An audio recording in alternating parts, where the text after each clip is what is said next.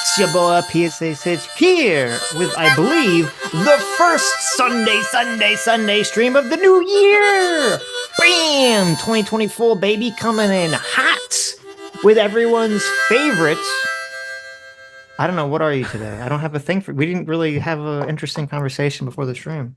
That wasn't interesting? That's okay. What are you today? What are you feeling like today? Yeah. I'm feeling like watching this amazing debate.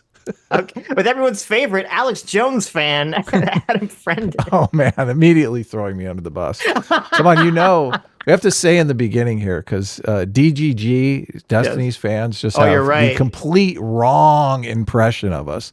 So they're going to walk away from this thinking that we actually are Alex Jones fans, which neither of us are Alex Jones fans. Well, okay, wait. Let me qualify that. Okay. Mm-hmm.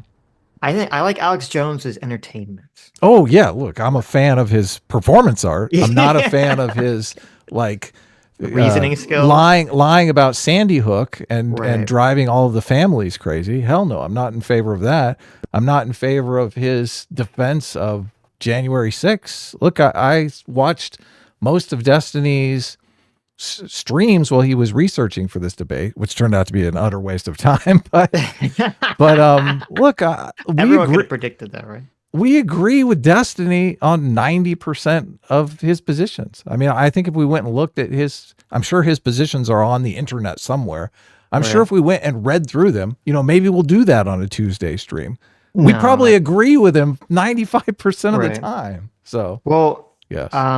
I when I was watching this debate last night live, I could hear you screaming "whataboutism" again and again. Oh, again and again. Yeah. Look, I hate that. Yeah. I hate that. This is like whataboutism, the debate. It's so infuriating. This is a very long debate. It's 3 hours and 17 minutes. So we'll try to get through it. There's a lot of energy involved, so I guess let's just get into it. Yeah, wait, I want to give a shout out to Ian Crossland, the moderator here. Yeah, he's been on the show, friend of the show, really super nice guy. And as someone who has been moderating debates in these no-win situations, he's literally in Alex Jones's studio. Like, how do you tell a guy when you're sitting in his studio, shut the fuck up and sit down? Right. Like he's basically in a no-win situation here. So he's trying to walk like. Are you sure? Yeah, it's Alex Jones's studio. It's okay. Look, I thought Zero Hedge was a different thing, but I'm not. Zero Hedge is a separate thing. They're obviously in Alex Jones's studio for the Zero Hedge thing. Oh, yes. You're right. Is that the same table when they had the Kanye conversation? Yes. That like black half circle table. Okay. I didn't even realize. Sitch cannot stop. Like, you want to look it up? You want to fact check me here? No, I said 5 minutes of the debate. Calm yourself. Well, look, I just like it. It's like, come on, just take my word for something for a second here. Okay.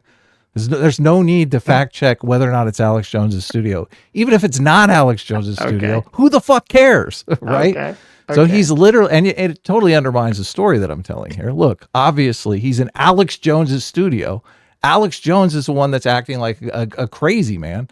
Like, how do you tell a man in his own house, shut the fuck up, sit down? Like, he's in a no-win situation in this debate, obviously. Right. And I feel for the guy. Anyway. Okay. Ready to jump into this? Let's do it.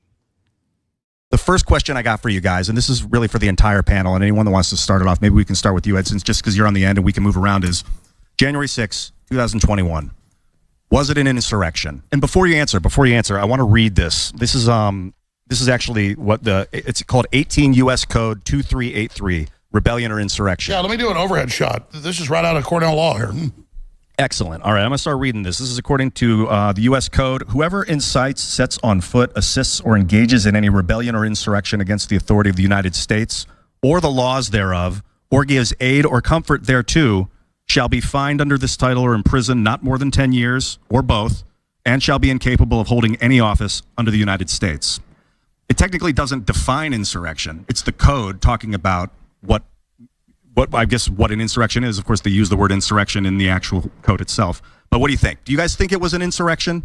So I personally believe it was an insurrection.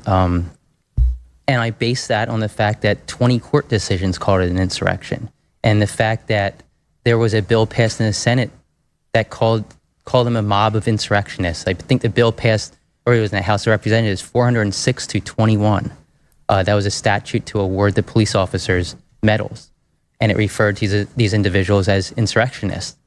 So, I mean, I think the term can be subjective. I think, you know, people can say nobody was charged with violating Section 2383 of Title 18, which is insurrection and rebellion statute. And nobody was, right? But I don't think that defines whether the event was an insurrection. When I say insurrection, I don't mean everybody there was partaking in insurrection. There were people who were peaceful. The people who walked into the Capitol and did nothing, I don't think that they were insurrectionists. I think they violated the law, but I don't think they were partaking in insurrection. I do think the Proud Boys were partaking in insurrection. I think you could say Donald Trump incited the insurrection. I do. Well, Destiny, what do you think, man? I would say the plot from start to finish is quite obviously an insurrection. The only way to get around that is to either justify an insurrection, which is what most conservatives do, they don't realize it, or to deny that an insurrection could ever happen, or if you're not aware of all the facts of what happened. I think that Donald Trump and his cronies had a very coherent plan that they tried to enact from start to finish, starting with false claims of voter fraud, leading to false slates of electors that filed themselves as state electors under perjury, which is what they did, up to the violence that happened on the day of the certification of the vote, where Donald Trump and his friends continued to try to delay the peaceful transfer of power by contravening the certification of the Electoral College vote. And what I want to make sure that we don't force this into like what they want to call a debate where you got to be be called on or anything. So if any of you guys, Glenn, you as well, man, if any of you guys, he will ultimately regret saying that for the next 3 hours. Sitch, what happened to you? Where'd you go? Want to jump in? Yeah, two of them just sorry, went. I didn't realize I was muted. Why you mute yourself like that? Look, he says it. So, yeah. He says it right in the beginning, and it's so funny. It's I oh, laughed man. very heartily. Yeah, that was no. He is going to regret that. But this whole insurrection thing is just kind of annoying because I mean it's unfortunate that there's the case, you know, that they're now trying to get Trump removed off the ballot for the insurrection thing because now before the whole is it an insurrection thing was kind of it didn't matter. Are you sure they're trying to get Trump removed from the ballot? Where are you getting that from? What? In like Colorado and Maine and yeah. Do you have a source for that? Oh, yeah, I read it on the dark web. Yeah. I'm not sure that that's true. Right. But let's move on. Yeah. No, but I'm not sure that that's accurate. Yeah. Those who can't tell, Adam is joking is something that will happen later in this conversation. But no. Look, I told the chat I was going to question everything that you say. You need a source, a double, triple, quadruple source for everything you say on this live stream. Oh, I see. You're upset about the beginning. I thought you were joking in relation to the way that some of the people acted in this debate. No, obviously. Well, yeah, there's very little sources going on in the Alex chair over there. But yes. But no, so it's just annoying because of that case, or these cases, I should say. Now this like Sitch's law debate over the definition of insurrection actually matters. Where before it's kind of like, is it an insurrection? Is it a subversion of democracy? Is it a riot? Is it a coup? Like it's just kind of like, you know, it wasn't super important legally, like what the name of the action was. So you didn't have to spend so much time kind of like debating it. Now we do. Didn't we kind of prepare for this? Because we talked about this, I think last Tuesday. We talked about the definitions, like the layman's definitions of insurrection and the legal definition of insurrection and stuff like that. Right. And whether it is relevant. We were only looking at it from the layman's position of like whether it requires violence, you know, how much violence, what does it require?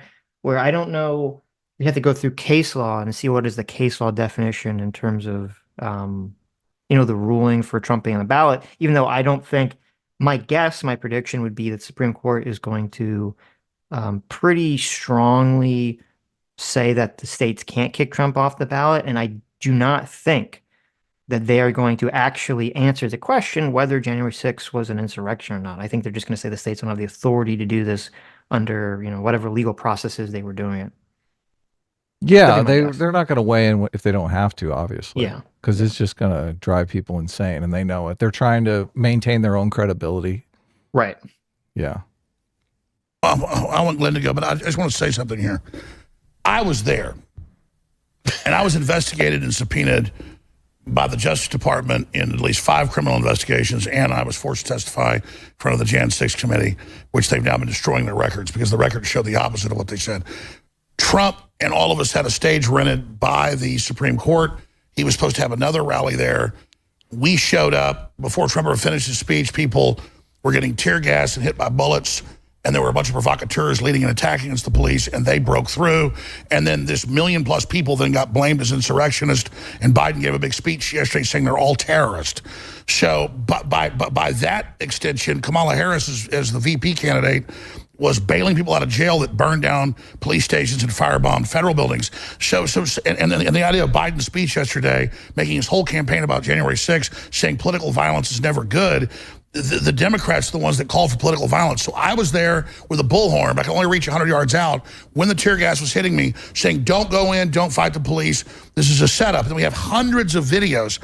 And so regardless of what the left tries to do, they're all out there, of people taking off their Antifa stuff and putting on the Trump garb, and the police fake arresting people, attacking them, and then high-fiving them. I mean, this has all come out in the new footage, and it's all getting... Wait, fake arresting them? How were they fake They would grab them and arrest them, and then drag them in, and then high-five them, take the handcuffs off and high-five them. Those videos, what people are going to take everything I say, they're going to put it on X and show what I said. That's where we dominate. Yeah, and so what I'm getting at here, let me tell you this. What I'm getting at here is they now admit hundreds of federal officers were there. So when Trump started his speech, this whole thing began with Ray Epps saying, go into the Capitol. He told the Jan 6 committee, yeah, it's true. None of this is true, Sitch, right? I mean, this fake arrest, like, what's going on here? Look, we can interrupt. Yeah. We have a pause button here. Right. Unfortunately, nobody in that studio has a pause button. Yeah. Fake arresting people, letting them go. All of these videos of Antifa putting on Trump gear. Like, I mean, the guy who shot the original video, and we covered this right after January 6th. We watched that guy's video. That guy was obviously not a Trump supporter, and was starting. Well, we found out that I think the court found out, or we found someone. It was just found out publicly that guy was, I think, a left-wing streamer who was there, and he was seeming to exacerbate some things to some degree. Obviously, I don't think. Obviously the riot and people breaking in law happening regardless of what this one guy was doing. He got the footage of Ashley Babbitt being shot. But not only that, when they were talking about breaking in, he said, look, I got a knife. He said, saying, I'm going to pass the knife forward right before Ashley Babbitt gets shot. So, right. I mean, he's not completely innocent. No. I just want to be very crystal clear. Okay. That guy was saying, I have a knife, let me go to the front. Now, I don't know if he was saying that because he just wanted to be the front to film it or whatever. But that's obviously really bad. But I just want to make it seem like because there's a lot of accusations going around that, the government or some Antifa or some other infiltrators were the ones that instigated the violence. This guy was not. I don't want people to think that that's what you were saying, because I don't think this guy was instigating the original break-in or anything to that effect. No. I'm contesting the idea that there was a bunch of Antifa people that were putting on Trump gear. Like, where are those videos? Well, that's the thing. It's weird because, so Alex made this claim about the fake arrest. I tried to look it up. I couldn't find anything about this. I looked it up on Twitter. I didn't find any. I don't know what videos he's referring to. If you know what videos he's referring to, tag me on Twitter and send me this video.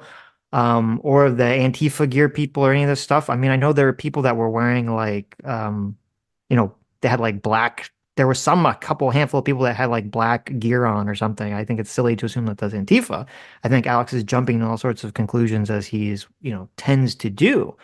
But yeah, I haven't seen any of those claims. They sound like BS to me completely. The thing that was interesting about the video that you were talking about that we watched, did we watch it on stream? We did, yeah. Look, you can go back on our channel, watch our January 6th coverage. We watched the whole thing. Yeah. So that's the video, and we were watching it because that was a video that caught, or one of the videos, I think there was multiple, that caught Ashley Babbitt getting shot, and that's why we were watching it. But very interestingly, that's one of the main videos where the accusation comes from that says that the police were waving the rioters in. and therefore that's evidence that it's some kind of federal operation or coup. I mean, or like not a coup, a honeypot or something to that effect.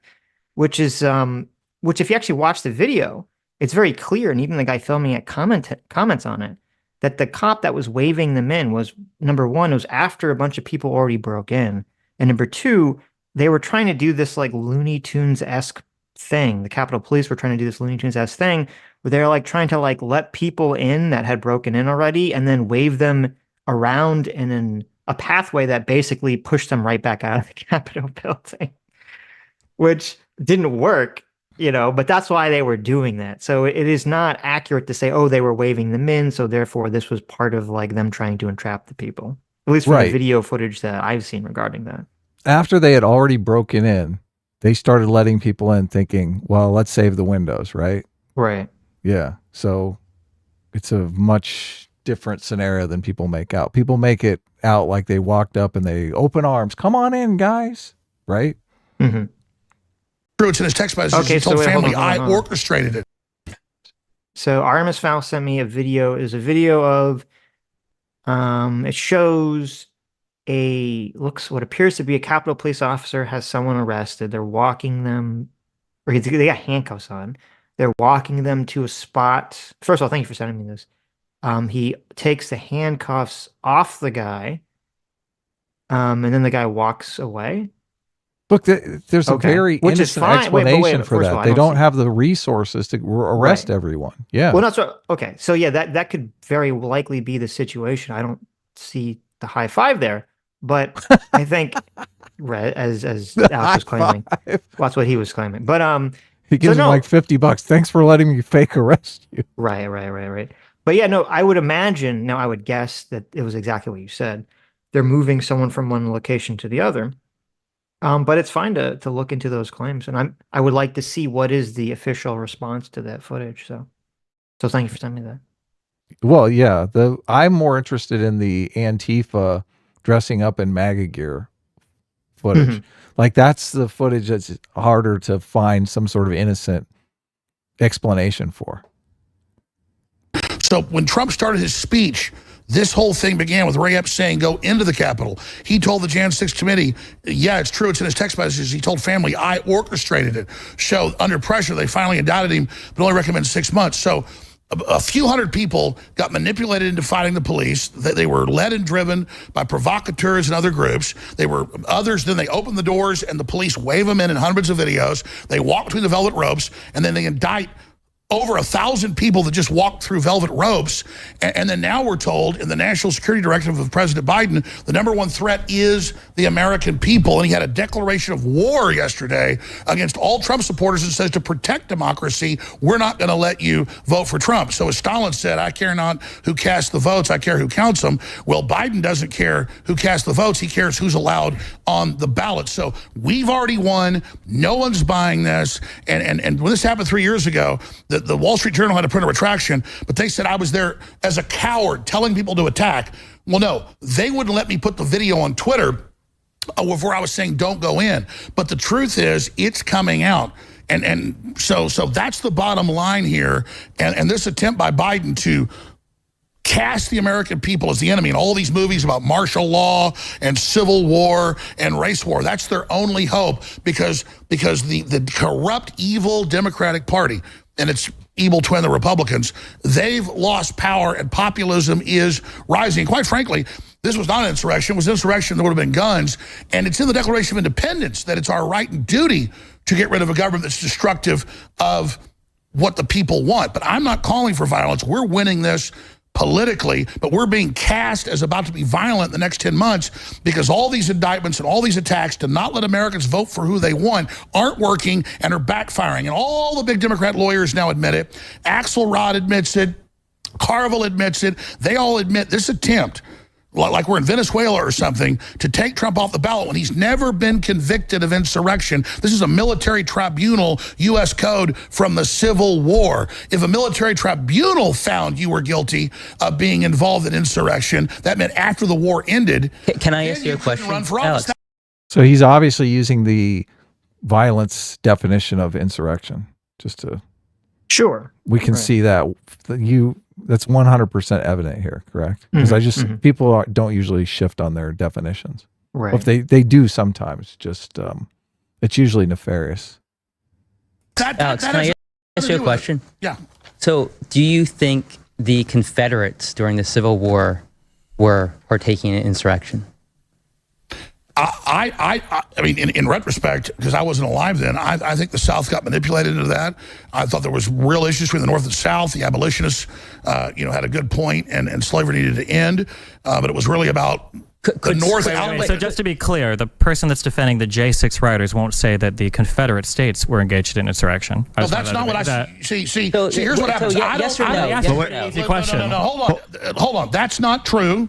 That's what it sounded like you said. Well, you can correct the record. So do you think they were engaged in insurrection? I was trying to talk, and the thing I said was, I think the South was wrong, and then you just said... Hold on. Let me go back. Look, this is where the conversation already breaks down. So I can't believe you were like, I keep waiting for you to pause. I'm like, they totally cut him off at the knees here. This is a perfect question. Well, U.S. they all admit this. Yeah. Alex is like totally stammering. He's like, oh no, how do I cater to my audience and get through this question?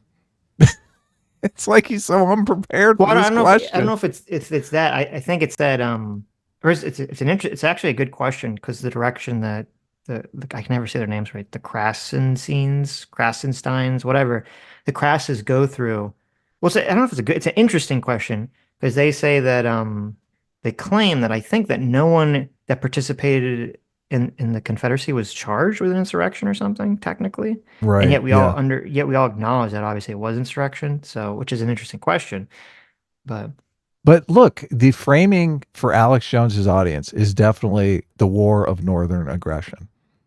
You know it is. So he's basically trying to preserve that narrative here. He's like, oh my God, what do I do here? It could be some of that. He's like, it was an insurrection, but it was justified. But he doesn't really want to say that. Well, that might be part of it. It might also just be that he's understanding that there's some kind of trap there that he's going to walk into if he answers the question.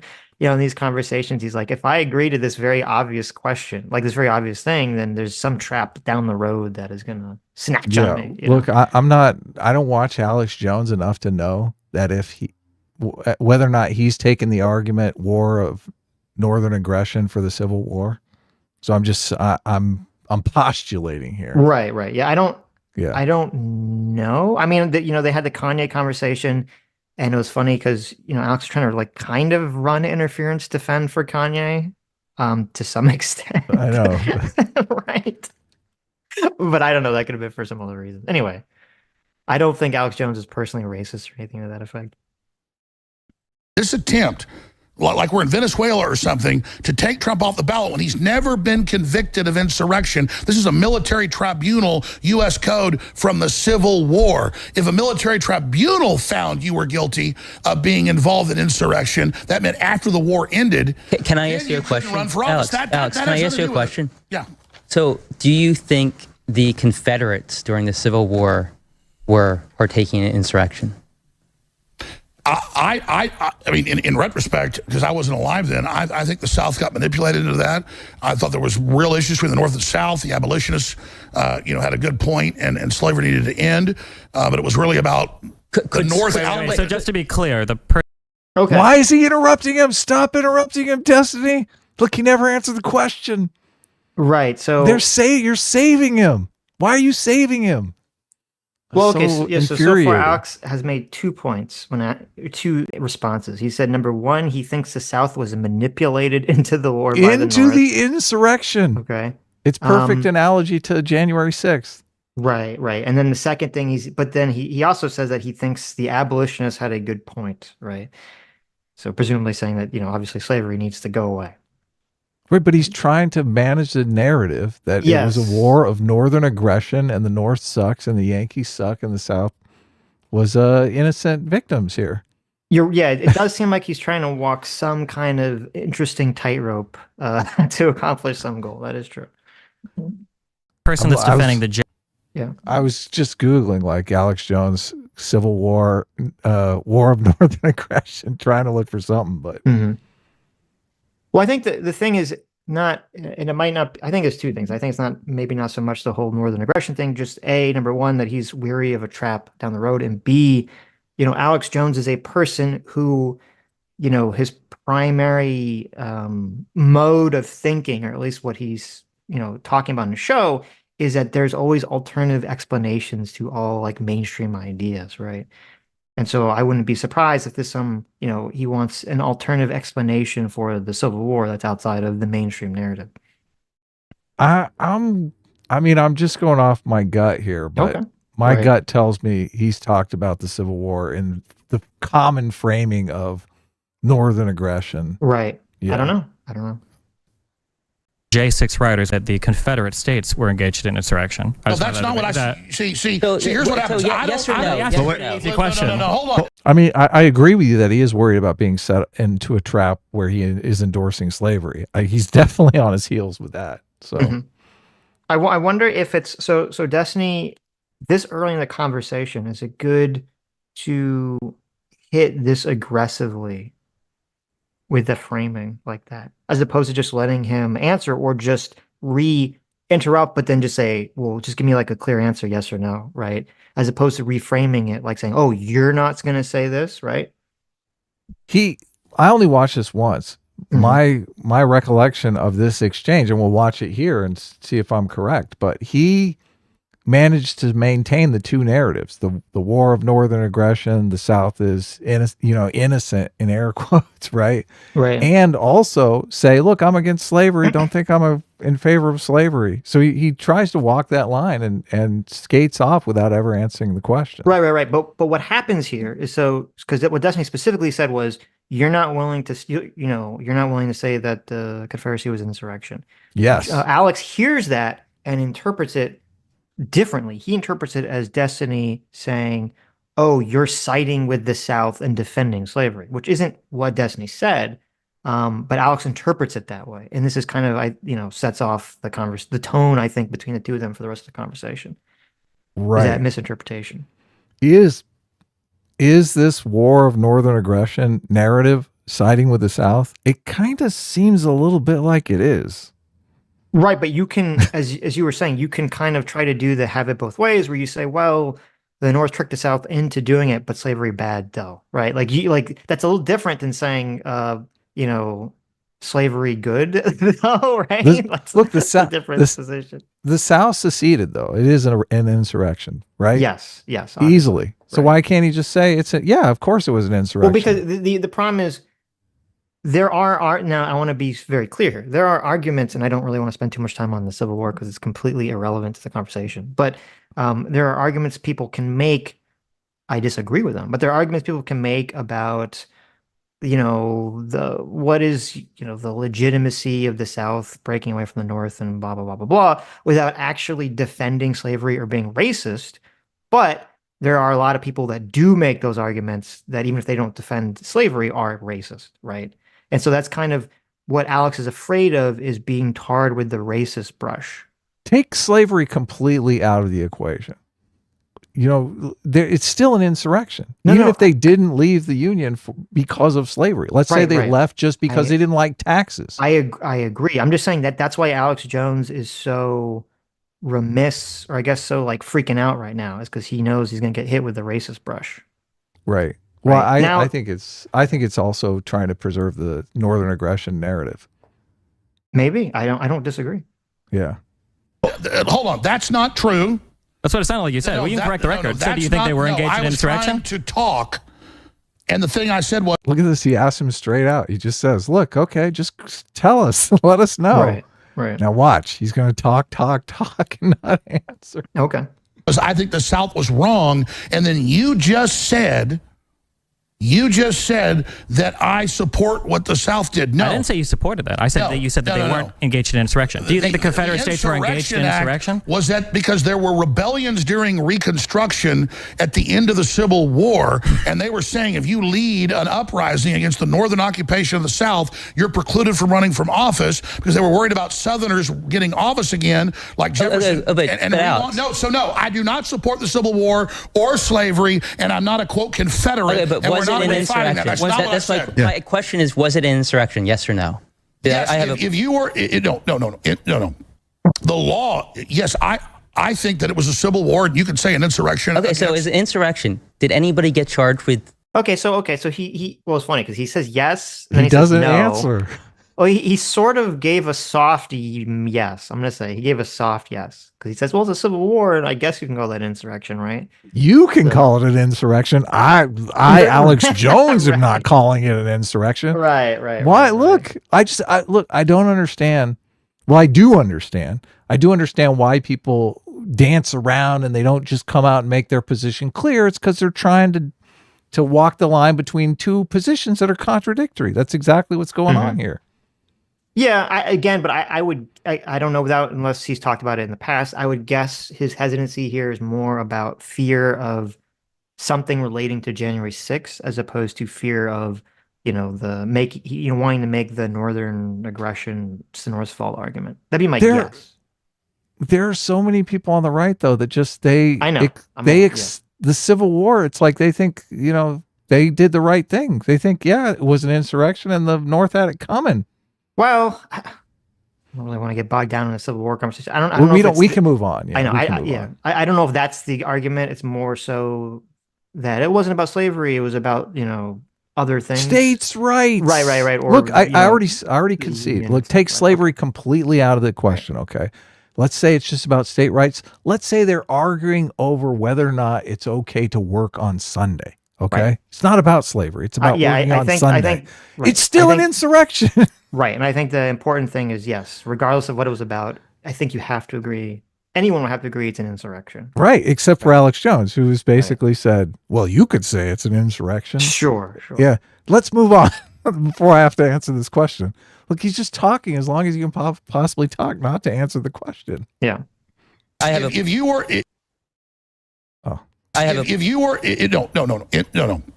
The law, yes, I think that it was a civil war, and you could say an insurrection. Okay, so is it insurrection? Did anybody get charged with insurrection rebellion? What I'm saying is... With violating statute. Did anybody get charged? Listening. No, I'm asking you. You just said it was insurrection. Did anybody get charged with violating the insurrection and rebellion statute? Yes, people did. No, because there was no statute there. That's my point. No, you don't need to violate that statute in order to be partaking in insurrection, because the Civil War was an insurrection, and nobody got charged with violating that. No, that's what I'm saying. That's my point, Alex. You're changing the subject because you know it's correct. Even the Democratic Party lawyers on CNN say you have to be convicted under the 14th Amendment of this before you can be. You can't just you don't get convicted under the 14th Amendment. You get convicted under Section 2383 of Title 18. Well, let's slow down a little. A congressional resolution to give awards to Capitol Police is not a conviction of Donald Trump to remove him from the ballot. He's been indicted for saying they stole an election. So now they want to take him off the ballot so you can't vote for him, which is pure stealing of an election. I think this is not, he's the Yankee. He's not somebody in Georgia. He's not Robert E. Lee. This has nothing to do with it. I know, but also, as a quick fact check, on the 14th Amendment, it doesn't require a conviction under Section 3. You can literally put it on the text on the screen. There's it does not say needs to be convicted. I guess we need to define the difference. Alex, one second. We need to define the difference between the casual term insurrection and the... we already talked kind of, I think, extensively about our feelings on the taking Trump off the ballot thing, so I don't know if we want to go into it all over we should again lay our position out. I was thinking in the beginning also we should lay our positions out, just because like everyone is going to try to spin our positions like however they want. Yeah. Okay, sure. I mean, you don't necessarily care about that. It kind of... Right. Yeah. No, I agree.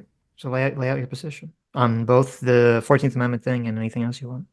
Well, my position is that basically Donald Trump tried to stay in office. I would call it a bloodless coup. I think that is the most accurate definition of it.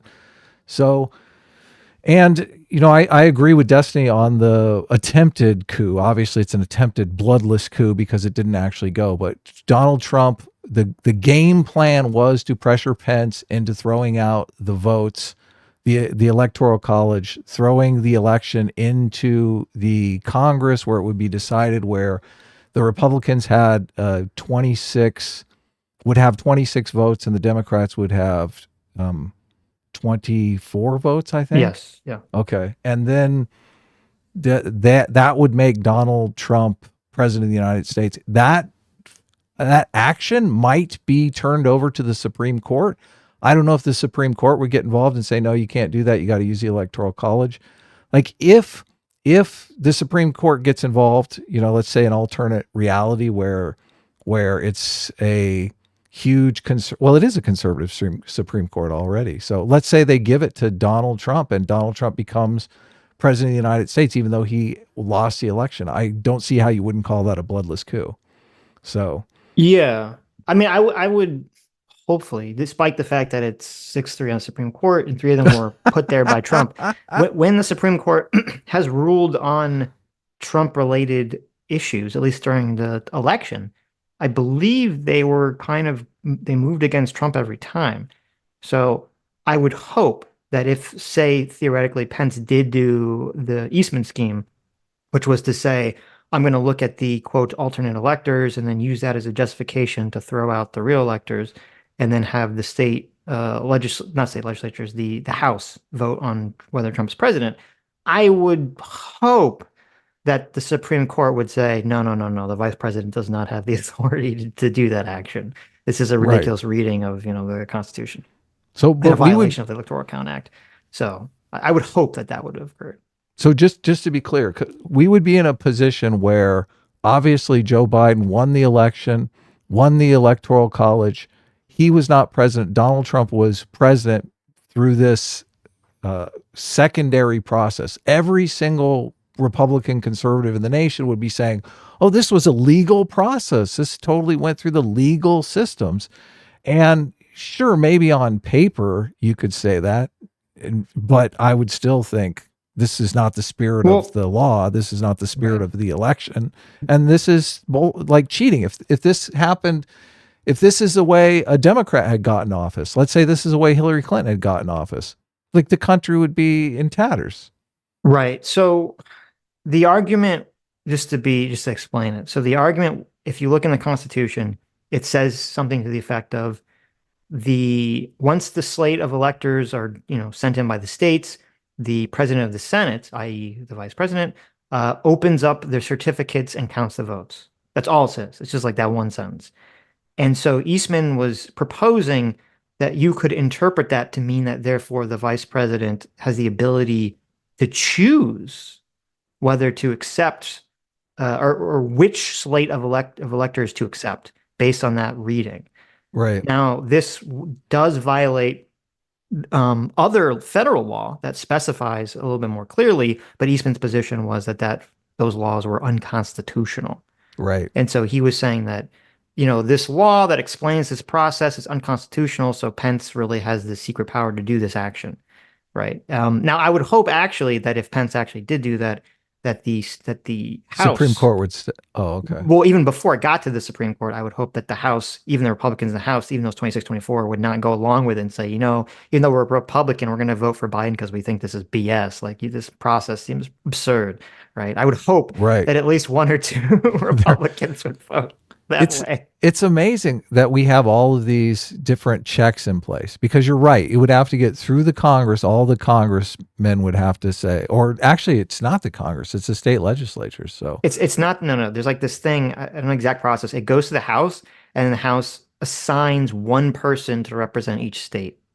Okay. I got you. I got you. Yeah. Okay. So they say this is bullshit. They could stop it there. It could go to the Supreme Court. They could say this is bullshit and stop it there. Right. But the argument is that if it gets through all of these checks, which is what Trump is trying to do. You agree that Trump is trying to do this, right? This is a game plan. I think someone can make an argument. They say, well, it's not a coup because it went through the legal process, which that's technically true. But I would say it's obviously not the intention of the law and would be highly insane if the Supreme Court did that.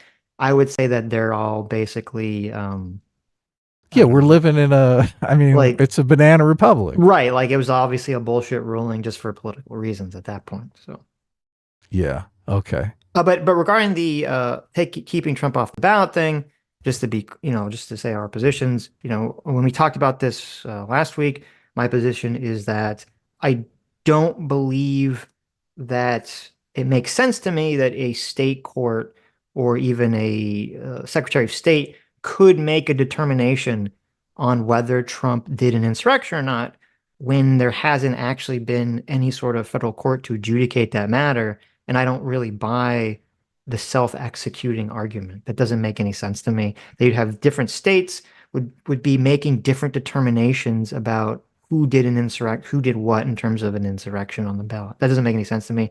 I think a federal court would have to adjudicate that issue. Yeah, I agree. And I just, as a matter of our culture and trying to turn down the temperature on this stuff, I'm worried more about this cycle of it's okay for us to stretch the rules so much where we're getting very close to just society coming apart at the seams. So right. I think Trump should obviously remain on the ballot. I think these people who are trying to take him off the ballot are doing the same kind of thing that I accuse Trump of doing with the plot to get the election thrown into Congress. So I feel like it's stretching the rules to kind of give your side an unfair advantage.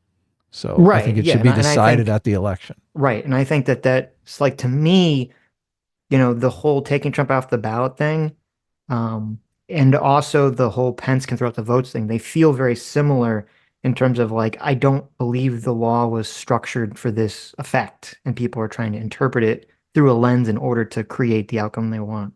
Yeah, essentially. But yep, totally agree. All right. Okay, there's it does not say needs to be convicted. I guess we need to define the difference. Alex, one second. We need to define the difference between the casual term insurrection and the legal definition of insurrection. Yes. Okay, so Alex, I never heard a definitive. Oh, of course, the Civil War was an insurrection. Right. Well, he kind of gave a soft yes, and then like a little bit of a no. He let the other guy say it, so he has complete plausible deniability. Oh, well, I never said that. You said that. Maybe there was a miscommunication or something. Okay. He can go back to his audience when they're like, Alex. Well, there's another thing we need to talk about. So, yes, there's the casual term. There's the etymology of the term insurrection, which simply suggests a rising up. So by that definition, that could encompass a wide range of things. Black Lives Matter. Wait. So there's a rising up. Then there's the legal definition, but we have politically weaponized court systems. So that's not even, I think, a proper standard. I think the proper standard is the sweep of a proper historical perspective. Does the event of January 6th compare to the antecedent that we've been discussing, the Civil War? So if the question is Civil War an insurrection? My question is the scope and scale of the event of January 6th comparable to the Civil War? Because Joe Biden has directly made this comparison, which I think is flatly ridiculous. And that comparison has to be valid in order for these ridiculous Section 3 arguments to have any force or legitimacy. And I think any common sense... Face. It's a lie. I'm going to shut up. It's a lie on its face. They say it's bigger than Pearl Harbor and 9/11. That is bull. Okay, so here, let me finish what my point. Yeah, do that, and then I want to go to Glenn for a second. So my point is that two things: the Civil War was an insurrection. I think it's hard to argue that. Nobody got charged with a crime of violating the Insurrection and Rebellion Statute 2383. What about 1992, the LA riots? George Herbert Walker Bush, he invoked the Insurrection Act. 12,000 people were arrested, 63 people were killed, hundreds were injured. Was that an insurrection? What do you guys think? Yeah, no, it's a declaration of federal martial law. But was it an insurrection? Because nobody there was charged with violating. Nobody there was charged with violating Section 2383, the Insurrection and Rebellion Statute. But we still consider that an insurrection, I mean, by that yardstick, Kamala Harris bailing out people that firebomb federal buildings. That is Glenn, not true. Glenn, talk to me. You have something to say. Yeah, I actually think what Destiny... Well, okay, wait. So you said during the LA riots, Bush used the Insurrection Act? Did he? Right? Look. Were you not listening? No, I heard he said that. And I don't know veracity of that claim. I was technically in the LA riots. But, you were. The Insurrection Act was last used in 1992 Los Angeles riots. Right. I seem to remember they did bring the National Guard in, so it lasted a few days. Things were getting kind of crazy. There were lines at the grocery store, like down through the aisles and shit. Everyone's like hunkering down. And then they call the National Guard in to like chill things out. I guess the question would be, what was the legal justification? Like, was that just because that was what Bush had to do? This is Bush Sr., obviously, not Bush Jr. This is what Bush Sr. had to do in order to deploy the troops in the first place. Like that was just the legal justification to do it. That would be my guess. Yes. That'd be my guess. But also because my understanding was that the Insurrection Act, you had to be preventing like some kind of government action from occurring, right? Well, that's the context here. It's a completely different context. That's why I'm not. Well, I'm gonna say the LA riots were they? I mean, I guess if they were storming federal Capitol buildings and preventing them from doing whatever they needed to do, then you could do that. You can make that claim, right? But if it was just them destroying like private property, I don't know how the Insurrection Act would be invoked in that relation. I mean, so just to let everyone know who may not be familiar, the LA riots were brought about because a gentleman named Rodney King was being pursued by the police and the police beat the shit out of him. Okay. It was videotaped. Everyone got very mad. The police were brought up on charges. There was a big trial. All of the police got off of the charges and it really made people upset. So rioting broke out. Rioting happened in the streets. Many people got killed. The famous picture of the rooftop Koreans. Everyone knows the meme of the rooftop Koreans. Well, those Koreans were saying, come close to my store and I'm going to shoot you. So they were basically protecting their own property. And my guess would be he only called it an insurrection so that he could get the National Guard involved. Right. Yeah. Right. They weren't trying to subvert some sort of, well, they might've been attacking City Hall or the federal buildings or whatever, because it was very much the government has screwed us over here. The government is looking the other way on police brutality. Sure. So it wouldn't be surprising if a bunch of leftist types were, going after government buildings. But they weren't trying to subvert an election or replace the powers that be. Right. But it doesn't, but that's not required, I don't believe, for it to be called an insurrection. Yeah. But I do think there's a strong argument, and I would agree with it, that, Antifa, I would say that when the Antifa, they create those autonomous zones, they also did this in Georgia. I think that those 100% yeah, that's an insurrection. Right. You're literally carving out like a piece of America, trying to say it's your own country. I would say that the Antifa people in Washington, or I'm sorry, this was in Portland, I think. I don't know if it was Portland or Washington, but who were trying to like firebomb and attack the federal court building, and Trump wanted to send federal troops in. I think that's 100%. You could say that that's an insurrection type action. So it seems like a side quest in the context of January 6th to me, because this is why I like the term bloodless coup, because it was really about keeping Donald Trump in power. That's the only thing that was going on here. Yeah, they're not the same. They're different, right? But they're still people acting in a way to try to prevent proper government processes from occurring. Of course, yeah. Right. Well, also there's the all of these other cases have the violence component. So yes, right.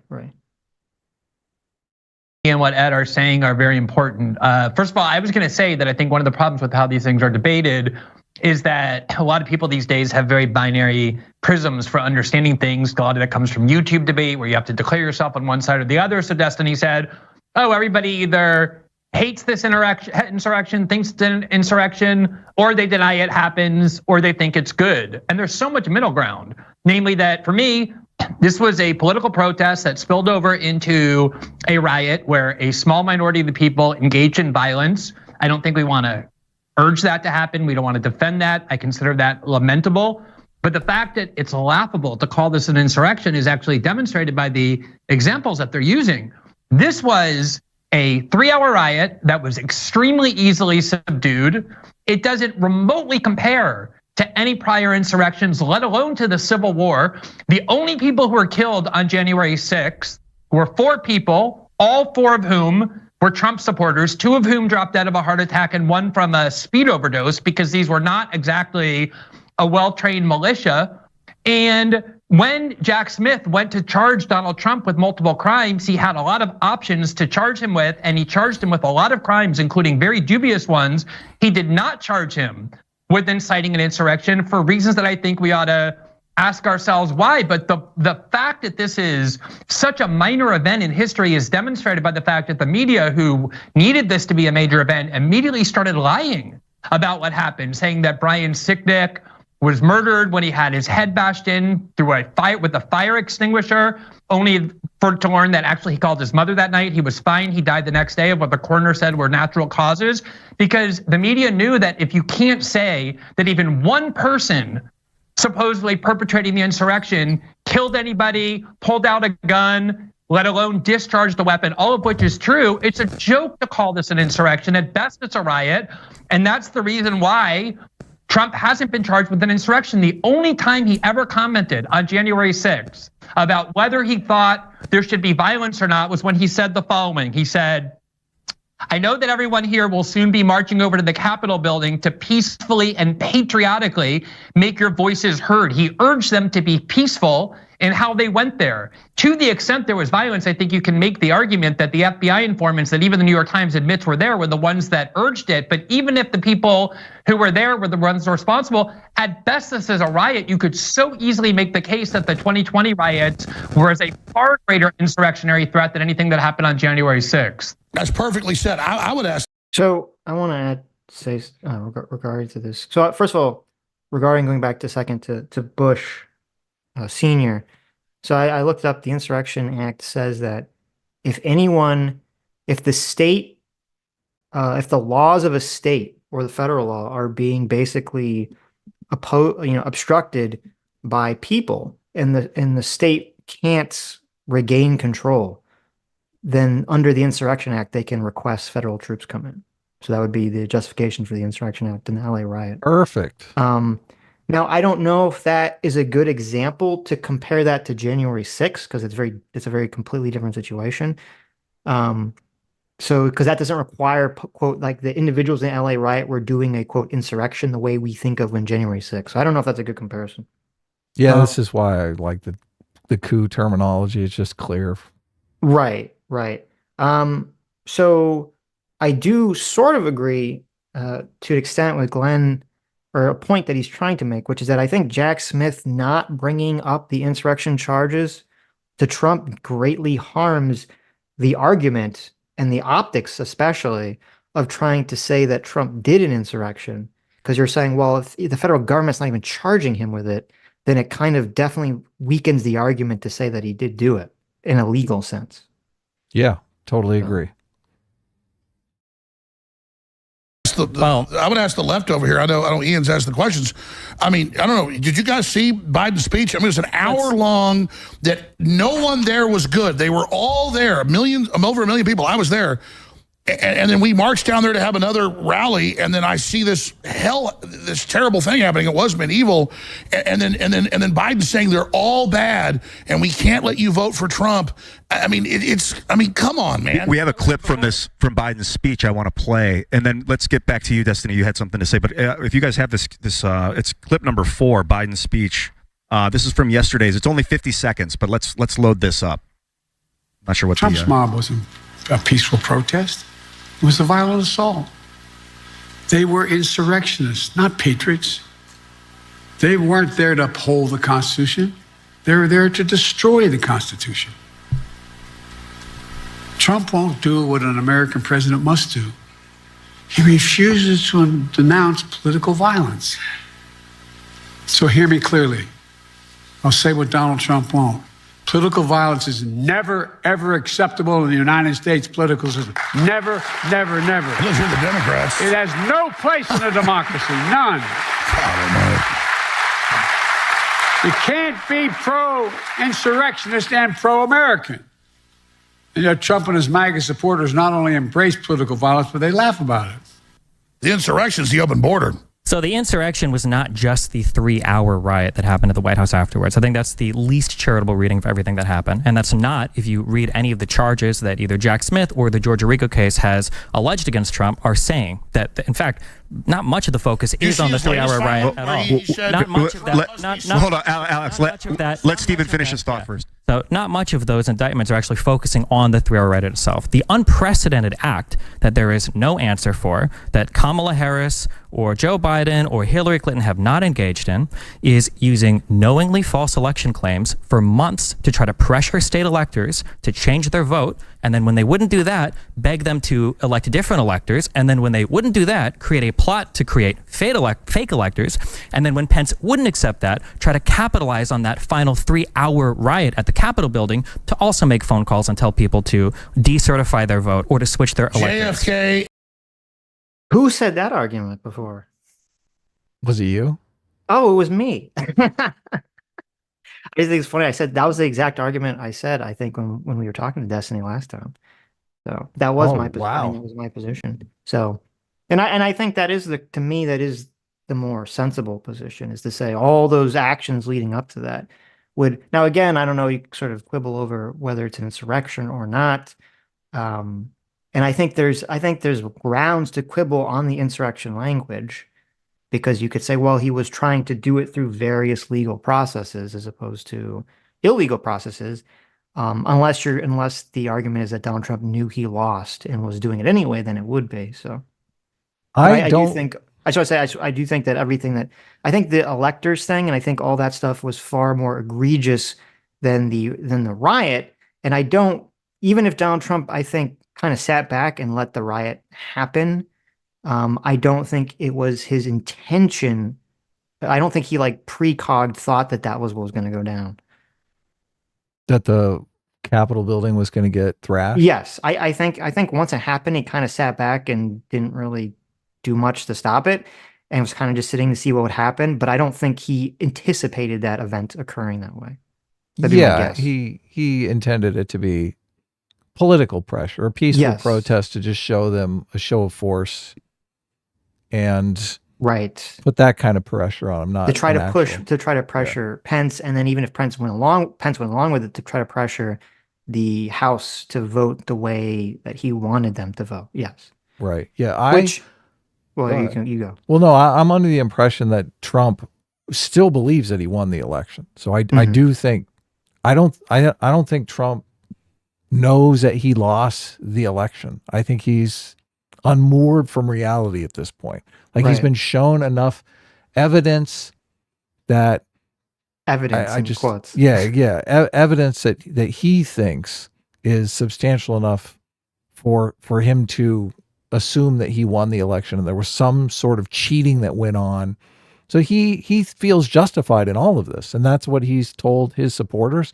His supporters believe that there was enough cheating going on that they feel justified. None of them believe that Biden actually won the election. So I don't think they really, this idea that many of the court cases are trying to say that he knew that he lost the election, to try to say that there was some intent here to undermine an election that he knew he had lost. I don't think they're going to be able to prove that unless they have some sort of smoking gun of Trump telling somebody, we lost this election, but I still think I should stay in power because, the Democrats are going to destroy the country.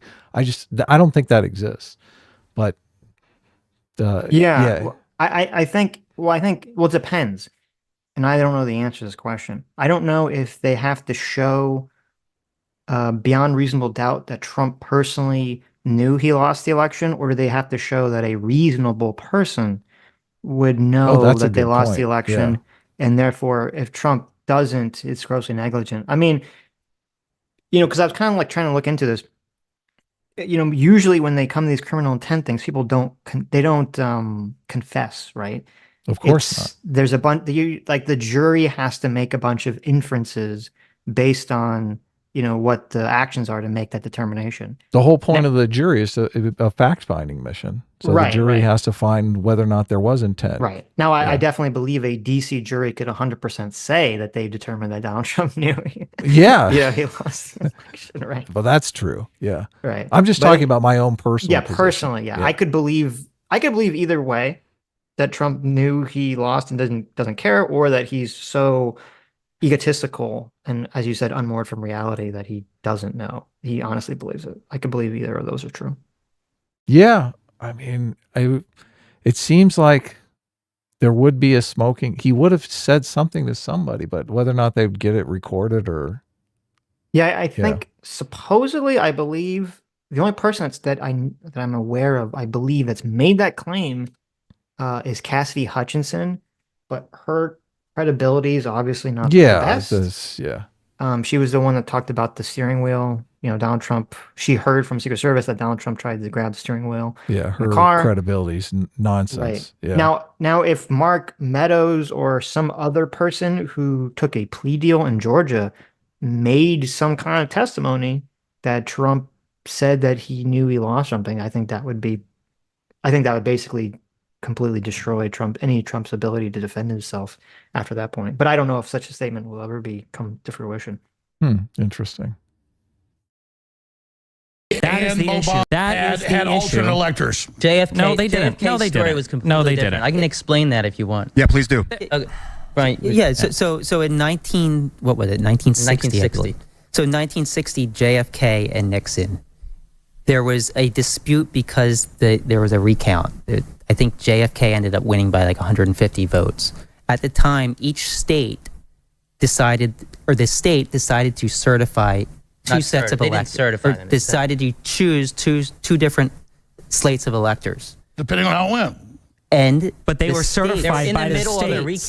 They were in the middle of a recount. Well, Trump tried to get it certified. None was certified yet. Neither slate was. What happened with Trump was that Trump tried to get the states to certify a second slate of electors based off of conspiracy theory crap that the election was stolen. Hold on.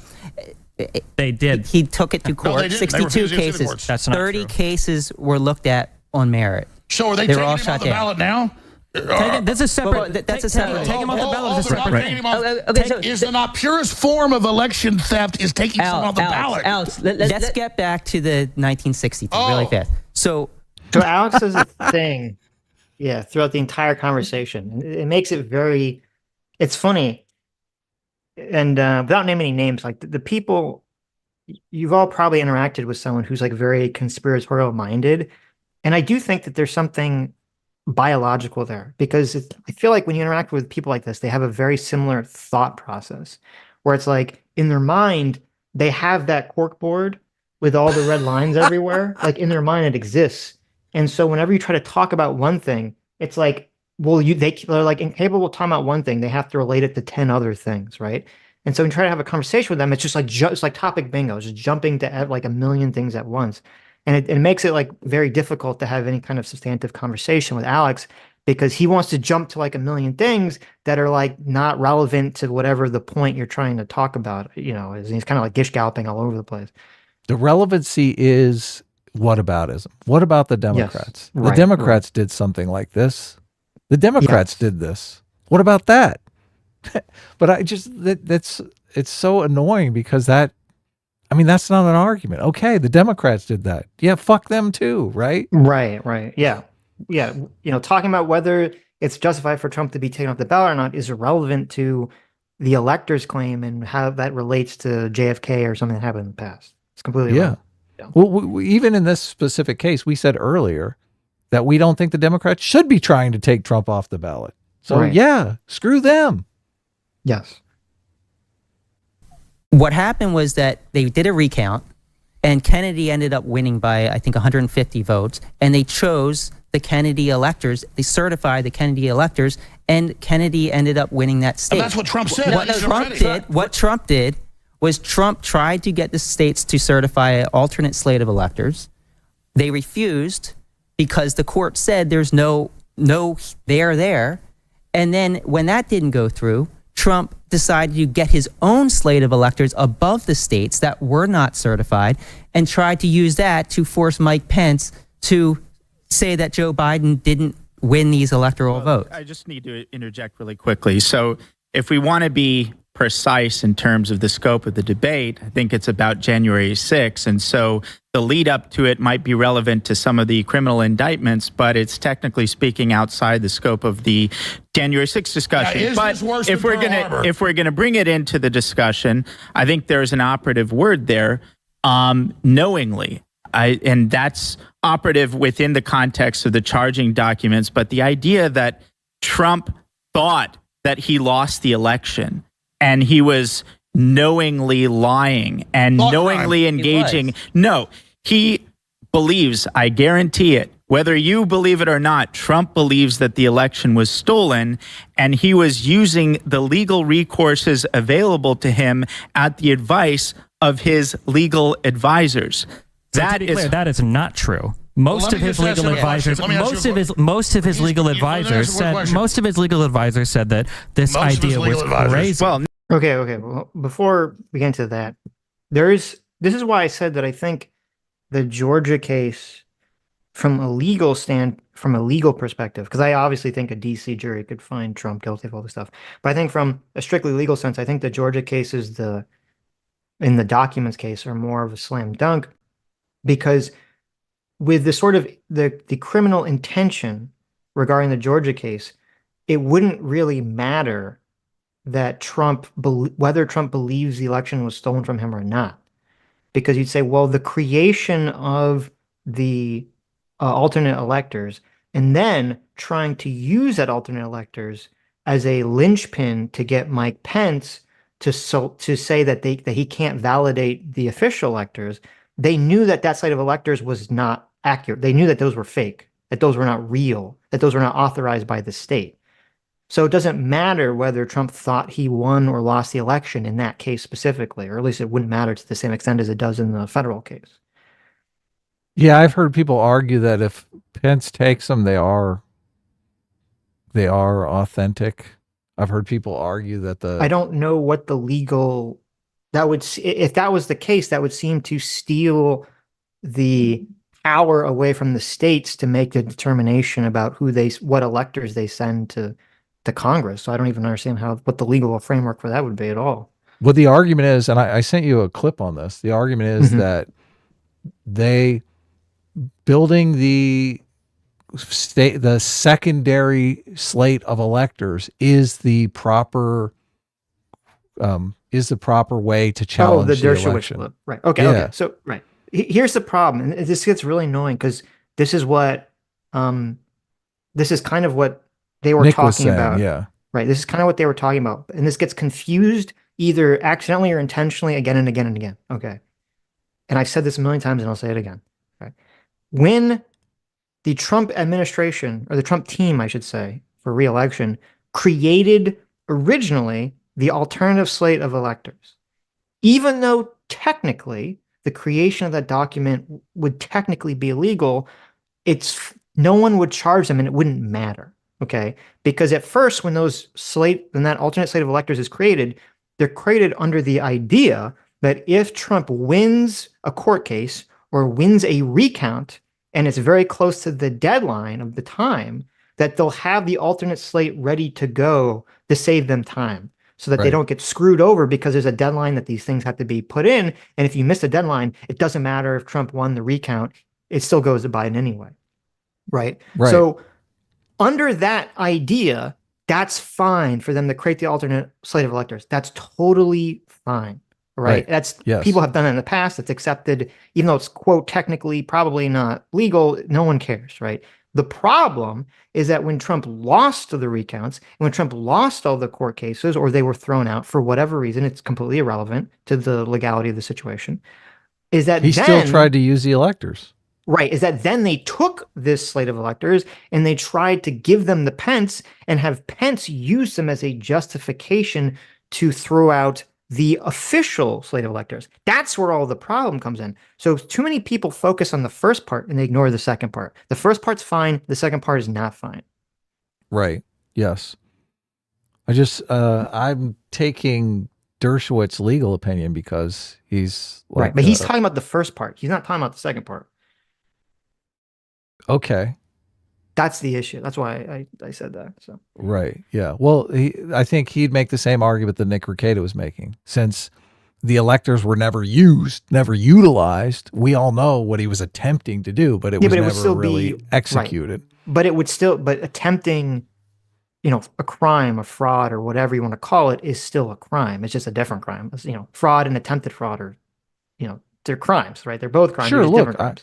I think it's cheating. I totally think it's cheating. I don't know how it's going to play out in court. So sure, yeah. Sure. No, but he had lasers who were telling him. If you search hard enough, you can find anybody to validate an opinion. But what you've just done is what I opened with, which is saying he thought the election was stolen, therefore he was justified to engage in insurrection. But is it right to take him off the ballot? Since you don't want to debate January 6th, we're not. That's for the Supreme Court to decide. That's for the Supreme Court to decide. I'm asking a question. I'm telling you, that's for the Supreme Court to decide. According to Section 3 of the 14th Amendment, it's why does the United States sanction countries that take people off the ballot? What? That's not even remotely relevant here. Oh, okay, all right. So you know what the United States would usually. Wait, here we have independence. If we do want an insurrection, you'd know it. It would probably be for things like circumventing the vote, like asking the vice president, for instance, to unilaterally win the election. So that would be something that we might sanction another country for. You can't vote for somebody because they make up a bunch of stuff and he's not found guilty anywhere, but you guys just parrot it over again like two men. If you don't like the Constitution, that's your fault, Alex. If you let me just answer the chat, because someone talked about, they're arguing about something that's not super relevant, but so the difference, which they kind of got interrupted and never talked about, the difference with Nixon was that when the Democrats created the alternative slate of electors, which ended up being that they didn't even need because they won the recount and they did have time to do an official slate of electors, for whatever reason, Nixon was given the original slate that was official, the quote alternative fake slate by the Democrats, which was not official, and then also the new official slate that was the correct one that had the Democrats winning. Nixon was given all three of these, and he said, "Okay, I'm going to use the correct one." Okay, he said, "I'm going to use the correct one. Does anyone have any objections in Congress to me using the correct slate?" And no one objected to this. Right? That's completely a different process.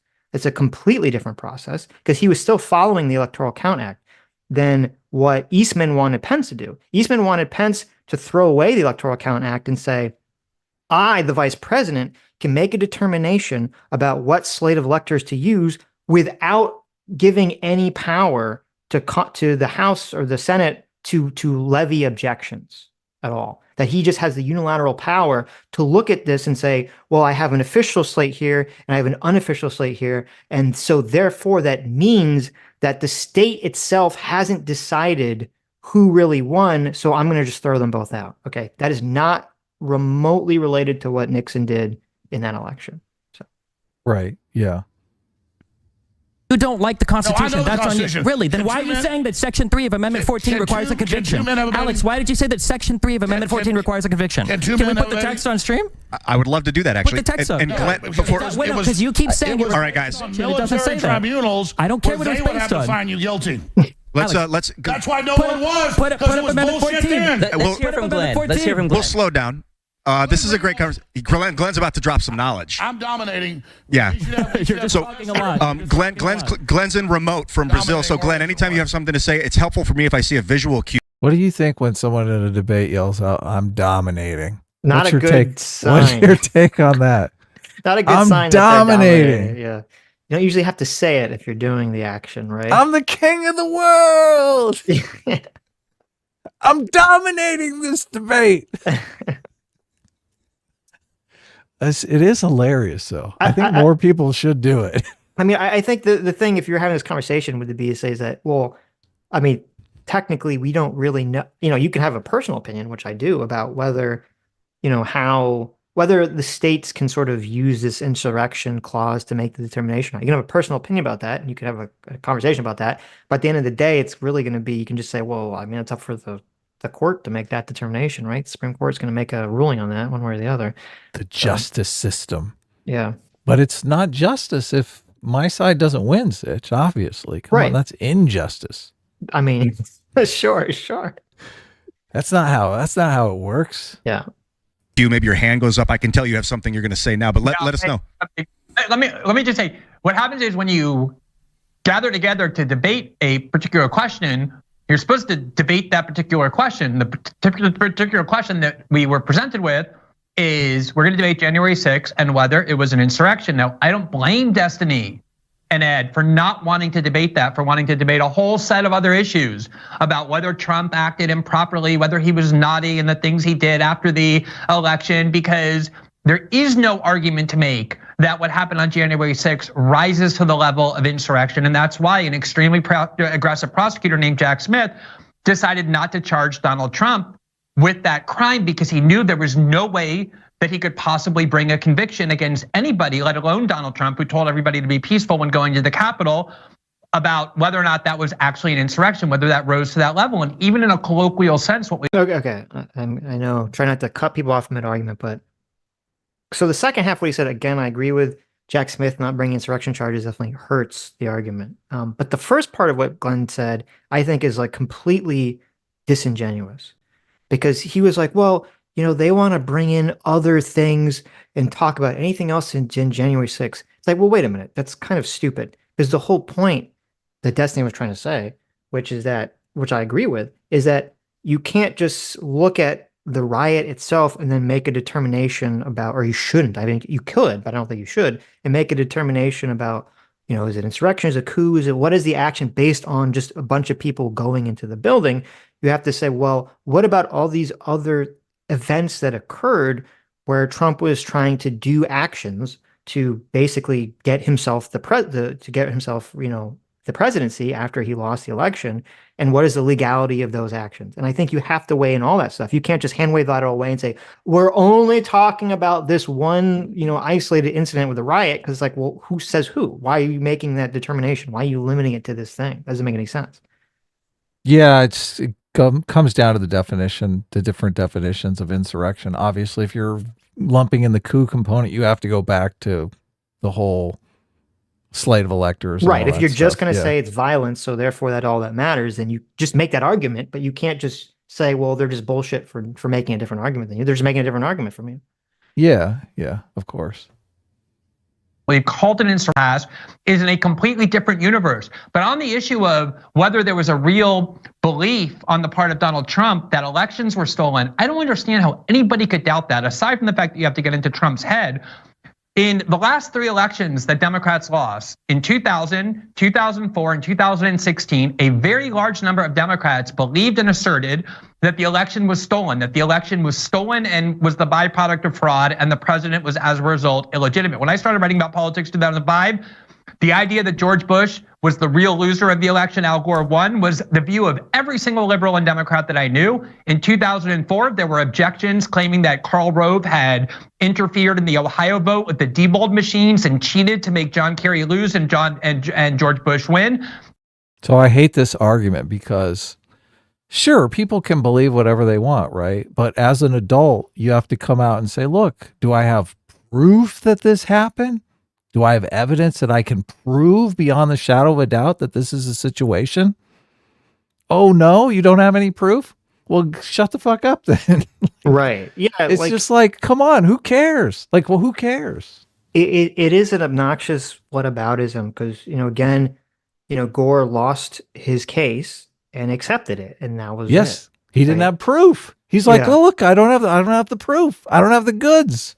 Right. He lost his case and he was a vice president and he didn't try to do some magical, as vice president, I can declare myself the winner, scheme. You just say, okay, I lost and it's more important that, the American peaceful transition of power and, all of our American institutions, manage to be upheld. And then even with the John Kerry thing, it's like, yeah, there were some Democrats that tried to who through the legal process, raised some objection to the slate of votes in Ohio, and through the legal process, they said, well, we don't agree, so therefore it doesn't matter. So Bush wins, right? Yeah. I just think it's completely different than comparing it to this process where they're trying to use, uncertified electors to give Pence some sort of new authority power to throw out the votes and kind of declare Donald Trump the winner. It just seems to be completely not analogous to make these comparisons. Part of the problem here also is like everybody has different levels of what they define as proof. So I'm sure there are a lot of people who think, well, Adam, I do have proof. What are you talking about? There's tons of proof that Biden lost the election. So I think you may want to reassess that situation. I mean, I have not seen any incontrovertible proof. Right. And I've looked at everything I could possibly look at in the case of this election. So it is what it is. Well, again, it's like, going to the Gore thing for a second. So when they did a full recount of the state. No, they never did the full recount. Oh, what was, they said they did. Yeah, What do you mean? They didn't do the full recount. We have a group thing with, I responded to that. There's an article. They did a recount. I mean, I can bring up the exact numbers. They did a sample. And when you looked at the exact sample, Bush wins. Right. If you extrapolate from the sample, It was Gore wins. And if you extrapolate out to the entire state, keep in mind 6 million people voted in Florida. Right. If you extrapolate out to the entire state from the sample, they have Gore winning by 161 to 60 votes out of 6 million. I don't know if that's... I don't know if I would trust an extrapolation that close. Okay, fair enough. Exactly. Okay, never mind. Right.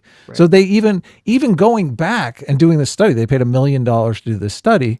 Right. I mean, you still don't have undeniable proof. Like you can't come out and say, oh yeah.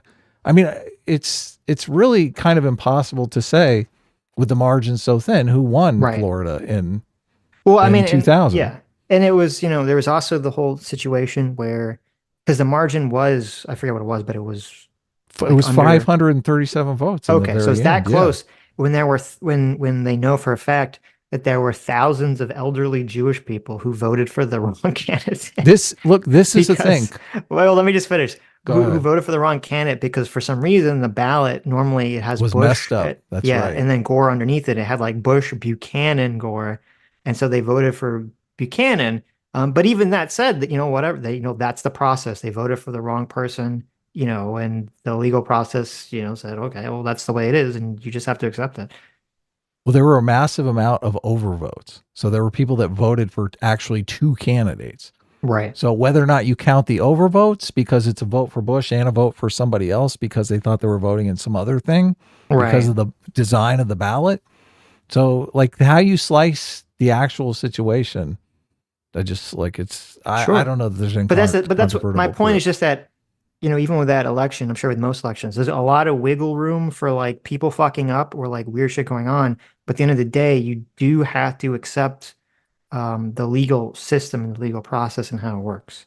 Unless it's something just so insanely egregious, which I don't see how, when Trump was seeming to be unable to produce a lot of evidence in this case, even to state representatives who wanted it, I don't see how that would even anywhere near reach that bar for that justification. Yeah, we covered the January 6 hearings. And I mean, plenty of people testified that they were ready to hear whatever proof that they wanted to bring forward. And they kept asking them for proof, asking Giuliani and the people fighting against the election for their evidence, but they never produced any evidence. Yeah. And then in 2016, Hillary Clinton and the Democrats said that Donald Trump was the illegitimate winner, that Russia had helped him, and they tried to convince the Electoral College to abandon the certified results of the state. Obviously, you go back to 1960, and a lot of historians believe that election was stolen. So it's not like Donald Trump was. This is the everybody does it argument. Just everybody does it, Sitch. Come on. Everyone's doing it. What's the big deal? Yeah. Well, yeah, I mean, which is only, I mean, to be fair, if there's some analogous situation and it's treated differently, I think that's fair to bring up. I don't see any of these situations as remotely analogous, at all. Yeah, because they didn't take it as far as possible. Right. Yeah. the first person to ever wonder or believe that an election was stolen from him. It's a very significant tradition in American political history, if you know anything about politics before 2016. And if Trump believed that the election was stolen, and while it's true, a lot of people in the Justice Department and a lot of people in the White House told them they didn't think it was, he did have advisors and lawyers telling him that they think there was evidence of it. Then the question is over, even on these other issues about whether or not Trump engaged in some conspiracy against the United States. But the issue is January 6th an insurrection? Well, that's right. But I mean, Glenn, since they've let's respond to Glenn. Destiny, and these guys haven't talked to neither is Professor Beatty. Hilary was in. Don't you feel Destiny's pain here? Oh my! He's like, I spent weeks researching for this debate. Right. Can't we just talk about the topic? No. And Alex is like, no, you're in my studio. Shut up. Yeah. Essentially, yeah. So sad. Did videos 2 days ago saying Trump's going to steal this election. So why are they allowed to say it? It's free speech. You don't get indicted for it. Trump didn't get indicted for that. Oh my God. They indicted him and they put it in the charging thing in Georgia saying he says the election. You're hoping people don't read the document. Do you like that sort of like that kind of breakdown of speech at that moment? Where Yeah. he's making the claim that Biden is, I guess, that Trump is charged for speech, some sort of speech violation in Georgia. Right. And then it's like, well, that's not true. And then it's just kind of like a breakdown into gibberish. Indicted for it. Trump didn't get indicted for that. Oh my God. They indicted him and they put it in the charging thing in Georgia saying he says the election. You're right. He gets like halfway through it and he's like, my golly gee, he's correct. Well, I mean, what's his name? Alex Jones has a tendency to like say a lot of things that are like a quarter true or half true. And so, yeah, then when he gets called on and he kind of quickly changes the subject or just kind of makes a broad statement. So you're hoping people don't read the documents. You can go read it. It's a RICO case. There's a bunch of behavior that is within a RICO case. Oh it's my not God. itself illegal. That's the point of a RICO case. Yeah, right. Can I? Yeah. Oh my God. Yeah, right. Look, I want your commentary on this debate tactic.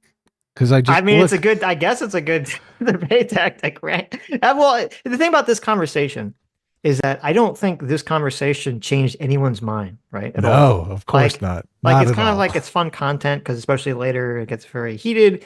But I mean, I don't think anyone who's felt any way about anything was like, oh, this has really changed my opinion about the whole situation. The thing that is most fascinating to me is you have one guy here who totally knows his shit, has researched the topic up and down, inside and out. I'm talking about Destiny.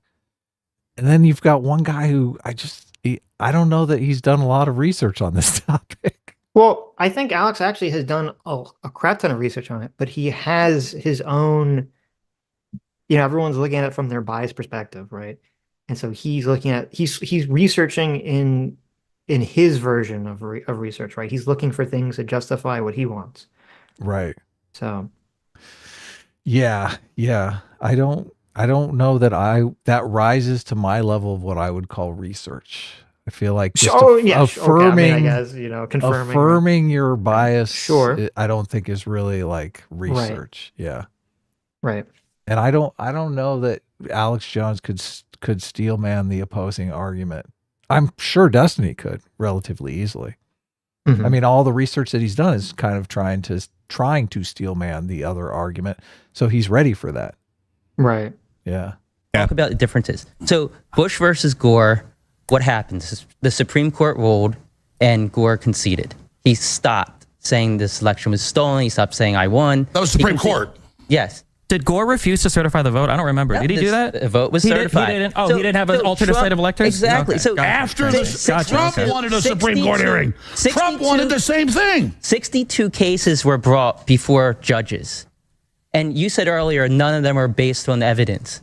6 of them were based on standing. 6 out of the 62. They wouldn't even hear it. Do you know how many of them were Trump-appointed judges that made those rulings? 17. So six of them. Let me finish here. 6 of them were based on standing. 4 of those that were based on standing, the judge also analyzed the merits and said there was no evidence or insufficient evidence.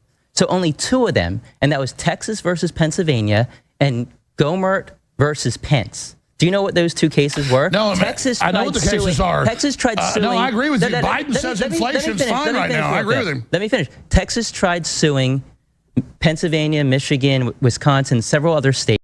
We got to bring the whataboutism counter out. It's getting ridiculous here. It's getting ridiculous. Yeah. He's like, what about inflation? Right. Listen, it would break if you did that. How far off topic is that? I mean, I know we'd literally get into the thousands here with this debate, but what about inflation? States saying that the election was stolen. And the judge said, no, Texas can't sue these other states. Somebody in that state who was affected had to sue them.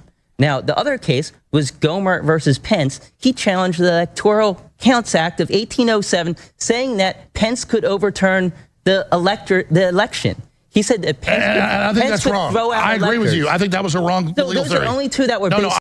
Hold on. Well, that's interesting. Louis Gohmert sued Pence for not taking the alternate slate of electors? I didn't know that. Yeah, that's hilarious. That's insane. Well, I don't follow the Crasses at all. The Crassens on Twitter. I don't know what their Twitter presence is like. I think actually I have like vague memories of seeing them tweet things that I thought were like really dumb, and vague memories of seeing them tweet things I thought were pretty accurate.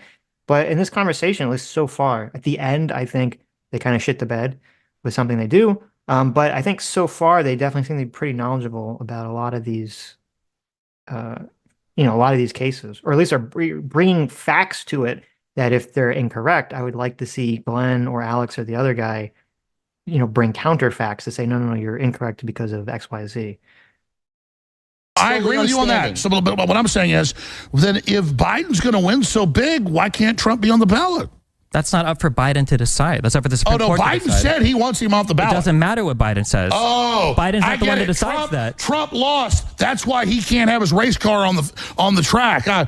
This horse is going to lose, so it can't be in the race. Bull crap. Who do you think has the authority then to determine the interpretation of Amendment 14? Man, I know the State Department. Why can't you? Look, even the Crassensteins can't stop laughing.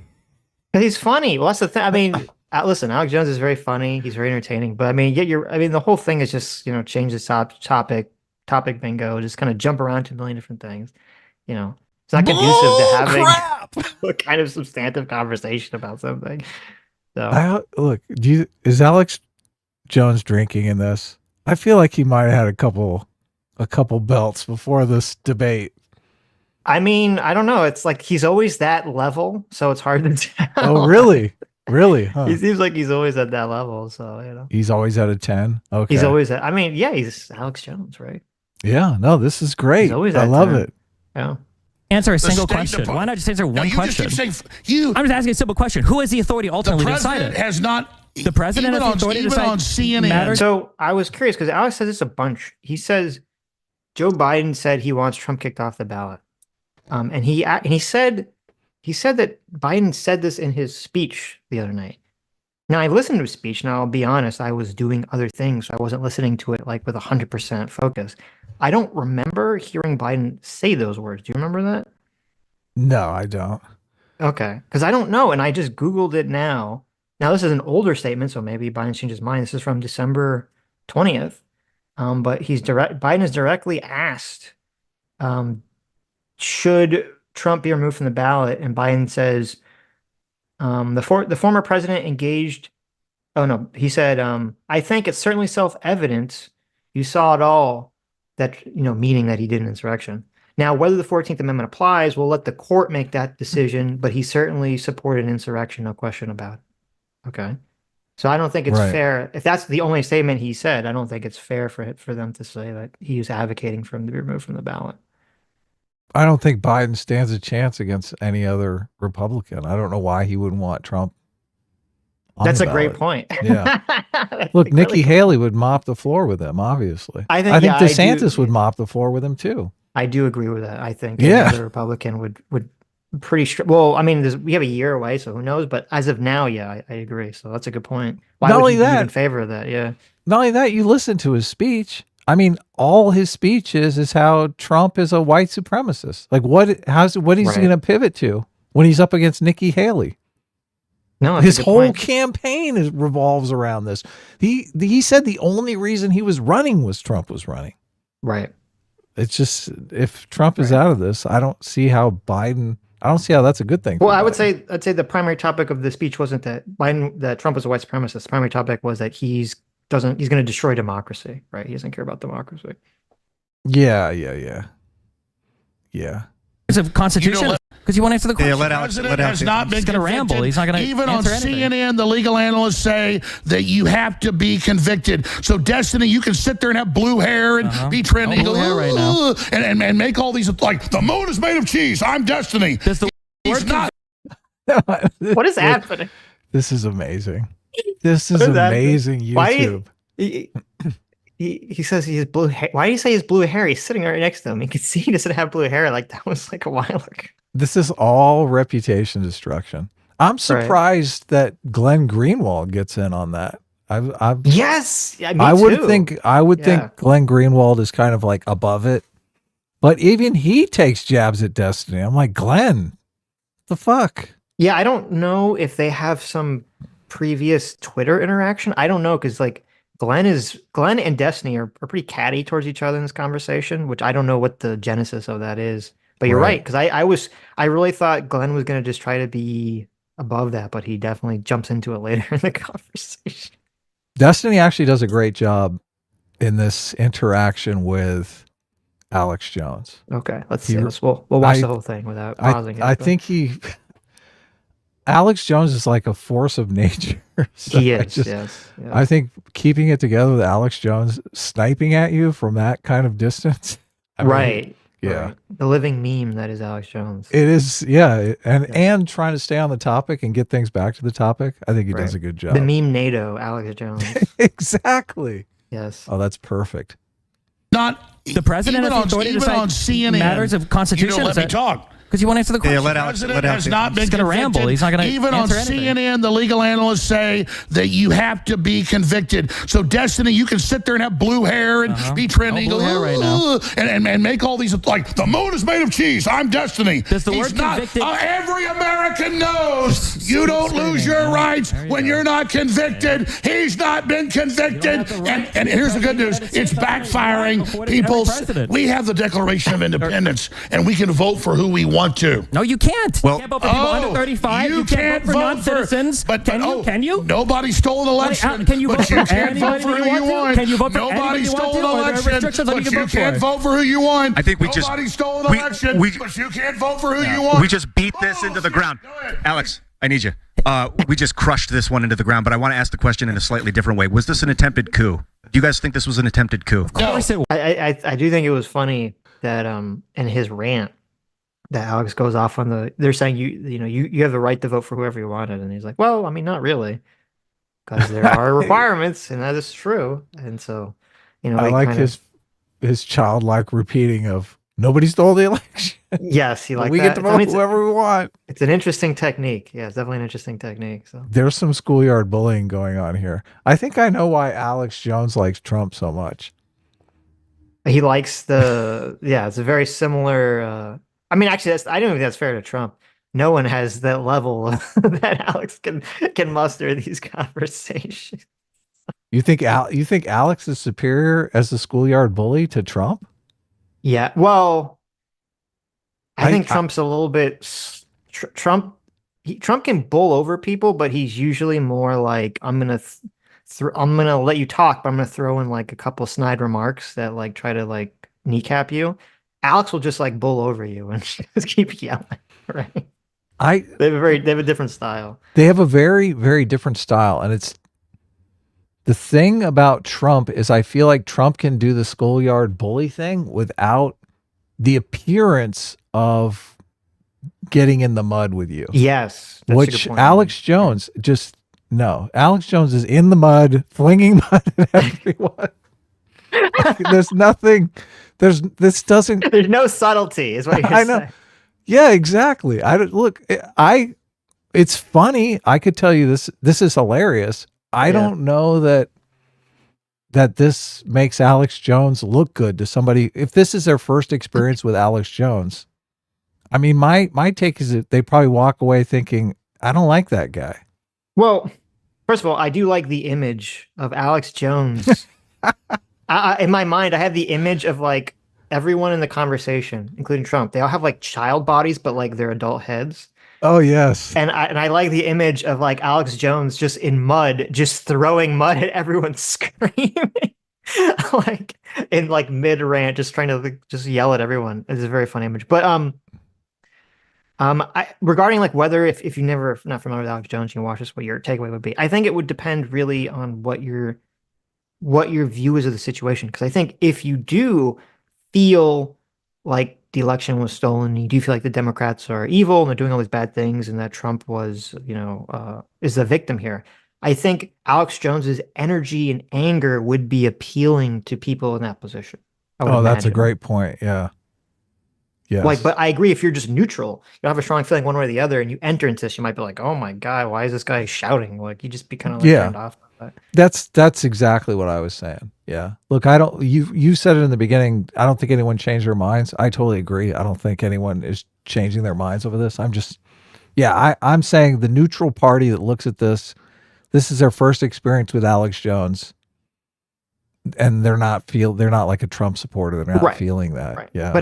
But he doesn't care about them because he's doing, of course, cultivating his audience. So he's playing to his audience. He's totally playing to his audience. Yeah.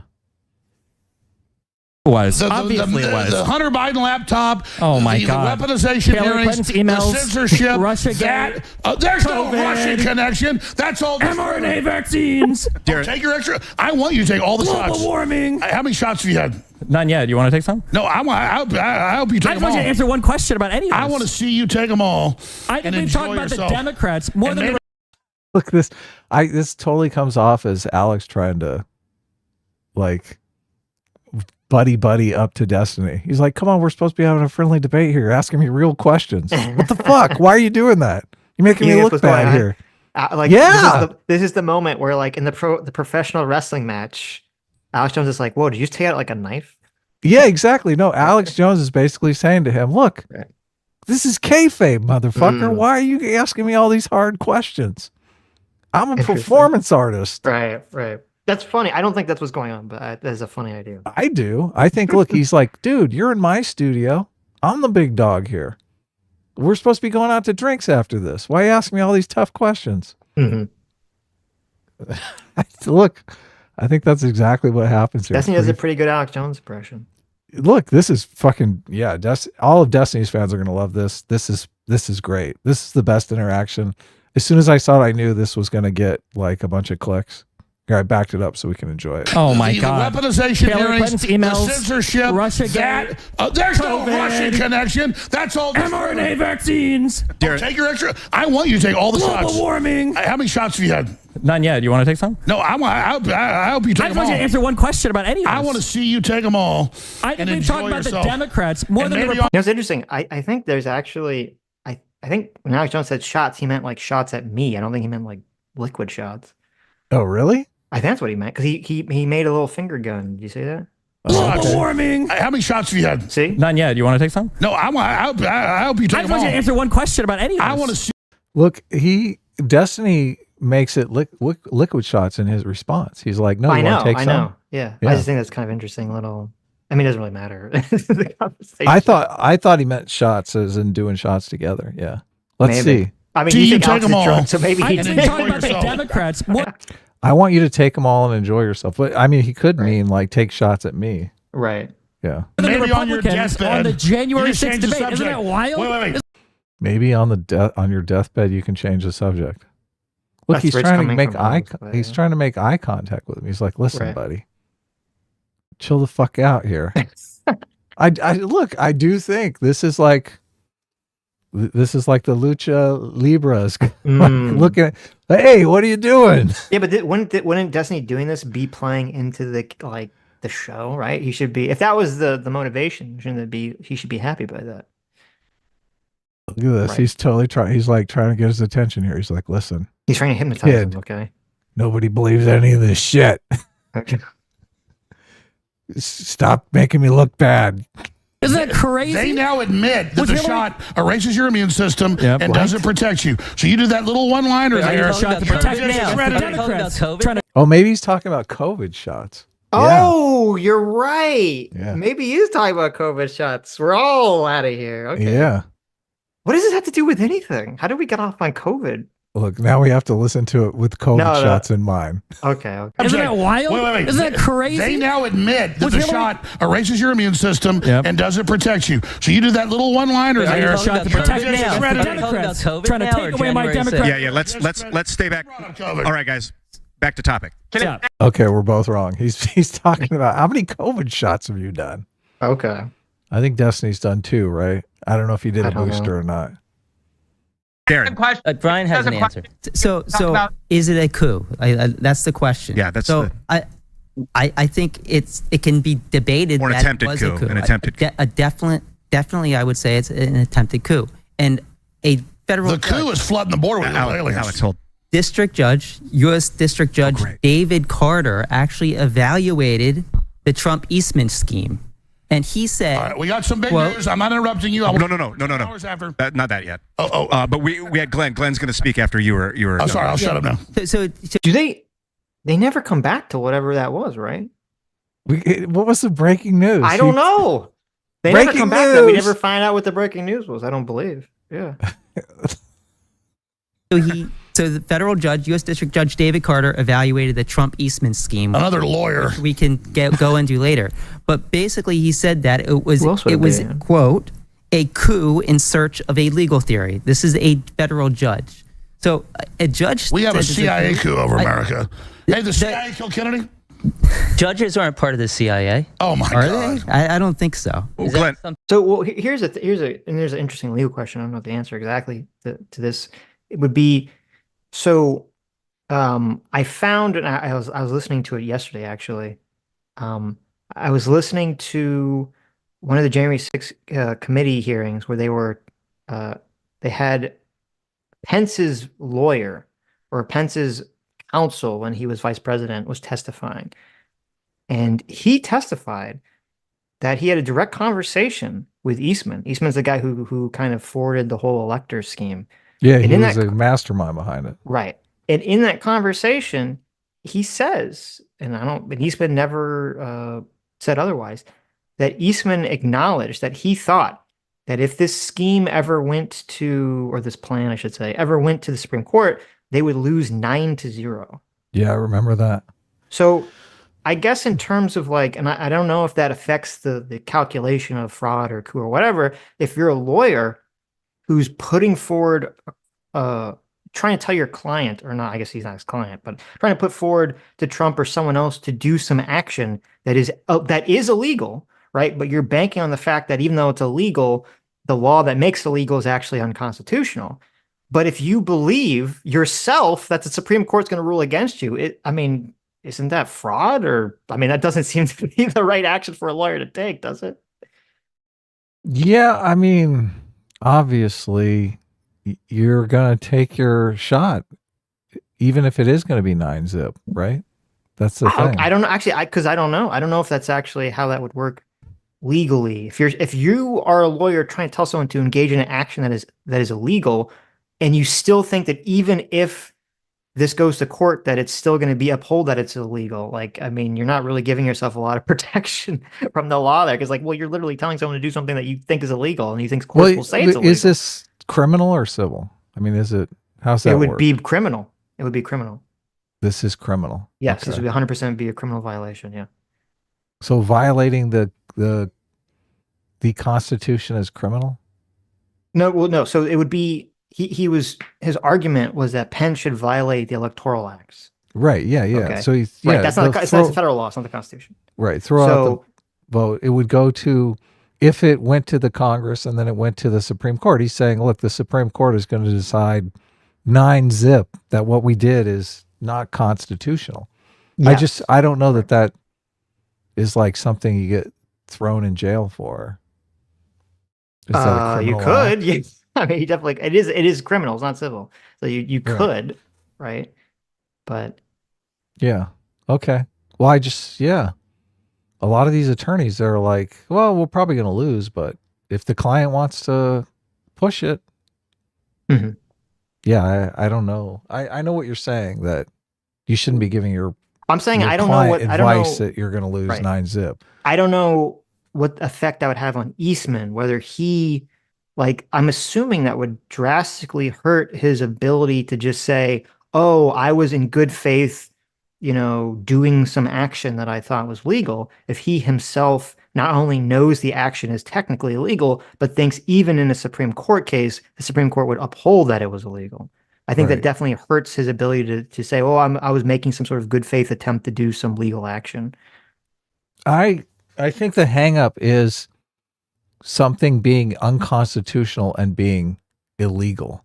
I mean, I think of something being illegal as, obviously criminal, but there are lots of things I can think of that they could decide are unconstitutional, but that's just like a changing, like abortion, for instance, is, that was decided in the Supreme Court. So it wasn't criminal until the Supreme Court decided. So before they decide, it's not necessarily criminal.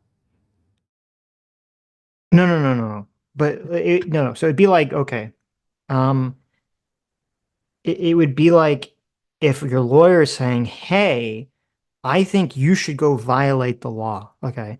So just say, hypothetically say, I think you, Adam, should go out and rob CVS, right? This is an extreme example.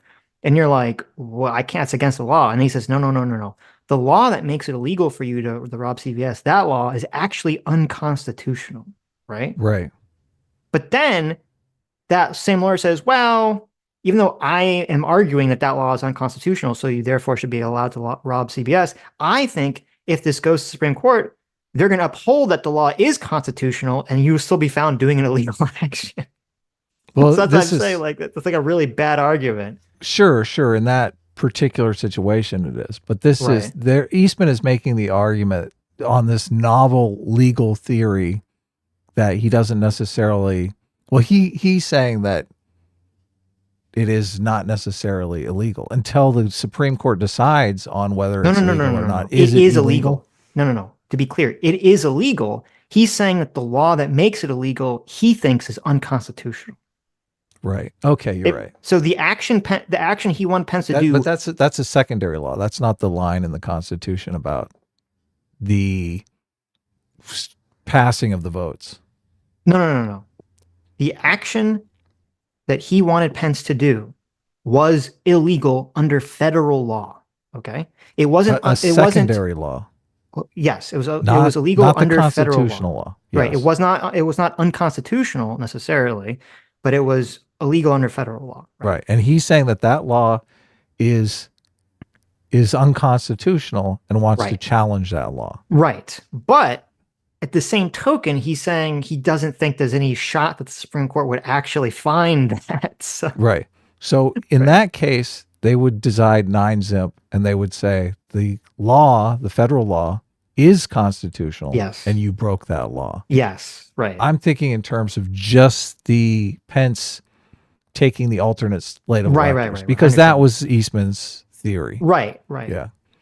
So there's this couple secondary laws that you are actually breaking. Right. But I'm saying if say Pence did do this action and then the Supreme Court found that the law was constitutional, so therefore Pence broke the law. Okay. Yeah. And found that Trump, which is what Pence's attorney told him. Right. And found that Eastman broke the law. I think the fact that Eastman said he thought he would lose the Supreme Court case, I imagine, would have a great impact on any sort of defense you could give about, well, you just thought you were doing something in good faith, right? Unless he straight up told Donald Trump that we're probably going to lose in the Supreme Court 9-zip. And Donald Trump said, let's do it. Yeah. Right? Because I mean, that's the job of your attorney. He told Pence's lawyer. I don't know what he told Trump, but. Right. Yeah. Because Pence, this is why Pence didn't want to do it. And Pence tried to tell Trump, look, this is illegal. I can't do this. Right. Yeah. Okay. Is that a new theory of yours? No, it's not a new theory of mine. No, the whole thing is a big rotten. But so they can find partisan. They found the Secretary of State of Maine took Trump off the ballot because she had one hearing in a YouTube video. Are we ruled by this lady? Can we not vote for who we want? So one of the I guess defenses against it being a coup. Oh wait, here we got Glenn. Glenn speaking. Go for it, man. I just want so it's just about I actually want to ask a question that I would love to hear everybody's answer to. But before I do that, just want to say about federal judges. This year, in the last 6 months, 4 different federal judges, a district court judge, and then an appellate court unanimously found that the Biden administration gravely violated the First Amendment. In fact, the greatest assault on free speech, the court said, in decades, maybe the history of the judiciary, by systemically pressuring big tech to censor the internet and purge it of all dissent by threatening big tech companies using the CIA, the FBI, and the CDC with punishment if they didn't censor the internet. Now, you may not agree, but according to your standard, 4 different federal judges concluded that, which is infinitely worse in terms of an abridgment of freedom or an attack on the Constitution than anything that Trump is accused of doing. That's but in not terms true. of whether That's a digital insurrection by the deep state. Digital insurrection. Can I put a pin All on right, one thing real quick? That I just want it to be noted. Hold up, everybody, hold up. Glenn, please finish your point, and then we're going to move on to the response. The question I want to ask is the question that you asked, Ian, is this a coup? If you look at how other coups are perpetrated, and I think a lot of this is that if you're an American and you have this very soft history, you don't know what a coup is, you think that like what CNN tells you a coup is a coup. Usually the way coups work. First of all, fuck you, Glen Greenwald. You can just fuck off and die. You don't like his attack on America? No, not at all. Oh, if you're American, you're very soft. You don't know history. Yeah, fuck off. Glenn is kind of brain stuck in America bad. You know, he's an American bad socialist. So, you know, that's kind of where he's coming from. Fuck you. Yeah. But I don't know why what was the point of bringing up the thing about the federal judges saying that the Biden administration violated people's First Amendment?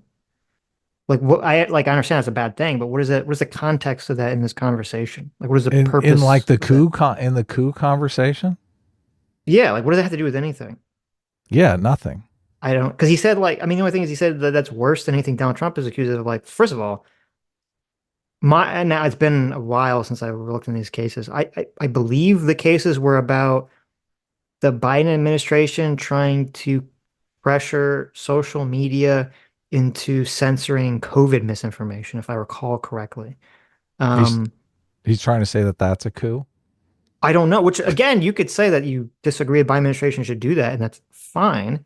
Now, personally, I would say that a president trying to retain being president after they lost the election is worse than that. But you know, I don't know what the point of bringing that up in the conversation. It seems like a whataboutism. Look, it's a bloodless coup. It doesn't. The whole idea. It's kind of getting away from the point here. Like he's basically making the argument that, well, you know, if it's not like a violent coup, if you don't have experience with these violent coups that take place in South America, then you have no idea what's going on in this situation. Right. It's like, I mean, everyone knows what's going on in this situation.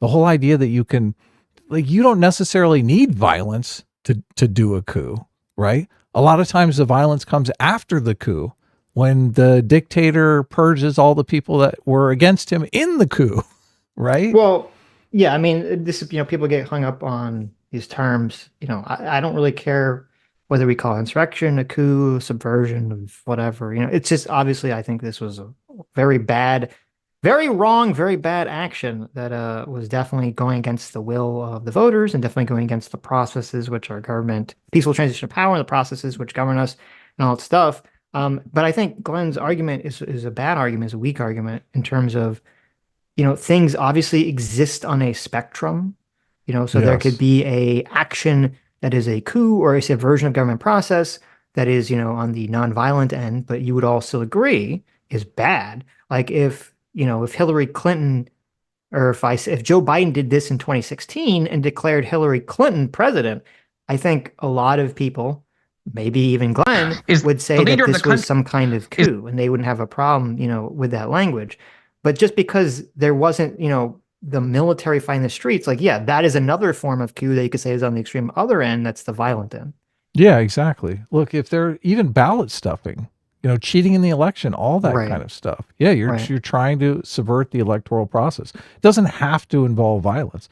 If you want to say violence is a necessary component, just say that and we can move on. Like if Right, your and argument is because there was no violence, then this isn't an insurrection. Okay, that's your argument. Right.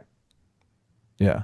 Are perpetrated. And I think a lot of this is that if you're an American and you have this very soft history, you don't know what a coup is, you think that like what CNN tells you a coup is a coup. Usually the way coups work. It's just like, oh That's what CNN tells you, man. usually, yeah. We're big CNN watchers over here. Yeah. We can't live without our CNN. Yeah. Is the leader of the country, whoever is in charge of the military, orders the military to seize control of the levers of power. Trump was the commander in chief on January 6th. The military was duty bound to obey his orders. They had a right to disobey if they were illegal, but if this were a coup, why didn't Trump order the military to seize control of the power and turn over the election process to him? Why didn't he order the armed factions that form the law enforcement part of the military and the executive branch that serve under his command to do that as well? That's what happens in a coup. That didn't happen here because Trump wasn't trying to perpetrate a coup. He wanted.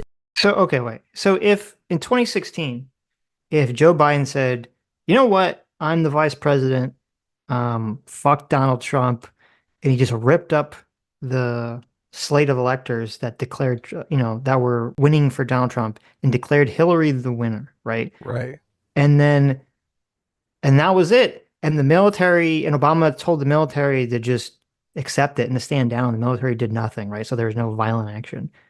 I mean, not a coup. That's a legal process. I feel like that's a coup, like, right? I feel like that's a coup. I mean, I don't know. I don't know how you would say that's not a coup. That seems strange to me, but yeah, if you want to simplify it, it's just using subversive means to keep certain people in power over other people in power.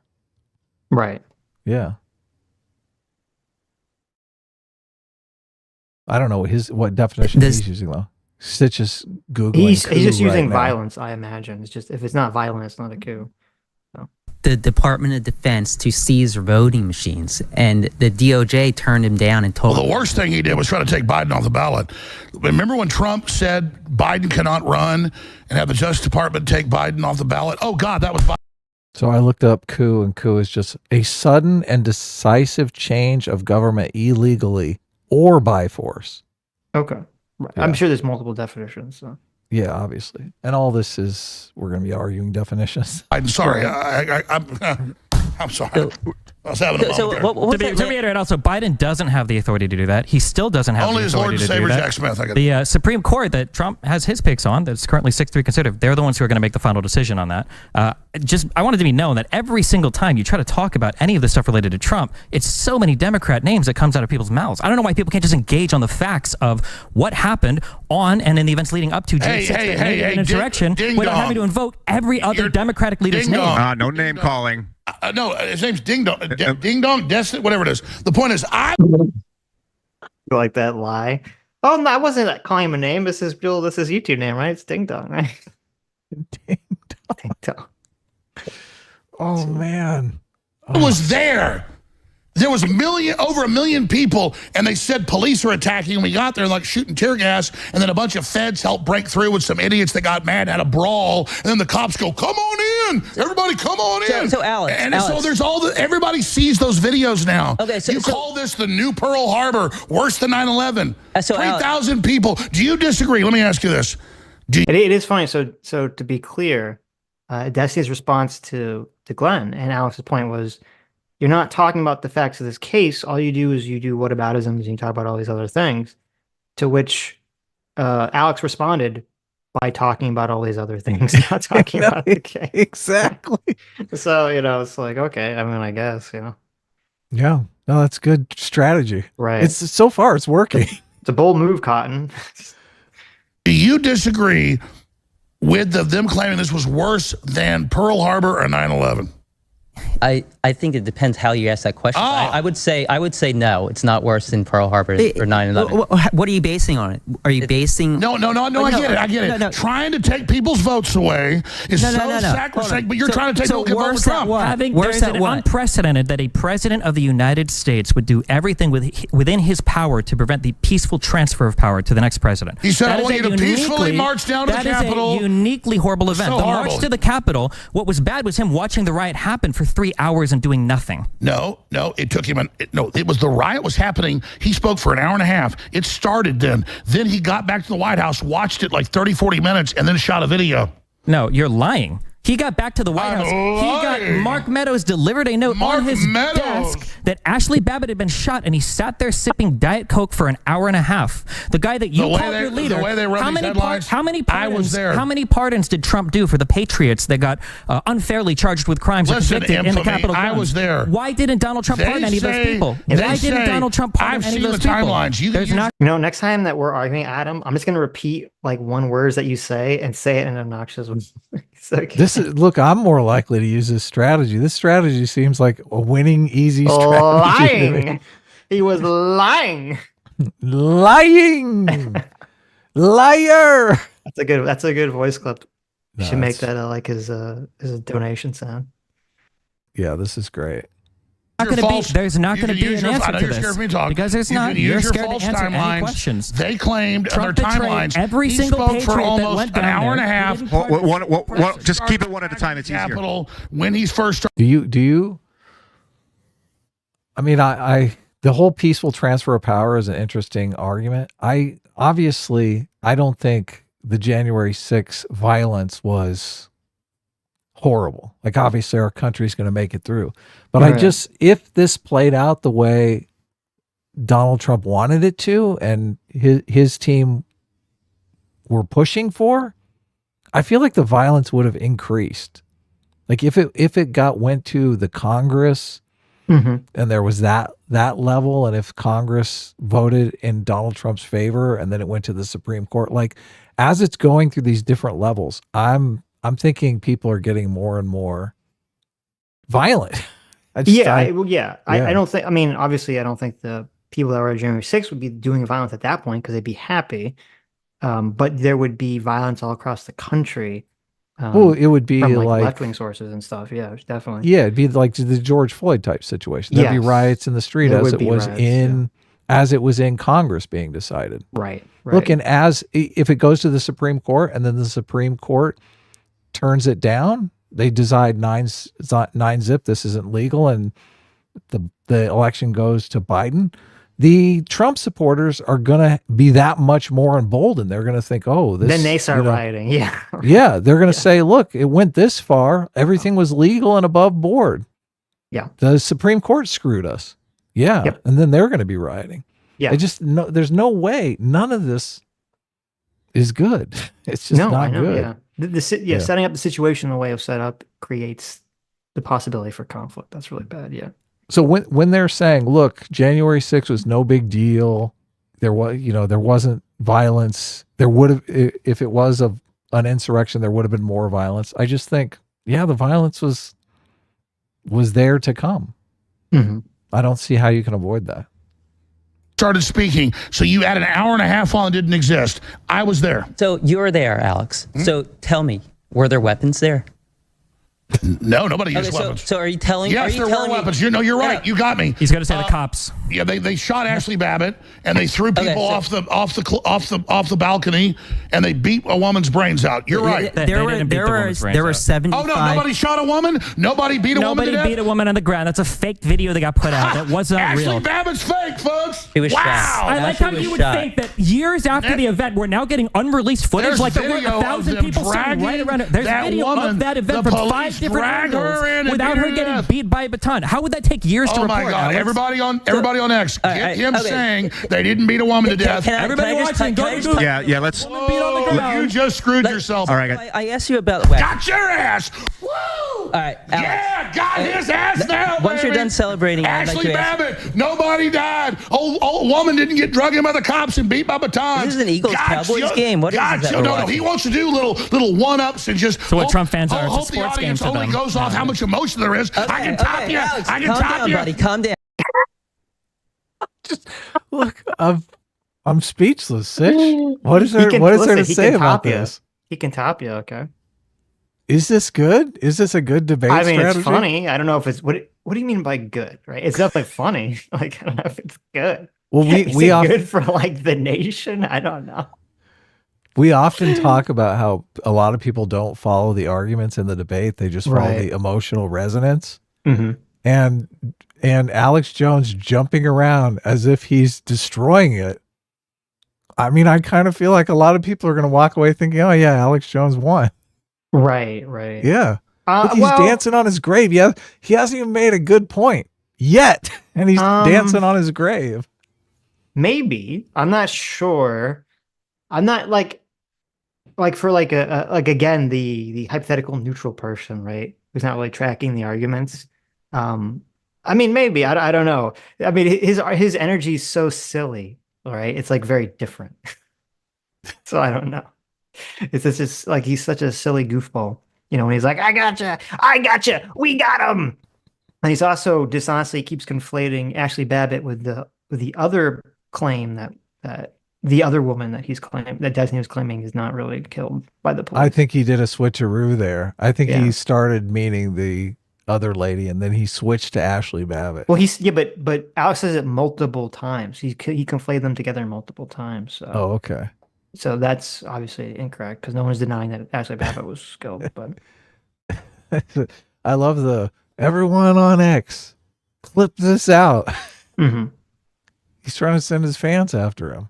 So Alex, why are you doing that? Don't do that. Come on. Man. So the person that I'm assuming that Alex was talking about is a lady named Roseanne Boyland, who originally was claimed that she was killed because she was crushed by people who were trying to get in or escape or something during the riot. Was she the lady cop? No. She's just a person. Okay.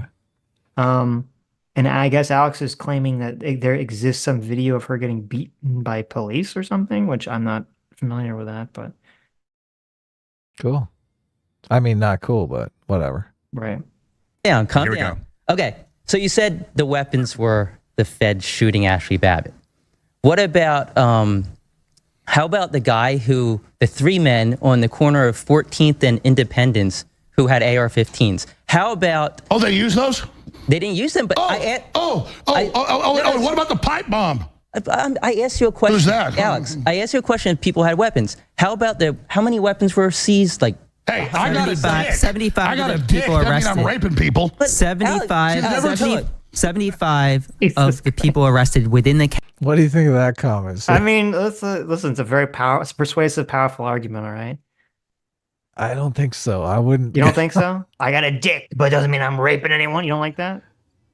Look, I think probably not good optically. Yeah.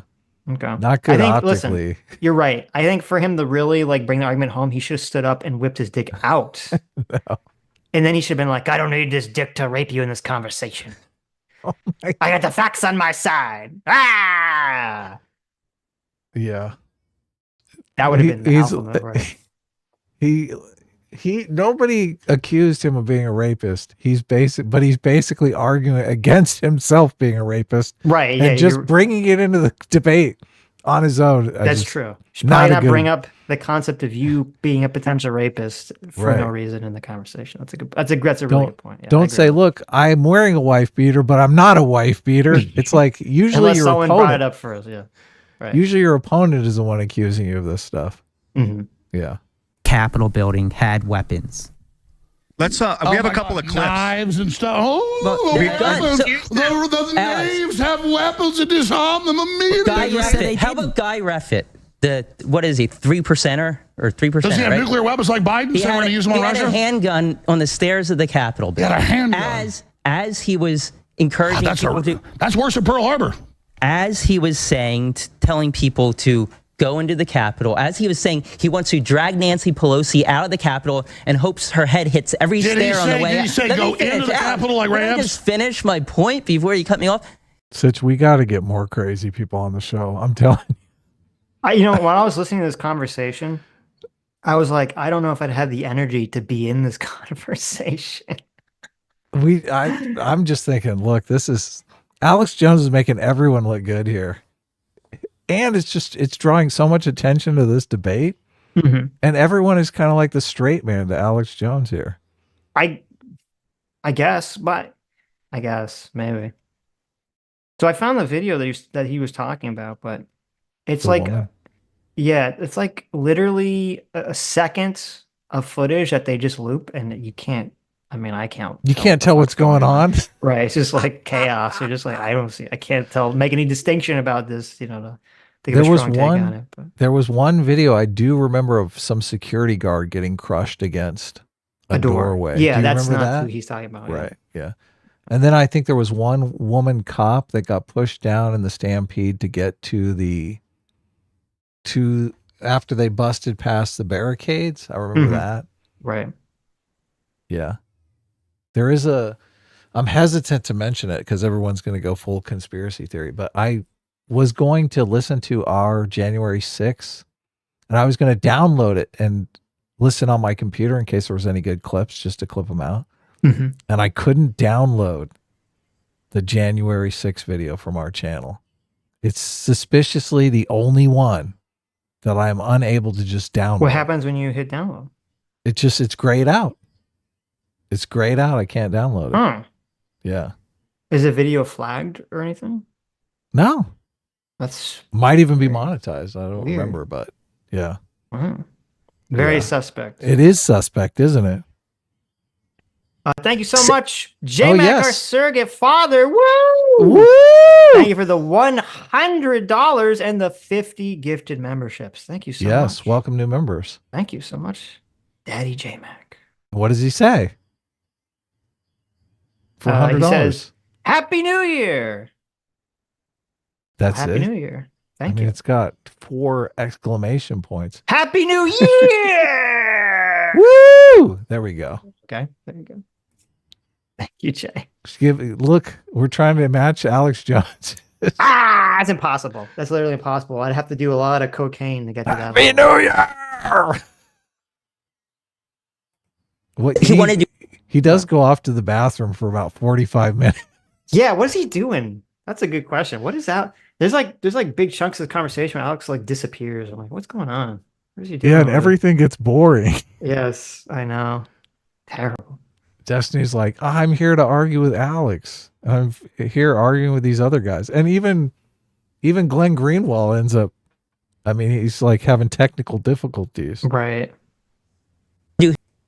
Drag Nancy Pelosi out and let her head hit every stair on the way out. He said, and a guy pooped on Pelosi. Finish, Alex. So Alex, we don't blame him. Yeah, let Ed finish this point because we're going to go to Darren really quick. He said on his way to the Capitol building that they're going to take the Capitol and insert their own government. Yeah, so and he had a out of a handgun billion on the people, steps a of few the Capitol lunatics were building. there, and you call it like Martians invading and blowing the earth up.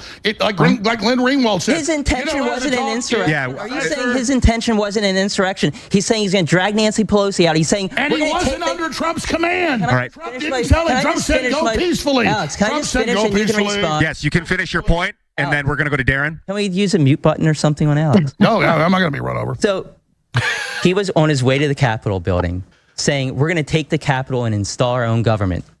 He had a handgun. Alex, let him finish. On the stairs of the Capitol, saying he's going to drag Nancy Pelosi and Mitch McConnell out.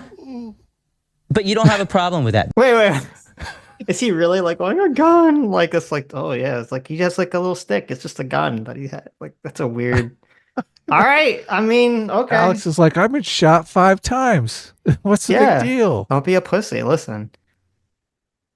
Yeah. That's He not. didn't use That's What do you think, Darren? because All he didn't he use a got gun because he says didn't have the killing opportunity women. to shoot Nancy Pelosi or Mike Pence. Did he That's kill him? okay. He didn't have access I to didn't that. say it was okay. Thankfully, the Capitol Police. What about the Q shaman? What about the Q shaman they let in? The Capitol Police. All right, okay. Oh my God, a guy had a gun. We need martial law. All the Americans are guilty. You can't vote for Trump now. A guy had a gun. I've been asked by Zero Hedge to moderate this debate, so that's what I'm going to do. Everyone, quiet down. We're going to Darren Beatty. Darren, what's happening? What's Good on Ian. the question here? Now, you've been hearing all Is this. this a freaking coup? What do you think about what they've been saying as well? I don't. Jesus, Darren, come on. Ian stops the conversation, very alpha energy, to give it to you, and you're like, I don't know, what am I supposed to say? Come on. They respond to what people were talking about. Come on, Darren. think it's a coup. I think question of an insurrection, you can go to the etymology of rising up. That could be anything. If we keep the proper perspective in mind, it doesn't elevate to anything resembling the Civil War, 9/11, or any of the crazy What, comparisons. one guy with a gun isn't as big as the Civil War? No. They didn't use the gun?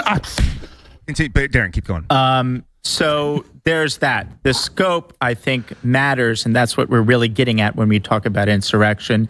The courts are politically weaponized, so I wouldn't even rest, the legitimacy and the question on the determinations of the courts, which we can see are running away with pretty wild and ridiculous theories. Weaponized court system. So there's that.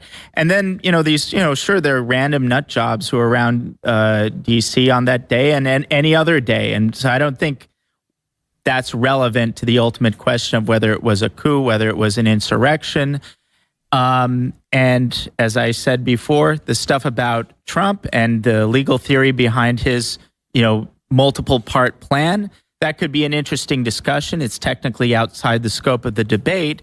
But again, I would reiterate, anyone who knows Trump, anyone who knows people who knows Trump, 100% certainty Trump genuinely believes that the election was stolen. He had multiple legal advisors. Many of his advisors were trying to sabotage him from day one. Just because he was advised by one of these snakes doesn't mean that he therefore agrees with what they say. He agreed with the people who told him it was stolen and that he had legal recourse to address that, which he implemented. So there's nothing that rises to an insurrection or coup about that either, even though that's outside of the scope of our discussion for today. So Cassidy Hutchinson said that Trump said to Mark Meadows, "I don't want people to know we lost. It's embarrassing." I'm glad that you mentioned her because this gets to the televised sham that was these. She was under oath. Who under oath for Trump said? Well, she changed her story a bunch. Yeah, she was clearly, under oath. Yeah, she was under oath. This is like so tentative though. It's she heard, it's hearsay, right? She heard Mark Meadows say that Trump said to him, "I don't want people to know we lose." It wouldn't be if she was present. It's not hearsay. Oh, okay. If Mark Meadows told her right that happened, that would be hearsay, right? Right. I don't know if she. It sounded like he was saying that Mark Meadows told her she wasn't present. I could maybe you could be right. Right. Yeah, I don't know. That she heard it said in front of her. Now, if this might come out, because if Meadows gets deposed, I guess, he could take the fifth, but he could be.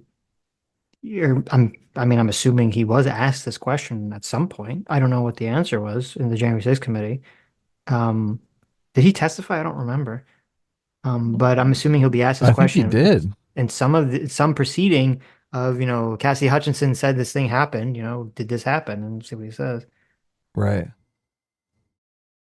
So the thing here is Under that oath. Listen. So the thing here is Why is the January 6th committee destroying the transcript? The January 6th committee called near 98% of their witnesses were Republicans. It was kangaroo. These people were under oath, Republicans, and they testified. The people who didn't testify within the Trump circle, there were dozens who Fifth Amendment, they refused to say a word. So you're going to tell me that the people that testified under oath are the liars, but the people that said things in the public but failed to say anything under oath are the ones that are telling the well, truth. let me say now, I wasn't finished anyway. I wasn't just there on January 6th. I was in that congressional hearing and took the Fifth 98 times. And not because I had anything to hide. The Fifth Amendment isn't just to incriminate yourself. It's because they wanted me in a perjury trap. And they were to have witnesses claim something wasn't true. I think attacking the Capitol makes us win an election? Yeah, but witnesses against their testimony versus you can't get you in perjury. They can't. Oh, yeah, just ask Roger Stone that question. No, it doesn't happen that way. How did perjury get Roger Stone that way? Roger Stone wasn't involved with WikiLeaks. He worked here then. He couldn't get a hold of him. I knew he told the truth. He didn't tell anybody I'm behind the WikiLeaks. They said Roger Stone ran WikiLeaks. He never even talked to Julian Assange. I say he ran WikiLeaks. No, they freaking tried to put him in communication. I think this is getting off topic. Oh my God, this is off topic. That's okay. Roger didn't lie to Congress when he said, I don't know I have not interviewed Assange. Let's pull back to Darren. Listen, Alex was there. Okay. But I looked up the Cassie Hutchinson claim. The claim she made was that she personally heard it. She said it was at a Christmas party after the Supreme Court decision. She didn't say which one. I'm assuming they mean the Texas one. The Supreme Court said they weren't even going to hear it. She says, quote, Trump had said something to the effect of, well, that's not good because he says something to the effect of, so it's not a direct quote. I don't want people to know we lost, Mark. This is embarrassing. Figure it out. We need to figure it out. I don't want people to know that we lost. Yeah, something to the effect. Wow. Right. Okay. So you'd want, I mean, that's definitely damning and would be used against Trump. I'd be curious as to what Meadows would testify to that comment. So. Right. Darren, Darren's going to finish up what you were saying about this, and I think, Glenn, you were going to mention something after that, and then I have a couple of clips that we're going to play, but Darren. Yeah, I mean, the January 6th hearings were a show trial of the sort that would make Kim Jong-il blush. Explain it to them. They wouldn't let Republicans that they wanted under the law on the committee. They wanted Jim Jordan, who was actually part of the investigation. You're not allowed to have you on your side. We pick who the people are on our jury. You know what's funny? I just realized, you know who Alex Jones is very similar to in terms of energy? Oh. Cenk. Oh, you're right. They both do the thing where they do the mocking repeat voice thing. Oh yeah, and they do the hands over the mouth. Ooh. Yes, you're right. We have that emoji in our chat. That emoji. Wow, there it is. I never made the connection in my mind. Gun. Yeah. Okay. Well, there it is. There it is.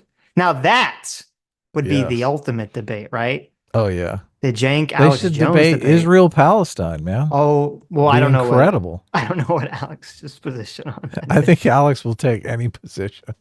I mean, he's generally pretty anti-war, right? So. Oh, I guess you're right. I mean, they did have a conversation. They had some. I remember because there was that famous clip where like Alex Jones like interrupts a TYT thing, right? Alex has to be pro-Israel. Yeah, this is Jimmy Dore just had Alex Jones on his channel. I didn't watch it, but there's the famous clip of Jimmy Dore spitting on Alex Jones. Yes. So I'm sure they talked about that. I think Jimmy titled the video something like "We Bury the Hatchet." So right. No, everything is complete now. There's a famous clip of Alex like crashes a TYT panel. I don't know where they are. Right. And Cenk like is super goes, like stands up, like rips his mic off and is like getting in his face like he's gonna fight. Like it gets really like intense. Jimmy Dore spits on him. I know, it's pretty wild, yeah. Yeah. But I want both. I want Alex Jones and Cenk to just debate some topic so that we can hear both of them do like the voice mocking the other one at the same time. This is just. Would that not be the best YouTube you've ever seen in your life? It's funny that you bring it up because they are very similar stylistically, but I don't get the impression that Alex Jones is really serious about any of this stuff. I think Cenk is immensely serious, maybe even almost too serious. So I don't know. I mean, I think Alex Jones is serious about what he's saying here. Look at that think face. So? Look at that face. That's the face of seriousness. Look, in his court case, he said he's a performance artist. Right, but he has to say that because he's trying to win a case. Do you think Jank would ever say in some court case that he was a performance artist? You think he would ever? Yeah, he would. He'd rather saw off his finger than say something like that. I mean, you sure.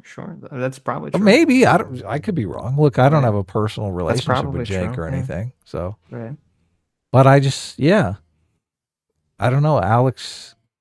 I mean, Alex is funny, and I think he's a very successful businessman. And I think he said some things that are true, a couple things. Right. But I do think I'm sure he said something that was true at some point. He just strikes me as more like Barnum and Bailey, right? Everything is just a giant performance. Right. Yeah. Which is good. I mean, it's good for business. Definitely. He's huge. Look, he's a huge celebrity. He's obviously very wealthy. I mean, he's got a high. I don't know how that lawsuit. Yeah. I think he lost like $50 billion or something to the Sandy Hook. Right. I don't quote me on that. I don't know the specific numbers, but I'm sure he's trying to hide a lot of assets. I'm sure his kids are all multimillionaires. Right. So he's got some couches he can surf on if things get too desperate. Jim Jordan investigated by the committee.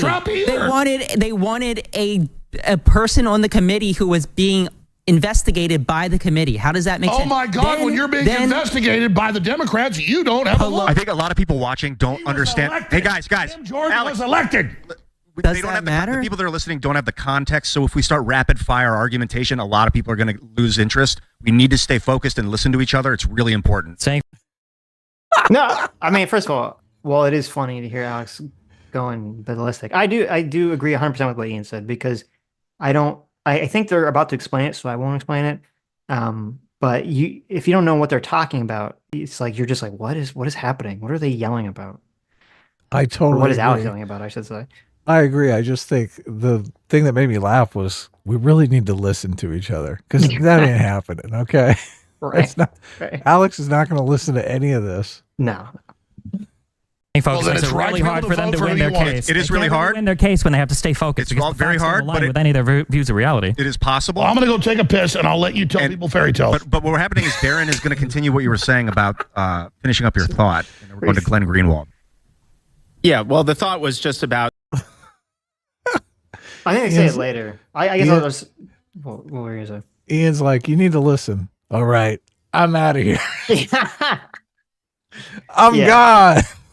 I believe they talk about it later. I believe the situation was, they had the Republicans were going to have some seats available to them on January 6th. Committee, whoever was in charge of making that selection chose Jim Jordan and someone else. And Jim Jordan was going to be part of the people that were going to be investigated for having some part in some extent to January 6th. And they said, well, you can't put someone who is going to potentially be investigated on the committee. You have to put someone else on. Yeah, because there's a conflict of interest. There's a conflict of interest, right? Yeah. Which I think is a fair point. And they said, F off. If we can't put Jim on, then we're going to put no one on, or something to that effect. So they decided that it would look better if there was no Republicans on the committee, because then they could make these arguments. Spin the narrative that it's a kangaroo court and nothing they said mattered, and it's completely partisan, and don't pay attention, look the other way. They didn't want to add any sort of Republican credibility to it. Yeah. Which I do think is probably, I mean, it's cynical, but that's the right political move. I mean, probably if you think that whatever's going to come out is going to be really bad, then that is probably the persuasive win there, even if it's not the correct moral choice. Yeah. Right. It allows Alex Jones to go on his show and say kangaroo court. None of this matters. It's all lies. Democrat lies. Yeah. Yep. Out this Hutchinson, and she said a lot of things. I believe she was the one who said that Trump reached over to the steering wheel and, told the Secret Service this or that, which was a bizarre thing because the Secret Service agents in question weren't the ones that were called upon to testify under oath. Some of them testified the same thing that Cassidy Hutchinson said. No, the Secret Service actually said we would love to testify, and they weren't allowed to.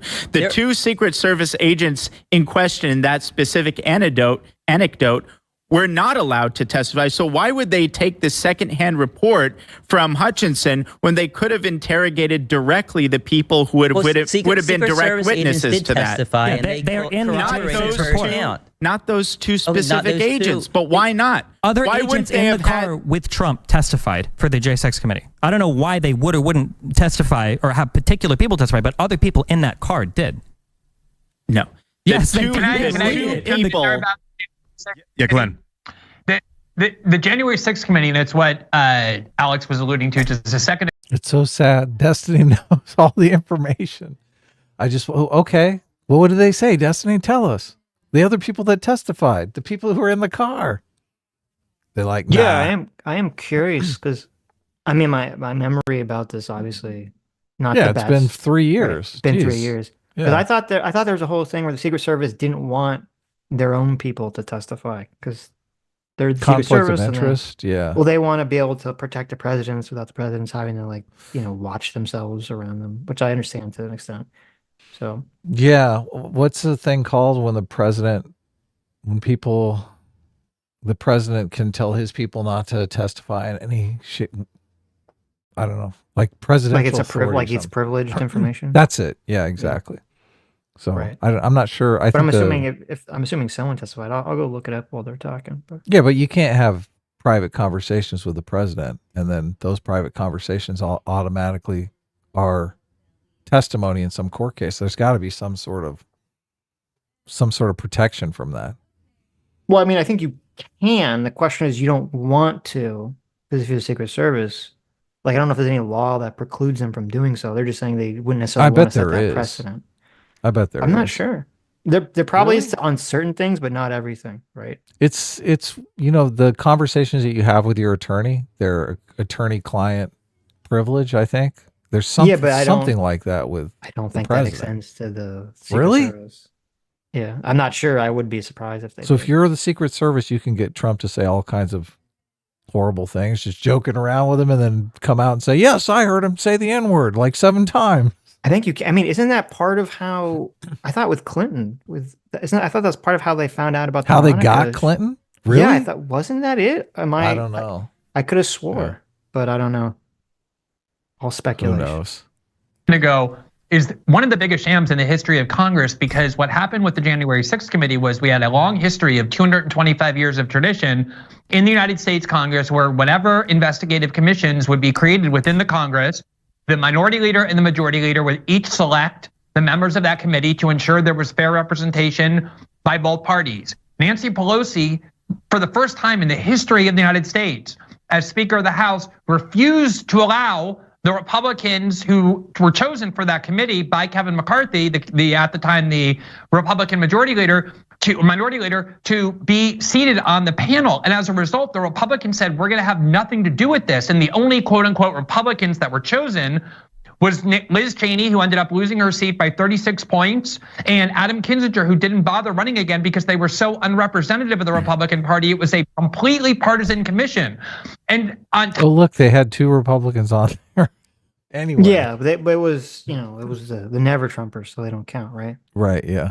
Top of that, let me just say, so I did find something that said that this spokesperson for the Secret Service did say the opposite of what I said. They said that the Secret Service communicates to the Department of Homeland Security that any and all personnel requested by the January 6th committee are available to testify under oath regarding the allegations. Okay, so they can. So yeah. There's no confidentiality, no President Secret Service. Right, I didn't think that. So sweet. I guess he doesn't use the grab him by the pussy thing with Secret Service. He should. Videotapes that were available was made available to the public, except for very deceitfully chosen snippets by Adam Schiff and by Liz Cheney. And it was only within the last several months that we saw all of the video footage, and what it showed makes a joke of the idea that this was a coup. You had people peacefully walking into the Capitol, led by many of the police officers who encouraged them to enter peacefully, which they did. The vast majority. All of that is irrelevant to the coup argument that Sitch and I are making. And look, I think it's irrelevant to the arguments Destiny's making as well. Mm-hmm. None of us are saying that like Trump had planned for the protesters to go in and murder everyone. Nobody's saying that. Yeah. I've heard people make that argument. I think it's a silly argument, but yeah, of course. Silly people make silly arguments. 40 people who were there at January 6th aren't even charged with using violence, and that's what makes this whole debate such a preposterous joke. This is how you know it's Alex Jones's studio. Because Alex Jones throws up a clip. He's like, look, I'm going to the bathroom. He's really in the control room right now. That's why he's like, gone. Let's get some fucking clips over these guys. You're right. That's why he's gone, yeah. If you look at how coups are carried out in other countries, you could make a much better case that the Black Lives Matter protests of 2020 was an insurrectionary movement. And the reason it matters, Destiny, is because if you're going to make arguments, there has to be an important test, which is, do you apply the same principles you're claiming to profess and believe in to cases where it undermines your partisan allegiance and your ideology, not only where it helps it. That's one of the key tests for determining the authenticity of your argument. Oh, the irony. Oh my God, Sitch. The irony meter just went through the glass. Mm-hmm. What happened? Well, he's saying, look, the test of an argument, the test of whether or not you're biased is if the argument goes against your ideology, you're willing to accept that argument. Right. But both arguments that he's playing into don't contradict his America bad. Right. America bad ideology. Glen Greenwald would never accept an argument. America not bad. That went against the America bad narrative. Right. And that's why it's so ironic that he's saying, look, this is the test. This is a test for you. Mm-hmm. Well, Glenn, you should take the test sometime. Right. America's not all that bad. Come on. We've done bad stuff, but we've done good stuff too. Mm-hmm. And so if you don't think the 2020 protest movement was an insurrectionary movement against the United States government, there's no way to claim what January 6th was, especially since Trump could have done so much more to cause a coup that he did not do because that wasn't his aim ever. If you want to talk about applying the same standard, would you have been okay in the year 2000 if Gore refused to certify the vote because he didn't like what was happening in Florida? A lot of Democrats did want him to do that. Question? Glenn, answer the question. Yeah, and I would have actually. Yes, a lot of Democrats were angry about that. I'm not asking if a lot of I'm asking you would be okay personally if he refused to certify the vote. Love it. I totally love that he's like, no, I'm asking you about your opinion, dude. Mm-hmm. You answer. What do you think? I think there were two. You won't answer the question. In 2016, would you have been okay if Biden? Because if you really believe that an election is stolen, as the Democrats claim they did, then it is kind of odd to say, we're just going to concede that and allow George Bush to march into power, even though we believe that he actually stole the election. Yes, that is kind of an odd way to go about your destiny. It's not all that all. We live in a democracy. There are appropriate forums through which you can challenge. Did they not battle that out in the courts, and they lost. Once okay, you had there your day you go. In court and you Trump lost, was battling it out in the court, and he lost. Once you lose, anything past that is vigilantism. Vigilantism directed at the government to prevent the peaceful transfer of power to entrench your own power is an attempted coup. That's what he tried to do. Trump did, though. He told them to be peaceful. He told them go and be peaceful. We're not talking about the peaceful protesters. And if he wanted them to be peaceful, he would have called in the National Guard as soon as they started rioting, but he didn't do that. You're talking about his use of the legal process, of the congressional and judicial process. It was not a he legal went process. And he tested.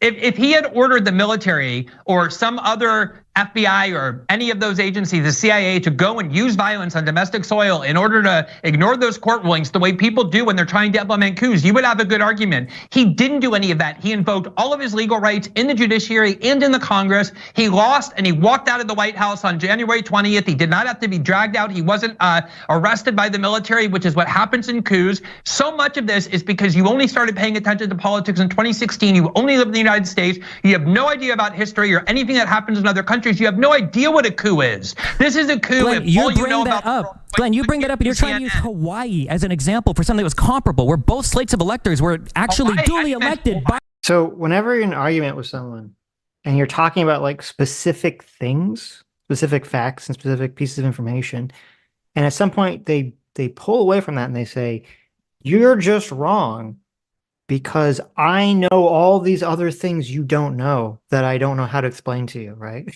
Oh yeah. That's how you know that that person's elephant is going wild, because that's what's going on. Is Glen's this is why Glen is like so America bad. His intuition is all America bad, and he can't necessarily explain it through some sort of fact pattern or something in a conversation that makes sense.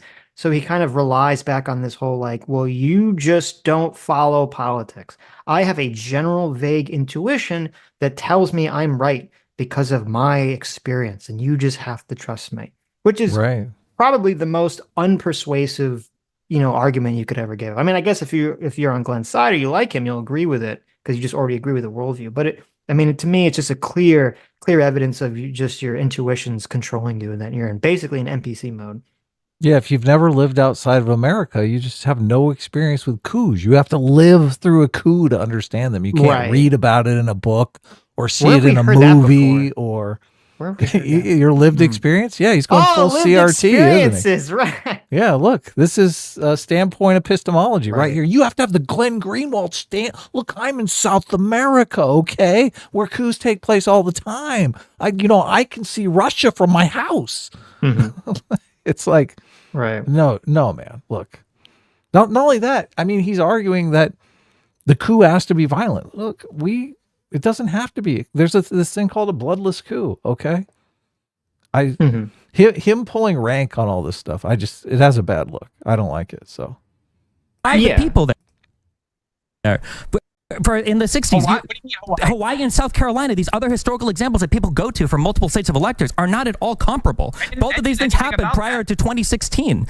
There are no examples in U.S. history, or if you want to give me one, since you know so much history prior to 2016, give it to me. Is there any other examples in U.S. history where the president is telling the vice president to unilaterally not certify the vote?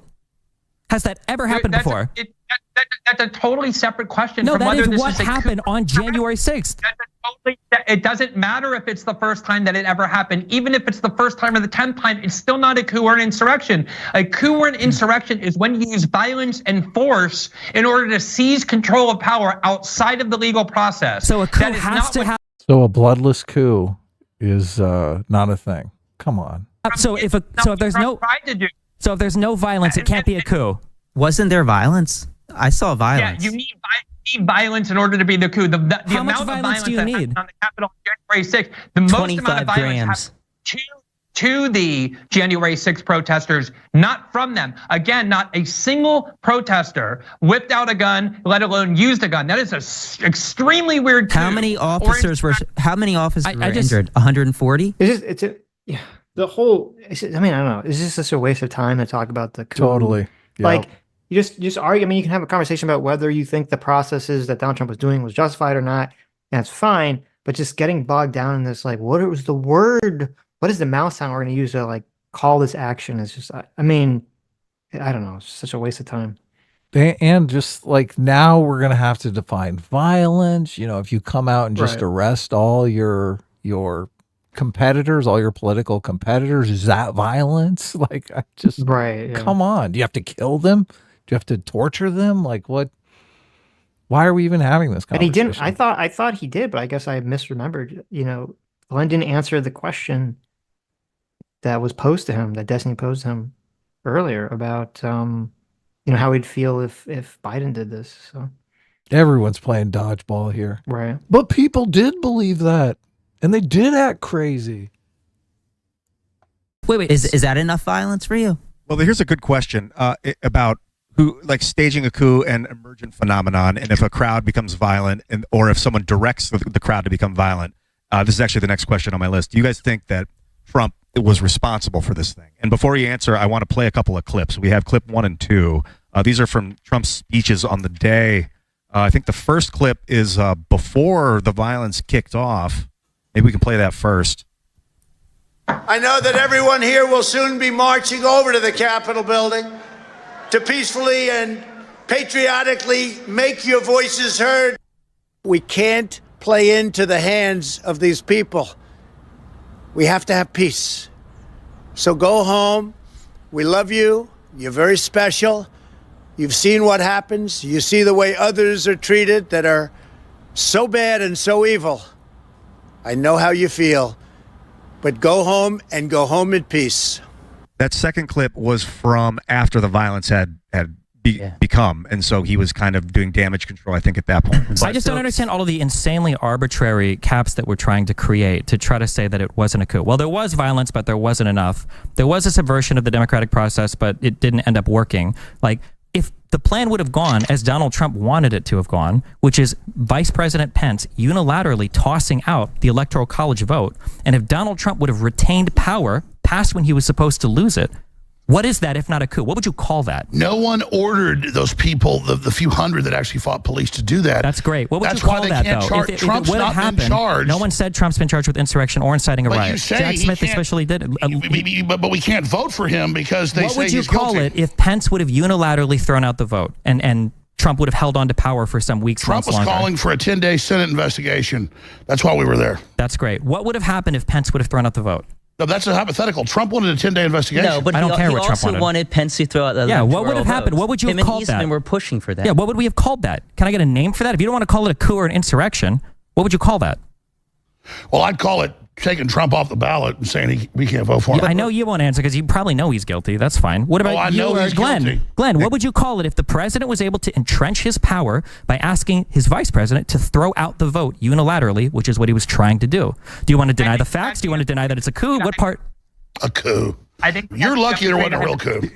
Shows the weakness of the argument, but if that had happened, my guess is it would have ended up in the Supreme Court. The Supreme Court would have made the decision about whether Mike Pence exercised his proper authority as vice president, and then Donald Trump, if he had run out of options, would have left the White House on January 20th without any need for military force or police force, exactly how he did. And I would have called that the exhaustion of all of the legal remedies available to the president in the event that he thinks that exactly, and therefore it would have been just the way the Bush v. Gore thing played out. So, okay. Yeah, but the follow-up question to ask him. Well, you go ahead. I was going to say, so I do think that this is actually a really good question that Destiny's grabbed on. Hell yeah, it which is. Like, Hell okay, yeah, it is. we're not going to call it, like, we're all going to argue about this term. What do you want to call this thing? And I do feel like Glenn's answer is a dodge. Because it's like, oh, well, you know, what the court in the hypothetical, I'm going to add the hypothetical and say that the court said it failed. It's like, okay, well, what if we add the hypothetical and said the court said it succeeded? Are you going to call it a coup, or are you just going to say that's just the completely normal legal process? You know, that's just all good, right?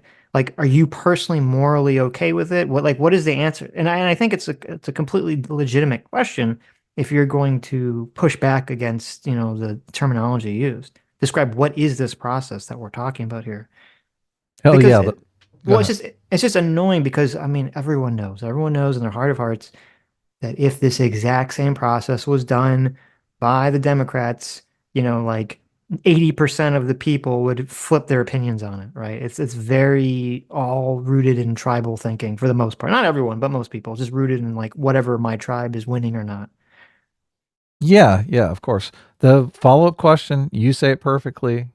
What would you do if the Supreme Court sides with Donald Trump and Donald Trump is president? I don't no, he doesn't want to answer that question. So okay, I gotta go read. I don't know if the follow-up is ever asked. So I have to read Dev's super chat because he just called me a slur in the DMs. Wow. Did he really? He did. He called me a shekel snorter. What? No, a shekel snorkeler. Wow. Dev. What is that? Ouch. But he said I can say that he said that. So okay. Dev for $10. Thank you, Dev. Says self-coup. Quote, self-coup. When a legally elected leader extends his power illegally using his power. Quote, constitutional coup. I'm sorry, coup. I'm like a retard. Coup. Coup, yeah. What constitutional coup. Using a loophole in a poorly worded law to undermine the law, no violence needed. So there's a self-coup. Dev is claiming there's this term called a self-coup and a constitutional coup. So there you go. Look, they even have levels of it. Here it is. Yes. Here's the article. Self-coup, also called an auto-coup, or a coup from the top, is a form of coup d'etat in which a nation's head, having come to power through legal means, tries to stay in power through illegal means. The leader may dissolve or render powerless the national legislature and unlawfully assume extraordinary powers not granted under normal circumstances. And then let me look up. That sounds like what happened here. Constitutional coup. Constitutional coup occurs when a person or group seizes political power in a way that is consistent with the country's constitution as opposed to a traditional violent coup, often by exploiting loopholes or ambiguities in said constitution. Supporters of constitutional coups exploit their political powers to semi-legally seize more. Constitutional coups can be carried out many ways, including removing term or age limits, changing electoral rules to hinder opposing candidates, and postponing elections indefinitely. So there you go. That's interesting. Well, thank you, Deb. There's a term for it. That's actually useful information. So thank you, despite you calling me a shekel snorkeler. What does that even mean? It's someone who snorkels in shekels. Wow. You know, like Scrooge McDuck, you know, when he would... That's a lot. That's a lot. You know, when he would jump into his pool of gold and he'd have a snorkel on? Yeah, yeah. You know, he needed to can breathe, even though it was gold, right? Yeah. Swimming around in your gold coins. I mean, Dev's just anti-Semitic is what I'm trying to say. Yeah. So we were arguing with Dev on Twitter, and everyone was saying that Dev doesn't care about optics, and I think, that's the case. Dev is like the big middle finger to optics. So. Let me read some other $20. Artemis Yeah. Let's for the $40. Thank you. Says, going to start off by saying Destiny lost this debate. He advocated the riot as being the insurrection in favor of the legal argument of elector slates. The people don't know or care about the alternate elector slate. Alex Jones and Glen Greenwald addressing the rioting, the violence of January 6th, which is what the American people only think about when the event was referenced. Destiny doesn't understand the audience and thinks leftists are the average person. Well, I think in terms of persuasion, you could be correct. That most people, I would imagine, I would agree that the average person, when you talk about January 6th or insurrection or a coup, they are literally just thinking about the riot. In terms of persuasion, you might be completely correct. I think in terms of like what is true or legally true, I think that the electors thing is more on the money. But in terms of winning a conversation, you could be completely correct. Lucy Lemonbug, thanks for 5 gifted memberships, even though you're a dirty sticker. Ostracy for $20 says, why is it Adam, the king of do not stereotype, always takes the opportunity to take one person's opinion and smear the right generally by claiming they are appealing to their audience? You did it with Vivek too. Adam, don't do that. The stereotype? Yeah. Well, look, I didn't say... I think that was in relation to the Civil War thing. Yeah. I didn't say all right-wingers do this. I said Alex Jones is doing this. How is that? But you're saying he was doing it in order to appeal to large swaths of his audience that were... My thinking is right. He's had conversations before on his channel talking about the Civil War and buying into what is generally considered the right-wing narrative that this was a war of northern aggression and it had nothing to do with slavery. It was about states' rights and all this stuff that makes people in the South not the bad guys. We've talked about this before on the show. So look, I don't think it's a stretch to think Alex Jones has talked about that in those specific terms and then knows if he contradicts those past conversations in this debate, it's going to look bad. Someone's going to clip it out. I would say the way that I would frame it is that it'd be better to posit that that's a possible reason for why he's doing what he's doing, as opposed to saying it is the reason. Right. Yeah. No. Right. And we went back and forth about that. Right. I said I haven't seen his show enough to know. I might dig in a little more because it is interesting, and I do think it'd be pretty easy to find a clip of him making the northern aggression argument. And look, I don't think every single right winger believes this, but I do think a substantial number of people do, and they talk about this. I mean, they talk about it in our chat. They talk about it when we stream on these topics, right? I mean, we argue against this. So... Luke W for $20, thank you, says, if you don't need a conviction to remove someone from the ballot, there's literally nothing stopping you from making baseless accusations of insurrection against anyone you don't like. Use your brains, people. Yeah, I think... True, yeah. I think that is a big problem, because you'd have to have the courts adjudicate all these various matters, and obviously, if it's viewed as partisan or biased, then the courts are going to probably start to become partisan bias, and it'd be a big, cluster screw. Oh my God, it's so obvious that Trump totally did an insurrection and I had to take him off the ballot. Right. Artemis Fowl for $20. Thank you. Even though, so I don't know why, and I mean, I appreciate you sending the clip and I appreciate you sending the dollar and the money. I don't know why you don't ask a question as opposed to making kind of an assumption, right? A declaration. Because you said, I like that Sitch and Adam can claim this about the spirit of law, but are perfectly fine with all Democrat Pennsylvania Supreme Court deciding that violating its own state constitution was perfectly okay. So I never made a statement about that. I believe whenever we talked about in the past, I said I explained the justification that the Pennsylvania Supreme Court gave, which I don't really have a strong feeling for one way or the other. Now, that is the process. They followed the process, and you might not like the state Supreme Court's ruling, but that is what they said, and they have the jurisdiction and power to make that determination. So I like how I don't know what you want me to do about it, you know. I like how you are perfect. Oh, go ahead. Well, so I just, you know, in terms of, honestly, in terms of whether I agree with it or not, I mean, I haven't done anywhere near amount the research into that specific case to really, I think, give a strong take on whether I think they made the right decision or not on it. And also, I mean, in terms of if you want to bring out the whataboutisms, or I guess the comparisons about the spirit of the law, the entire argument that the Trump team was making was that the states have the authority to do whatever they want in regards to how they choose their electors. And so if the Pennsylvania Supreme Court makes a determination that the way in which the votes were counted doesn't violate their own state law, and then after that, the state legislature signs off on it, which they did, and they validated the slate of electors, then, I mean, you or not, I nor Texas seems like it should have any authority to make a determination about that under the Trump team's own legal theory. So I'm not sure that's really a persuasive argument to me, but. Yeah, that was Nick Rekieta's argument that, well, it's not illegal if they have the power to do it. So right.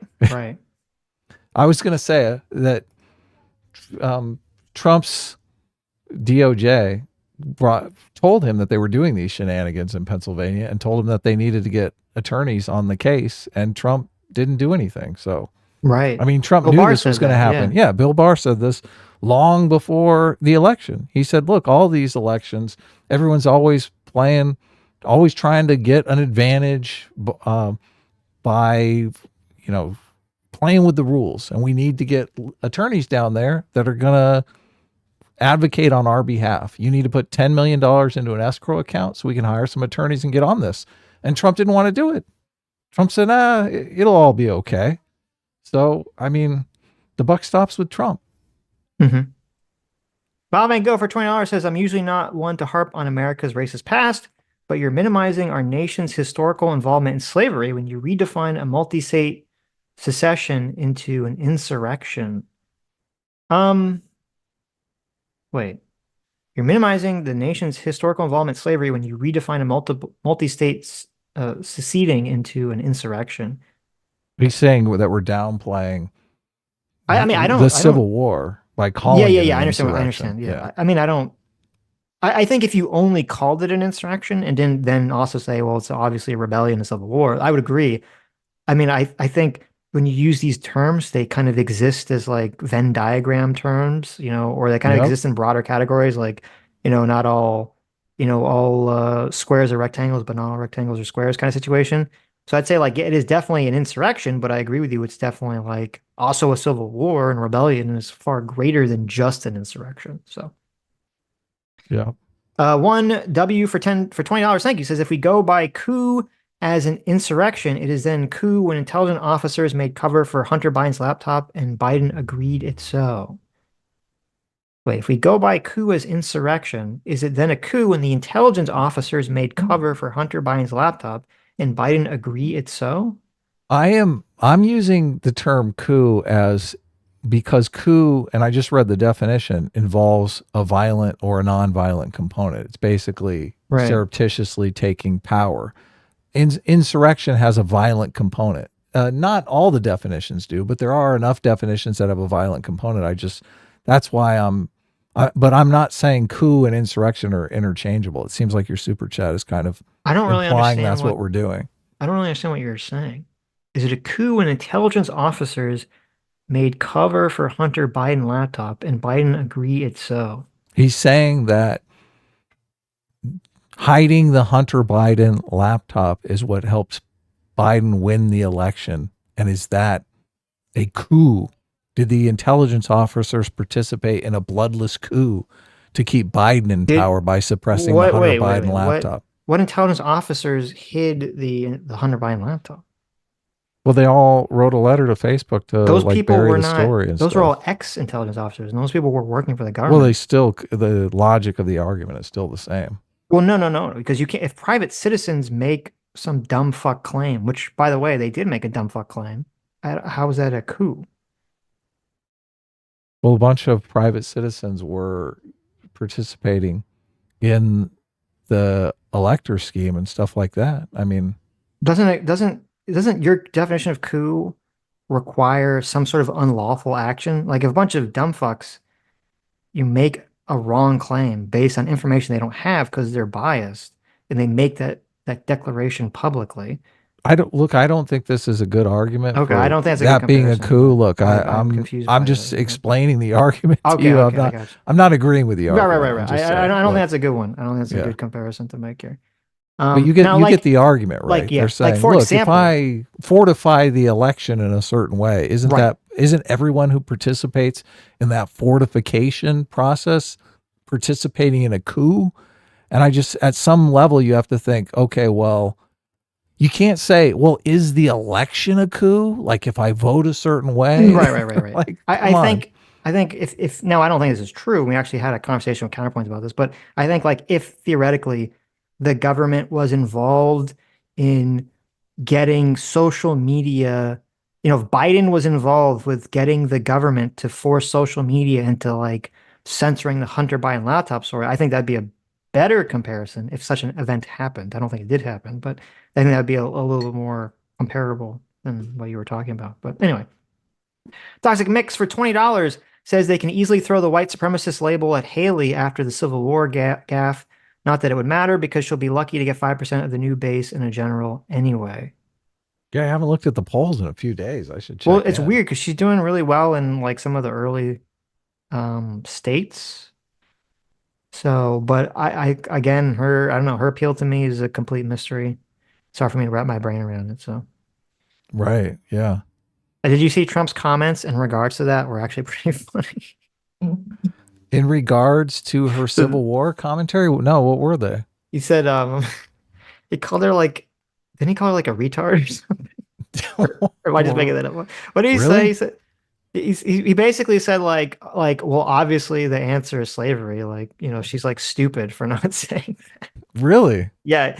So he was very like straightforward. Like, yeah, it's obviously slavery. Like, what an idiot. Has she got a nickname yet? Usually. I don't know. That's the most important. That's the most important aspect to the debate. Look, she can't. So you're technically, you're not just technically, you're right. She's never pulled ahead of DeSantis. She's right on his heels, but never pulled ahead nationally, of him. Yeah. Nationally, in some of the early states, she has, yeah. Right. Oh, she's definitely caught up to him. But as of today, 538 is saying DeSantis 12.1%, Nikki Haley 11.2%. And look, Ramaswamy has a commanding lead over the fat man. Well, okay, that's not really surprising, is it? 4.8. Well, they were neck and neck. I was like, oh my God, is Christie going to beat Ramaswamy? Mm-hmm. Ramaswamy didn't qualify for the debate, but he said he wasn't going to do the debate anyway because they're trying to take Trump off the ballot, which I just think was him getting in front of he's probably not going to qualify for the last debate. It's interesting. You can talk about kind of your political bias here. Mine? No. I'm talking about in general. Okay. Is that there didn't seem to be a lot of reporting on Trump's comments saying that the Civil War was obviously about slavery in regards to Nikki course Haley. Not. That goes against the narrative. There was reporting. I mean, it exists, but I'm just saying it wasn't like it's not It goes against the Charlottesville narrative to the extent you would expect if it was someone else. The narrative on Trump is that he's pro-Civil War, that he thinks the South did the right thing. That's the narrative. Come on. Like I was trying to find the exact quote, and like there's a Washington Post headline that says Trump says Civil War could have been negotiated. Historians disagree. Yeah, I saw a long clip of him. Which he did say that, yeah. But comparing himself to Lincoln again. Of course. I want to see if they actually have the quote where he was criticizing Trump. So okay, it's interesting. Okay, here it is. So they do have it. So they do have kind of the headline, but it's kind of buried. They said they asked her about the Civil War. Why did it start? How did it start? She didn't use the word slavery, which was interesting. I don't know that it's going to have an impact, but I'd say slavery is sort of the obvious answer as opposed to about 3 paragraphs of bullshit. She just talked and nobody knew what she was saying. Oh, this is so true. This is Trump's art. He just cuts through the nonsense. Well, I'm curious if the people who are against saying that it was about slavery, are they upset at Trump for saying that? There's no downside to saying that. I know. Well, you'd think, you'd hope. It's all imagined. Right. And not only that, it helps him because it goes against the narrative, the white supremacist narrative, the Charlottesville narrative. That narrative it's just in books, it's in television shows, it's in movies, it's everywhere. Trump has to fight that narrative. Ostracy for $20 says, why are you guys making the first Sunday show of the year such a trial for me? Adam Sipic for Destiny and Sitch's Law and debate tactics all around. Because you got to start the new year off with a bang, okay? You got to be strong. We'll set the tone for the rest of the year. Sometimes you got to eat your greens, all right? Yeah, look. I mean, and I agree. Someone had said this. They'd said, this conversation would have been better. I mean, quote, what do you mean by better, right? I think this conversation is entertaining. Conversation would have been better for the pro-Trump side if they had some other people with better command of the facts than like Alex Jones. So, J-Mac for $20, the Circuit Father says, okay, I'm off to watch the 4K Return of the King of My Family. Can't wait to watch this VOD later. Much love all. Well, thank you, Jay, and enjoy that. That sounds wonderful. Yeah, thanks for the super chat and thanks for the membership, obviously. Have fun with the family. Toxic Mix for $20 says, not very swayed by the quote under oath argument. More than a couple under oath claims made in favor of Trump have been dismissed as not proving anything, some about January 6th specifically. Yeah, I think just because someone says something under oath doesn't 100% mean it's true. I do agree with that. But it is better than nothing, I suppose, but it's not definitive. And I wouldn't be swayed by that alone. Well, there's something to this effect that she said. She said the word something to this effect. Right, which already the sort attorneys of are going to rip that apart. Yeah, because what does that mean? That's not the direct quote then, so it definitely hurts, Oshly for $20 says, would you guys consider the people who are attempting to remove or support the removal of Trump from ballots in states insurrectionists or people attempting a coup? Well, it's an interesting question. So again, I guess it depends on, because if coup means through illegal means, are these legal or illegal means, right? To me, it doesn't seem like it is legal, right? So I guess you could say it's sort of insurrection-y, but they're trying to do it through a legal process of the courts and have the courts make a determination. So I guess we'll see how that happens. Oh, go ahead. What did you have something to say about that? Do your super chats. Okay. He said Oshly said he sent you a DM. I don't know. Yeah, no, I'll bring it up when we're done with $20 super chats. Hail the free voice for $20 says, hey guys, thanks for covering this and made it much more enjoyable. Do you guys think it could be considered anti-democracy for removing Trump from the ballot, or is it justified? Having a hard time deciding myself as inept. I think it is not justified, in my opinion. As I said, I do not think it's justified. I don't think it makes sense that each state would make a determination about whether Trump did an insurrection. It definitely seems to violate, to me, the spirit of the law and its intention of the law and the creation of the law. And I mean, obviously it is an anti-democratic measure because you're taking something away from people's ability to vote. So I don't support the action.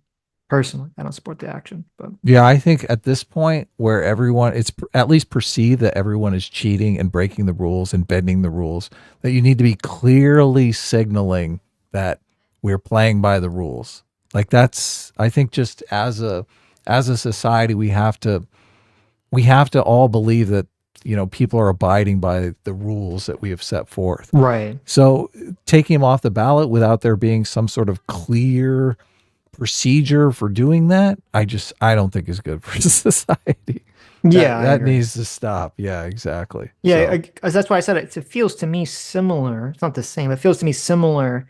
Trying to take Trump off the ballot feels to me like a similar legal remedy as trying to get Pence to throw out the votes. It's kind of like you have this like vaguity in the law, or this vagueness, I should say, in the law that you're kind of trying to push at. So, and I don't know. I'd have to think about it. I'd have to think about it maybe longer to think like, should that constitute definitionally as a coup or not? So, to give it like a good answer.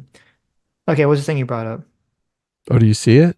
Yeah. I was going to try to send you a copy of it. Most Americans think slavery was a primary issue for the American Civil War. Okay, I mean that's good. I'm glad. I'm happy that that's the result. So. Yeah. I mean, this doesn't really dig into what we were saying, though. Well, it's interesting because it shows that the majority of Republicans, 53%, agree that slavery was the big issue. Right. Now there is a problem. But 36% think it's states' rights. Right, but here's the thing. Well, first of all, that's only 10% more than Democrats, according to this poll. Oh right? Yeah. Is that 25 or 26? I can't tell from the size. 26. I sent you the. Yeah, so it's only 10% more than the Democrats. So that would show that there's not some massive gap necessarily between Democrats. All and those are Republicans Southern Democrats, I bet. There you go. They're all the blue dog Democrats. But kind of there is an issue with the poll, which is that it technically was states' rights, but it was states' rights to have slavery. So how many people are answering states' rights in that framing, right? Sure. Yeah. So that is a giant problem. Right. As well. So it's not. So I don't even know if this poll, the people that voted states' rights, might not necessarily be buying into the whole concept of the war of northern aggression, even if they voted states' rights on the poll. So we've talked about this before on stream, and I do think people try to craft narratives that nobody wants a narrative that they're the bad guy in, and a lot of the left and the Democrats do want to paint Southerners as the bad guy, the historical bad guy in the slavery thing. And I get it. They want to fight against that. They don't like being targeted that way. So I feel like there's a little bit of, it appears that there's a little bit of rewriting history to try to get around that. Oh yeah. I don't necessarily know how you deal with that though. So, I mean, look, the real answer is, well, I mean, they're my ancestors, but why am I responsible for what my ancestors did? Okay. Right. I wasn't a part of the Civil War, right? I was born in Louisiana, but I didn't participate in the Civil War. Well, that should be the answer. Obviously, doesn't work for some people because some people want to harken back to an idea, culture, or heritage that they don't want to acknowledge had shortcomings, like slavery or something to that effect. Right. Yeah. No, but anyway, we can continue. Okay. Exhausting your legal options, getting up to the Supreme Court. The Supreme Court makes the determination. Let Darren finish. If both of you accept that, then if the Supreme Court says that because of Amendment 14, Section 3, Trump can't be on the ballot, you would both accept that as well? I wouldn't, but I think that would be authoritative. I would think it would be authoritative, but Donald Trump, one man, centralizing power among himself to remain in power, that's not authoritative. He didn't do that. That's not what he tried to do. That is what happened. I know you only read tweets and headlines, Glenn, but believe it or not, that's actually what happened. He wanted a 10-day, that was our goal, was a 10-day Senate investigation into the Constitution. That's not what was happening behind the scenes, though. There's testimony from the lawyers involved. They were wargaming everything. Exactly. His attorney general, the assistant AG, the assistant deputy AG, all of his legal counsel, all of the state senators, all of the congressmen. If I can talk over you, I can be way better than you. So there's a lot of confusion about this, and I understand why. It's because Eastman was proposing two different strategies. The first strategy was that Pence would unilaterally throw out the slate, and then he would declare Trump the winner. And then if there was enough Democrats causing problems to prevent that from happening, they would then do the process where they'd kick it over to the House to vote on it, which would presumably still have Trump win if everyone voted along party lines. That was plan number one. Plan number two was that Pence would throw out the votes through some kind of non-legal process that is not specified anywhere, and would just say that the states have 10 days or some extra determined days to review additional claims of voter fraud, and then they would hold, they would then in 10 days then have kind of the process continue. And he advocated for both of these things, and he publicly said both these things, and Trump publicly said both these things, which is kind of what leads to the confusion when people have a conversation about this. But when you look at Eastman's memo and when you hear Pence's lawyer testify, what they both show and what Pence's lawyer says is that on January 5th, Eastman was saying that the primary thing he wanted Pence to do was option number one, which was to throw out the electors and declare Donald Trump the winner. That was the primary goal. That was the primary first win condition they wanted to go after. However, after the January 6th riot occurred, Eastman then still sent a message to Pence or Pence's lawyer requesting that Pence then do option two, which was to say, oh, well, we're going to let the states get 10 additional days to investigate.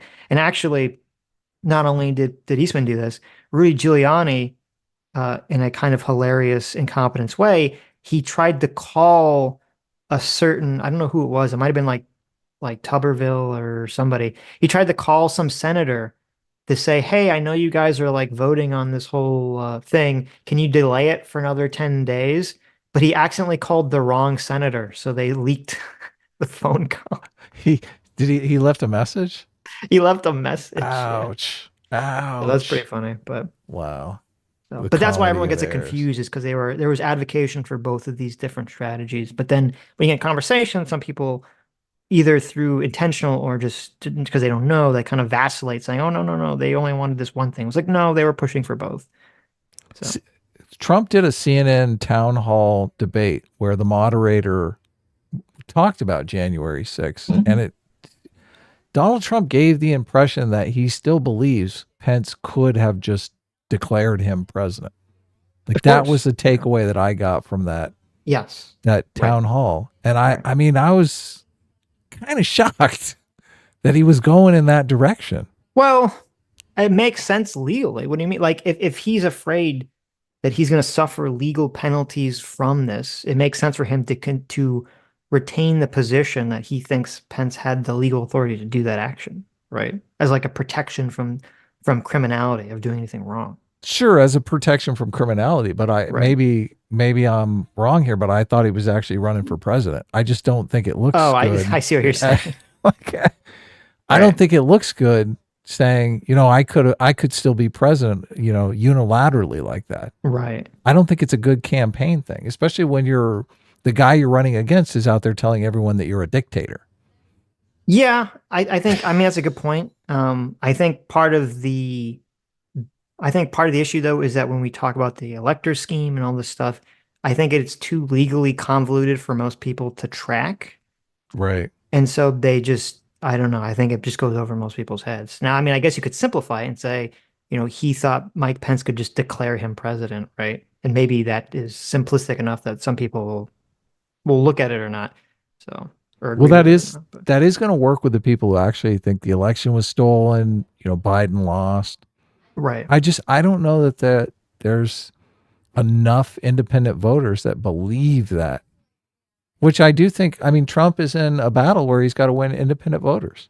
Well, I guess the question is the independent voters, the people that are undecided, are they going to do they care enough about January 6th stuff or, threats to democracy or whatever, which was like the primary thing that the Biden was harping on his last speech, and it'll probably be what he runs on primarily. Right. Are they going to care about any of that stuff? Or are they just going to care about like, well, I don't like where the economy is right now. I don't like where immigration is right now. So I'm not going to vote for Biden. Okay. So number two. So you don't think they're going to care? I don't think they're going to care anything. That's very possible. I think Biden's campaign that is just, it's all about Trump and democracy, I think is just foolish. Well, okay. And he's going to completely bomb. You could be right with independent or swing voters, but the other issue that they try to do is try to just like really not exacerbate the base, really, really rile up the base and really increase voter turnout. Right. And I do think that pushing the end of democracy, January 6th stuff will definitely, I would imagine, would rile up the base and a lot of Democrats to get out and vote. And so maybe that's the strategy that they're banking on. Well, I think a lot of Democrats are actually kind of lazy and they don't want to show up at the polls and vote. Yeah, but if they, right. So, I think you're right. I do think riling them up is a good strategy. That's what I'm saying. Right. But at the same time, I do think the Israel-Palestine stuff is going to allow them to say, I mean, you're literally the genocider in chief. What are you talking about? You're the one that's throwing democracy under the bus. Right. There. Yeah. Well, that's a good point, but I don't know. I mean, I'm assuming that whatever's going on with Israel is not going to be going on, I imagine, next summer, right? Or this summer, I should say. I'm assuming that's going to be more resolved or calmed down by then. I'm not so certain. Look, I don't think Palestine is getting a state before. No. Like, to be clear, I don't think it'll be resolved, but I don't think that there'll be. I would hope that there's not going to be active bombing campaigns in the summer of this year, close to the election. That like whatever is going to happen is going to happen, and there's going to be a military occupation in Gaza. Right, it'll be like a military occupation or something. On election night. Well, but here's the question. So if Biden's running on the fact that Donald Trump wants to take over the country and make it an authoritarian dictatorship, are there going to be a good amount of lefties who say, oh, well, that might be true, but Israel's doing a genocide and Biden supports it, so I'm not going to vote for Biden. That's exactly what I'm saying. I'm saying the base is going to be suppressed. I don't know if that's going to have a big impact on people. We'll see. We'll definitely see on election night. I would wager, I could be wrong, but I would wager that the same people who are likely to be in the position that Israel is doing a horrible genocide are also the same people that think Donald Trump wants to take over America. I think those people are going to vote third party. I think third party's going to get like okay, maybe that'd be interesting. 10% of the vote. I think Biden is going to lose. I think Trump is going to win, and everyone is going to lose their minds because they're going to blame RFK or who's the other guy running? I don't know. The other third party guy? Yeah, We've covered him before. I can't remember his name. The brother guy. Listen here, Jimmy, my brother.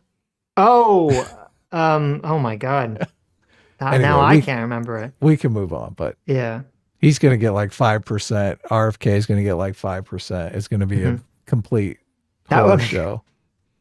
That would be hilarious if I mean, it'd be Cornel West. There we go. Cornel West. Thank you, Chad. Thank you. Yeah. But you've been doing it the whole time. No. You're doing it, and then I dominate you. You can't handle it. Okay. He did. You know what's funny? Like, not only is this interview hilarious, or this conversation hilarious, what's being said, but the camera work makes it feel like it's not real. Like, doesn't it feel like an episode? Oh, it's Jerry Springer all the way. Of like, Arrested Development or something. Like the camera work. Legal counsel, all of the state senators, all of the congressmen. If I can talk over you, I can be way better than you. That's what you've been doing the whole time. No. You're doing it, and then I dominate you. You can't handle it. Okay. He didn't do that, and he left, is the point. And that's the reality. And now they say we can't vote for him, even though we all know Biden's going to win by 10 million votes. That's why we call it an attempted coup and not an actual successful coup. Alex, do you think that Trump was responsible for this thing on January 6th? 100% not. He'd had hundreds of rallies around the country, 5 or 6 that we were part of in the months before this. And we had the space. Here's the Capitol, right up here by the Supreme Court on the Capitol grounds. We had a stage. And then we get there, and it's bedlam. And so, no, Trump didn't think attacking the Capitol would make him look good. That's why he came out and said that don't do this and go home. Why didn't he call them off immediately if he thought it didn't make him look good? It was happening while he was giving a speech. Wrong. The reason why he didn't call them off is because him, Giuliani, and Eastman were making phone calls to other senators and congressmen asking them to decertify the electoral vote. No. You were there, but you weren't. Do you acknowledge that happened, or do you not acknowledge it? We're talking about the crowd. I don't care about the crowd. I'm saying that as the riot was raging on and he was sitting there sipping his Diet Coke, if this really made him and his followers look bad, why didn't Donald Trump make a video immediately? Yeah, I'm about to do it because I can talk over you really easy. That's what you've been doing the whole time. No, you're doing it. I look forward to you dodging the question again. Go ahead. You're doing it. You're doing it. No, you. So, you. No, you. You. No, you. Both of you. Keep doing it. It's what he does. He doesn't have facts. Break it up.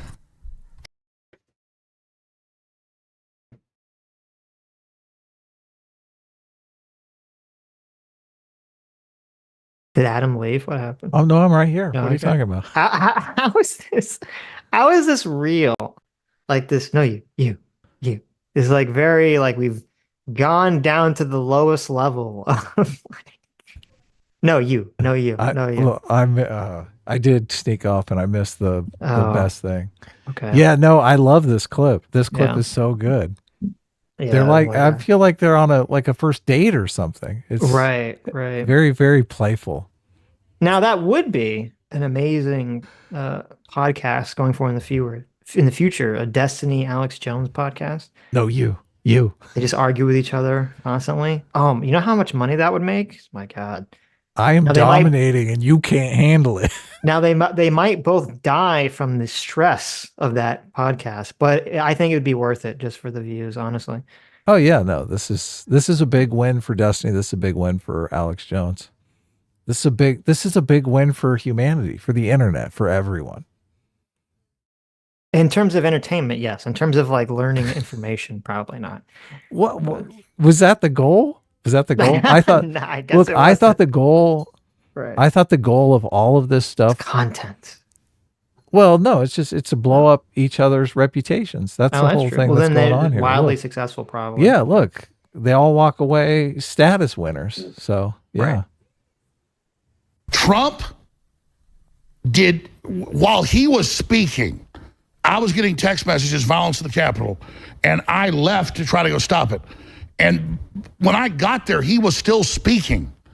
So this thing where you guys say, the attack started at this time and Trump did nothing this time, he's speaking while it happens for hours. He then goes to the White House, tries to figure out what's going on, and puts a statement out against it. And he said, in the middle of his speech, off a teleprompter, go be peaceful. That's what he said. Didn't Trump get back to the was it like 1:30? He also said fight like hell. Yeah, if why we didn't don't you fight play like those hell, clips? if we don't fight like hell, we're not going to have a country. What did Rudy Giuliani say? He said, let's have trial by combat. Yeah. That's a legal term. Maxine Waters said, really, that's go a legal attack term. Republicans in restaurants, That's grocery stores. So why don't, with her, it wasn't hyperbole. Why don't we ask? Trump never supported political violence. Trump never told people to be goons. The left's what burned down half the country. Everybody knows that. Everybody knows is Biden's erased the border. Everybody knows all this. You're sitting there claiming this was, do you agree this was big as Pearl Harbor? What are you comparing it? As big as Pearl Harbor in what way? 3,000 died in Pearl Harbor. People dead? No. Maybe a blemish on our democracy? I'd say it was very close. Let me ask you this. If they bring in, which they've done, 10 million illegal aliens the last 3 years, and then that gives them, with the congressional seats in the census, more Democrat seats in the Congress, is that undocumented aliens, undocumented immigrants are not voting. They are counted. No, they are not. They're counted in the census. But they're not voting. They're counted in the census. They're not voting. So then they get more Democrat districts. Can we backtrack really fast? Oh my God. So let's backtrack. Ladies and gentlemen, they're already stealing elections with the illegals. They get more congressional. To January 6th. They get more congressional districts. Yeah, I do Can we want to go back to January 6th? Okay, so you play those clips. Oh, you always want to get off of it because it wasn't an insurrection. I came here to debate and then January as soon as 6th, I bring not up the real insurrection, you can't handle it. I'm not here to debate immigration. Yeah, talk to me, Brian. Okay, yeah, so why don't we ask the Oath Keepers, the 3%ers, the Proud Boys, the ones who were actually indicted and convicted of seditious conspiracy, why they did it? And well, you know, they told us. No, yeah, they did tell us. In both they did tell us. Both the kangaroo trials. Let Brian finish, and then you can come back at me. All right. Joe Biggs, he said, I did it because this is where Trump wanted me. He wanted me to do this. Stewart Rhodes, Oath Keepers, same thing. I did it for Trump. Multiple Proud Boys and Oath Keepers, they all said, I was here because of Trump. I went into the Capitol. I took the Capitol because that's what Trump wanted. So was Trump responsible? Ask them. Ask the people that are serving 20 years in prison for seditious conspiracy. I like to respond to that now. I know Stuart Rhodes well. I know Joe Biggs well. He used to work here. And they have never said Trump told them to go into the Capitol. They have never said they did it because he asked them to. That is not a true statement. That is a true statement. I have their quotes right here. Joe Biggs shook a fence. Stuart Rhodes said he never told anybody to go in the Capitol and never went in the Capitol. And you just said they said that Trump told them. Multiple Proud Boys said they were in the Capitol because that's what Trump wanted. Trump you're wanted reading them. a Jack Smith federal filing? Next we'll tell me the I'm going. Jack Smith didn't indict the Proud Boys. They have messages between the group. They have the actual. No, I know all about it. Yes, so they have them. So are you saying these are fabricated? No, read me the quotes. Yeah, read those. Well, there is a difference between someone saying, I did something for Trump and Trump told me to do something, right? It's a substantially different claim. Of course. So, yeah, all this is just obfuscation. Right. Will be important if you're trying to make a determination about, or a claim about whether Trump wanted people to be violent on January 6th or not. Those quotes. I mean, I have said, we were here to storm the Capitol. We were here because of Trump. I mean, there's literally dozens of these pretty quotes. Different. And so they say Trump told me to? What's the best quote Nobody you have? is hold on. Wait. Right. So I mean, well, it's interesting because that would show evidence of violence, but not necessarily that there was a direct message from Trump to participate in that violence. Right. Right. Yeah. It's so obvious they were all there because of Trump. Trump put a note out on Twitter at the time and said, come to January 6th. It's going to be crazy. Right. Well, that's obviously why they were there. And you can make an argument about, Trump's rhetoric definitely inflamed people, which I think is obviously true. And everything Trump was doing leading up to this definitely inflamed people. And that's, you can make an argument about that. You can make an argument about whether you thought Trump responded quick enough or appropriate enough and all that stuff.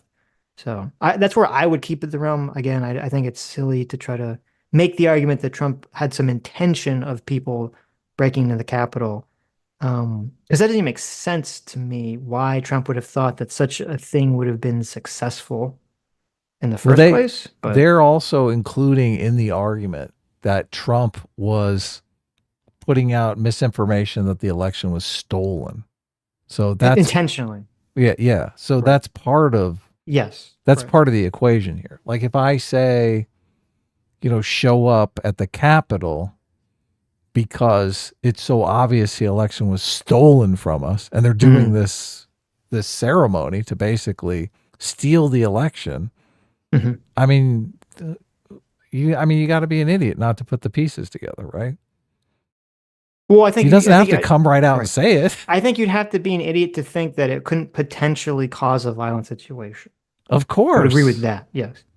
Right. I don't think I don't believe that Trump went into January 6th thinking, okay, my plan here is that a violent mob is going to break into the Capitol and somehow that action is going to end with me retaining the presidency and convincing, because going into January 6th, Donald Trump knew the day before that Mike Pence was not going to throw out the electoral votes. He knew that for a fact. Pence told him the day before multiple times, I'm not doing this action. So Trump went into January 6th knowing that was the case. Yeah, but he was still trying to pressure him. He still was saying like maybe he'll change his mind. Right. And I could believe that he could think having a crowd of people outside would be a, quote, political show of electorates enough to pressure Pence possibly into doing it. Yeah. But I wouldn't think that Trump would think that having people break into the Capitol with force would have some effect on Pence's, doing some action. I would imagine that. Right. Right.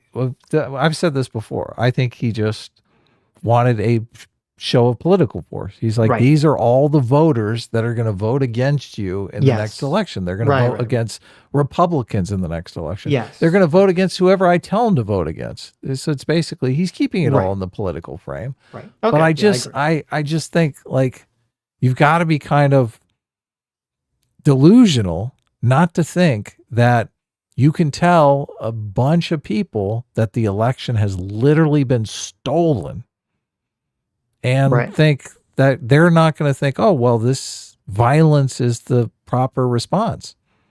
They literally stole the election from us. Of course, they're going to go in there with the mindset that we're revolutionaries. We're not going to let this injustice go unanswered. They still believe that. I don't think there's any way around that.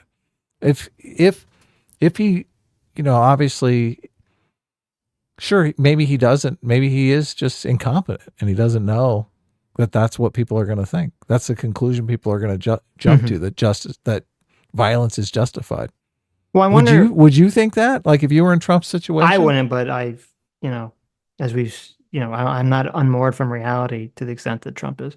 Hold on. You would not think violence was a probability. I think it would be a very potential probability. Outcome. Yes, I think it'd be a high probability. Okay. I would be curious if, like, say hypothetically, them breaking into the Capitol succeeded in pressuring and changing Pence's mind, and he throws out the vote, and then the House votes that Trump maintains his presidency.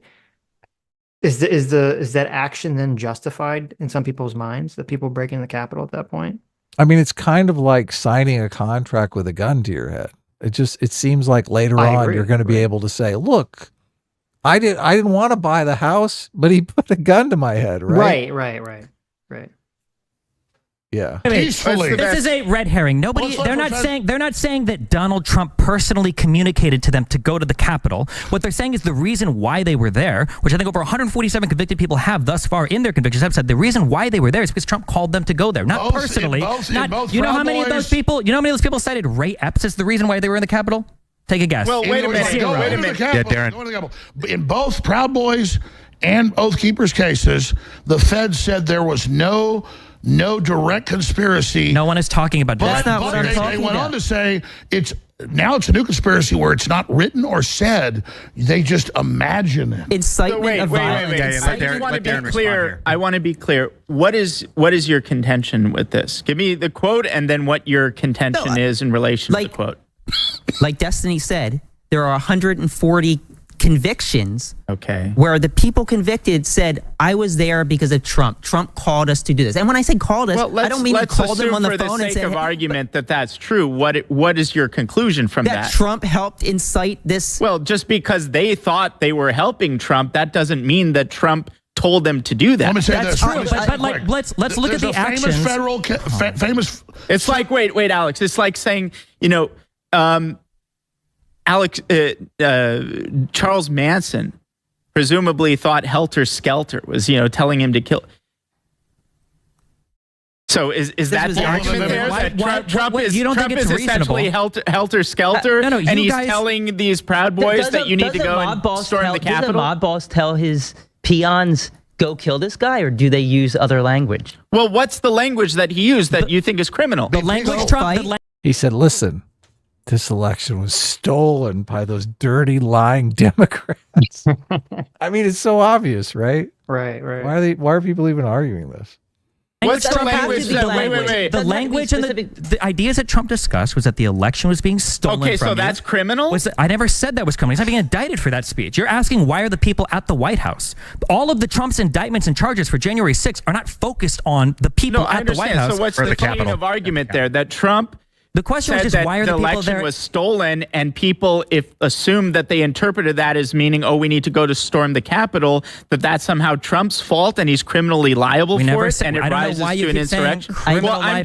I'm trying to be clear what the contention is. Let me explain it. What Trump did was Trump laid out very precisely exactly what he believed had happened. He thought that the vote was being stolen, that our country was being taken from us. Not believe, what he wanted others to believe. Yeah, what he wanted, that Congress wasn't acting, that Mike Pence was supposed to be the guy to do it, but he hadn't heard good things about them, and they needed to go down to the Capitol building to protest. To protest what? To protest. Out of a million nobody people, is saying that. You're repeating the same thing. You're like a broken record. You're a broken record. No, I'm not a broken record. Trump has every time I every talk, right. You try to shut me down. Listen, here's the bottom line. Trump's not been charged with insurrection. It's interesting that he interrupted and then said every time I try to talk, you shut me down. But okay. No. No one said he was. Trump didn't, but you're saying people can't vote for him. No, I'm not saying that. That's up to the Supreme Court. No, that's the. Do you support? No one here is talking about him being. Do you support Colorado and Maine taking him off the ballot? That's up to the Supreme Court. No, you punt. Do you think it's good for the opposing party, when a guy's way ahead in the polls, to remove someone from the ballot? It's not about him being ahead in the polls or not. It's about whether or not he engaged in insurrection, and if the self-executing part of the 14th Amendment allows states to remove him from the ballot. Where is Trump found guilty of You insurrection? don't need a conviction for the 14th Amendment. About this for like an hour. Alex, read it. Can we bring the 14th Amendment up on? You can put Section 3. You're misrepresenting that. It was interesting. So, Alex, he was going to pose the question of holding Destiny's feet to the fire to say, well, do you think he should be removed from the ballot? I know. I'd be interested in the answer to that. Right. And then Alex got kind of lost in Destiny's response and then kind of moved away off of that. Unfortunately, yeah. Right. It sounds like Destiny is in favor of taking Trump off the ballot, though. That's what it sounds like, yeah. But I think they answer this later, and I think the Crasses say no, but I don't remember what Destiny's response is. And it doesn't matter because we have a right to vote for who we want, right? No, you don't. Within reason. You can't vote for somebody under 35 years old. You can't vote for somebody that's not a Glen, U.S. citizen. It looked like you wanted to chime in, Glenn. But he's unpopular, though. He lost. Well, we can't vote for him now. If you think it's so bad that courts are kicking him off the ballot, what do you think about Trump doing the birtherism card for Obama for how many years? That was the first big political thing he was known for, was challenging whether Obama was even born in the United States in an attempt to get him kicked off the ballot. No, you know why? I can play the clips of Obama's. And now you're going to justify that. No, you're not. You're going to read my mind? That's what it sounded like you're about to do. You're Play the scared clips. of me talking. I'm not scared of you talking. There's clips of Obama and his wife saying he was born in Kenya. I don't believe he was born in Kenya. He was born in Hawaii to the head of the Communist Party there, actually. So and who's in his book and hanging out, Frank. So that's what's going on here. It doesn't matter. If Trump wants to say the moon's made of cheese, we have a right to vote for him. If Trump can say whatever he wants, that's not what's getting him removed from the ballots. Glenn. But he's a loser. But you can vote for. You can vote for him if you want. You can vote it. You can vote for him. You can write him in. But the 14th Amendment says he can't hold office if he incited insurrection or gave aid and who found him guilty of insurrection? We talked about the Civil War earlier. Nobody was found guilty of violating insurrection rebellion during the Civil War. I have a question. Nobody. And that was an insurrection. Wait. Ladies and gentlemen, welcome to my house for a moment. Hello. Hi, I'm Ian Crossland, and I'm moderating this awesome debate. Glen Greenwald is about to speak. I want to hear what he has to say. He's been waiting patiently for about 1 minute. Glenn, what's happening? I like that. I like him. Ian's great, yeah. Welcome to my house. Okay. I never heard this claim before, that there's a video of Obama admitting or claiming he was born in Kenya. I found so when I looked this up, there's a clip of him. That's some old lore. Right. There's a clip of him saying it as a joke, like much obviously a joke.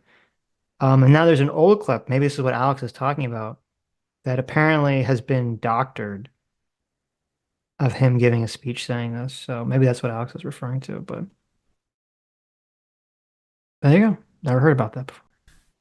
So first of all, on the issue of the ballots, there have been split decisions on this, and even Democratic judges in Colorado and then the Democratic, very partisan Secretary of State in Rhode Island, as well as in California, have all said they don't think it's appropriate to remove Trump from the ballot because he has not yet been charged with, let alone convicted of, insurrection. So I want to be very deferential to Destiny's incredible achievements in constitutional scholarship, but there are actually a lot of even Democratic Party.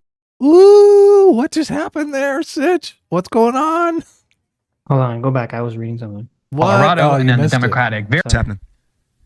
Thanks. Yeah. So first of all, on the issue of the ballots, there have been split decisions on this, and even Democratic judges in Colorado, and then the Democratic, very partisan Secretary of State in Rhode Island, as well as in California, have all said they don't think it's appropriate to remove Trump from the ballot because he has not yet been charged with, let alone convicted of, insurrection. So I want to be very deferential to Destiny's incredible achievements in constitutional scholarship, but there are actually a lot of even Democratic Party elections. How's that for you? Yeah, I don't know. Well, so because Destiny like made some comment, I forget what it was. He made some comment earlier, kind of insulting Glen, but that was after Glen made a comment insulting Destiny. I don't know. I don't know why Glen is so catty. It's funny though. Someone who really doesn't like Glen Greenwald very much. I approve. I like it.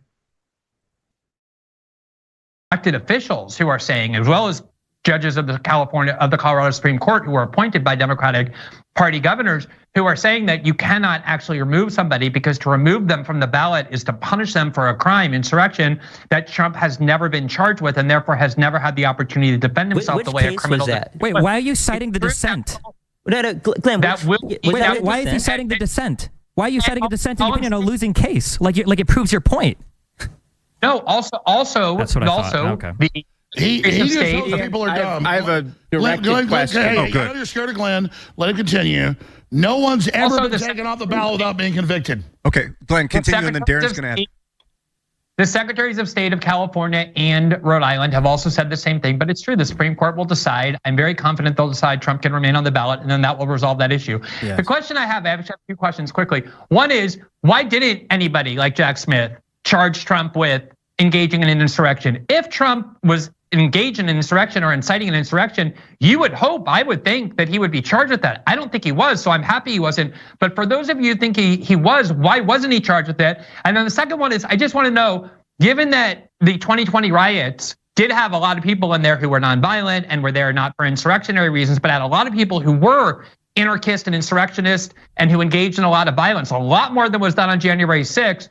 Do you also think that the riots of 2020 constituted an insurrection? I'm just trying to understand, to get a sense for what your definition of insurrection is. Glenn, why do you think Trump wasn't charged with insurrection, Sitch? Well, so I know what Jack Smith said because I read it because I was curious to answer this question. So what Jack Smith said is that he thinks it would be too difficult, essentially, I believe is what he said. I read this like a month ago. It'd be too difficult to essentially charge to get a successful conviction on that because there's not enough case law and precedent on this action because it's obviously significantly more rare. Then but there is a lot of case law and precedent on violating someone's civil rights in regards to like voting and things of that nature, which is kind of like what the case that he brought forward is based off of. But nobody's going to charge Trump with insurrection, right? It's only going to become relevant because people are taking him off the ballot, accusing him of insurrection. Yeah, theoretically, they could. I don't know what statute of limitations if there is one on insurrection, but there's very low chance that any federal court will charge, any federal prosecutor will charge him with the insurrection. Yeah, they probably looked into it. They probably looked at the evidence to see if they had enough evidence. They didn't. Yeah.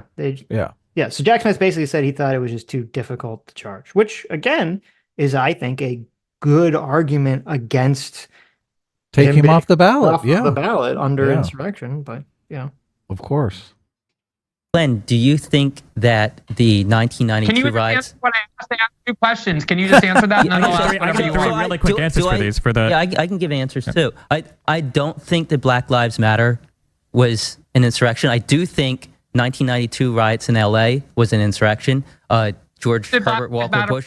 What Black Lives Matter black that made it not an insurrection? What did it lack? So it was a protest, and the violence was when the police clashed with the protesters.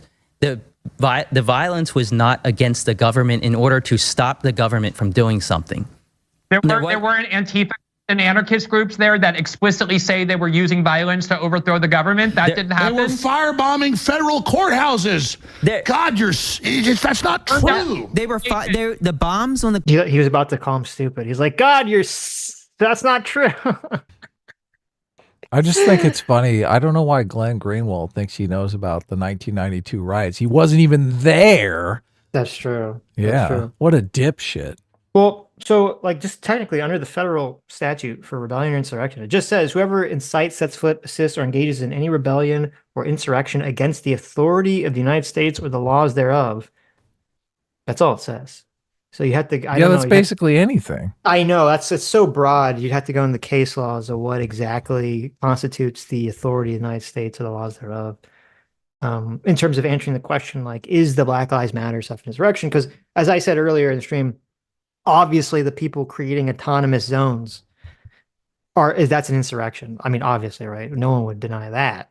You're literally saying, of course, there are people that are going to deny it, but okay, I agree with you. Right, I think, but I would assume, no one, and I assume no reasonable person. No reasonable person, right? You're literally saying this part of the country is no longer part of the country, right? You've seceded. Right? Yeah. Now, I don't know if just like people like breaking into a store and looting it or trying to burn down, a car lot, like in the Rittenhouse situation. I wouldn't think of those actions as insurrections. Necessarily. Yeah, so, I wouldn't either. I just Now what's the point? You could. Alex brings up, one of the few points that he brings up that I think are good. I do think you could say, well, but is trying to burn down a federal courthouse an insurrection? Yeah, I think that's closer. Right. There's definitely obviously in the ballpark. So now, and I think you could say like the people that are trying to stop the Cop City thing from being built in Georgia, that definitely seems to be an insurrectionary act, right? You're literally trying to stop the government from building a facility. Hell yeah. So yeah, all those people are insurrectionists. Right. Charge them with insurrection. Courthouses, there's nobody. It was at nighttime. There's nobody in there. They were not obstructing anything. Firefighters got excited. Arson's a serious crime. They were not there to obstruct. I think this is like a horrible argument that I forget which one's which is making, one of the Krauses is making, because like, okay, even if the courthouse is empty at the time that people are trying to destroy it, the destruction of the courthouse would definitely impede and affect government processes going forward, obviously, right? Yeah, they're taking out a place where cases are supposed to take place on Monday. So, what the heck? So I don't know. This is, to me, this is like a weird argument. It's a bad argument. I'm not sure why. I'm not even sure what the point of even, like, why would you even disagree with this? Why would you just not say, yeah, I agree, that's an insurrectionary act? Yeah, I don't know. An official of a government. Wait, just burn down a courthouse. That's really quick. I want to ask Glen. Do you think 1992 was an insurrection? Notice you didn't answer Glen's question. I just did answer it. Talked about. I just answered it. Yeah, but no. The Democrats. Alex, I did it. Yeah, but no. Answer. I just. Go ahead. I specifically ansred it. Glen, please. You answered it. Yeah. But I mean, I think the 1992 riots, I recall at the time thinking the Insurrection Act was inappropriately invoked. I'd have to go back and really study the 1992 riots to see the extent of the violence. But I do think that you're asking that indicates why the 2020 riots are way closer to an insurrection than anything happened after the 2020 election. And the reason you're afraid to say that it is an insurrection is purely for ideological and partisan ends, because you don't. That's not true. And liberals were engaged in an insurrection. You asked him a question. Let me finish. There's riots every week in America. Or all the Democrats were saying the Black Lives Matter riots were good and bailing them out. You know what? Here's something that I think. Democrats were saying be violent everywhere. They were not. When we talk everybody get the clips. Get him. Take the clip and get him. When we talk about. Get him. Get the clip, everyone. Get the clip. There's clip. There's a lot of good memes around this conversation. Get him. Get the clip. Oh. Look, the guy on the end is just laughing hysterically. It's impossible not to laugh. I know. This is insane. I'm trying to remember, like, there were Democratic politicians that were obviously saying, I don't remember anyone advocating for the riots. I remember was that there were people saying that rioting was bad. I think, Biden said rioting is bad or whatever. What do you mean? Marjorie Taylor Greene was like, that's right. We're here to take our country back. No. Talking about BLM stuff. Oh, okay. I mean, obviously Biden wasn't president at the time. No, but wait, let me just finish. So I know there were Democratic politicians that were saying it was bad, but I know, like, I don't remember anyone saying that was good. I remember generally the move from the left and from Democratic politicians was not to say that it was good, but to downplay it and be like, oh, it's like very minor, or it's not a big deal, or it's mostly peaceful. Like, I thought that's my recollection was that was the main move of the left during the BLM riots, was to downplay the violence, not for politicians to advocate for it. Now, obviously, there were people online that were advocating for it. And then you have the situation, which Alex brought up earlier, with where I do think it's definitely legitimate to heavily criticize Kamala Harris, because she did promote that horrible, awful fund that basically goes around and it just pays anyone's bail. Yep. And people were like promoting it, including her, promoting it because they thought it had something to do with people that were, quote, wrongly arrested for our BLM protests, when in reality, the fund was just, they don't believe in cash bail, period. So they were basically just paying for anyone's cash bail, I guess, without really a strong consideration of what the person even did. So it wasn't even about the BLM stuff. And she was, a dumb idiot for promoting that. So. Yeah, I have no problem if you want to call BLM an insurrection. Who cares? Right. If you're basing insurrection on the violence component, okay, whatever. Okay. I mean, yeah, there's definitely BLM is an insurrection. Yeah. Right. Go for it. I don't care. Look, and there were plenty of people on the left who were saying violence is the message of the unheard or something. Right. To that effect. So yeah. Riots are the voice of the unheard. But an insurrection.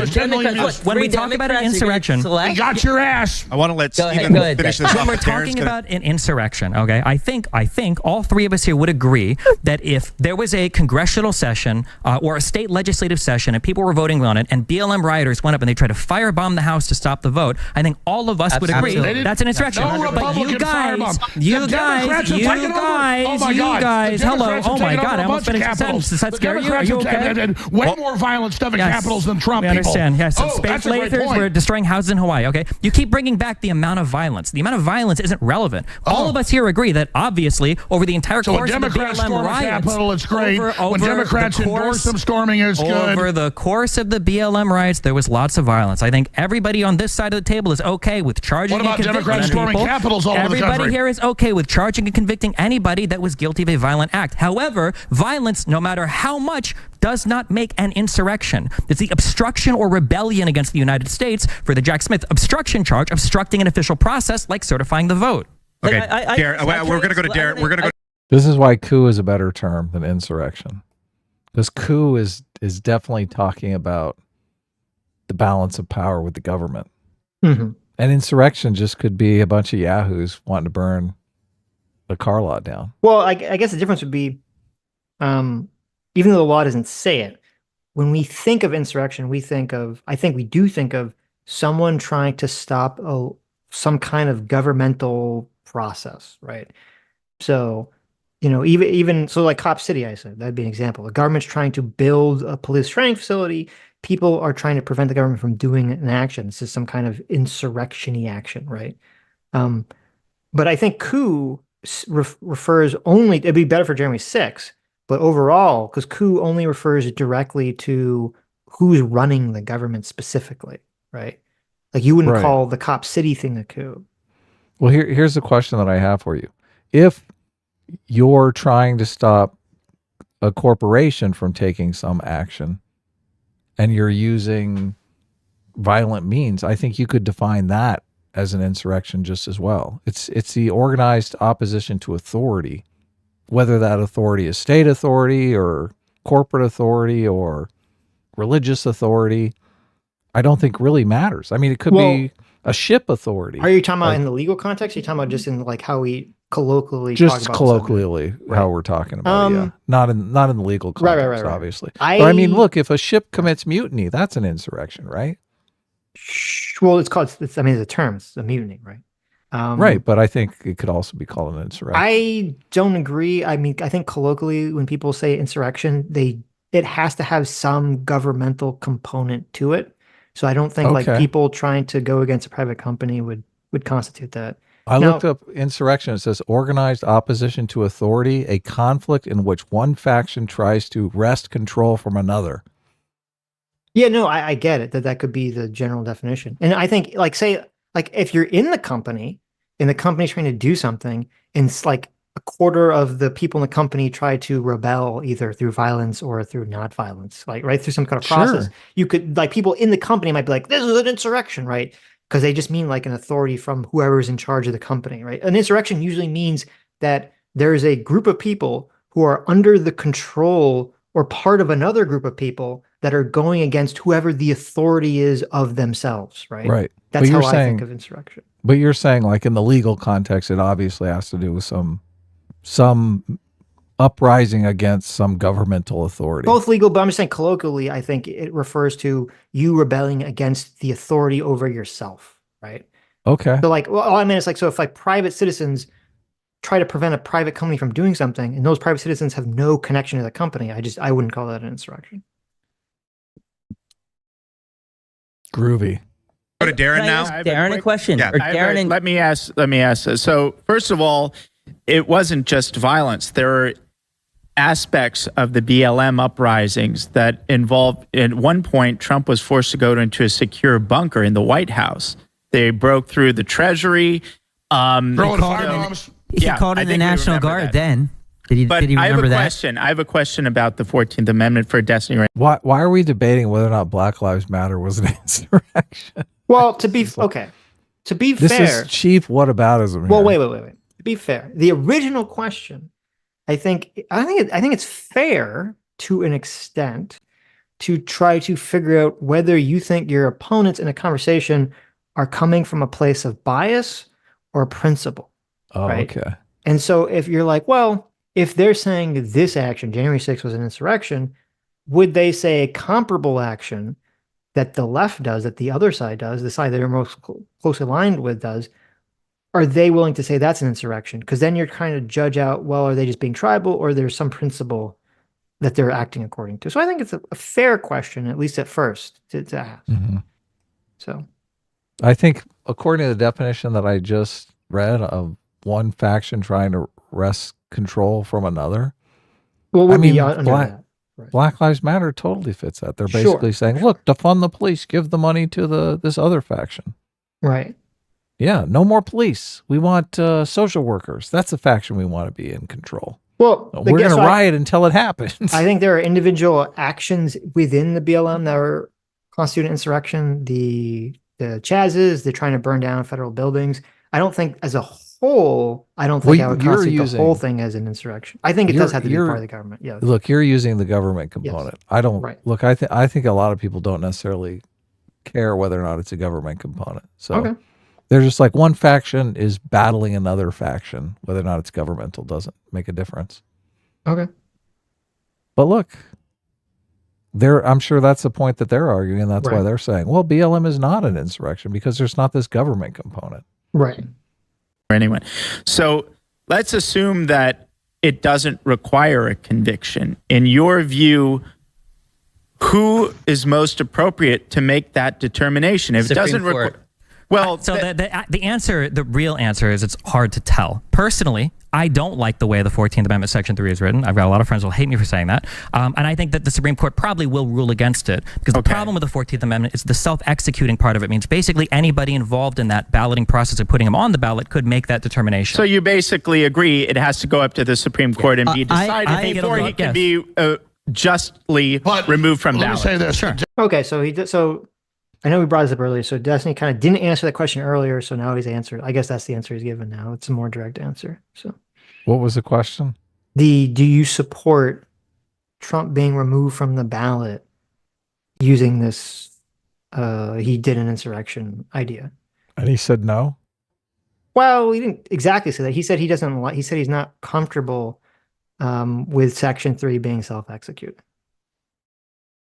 Right. So the question I want to ask is, do you think Trump should be removed from the ballot?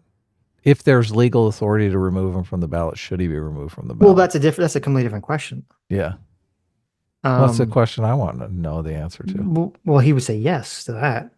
Of course. I think the question to ask people is like, okay, if you're on the Supreme Court and you have to make the decision, how would you rule, right? That'd be the question to ask. Sure. Declaration of Independence, and you want to talk about insurrection. I want to fix this peacefully.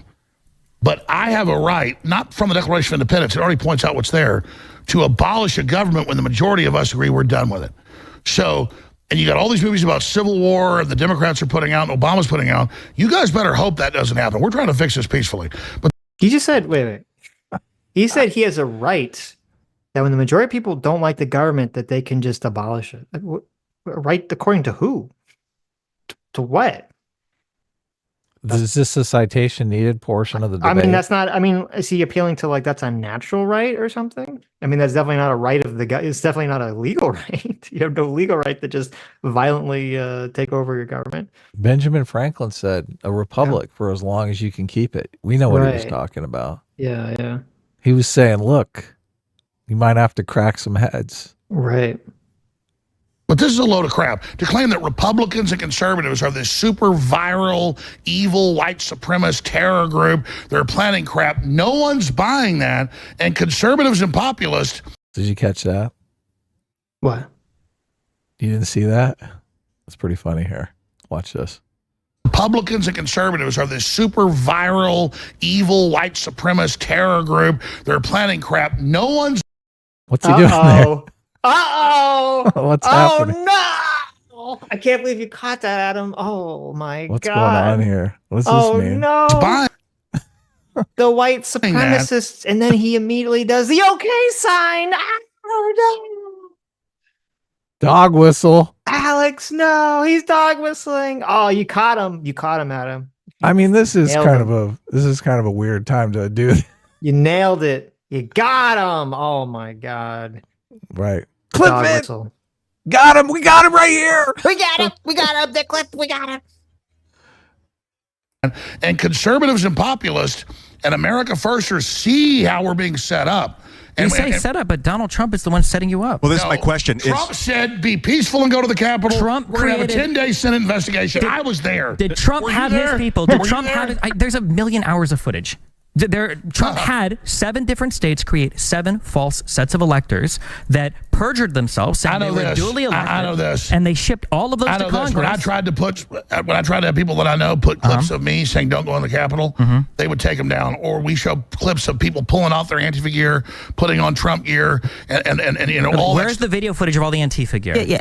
Oh my God. 3,000 people have phones there. Clips tonight. Oh, everybody. How many Antifa were arrested and charged? Antifa gear. Got you How many Antifa? If Antifa was there, why didn't Donald Trump? That's when the glasses go bump, bump, bump. I get the cigar. Yeah, You guys are He got him. He's doing the deal with it meme. He's like, look at this. Yep. Meme it up, guys. Give me the glasses. Give me the cigar. Bump, bump, bump. So someone sent me the supposed footage of this the Antifa thing they're talking about. I mean, it's a video of people who are wearing red shirts, putting on like a blue sweater in like a wooded area. I don't know how we make a determination that these are Antifa people changing. And this is somewhere near the Capitol? Yeah, like it's in the Capitol. It's definitely in the Capitol area, but it's just people changing their clothes. Like, I don't know, how do we know that those are Antifa people changing their clothes? Oh, okay. It's not like they're wearing shirts that say Antifa and then they pull them off and they put on like a MAGA shirt, right? Wow. Like, how do you, like, I don't know how this is determined at all. But anyway. Talking pretty candidly about media. You know we're not playing clips. Why didn't Trump call in the National Guard as soon as the riot started if Antifa was there? He asked for 10,000 National Guard a month before. No, he didn't. He mentioned it 2 days before. Why didn't he call him in that night? Why didn't he call him in? Look, there's Antifa. Call in the National Guard. He would have ended it in 20 minutes. So that's another myth, that he had the National Guard on standby. Kash Patel said that. No, he asked for it. No, let me finish. Kash Patel said that Trump asked for it. That's the source of that. Kash Patel and Donald Trump, after the fact, claimed that they had the National Guard on standby. Neither of them testified to that under oath. Do you know who did? the Secretary of State, Department of Defense. Secretary of Defense, Christopher Miller, testified under Trump oath. didn't have him on standby. He asked for it and was refused by Milley. I can watch the post up.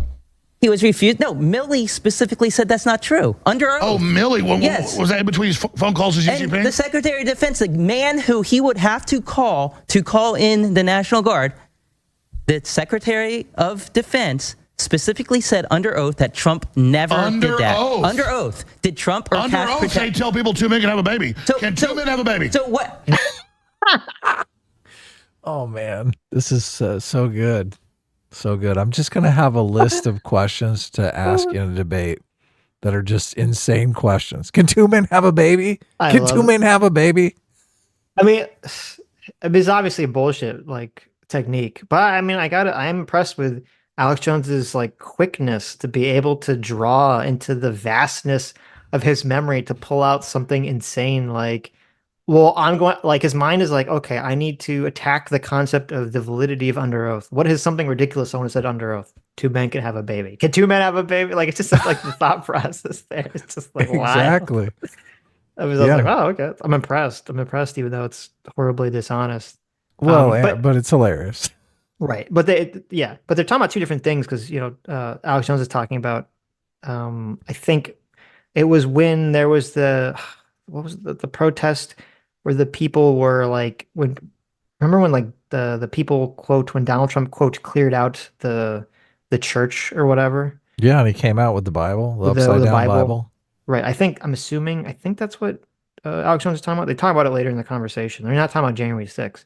I've not heard a single person. I've never heard Trump. I've never heard anyone contend or go against the idea that, yes, on January 6th, Donald Trump never, ever called the National Guard in at any point. I've never heard anyone even question that or challenge that meaningfully. So It's weird that that's being challenged here, but I think it's just debate mode. I have to challenge everything you're saying and doing. Why do you think 2 men have a baby? I thought this was January 6th. No, stop. Yeah, another day. Under oath. Alex, let me ask you a question.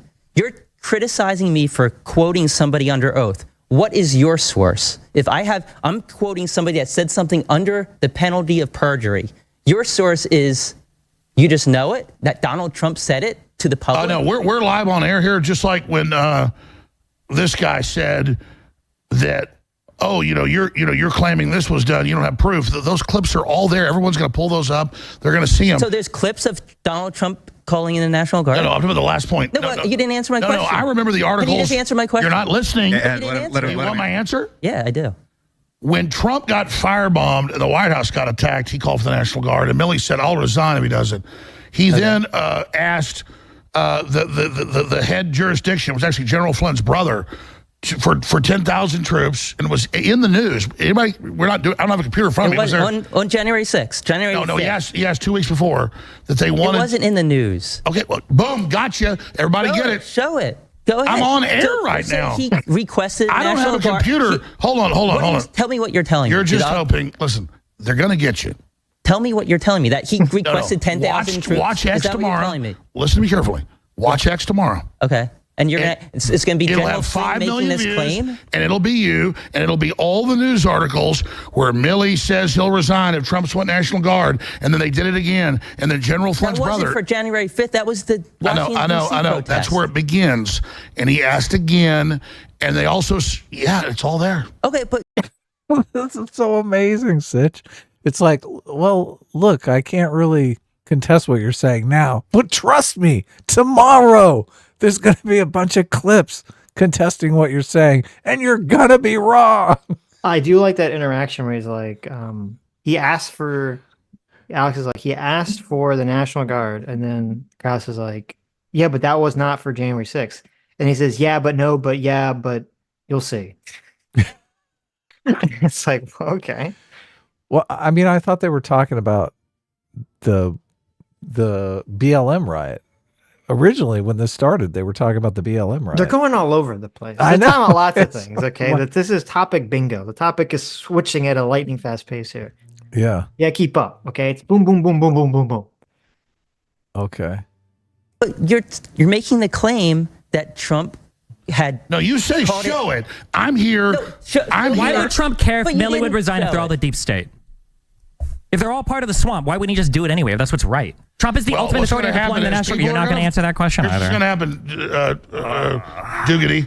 What's going to happen is they're all going to get it, and that's the whole. They're all going to show it, and then we'll see.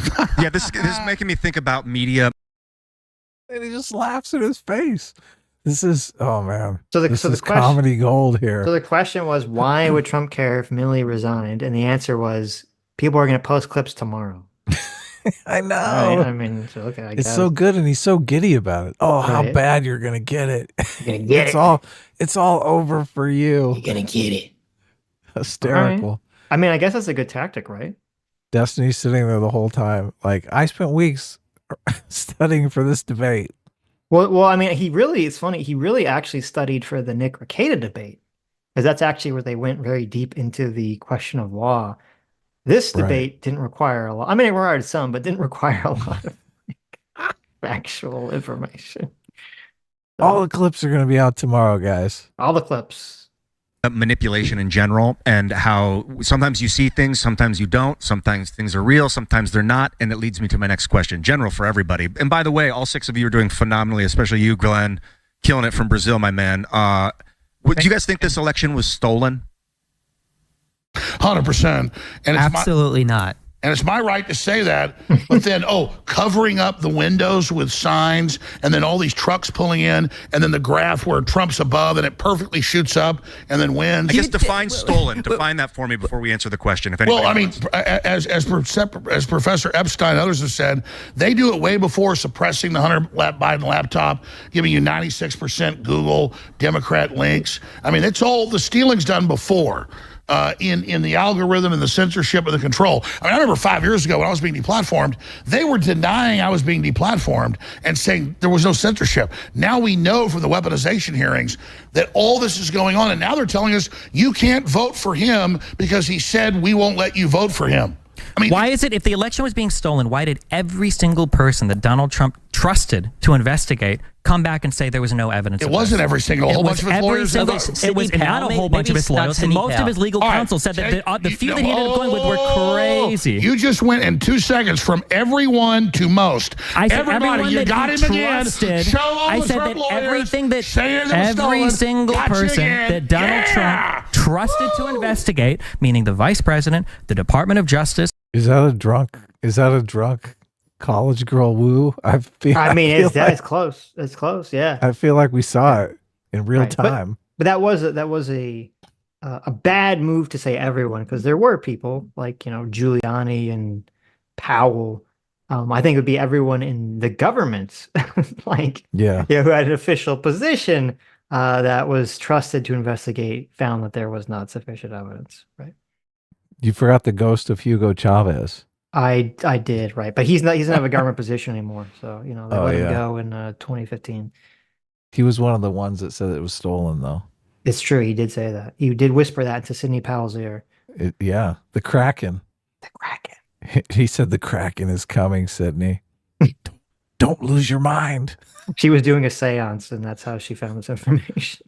Oh man, she got so run over by this.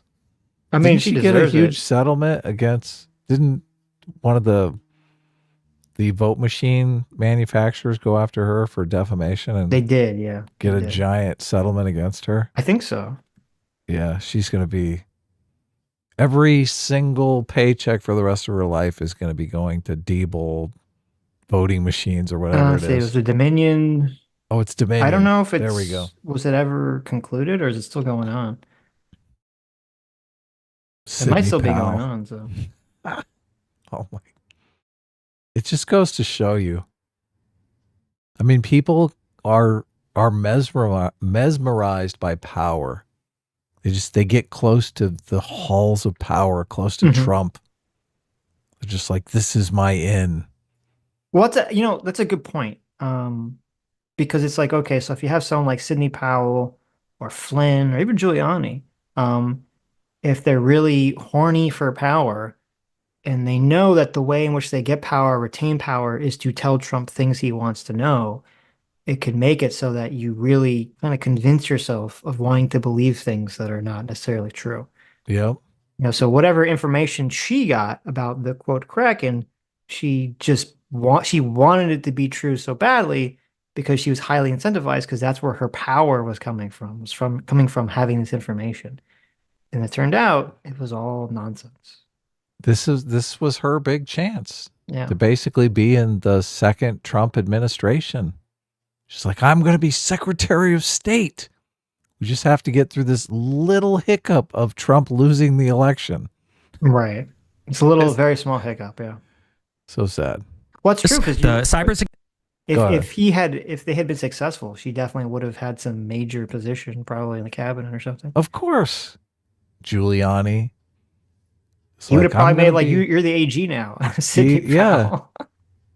Didn't he want to do exactly. that? Wasn't that, wait. Of course. Didn't he want to make her AG? And then like everyone was like, we're going to quit if you do that, right? Sidney Powell? Yeah, didn't he want to give her some position and everyone like freaked out about? He was. It came out of the January 6th hearings that he offered her some position, but it was unclear that it even was a real position. And after the meeting, he wanted to make her special prosecutor, special investigator to look into the voter fraud. Yeah. Right. And after everyone was leaving this meeting that they had, this late night meeting at the White House, she's like, well, where do I get the position? Right. It was very sad. It's so, and Trump, I mean, who knows what he told these people, but he left them high and dry with a bunch of legal fees and the entire world coming after them. Well, and also he didn't preemptively pardon Eastman or any of these people, which is kind of shitty. Why didn't he do that? Because it would imply that what he did was illegal. Ooh, obviously. That's a good point. Yeah.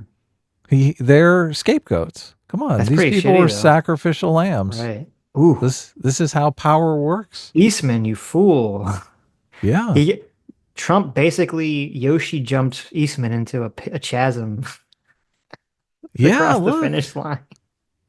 He's not. Trump is not going down with the ship. Trump is going to get a second term, and all these people are going to be rotten in jail or bank. They're going to be bank. I don't know. Maybe Trump will come in and save him in the second term.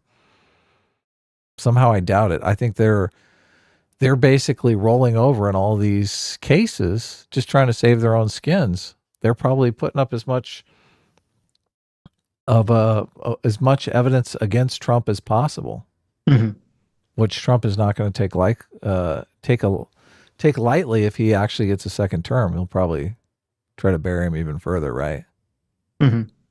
Security Division of the Department of Homeland Security, all of his White House counsel, I know how it works. I know you're farming TikTok clips, okay? That's what we're doing right now. But the reality is almost every single person that he asked to investigate. Wait. 2 minutes ago, you said all of them. That he trusted.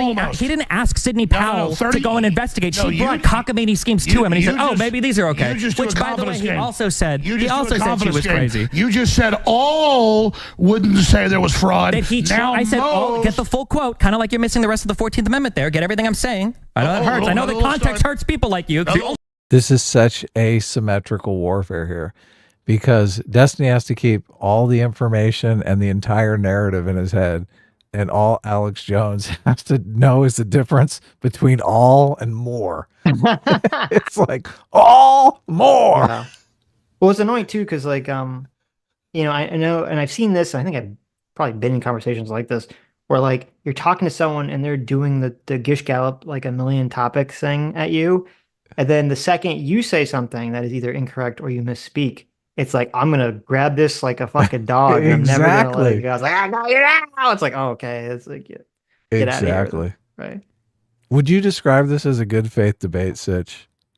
No, I would describe this as far away from a good faith debate as humanly possible. Okay, we're in the pits of hell debate at the current moment.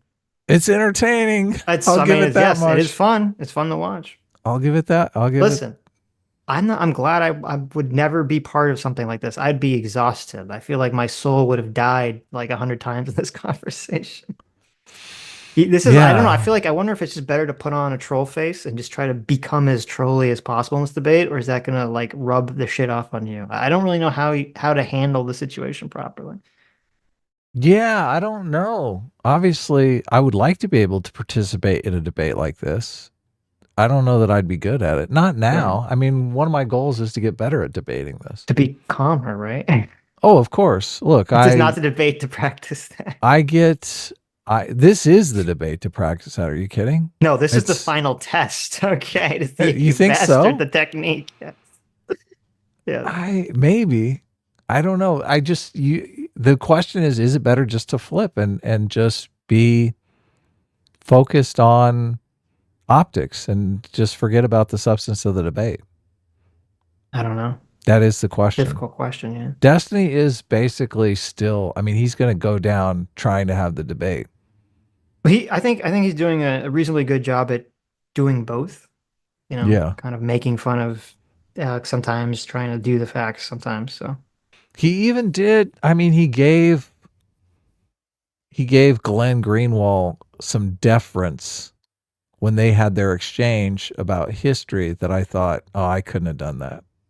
I'm like, fuck you. did he? I don't think he did. He did. Yeah, no, because he said, look, you know all this stuff about history. If you can give me an example.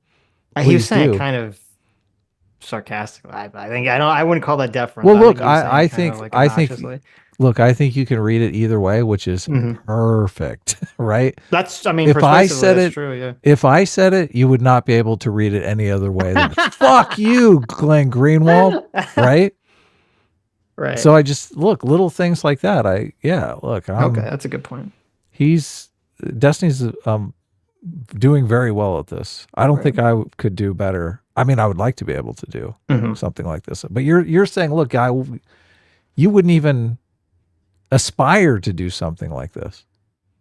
No, I'm saying I don't know if I would have died. My soul, I said, would have died 100 times in this conversation. Because I feel like there's no way to have the conversation. I want to try in these conversations. I try to be as good faith as possible. And I feel like this is a conversation where you have to not be good faith in order to win the conversation. You have to be bad faith. That's what I mean. It'd just be like a very frustrating conversation. So what is the difference between you and me? Because I can easily flip. When I realize someone is being bad faith with me, I'm like, okay, fuck this. Right, but I'm saying, so maybe that's the strategy, right? To do that. You have to. What are you talking about? You have to. I know, but it pains me to acknowledge that, I guess. Right? I want to see the good in people, Adam. I know. Look, I guess I've never really seen you in a debate just be that, like, fuck with people. I actually have done it and enjoy it. I mean, it's just, I always go back to the Mickey Rourke meme from Sin City, where he's like, you know, this guy's a piece of shit. It's great. You can do whatever you want because he's a fucking asshole. Anyway, you live and you breathe 10-second clips. Because anything longer than that destroys everything you're trying to claim. Telling us, no. They got you again. You just said all his lawyers told him he lost, and we're going to show you the majority saying he won. Gotcha, Alex. Tell us specifically. Alex, tell us specifically which lawyer. Destiny's so just it's so man. Players said besides Eastman, Powell, and Giuliani, who is on his team here claiming widespread election fraud? Look, we're live on air. I know we're live on air. All these people are convicted and pleaded guilty, except Giuliani. Folks, let's ask. I want to ask Glen. What do you think, man? Glen, do you think that this thing was stolen? I think the election was rigged. I'm not somebody who thinks that there's evidence conclusive that the election was stolen.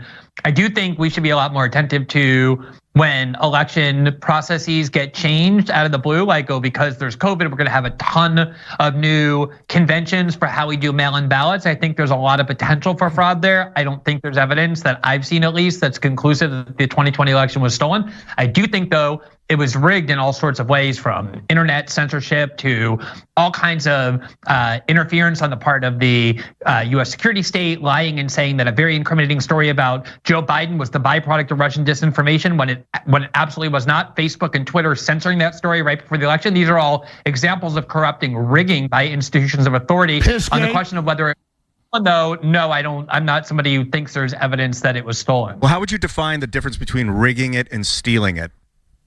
Rigging it is when institutions of authority cheat or act corruptly in order to manipulate public opinion to prevent stories from getting to them, like those news stories about Joe Biden and the way that he exploited his family connections in Ukraine and China to profit for his family, and lying about it and saying that it's Russian disinformation, censoring the internet to prevent stories from getting to the public, having the security state, the CIA and the FBI that's supposed to have no role in our politics, being the ones to cook up those fabrications. That's all examples of rigging and manipulating our democracy the way that we accuse Russia of doing. The US security state, the corporate media, Twitter and Facebook did that way, way worse. All of that is justification for Pence throwing out the vote. Right there. He just laid it all out. Yeah, that is the justification people give. Yep. I would agree in terms of like rigging. I do think has to, like when you talk about these definitions, there's always definition arguments in this conversation. I do think rigging generally is thought of as coming down from a top down approach. So I'd agree with that part. So I want to point out, it's interesting to me that when Glenn has these conversations about Trump's intentions and Trump's will and these things, there's a lot of like, well, we don't have evidence of this. It's all kind of vague and murky. But when it comes to the accusations of, you know, Biden intentionally profiting off of Hunter, all that, he just says that like definitively, like it's just a fact that all those things happen. Yeah, so, of course. It's a little interesting, but you know. No bias. Right. Look, Glenn is above bias, okay? Of course. Yeah. Well, he's been around. He's been following politics for longer than 2016. I don't know if you knew that. But, of course, yeah. From outside the United States because, right, oh, true. God forbid. Right. Now, to me, as an American, that should subtract points from you, not add points to you. Okay. Of course. Yeah. Stealing the election is dumping ballots that were legitimately cast or fabricating ballots in favor of one candidate or the other that actually weren't cast, manipulating the machines in order to have the loser be the winner. That's what I would distinguish between rigging and stealing. So to clarify, do you think that Donald Trump asking Jeffrey Clark to go and threaten the DOJ that if they don't sign on to a false letter trying to bully states into claiming there was mass election fraud by claiming the DOJ had actually found someone they hadn't, that was testified to under oath. Oh God, under oath. Do you think that would be considered an act of corruption? Right. The whole point is, if Trump legitimately believed that the election was stolen, as Democrats believed in 2000, 2004, 2016, right. No, that's not right. It's not answering the question. Then I'm answering the question. No, I just can't do it in 7 seconds. If Trump believed genuinely that the election was stolen, then all of those steps that he undertook to try and present the Congress the way to alleviate the stolen election, to have courts reverse the stolen election, to have Mike Pence exercise what he thought was his constitutional authority, might have been wrongful, but they weren't illegal and they most definitely weren't a coup. So wait, okay, hold on. This is actually really disingenuous from Glenn, because the question was specifically, do you think it was an example of corruption for Donald Trump to try to get the Attorney General to send out that letter that was telling the state legislatures, you know, they can violate their state constitutions because the federal law says so, and that they have evidence of voter fraud, which, by the way, turned out to not be true. They didn't have evidence of voter fraud, and that was just a lie. And he said, is this an example of corruption? To which the response was, well, Trump didn't do anything illegal because I believe that he actually thought that he won the election and used, you know, legal mechanisms to accomplish that goal. Now, number one, you could believe someone's doing something legal, but that doesn't mean it's not corrupt, right? We would seem like most people agree that even if it might be legal for certain members of Congress to engage in inside trading, it definitely seems corrupt, does it not? Yeah, it's corrupt to act on something that you don't have proof for. Like if the cops come in and think that you're guilty, but they don't have any evidence, so they decide to plant evidence. That's corruption. Come on. It's right, so where they easy. say like, oh, I had probable cause because I smelled marijuana when they didn't, right? No, but he's basically saying, no, but the cops really believed that you were guilty. Right. So that allowed them to plant evidence and like cook up a case against me? Right. So that was going to be my second point, which is that not only is he skimming on whether it's corruption, but the argument that just because Donald Trump believed what he was doing, that doesn't justify irrelevant. Yeah, that doesn't well, it's not 100% irrelevant to everything. There could be some justifications for some things, but that's not justification for everything. Because, for example, the question that Destiny was asking about, which was sending out the letter saying that the federal government had evidence of voter fraud. Donald Trump knew that that wasn't true. Right. He knew that the federal government didn't have evidence of that. So even if Donald Trump thinks in his heart of hearts that he really won the election because voter fraud exists out there, that doesn't justify him sending out a letter that says a lie. Yeah, that's what I'm saying is the irrelevant part. Him believing it in his heart of hearts. If you don't have the goods, if you don't have the proof, I mean, he's basically arguing the same thing in all of these court cases. You don't have the proof. You can't convict me. You don't have the proof. Right. Why is it fine with? But in my heart of hearts, I believe that he did it. So look, in the heart of hearts of the Maine Secretary of State, she thinks he committed an insurrection. Who cares what people believe in their heart of hearts? Right. If he thought that the election was stolen, he was allowed to tell the DOJ that they needed to sign on to a false letter claiming they'd found election fraud. Otherwise, he would replace Rosen with Clark. That was something he was allowed to do. False letter. All this stuff's crap. The DOJ hadn't found anything, so the DOJ attesting that they had found something would indeed be false. That's right. I know. In this world, we need evidence, Alex. I'm sorry. Oh, evidence. Oh, I know. Yeah, evidence from evidence. Yeah. I'm trying to say, like, it's funny. For the people that thought Alex Jones was like doing like great in terms of not just his entertainment performance, I think he is, but great in terms of like substantive arguments. I don't know how you could look at these sorts of interactions where he's very clearly not even countering the fact claim there. He's just giving these like weird, childish one-line-offs, and you're like, wow, this is a very powerful, persuasive argument, right?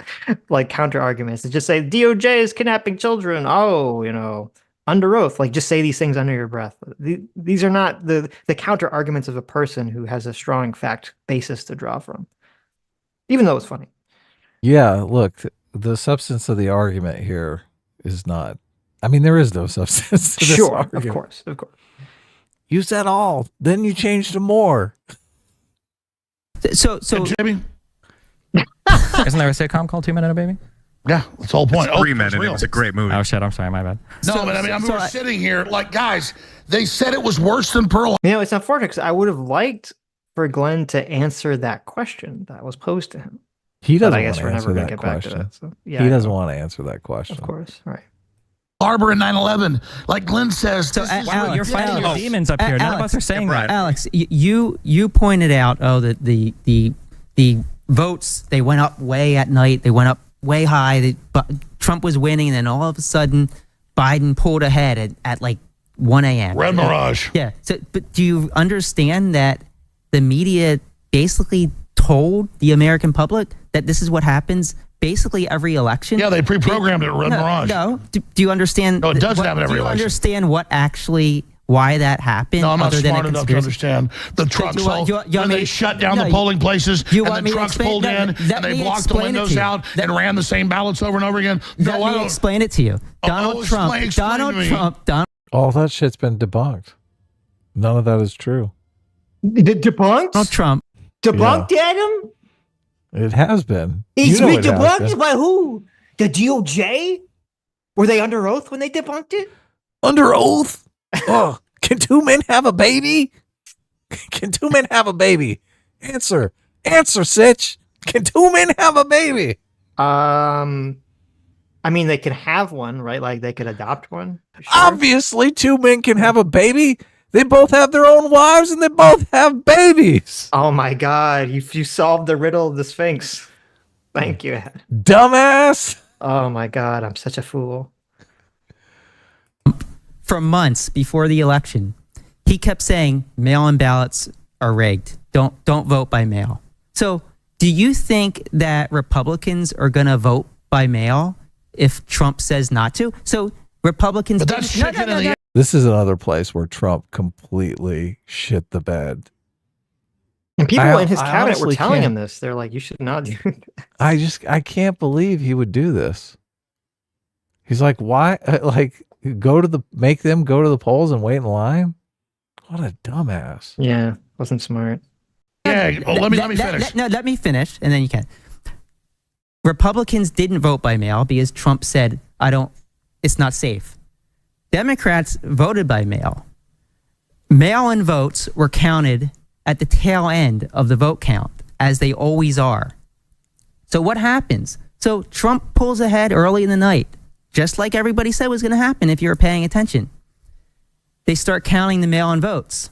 Biden's moving up. They start counting more mail-in votes in these states that are in the big cities, which are primarily Democrats.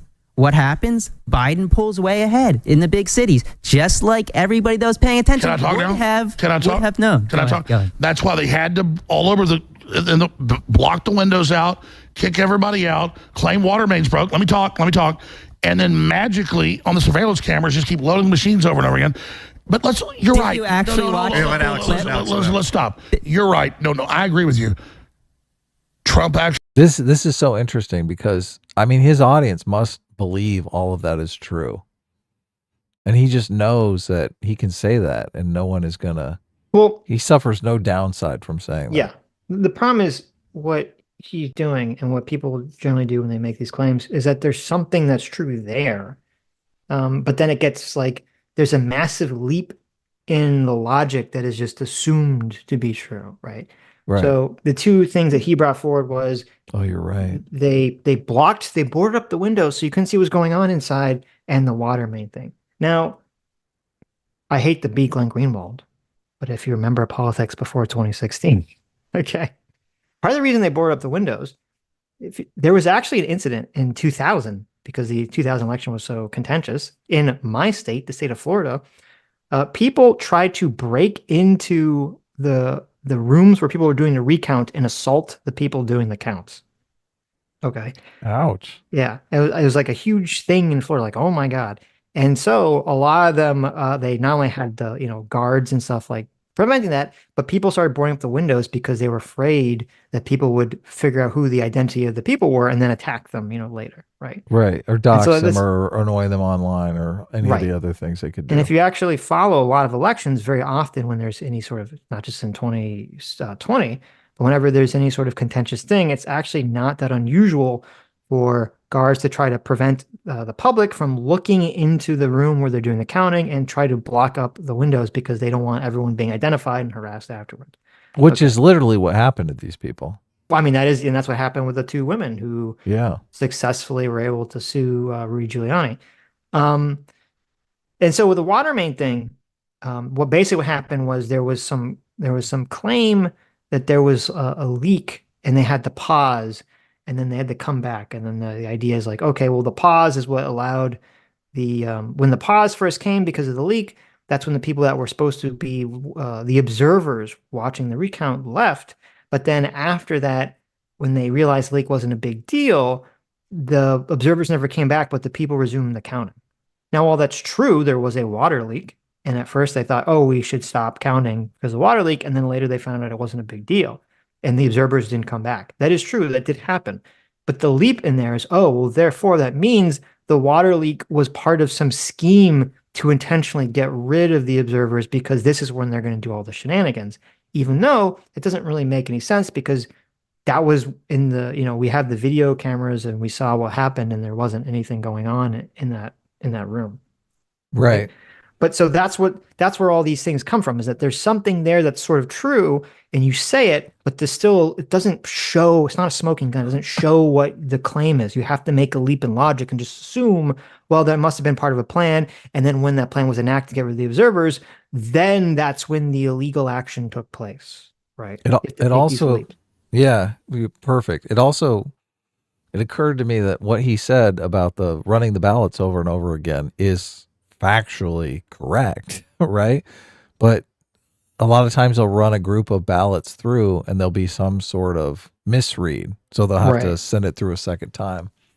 Yeah, and that was another thing that happened. Exactly. Right. And that was the explanation for what was going on there. So technically what he said is true about how them running the ballots over and over again. Right. Yeah, that did happen. That's the technique. Yeah. You say something that has some truth in it and then you just let the implications just go, to go forward. Right. Yeah. And we see this, we see this a lot in the kind of woke stuff that we cover too, is that like, look at the fact that there's like a disproportionate number of Black people in prison, right? Like that's true. But then the implication is, well, then it must be because of racism, right? Yep. It must be because of systemic bias. Like, and that's sort of the thing. It's always like, oh, let's point to something that's true and then my side has an implication built into it that confirms their worldview that we just assume is true without direct evidence with it. Actually lost. So why are you so scared to let him run again? I'm not scared to let him run. So you support him being on the ballot? I support whatever the Supreme Court says because I think they should define what insurrection is. I think that's fair. I'm not saying I'm on either Poor guy. They're never going to define what insurrection means. side. But let's go back to the pulling out votes. But I do think that is a punt. I think he should answer the question. I mean, the question wasn't what should the Supreme Court do? The question is, what do you think they should do, right? So you should answer that question. The reason why this is a tough question is because you and I mean, we're arguing just from a societal, like a sociological perspective. We're saying our personal opinion is we just need to be sending out clear signals that there's no funny business going on. And there's too many ways that you can interpret this as funny business. Mm-hmm. So we're kind of making a, society's trending in the wrong direction. We need to turn the ship around argument. I'm not necessarily sure people on the left can make that argument because their team is the one that's benefiting from the funny business this time. So, and they're not as invested in not like if they can, everything. If they can take advantage of the situation, they're more inclined to do it. So it's harder for him to come out and say, I think Trump should remain on the ballot. Then all of a sudden, everyone on the left is going to call him a traitor. Say, look, he's an insurrectionist. What are you talking about? You want an insurrectionist on the ballot? Like, it's too much blowback from him taking that position. So yeah. Well, I definitely agree with that. And I think you're right. The reason he won't say it is because there would be too much blowback. It would be too much blowback if he honestly doesn't think Trump should be on the ballot. It's too much blowback. Maybe if he says that he thinks he should be on the ballot. And if he doesn't think he should be on the ballot, he doesn't want to give Alex Jones that seeming example of hypocrisy against him. That right? too. So yeah. Right. Definitely. So that's why he's taking this position. So I do agree with that. And I agree that like we have a position of we're trying to maintain societal stability. Right? Look, we don't want the Civil War, right? I want to see the Civil War movie just because I think it's going to be insane. Yeah, like really silly. Yeah. So, I mean, and you're right. And maybe not just people on the left, but people on the right too. A lot of people don't have necessarily that same care or thought whatsoever, really. A lot of people want to see everything fall apart. Yeah. Yeah. But also, I mean, and again, I mean, my position isn't just, my position is, I agree, I am biased. A lot of my bias is in terms of maintaining stability of society and not having anything collapse. So that is one of my big biases. But I do think it just doesn't make sense to me personally from a legal perspective, the argument either. So. Right. Or tabulating votes multiple times. Did you actually watch more than the 14-second clip that Giuliani put out there where they purportedly pulled out ballots from under the table? Let me ask you a question. No. Why in Michigan and Georgia did they block the windows? No. I don't know why. Ask them. Why did they say a water main broke? They later admitted it didn't. These all went to court. All these were. So they thought a water main broke, and then it turned out there was a toilet that was leaking water everywhere or something. So it's not right. And they blocked the windows so the people wouldn't get doxxed and harassed, which they did get doxxed and harassed. Which they did anyway. Yeah, some of them did. Day in court. Let me stop you. Because you guys, hold on, stop. No, all of them went cool. Can I say one thing? I'll give you the floor. I'll give you the floor. Can you imagine the 2024 election? Oh man, it's going to be terrifying for poll workers. Yeah. You're right. I didn't even think about that. It's going to be super contentious for poll workers. Yeah, that's a good point. They're going to be like, "What are you taking a picture of me for?" Let me say one thing. Go ahead. I was found guilty by 2 judges in Texas and Connecticut, and then they had a jury trial on how much damages. Trump, they changed the law, has a judge who said at the beginning of the real estate hearing he's guilty. And then Letitia James said in the video, we've already found him guilty. She was so dumb, she said it. We already found him guilty. He's guilty. And then Trump doesn't get a jury trial in New York. So you're pointing to the judiciary and the corrupt law. I just got to point out, this still is hilarious. It's like Glen Greenwald is his fairy godmother, like looking down on Alex Jones. Isn't it? Like, oh, that's very interesting. Lawyers that have run this country down the ground. Who are you like pointing it's this to? moral, man, Wasn't that because his lawyer didn't check the jury trial? here's the thing. January, let me say this right now. January 6th, what an That's the thing too, is annoying because I saw a lot of people pushing this, and it actually annoyed the shit out of me. I saw Viva pushing this, and it was kind of wild to me because he's a lawyer and he should know better. The whole claim about like when the woman said that this isn't a case to determine whether Trump is guilty, he's already been determined to be guilty. They're like, aha, we got him. The smoking gun, the proof. And I don't know how many times I got to tell people, if you think you found the smoking gun proof of someone saying the most obvious thing that shows that they're guilty, maybe. Yeah. But probably not. Probably they're just saying something and you just don't understand the context of what they're saying. It's like a judgment hearing or something? Right. Well, no, it's like with the case that he's talking about. Okay. First of all, they waived their ability. They waived the right to have a jury trial. Okay. Number one. All right. And then number two, it is part of the legal process where you can ask for a summary judgment on a case, and a summary judgment can be granted, where a judge says, well, you've just lost, there isn't anything for the jury to make a determination of fact here. Okay. The summary judgment says that even if all the facts go against us, we still win the case purely on legal grounds, and a judge can say that is accurate. And so that's what happened in this situation. Really? Okay. Yes. So he'd been found guilty via summary judgment. Right. So it's like, so you can have these situations where, yeah, you can just, the judge can just say, yes, you've been found guilty for whatever process. Okay. Or civilly, because this is, it was a civil thing, I believe. And so they're looking at the damages. So the case that when the woman says Trump has already been found guilty, the judge determined it, it's because the case that they had was really a case to determine what the damages were. It was not to determine the guilt, which had already been determined via the normal legal processes. So it was not an example of showing, aha, we got them. They're admitting that they're, breaking the law here. But that all gets lost because people believe what they want to believe regarding the situation. Yeah. So they were determined. This was the damages phase of the trial. Yes, it was determining the damage. So obvious. Which again, now if you want to say, oh, well, I disagree with the original ruling that the judge said, that's fine. You can disagree with that. But the lawyer making that statement about this, that you've already been found guilty, that's not evidence of showing conspiracy at all. That's literally factually true. Right. An insurrection. Also, the videos that you're referring to, the running the votes multiple times. The Democrats the violence. We're talking about one thing and you go back to something we talked about an hour ago. But let me tell you, you guys keep looking for one. Once you guys start the fight and launch martial law, you're going to actually get the real thing, and then you'll know what it is. How long have you been calling for martial law? How many decades now? Also, all the examples you're bringing up have literally been... COVID lockdowns were martial law. Oh, my God. And they didn't last forever like you guys predicted. Guys, we shut their ass down. No, you didn't shut down anything. We beat their fucking ass. No, the Supreme Court ruled against Biden won the election and it stopped. Biden won the election and it stopped. Wait. The COVID lockdowns are martial law?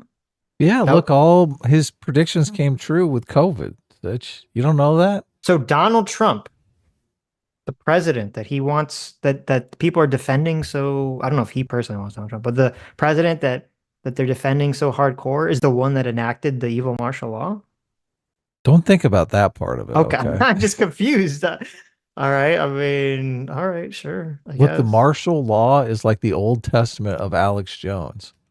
And the COVID is like the new covenant, proving all of Alex Jones' predictions correct. The problem is there's basically a bunch of predictions you can make that can never be disproven. Because it's like, okay, so you have the COVID lockdowns, and I'm sure we all remember during the COVID lockdowns, there were people saying, aha, this is the beginning of the government, taking control to enact us living in pods eating bugs, right? Yeah, this was a that claim widely made. I'm sure that's still coming. Right. Sitch. I know it's always coming. Right.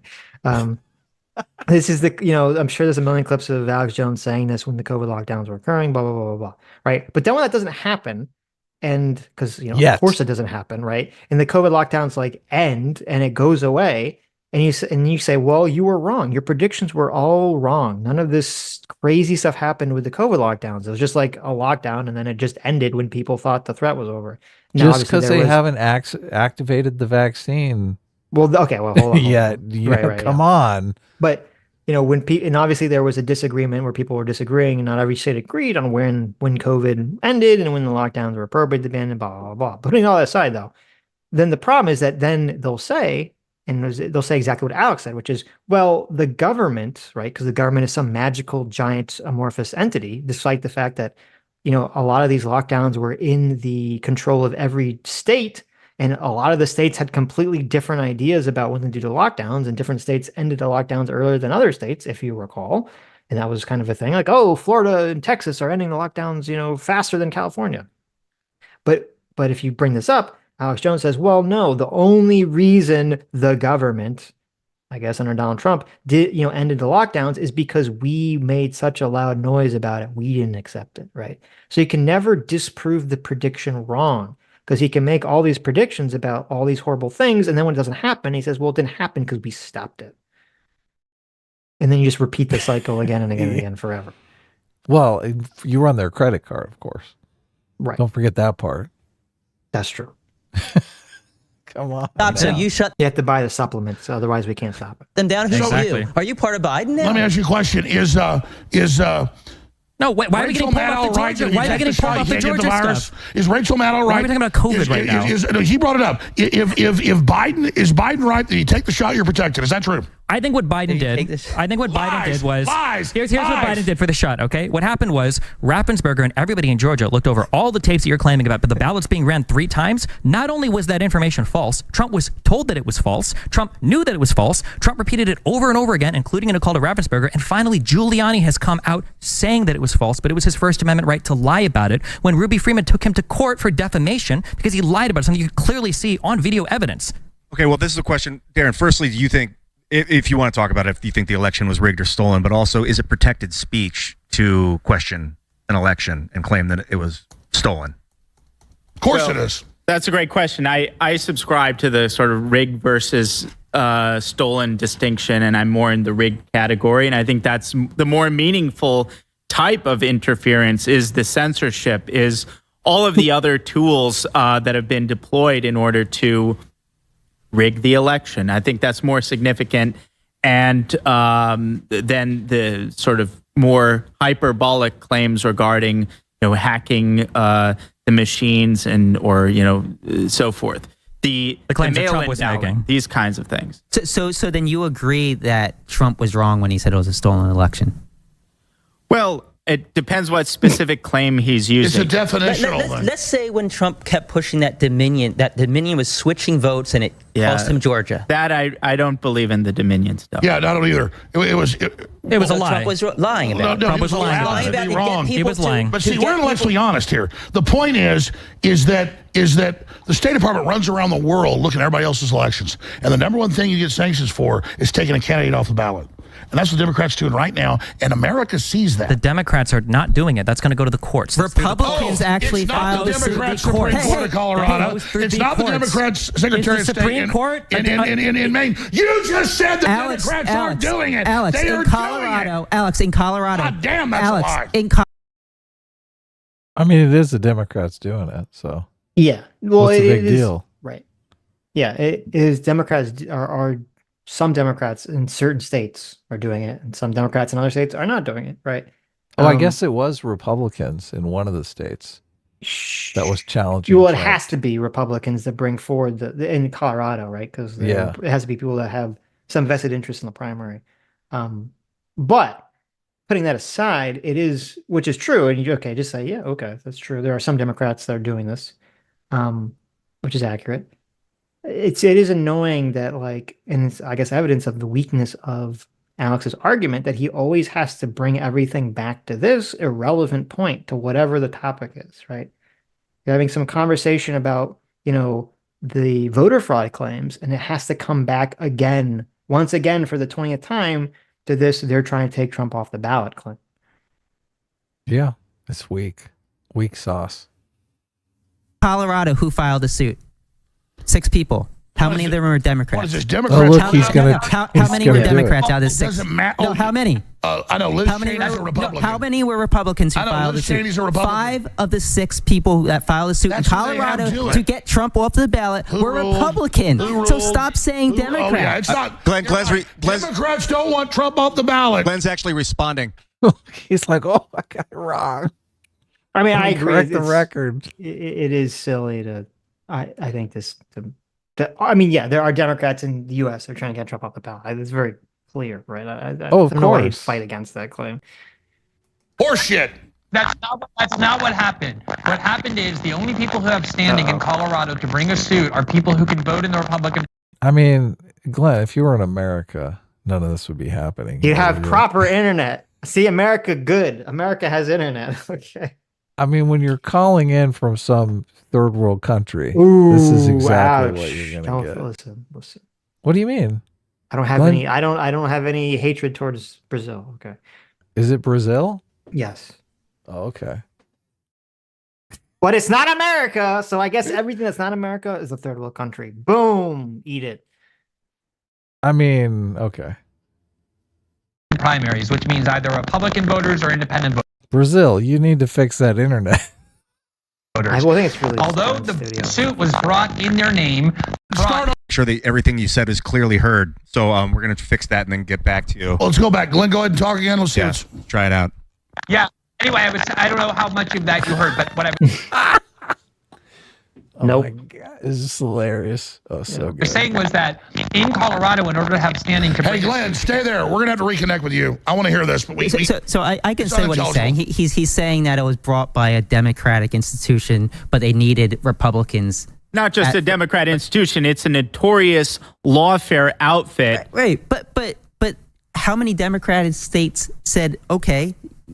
He can stay on the ballot. So like, don't just say like every Democrat just wants you to throw Trump off the ballot. You're right. The Democrats don't want him off the ballot. I actually, if you were to ask me, I would say let the voters decide. Like I honestly, I think other candidates would have a better shot than Trump to beat Biden. I honestly do. Who?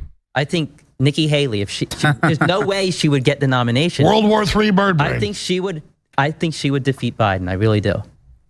That was the nickname, Bird Brain. We forgot. World War III Bird Brain. Bird Brain, yeah. That's a good. Interesting. That's her nickname is Bird Brain? Bird Brain. It works. There's something kind of avian about her appearance that I can't quite put my finger on, but I could say. Right. I mean, from a scientific perspective, birds are very intelligent. So I just, okay. Is that true? Yeah, obviously. Some birds are. Some birds are stupid. Like the dodo bird? Yeah, like the dodo. No, like. Look, I don't even know that. Like I don't even know if the dodo bird was intelligent or not. But I mean, you've seen the clip of the crow like stealing money from all over town and bringing it to. That's what I'm saying. There are, I know. Yeah, there are like ravens. I mean, how is that not Nikki Haley? Right, stealing money from all over town and bringing it back to their corporate masters. There you go. It's perfect. It is true. Nikki Haley is like the little raven that like picks up the stones and puts them in the water to like raise the water levels. Yeah, look, they do all kinds of tricks. Right. Yeah, no. I know there's some birds that are very smart, like ravens, and some crows. But then there are also some birds that are like really retarded. So it's a mixed bag. Is it? I'm trying to think of a dumb bird. The dodo bird comes. Obviously, I don't think like pigeons or mourning doves are particularly thought of as intelligent. Do you know why the dodo bird was thought of as dumb? Because it had no fear of predators, so it got because they were on an island. Yeah, right, but that doesn't necessarily mean that they're stupid. Yeah, of course, I understand. Yeah, they thought they thought the natives were being friends. They were not, and then they were eating them. Yes. I have a tweet from Vivek Ramaswamy claiming that the what do you call it? He called it Happy Entrapment Day, talking about January 6th. Do you guys think that it was an entrapment? 100%. Yep, 100%. Donald Trump entrapped all those poor people to be there. That's true. They probably thought he'd bail them out. That's why or that he'd pardon them like he did every other person in his campaign that was convicted of any crime. We want a 10-day investigation. That's why I said be peaceful. Yeah, because Trump was always calling for supporters. He also called for them to fight like hell, and Giuliani said that fight like hell means for our freedom and our vote and our country. Okay, and people can say things that they don't mean in order to... Hey, when you go to a high school football game at a pep rally, and they go, and then the cheerleaders go, fight, fight, fight, fight. Trial by combat, that doesn't mean anything either. That's a legal term. I think the thing that's most instructive, the things that's most instructive to see what Donald Trump wanted to happen that day is that when he sat down and he watched the violence unfolding on TV, when he saw the people fighting with cops, when he got notification that Ashley Babbitt had been shot, Donald Trump did not take steps to stop the violence that day. Instead, him and Giuliani made phone calls to senators and congressmen trying to get them to stall the vote. What do you guys think ethically about people in politics telling people to go fight? Do you find it to be misleading? Look, we're not a neutered population. Well, before we get to the neutered population, that's a good quote to pause on. I'm kind of surprised that Alex is not bringing up the whole Trump tweeted out to be peaceful thing, like again and again and again. Right? Wouldn't that be the counter to this argument? Sure. The whole idea that I mean, I concede to the violence is immaterial to what's going on here. So, right. It's irrelevant to my argument, but no, right. I'm just surprised he's not bringing up that. Now there are counter arguments to make if he brings up the Trump tweeted the stay peaceful thing. I'm just kind of surprised that that's not every time Destiny says this. I'm just surprised Alex Jones doesn't fire back with that. With the peaceful. Yeah, he tweeted out to stay peaceful. You know, the whole entrapment thing.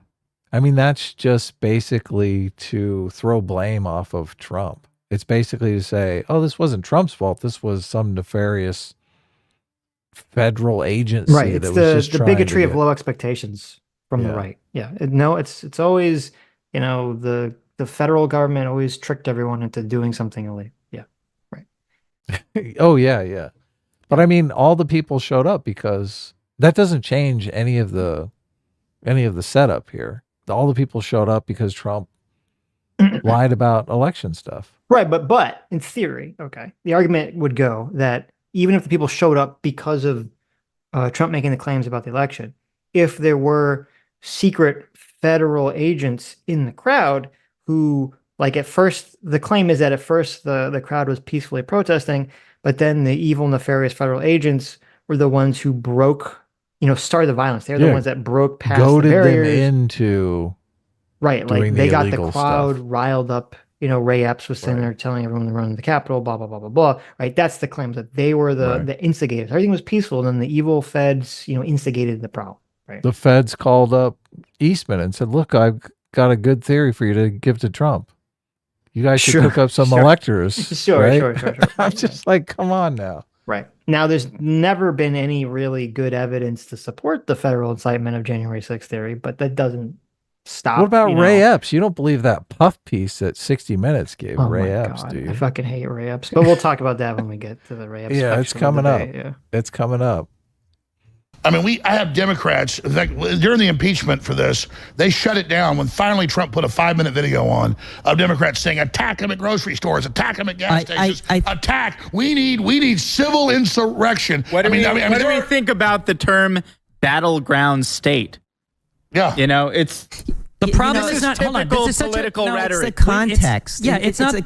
Go ahead. Nobody is upset because Donald Trump said fight like hell. People are upset because for months or years, really even in 2016, Donald Trump has consistently attacked and undermined the electoral process with absolutely no good reason. No, it's the Democrats said he was a Russian agent. And the Democrats falsely said he was a Russian agent and sick the deep state on him for the 4 years of his administration. That every single appointee that he made, all of his own people were part of any evidence Trump's a Russian agent? No, but that's why he wasn't convicted or charged of any crimes for it. They were the ones saying that the American voters charged with crimes for being a Russian agent? The Russians. Was he charged? They were the ones saying, Alex, was he charged with a crime for that? Hillary is was he currently charged with a crime for that? They tried. They tried. Wait, but the kangaroo courts, why didn't they just charge him falsely? They haven't charged him for insurrection. Wait. Why did Jack Smith get to indict him, but not for Trump is going to steal the election? Why didn't he get an indictment? Is Hillary saying Trump's going to steal the election? Why is Hillary saying Trump's going to steal the election? Why? That is, and I do agree with this, and this was annoyed me when the Steele dossier, not the Steele dossier, when the Russia investigation was concluded, and we're having all these conversations, and everything boils down into this sort of like everything that I don't like is the deep state. It's like, well, if everything was the deep state, why didn't the quote deep state just say, well, Donald Trump actually was a Russian agent. Yeah, why didn't they put him away? And get him impeached under that. It's annoying that there's always like, why do these things not occur the very clean way that you would imagine they would occur if the conspiracy was accurate, right? Because there was, as someone who read that stupid fucking report, there was a lot of smoke there. There was no fire. There was no smoking gun. There was no fire that Donald Trump was, attached to Russia or anything. But there was enough smoke there that I could conceive of a bad actor using that information to concoct, that Donald Trump was really working with Russia very easily, in fact. And people would fight very bitterly saying, oh, look in this report. It says that Donald Trump was an agent of Russia. And yet they didn't do that. They didn't do that. So I don't know. It's just, it annoys me in these conversations, but. The deep state, there's two definitions of it. It's a perfect Mott and Bailey. There's the deep state definition that, players in the government are controlling everything, infinite power. And then there's the deep state. There's just this administrative state of peons that are just always there and never going to go away. So when you get arguing the deep state, I feel like people vacillate between those That's a good point. They go between both. Yeah. Yeah. Right. So they're just mop and bucketing you forever and ever and ever. So I don't like to get in the deep state conversation because of that.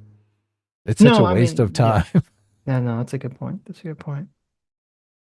And also, again, this whole conversation has been, I think the problem with the argument that they were having at first, because at first the question was, is it entrapment? And then somehow this came into I guess because the comment Destiny made was Donald Trump entrapped them. Yeah. Yeah, but he said it was Donald Trump. Like that opened the conversation to be again to the incitement thing, which I do think is kind of difficult because with a lot of these incitement cases and situations, especially when you're talking about like a political incitement, it's like a lot of them, it's kind of like not incitement until it is sort of situation. This is kind of like the legal gray area because people do use a lot of fiery rhetoric, a lot of aggressive rhetoric. And unfortunately, kind of the way I think a lot of the cases are set up and our case law is set up is like, oh, people say all sorts of crazy shit and it's totally fine until someone acts upon it. Then suddenly it becomes incitement, right? You kind of have to do a backwards, legal case on whether it was incitement, depending on whether someone was actually incited or not, which isn't really the best way to handle the situation. So I do think it makes these conversations kind of like very murky. This is where the term stochastic terrorism comes in. Right. Because it's like, you're not really doing incitement directly for individuals, but you are kind of like putting all the pieces together and they're supposed to figure it out. I don't know how you could, well, I guess Donald Trump is just thinking, well, I'm going to tell him peacefully, and no one's going to break my commands. Well, I think it was just that, Donald Trump was using the rhetoric he was using, which is the rhetoric that's not too unusual in terms of the rhetoric that people use in these political situations. And it was just probably seen as so outside the norm that some like people would break into the Capitol kind of this way. And B, that even it might be so outside the norm of thought that like the right wing would do this because all the violent protests so far up into the, that time period for the last couple of years had been the BLM ones. So everyone kind of had in their mind that it was, it's the left wing that does this. The right wing doesn't do this, right? Even though there were a handful of like Proud Boys. They have all that imagery of the blooded tyrants and we have to water the tree of liberty every once in a while. I'm just saying, I would imagine this would be Trump's thought process of why he would not have expected there to be the violence and people trying to do what they did. Right. I agree with you that that's Trump's thought process, but I think that thought process is fundamentally flawed. Well, obviously it was because the violence occurred. Right? Yeah. And people, I feel horrible for Ashley Babbitt. She lost her life in this thing. She has a family and I don't know, that just sucks. So. Mm-hmm. Why wasn't Trump indicted? Why is Hillary saying Trump? Guys. Why is Hillary saying Trump's can you have an answer that I'm about to stand up, just so you know, and that would be good TV, but I'm not going to do it. Well, he won't. Take your belt off, Ian. They deserve it. They've been bad. Paddle them all. Oh, stop. Well, Alex, and I will dominate. What we need to do. I do like that he is like, I'm about to stand up. And then Alex is like, he won't stop, Mom. He won't stop. Mom. I know. It's great. Look, they know what's going on. This is hilarious.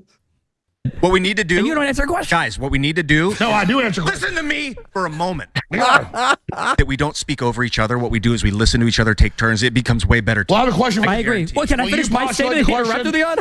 Is it okay that Hillary is on TV this week 3 times I saw saying Trump's going to steal the election? Hillary is Why is she allowed to? Rent free in your head right now. The problem with Trump's speech. The problem with Trump's speech. Why can Democrats say it, but Republicans can't? You keep trying to change the subject. I'm not changing the Hillary subject. shouldn't be saying that. I agree. Hillary shouldn't be saying that. Who is she? She's a private citizen. But I think you're allowed to say people are going to steal election, whether you're right or wrong. That's He why could Trump isn't say being it. charged He's for it. allowed Trump, to. you said it yourself. He's not being charged with incitement. He's not being charged with insurrection. Ballot, though. But that has nothing to do with him saying a particular thing. Did Joe Biden? I mean, Trump already tried to steal the election once. Why? I mean, why is that controversial? Mm-hmm. I mean, he has a track record. Right. That's true. He has a track record of trying to steal the election. Yeah, but see, that's the problem. Is like, okay, so you have a bunch of people saying Trump is going to try to steal the election because he did it once, right? Yeah. And everyone says, okay, he said it. But then say someone tries to tries to kill Trump or something, right? And is successful. Then they say, oh, well, you incited the action, right? Because you said all these things about him stealing the election and being horrible. So therefore you incited the action. That's why I'm saying like these conversations about who incited what are always kind of like murky because you always work backwards. Because if no one does anything and there's no violent action, it's all cool. Then it's all cool. Then there was no incitement, right? So it's like, unless someone is very, very explicit with their language. Unless something gets incited. Exactly, which is why I kind of hate these conversations about incitement. Biden try to get the votes certified for Hillary Clinton? Did Hillary Clinton try to force Joe Biden in 2016 to certify the electoral votes? No, because they knew the landslide was so big. The Biden had a pretty big landslide. Wasn't Biden's landslide? Wait, hold on. What do you mean the landslide was so big? Didn't Hillary win the popular vote? Hillary won the popular vote. And Biden won by more. No, the landslide. The narrative collapsed right before our eyes. So Trump didn't win the 2016 election. What? Trump didn't win. No, which one? Both 2016. He didn't win the popular vote. Well, with Russian help, right? He didn't win the popular vote. No, from the evidence I've seen, he had a huge landslide. They tried to steal it with illegal alien voters, but it's still Trump was so big. We're not all privy to the election that exists in your head. I know. There's the voices no that talk aliens. to you don't give us the same type of Democrats information. The rest of us on Earth don't get information. We're beamed down from the mothership. We got to go by what people in reality say. I'm so sorry. Here we go. That's another thing that's, with the whole, everything's like the conspiracy controlled by some sort of monolithic force, because if that was the case and Donald Trump was such this, factor, this X factor that threw off the chains of power, then, it's a good question is why didn't Biden or Obama do shenanigans to try to force Hillary to be president after she lost the election? Because she did have more popular votes, right? It wasn't the landslide that Alex Jones is claiming it to be. Right. Yeah. Why didn't they do the shenanigans? Because they're illegal and a big headache, and you gotta have because the there isn't transfer some of power. massive mono conspiracy that everyone is controlled by some singular entity. Oh, right. Were we postulating that? Yeah, that's not true. There's Sorry, a bunch Alex. of different people that all have different motivations, and they're all constrained by a series of rules. Okay, and they try to break those rules as much as possible, but they can't always do. Some people try to really break them, like Eastman and Steve Powell, Sidney Right. Powell, Yes. Stephen Powell, Stephen Powell, yeah, right. And they end up, getting in big Right. trouble, and Yeah. like Giuliani's not doing so good these days. Right. I feel like there's not going to be many people wanting to do these kinds of shenanigans after all of these people have gotten the brunt of the legal system, right? Jenna Ellis, I don't know. She's another one. I think if Trump wins, there's always enough people. Now, competent people is a different question, right? But there's always enough people who will risk anything for power. So Enough I do think incompetent people. Right. So I do think there'll be people Trump will find to fill positions, whether they're More competent or not. incompetent people. Right. Yeah. So. No, that's the thing. The competency is the perfect thing because Yes. if they're incompetent, they're more likely to take these risks. Right. People, you're wrong. The states with the illegals are getting more. California just got 6 more congressional stand up, Ian, stand up. We need you to come up and rise up. There it is. I'm tied down. There's no invasion. There's no border. You guys think that there was federal involvement here, or if there was, that what the extent of it was on January 6th? I think that there were probably federal agents undercover. Do I think that federal agents committed crimes and led people into the Capitol building? Absolutely not. And there hasn't been any case brought by any of these 700 convicts. None of them brought that up in court. Because they're being prosecuted in the District of Columbia. Because there's no evidence of it. No, I know the lawyers. No evidence of it. They won't let them put defenses on. Let me tell you something. They said Ray Epps was a hero and did nothing wrong. Now they finally indicted him because they know it's a weak spot in their operation. They're only asking for 6 months. Let me tell you, we're not playing clips for tit for tat here, but I want everybody on X to get these statements and put all the clips of women putting onions in their eyes and the cops fake arresting people and high-fiving and saying, I'm a federal agent, I just helped run the attack. They're going to string all these videos out. So here's the thing. Like Brian said, there's probably some informants on the ground. I think one of the Proud Boys, one of the ladies in the Proud Boy was an informant. So she was on the ground. She didn't go into the Capitol building, I don't believe. The problem is with what Alex does is he pushes these conspiracy theories, these ideas that illegal aliens were voting. There's no evidence of that. I think the illegal alien voting thing is what's happening is they're coming in and then they're being counted in the census, which then adds more electoral votes to. Okay. It gives more congressional districts. That's fair. That might be happening. I haven't researched. There are indictments all over the country. There are indictments of illegals everywhere voting. Got them again. Hit them hard. Hit them hard. They're not voting. They're not voting. That's a conspiracy theory. Like 2 people. Oh no, a bunch of cities have passed laws where illegal aliens can vote. No, they haven't. No, not in the federal elections. No, but the illegals are voting in elections though. Not in the federal ones. So I know that some cities try to have them voting in like local matters. I don't know how many of those are successful. Illegal aliens shouldn't be voting, okay? But they're not. They're not voting in federal elections. I don't know why. How can you say that they? I mean, you're going to give them. They don't separate the ballot between. Well, I guess they do have multiple ballots, but they show up and they're like, "Oh, you're illegal. Here, let me give you a city ballot, but not a federal ballot." That just seems so They would wild. have to. If they were to implement this, they would have to do something to that effect. It doesn't seem like our ballots are split up like that. It seems like if you're voting in an election, there's like measures that are local and there's federal stuff, but it's all mixed in on one ballot.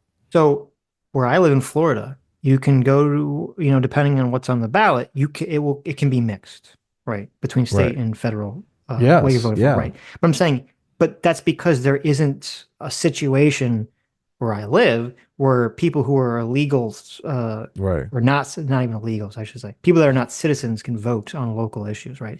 But if a state or a city or whomever were to pass a law allowing that, they would have to create a ballot, which is not, it wouldn't actually be that difficult, because I don't know about like for you, but in Florida, when I go to vote, I go into the library or the gymnasium or wherever the fuck it's going, and they say, can I see your voter ID? And I say, here you go. And I give them my little voter ID, and they look it up, and then they say, okay, well, according to our information, here's like here's the ballot that's assigned with with you and like whatever you're supposed to be voting on, right? Look at that. So assumingly, if you were to have this process, which by the way, I don't support this at all, but I'm just saying theoretically, you could do this process. I don't think it'd be that complicated to do. Right. But do you want a butterfly ballot with Chads, or do you want a no Chads? Well, it's funny. So it's funny. Like in Florida back in the day, even where I lived, they used to have the punch thing with the butterfly ballots, and then after that, they switched. Never again after that. Everything is now you just fill in the bubble like a Scantron test. Yeah. I don't think we've ever had punch cards in California. It's always been an optical character read. Yes. But what I was going to say is, and this is kind of an annoying thing that Alex did just here, was that he made a very specific claim, which was that the only reason Biden won the popular vote, Hillary won the popular vote in 2020 or 2016 was because illegal immigrants voted. That was the claim that Alex made. And then he made this claim again that the illegal immigrants are voting. And then they said, that's not true. And then the claim changes to, well, maybe they're being counted in the census, which is increasing electoral college, which is a completely different claim. And then the claim changes again to, though maybe there's some certain states or cities that are trying to allow illegals to vote for in these local elections. And he says, aha, that means I'm correct. I was like, well, no, your original claim was that illegals voted for president, and that's what allowed Clinton to win the popular vote. Yeah, this is why you can't really make any kind of concession. It's a mistake for them to say, oh, okay, well, maybe we're wrong about that and Alex is right about that. Because immediately he's just going to go, that's right, I'm right about everything. Right. Yeah. You got to switch it up. You can't let them do that. You got to just be like, nah, Alex, you're not right. Shut up. But that's Sit the in the problem. corner. You want to try to engage in good faith. No, you can't. And say like, oh, you're right about X, or you're sort of right. But then people that are engaged in bad faith will take that and then they'll use it to their bad faith advantage. Got him again. Pull up the clip. Everyone get him. Clip it. You would They care, are though. Why not. would you even That's a care? conspiracy I don't know theory, why Alex. you would Come care on. about There are going to be 100 million views of you guys. X is going to eat you guys I'm alive. glad. I can't wait for it. I don't know why Don't you worry. care about illegals voting when you think Trump can just flip the whole election anyway. Who cares? You can just ask Pence to throw it all out and I do never whatever. said I then thought why- Trump could flip the election. Oh, do you think it was okay when he asked Pence to do it? I already told you 5 times. I think that was a bad theory. I didn't say it was a bad Because theory. I'm Do you think it was intellectually allowed? honest. Do you think it was an attempted coup? Do you think he can ask the vice president to unilaterally determine the outcome of the election? No, Trump was exploring every option. The main thing he wanted was a 10-day investigation. No, Trump wanted Pence to throw out the election to declare him the winner. Imagine if Trump would say, like, I don't believe Joe Biden can be on the ballot. Imagine if federal judges And that will go to court, and the courts can decide what would that. Republicans be doing right? Didn't Trump actually say that though? He didn't want Biden on the ballot. Try to keep him off the ballot. Now Biden hasn't said that. Sorry, I'm coughing a lot. Well, that's the thing that kind of gets always ignored, which is annoying, is that, I mean, Trump was literally calling on the attorney general, a month, 2 months before the election stuff. Yeah. Yeah. To arrest Joe Biden. Okay. He's literally directing on television for the attorney general to arrest Joe Biden, a month before the election. And I guess that's fine because the attorney general didn't do it. Right. Yeah. It's just ludicrous. Well, he asked directly if Trump was trying to keep Joe Biden off the ballot. The answer to that is yes, by getting him arrested. He hasn't said that. States have. Trump spent 4 years saying Obama should go on the ballot. I mean, what do you want to say? If Republicans were trying to take Joe Biden off the ballot right now, what would you say? Let the Supreme Court decide. Depends on how they're trying to do it. Even this conservative Supreme Court, I'd say let them decide. Glen Greenwald. Yeah, we should. But Darren, you've been. Don't Republicans have an impeachment committee right now going through the House? Darren, what's on your brain right now? Isn't that trying to remove? Looking at you thinking.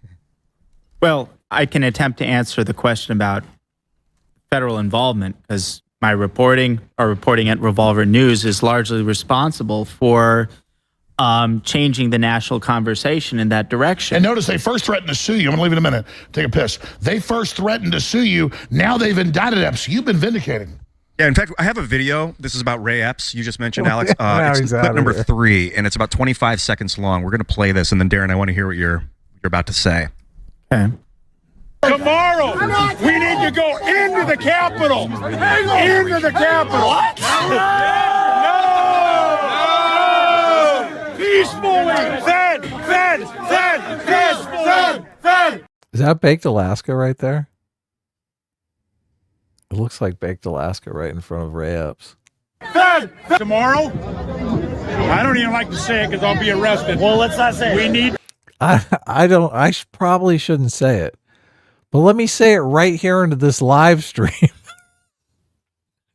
Oh man, this guy's such a boomer. We need to go. I'll say it. All right. We need to go in. Shut the fuck up, boomer. To the Capitol. Oh, well, wait. Ray Epps didn't do anything because he said peacefully at the end, right? We can move past him. No, he said go into the Capitol. He said peacefully. Well, so what? It's still illegal to go into the Capitol. But peacefully was the operative word. Yeah, I thought peacefully made it all okay. No, going in is illegal. Trump didn't say storm the Capitol. He didn't say go into the Capitol. He's going to get 6 months in prison. So no, I mean, nobody ever goes along with your jokes when you're in a debate. I empathize with you, Destiny. When I drop a joke like that, I expect my interlocutor to at least laugh or acknowledge that I'm saying something funny. Well, this guy's such a fucking stick in the mud. He can't even see a joke. Okay, wait, hold on. It is a joke, but he's also trying to be sincere. He's making an argument, right? He's saying it, he's saying you're a hypocrite, and your quote side is a hypocrite because he said peaceful. So doesn't that like negate, anything else he said? But what does peaceful have to do with it? Peaceful doesn't have anything to do with it. Look, he's completely playing into. He's playing into the argument. No, I get it. Now all of a sudden, peacefully makes no difference at all. The Ray Epps thing, and they don't really talk about it in this specific point. The Ray Epps thing, I think, is one of the dumbest conspiracies. And I've been saying this. How dare you? I can't believe you've fallen for it. I know. I've been saying this for 3 years. I even tweeted it out. I think I literally tweeted out in 2021 or whenever the fuck this came out that this is like the dumbest conspiracy theory. Because, I remember looking into it when the accusation first came, and the accusation itself makes no sense. The accusation is, well, I think Ray Epps was a Fed because there's a video of him seeming to instigate people to go into the Capitol.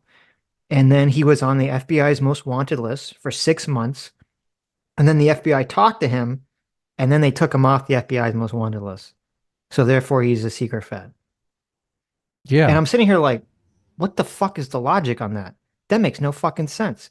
You're telling me that the federal government engaged in a massive conspiracy on January 6th to try to instigate people to go into the Capitol.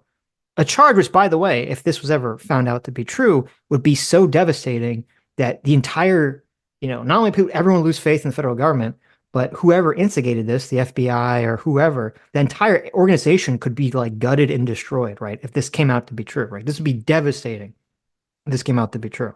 Oh, yeah. Terrible. Right. And so the end of America as we know it.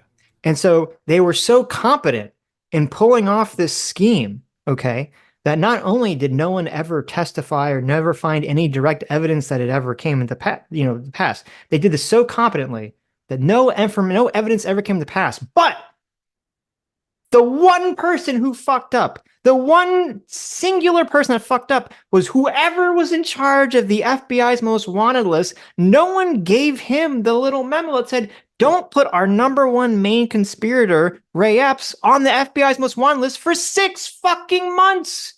It took 6 months. His name was up. His face was up there. I'm supposed to believe it.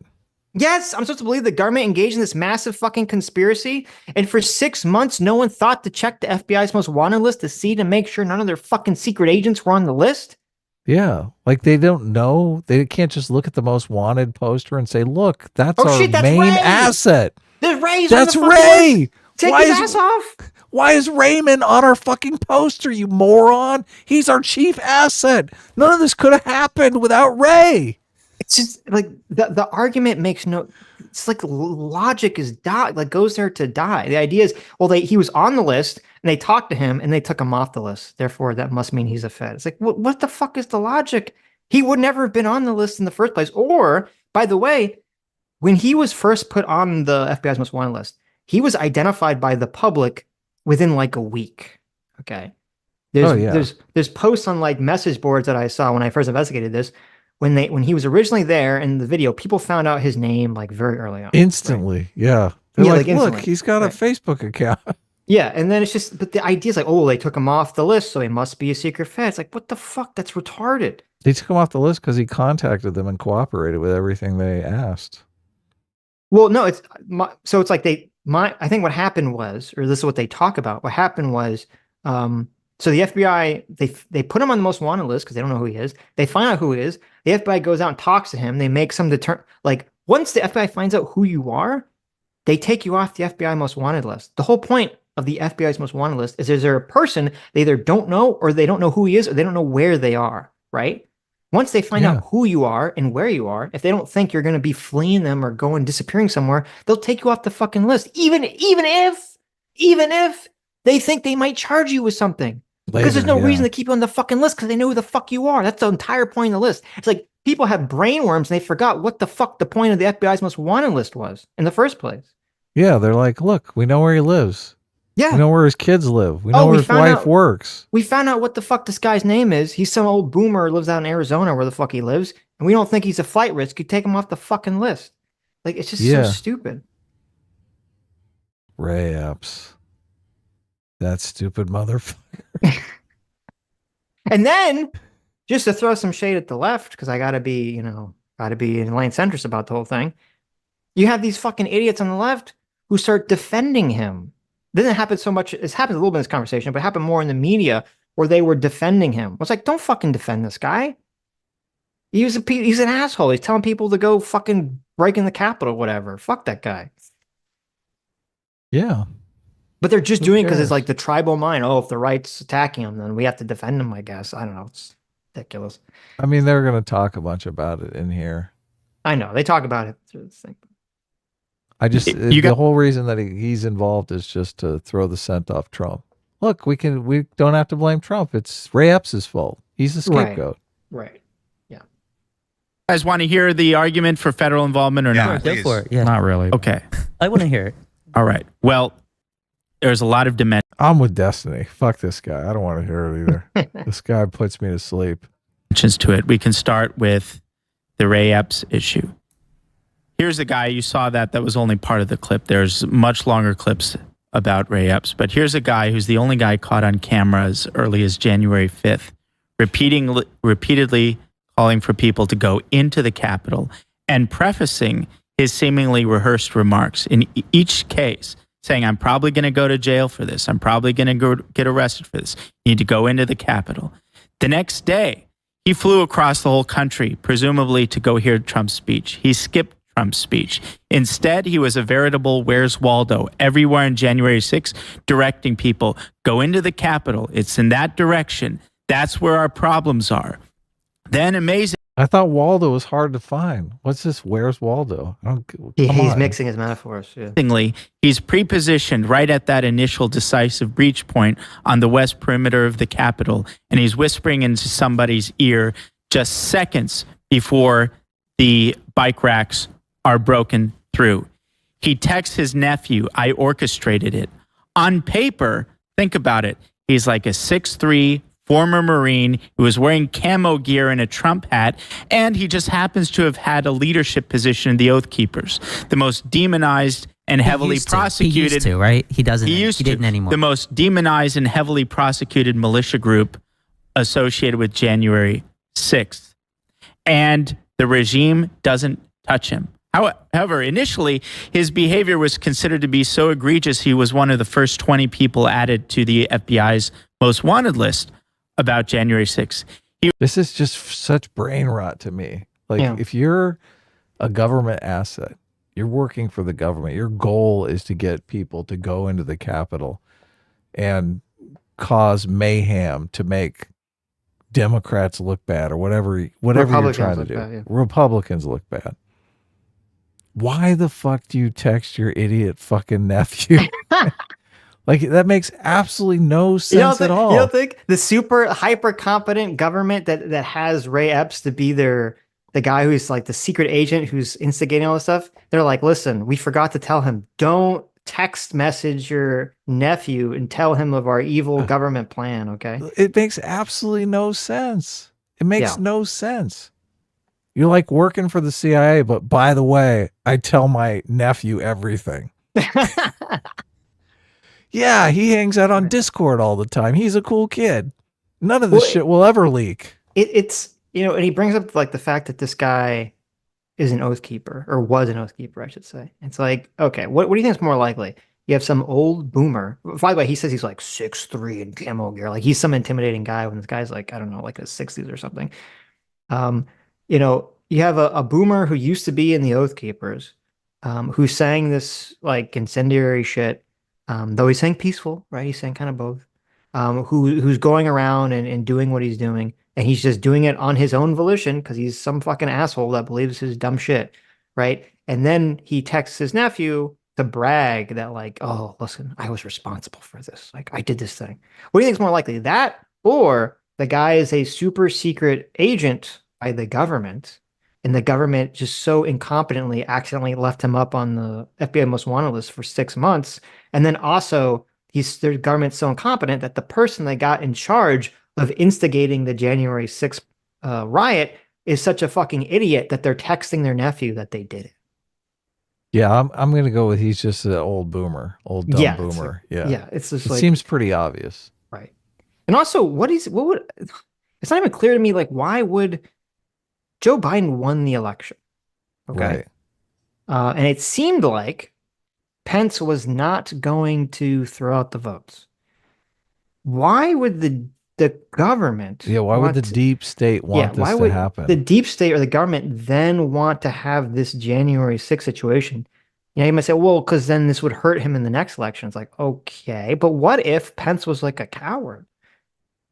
And this actually changed his mind, and he actually threw out the vote. Like, this seems like a massive fucking gamble to do this action. It seems like an insane amount of risk for literally nothing, almost, on just a whim that maybe this will hurt Donald Trump in the future. Yeah, or hurt the Republicans in general in the next election. Right. Yeah. Which also, and this is part of the problem with a lot of these conspiracies, it sort of relies on being able to predict every actor's actions, which doesn't make sense. Because, like, what if, theoretically, what if Donald Trump was successful in getting the Secret Service to take him to the Capitol? And what if Donald Trump stood on the Capitol with a bullhorn and he told everyone to stop rioting and to just be peaceful and to let the process happen, right? Right. Well, then their entire plan would have backfired, wouldn't it? The federal government plan? The evil Ray deep Epps state plan? Right. Yeah, the Ray Epps plea would have backfired, right? Right. What if Donald Trump just did call in the National Guard and they just stopped them? And then Donald Trump said, I called in the National Guard. He's going to get arrested. Right. Yeah. It's just this is my problem with these sort of like widespread conspiracies, is it's like you have to predict all the actors' motivations to such an insane degree when it's more likely, like, no, shit just happens and people just act the way they do in the situation when they're caught off guard. That's the more likely, situation that's happening. Yeah. I don't know. Did you watch the Puff piece? Because Ray Epps is like in a camper home now. Like, I did. On the run. Stupid. It was stupid. I saw it. It was dumb. And they shouldn't have, 60 Minutes shouldn't have done it. Basically had to sell his house and. Yeah. Yeah. Anyway, look, they're going to cry about it here. It's going to be fun. He was prominently featured in the New York Times' ominously titled Day of Rage. Of all the clips the New York Times could have found and chosen, they chose Ray Epps to represent their thesis that this was a pre-planned. This is why they do the Ray Epps thing on the left, because it makes the right look insane. That's why they do it, Sitch. It makes it look like conspiracy theory nuts, and that's the narrative that they want to play into. That's part of it. Part of it is, the video of him telling people to go in the Capitol was one of the first videos anyone ever found. Right. Now, and I think there is a legitimate question to be asked here, but unfortunately it gets washed away by the insanity, which is a legitimate question, is when the FBI first identified who Ray Epps was, they went and had a conversation with him. What did he say? And what was the thought process about what they were going to charge him with, or were they going to charge him with them? Did he give them information? Was he going to take a plea deal? Like, what exactly was going down? I think those are all legitimate questions, but unfortunately that's all been washed away by the stink of this conspiracy nonsense. Yeah. That's a much more interesting thing. I'm pretty sure he says in the 60 Minutes piece that he just believed Trump was wrongfully denied the election. He thought the election was stolen, so he wanted to go into the Capitol as a show of force because the election had been stolen. So pretty simple. Insurrection to storm the Capitol. And then when the discussion of federal involvement came into being, one of our major pieces at Revolver News, literally the next day is when the FBI quietly removed him from their list. And all of a sudden, he went from FBI's most wanted and featured in the New York Times' Day of Rage to New York Times does a fully dedicated puff piece on him.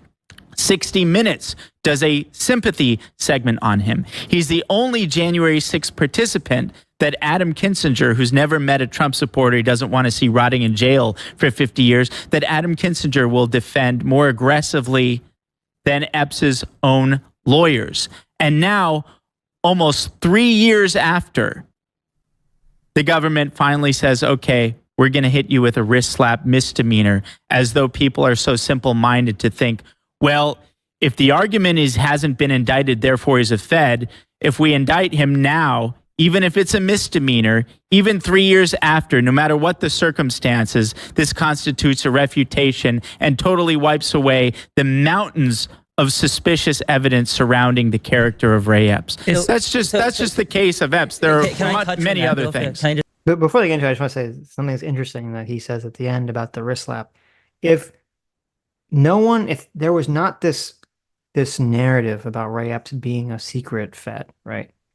If that didn't exist, then the same person here would be saying how awful it is that this old man who is a veteran is going to go to 6 months when he didn't even go in the Capitol. He literally didn't even go in the Capitol, and he's going to jail? This veteran? Oh my God. For 6 months, really? For 6 months, Adam. And he was trying to chill out the rowdies. That's Tell them right. not to mess with the cops. Adam, not only did he not go into the Capitol, this former patriot, okay, but the person he whispered testified, okay, that he told him to not go in the Capitol. Right. And yet he's still getting 6 months. This is a travesty. Yeah. You see how easy it is to just flip the I think it is kind of, in all honesty, I think it is kind of a travesty. Well, there is truth here that they're probably only hitting him with this thing because of the optics of it. That's probably completely because true. they've hit so many other people. They are like, yes. well, okay, we got to give this guy some time. Right. So it's like, okay, you're right. You got one. This is I mean, it's the same thing with I think they hit the QAnon shaman guy as far as they did for completely optical reasons too.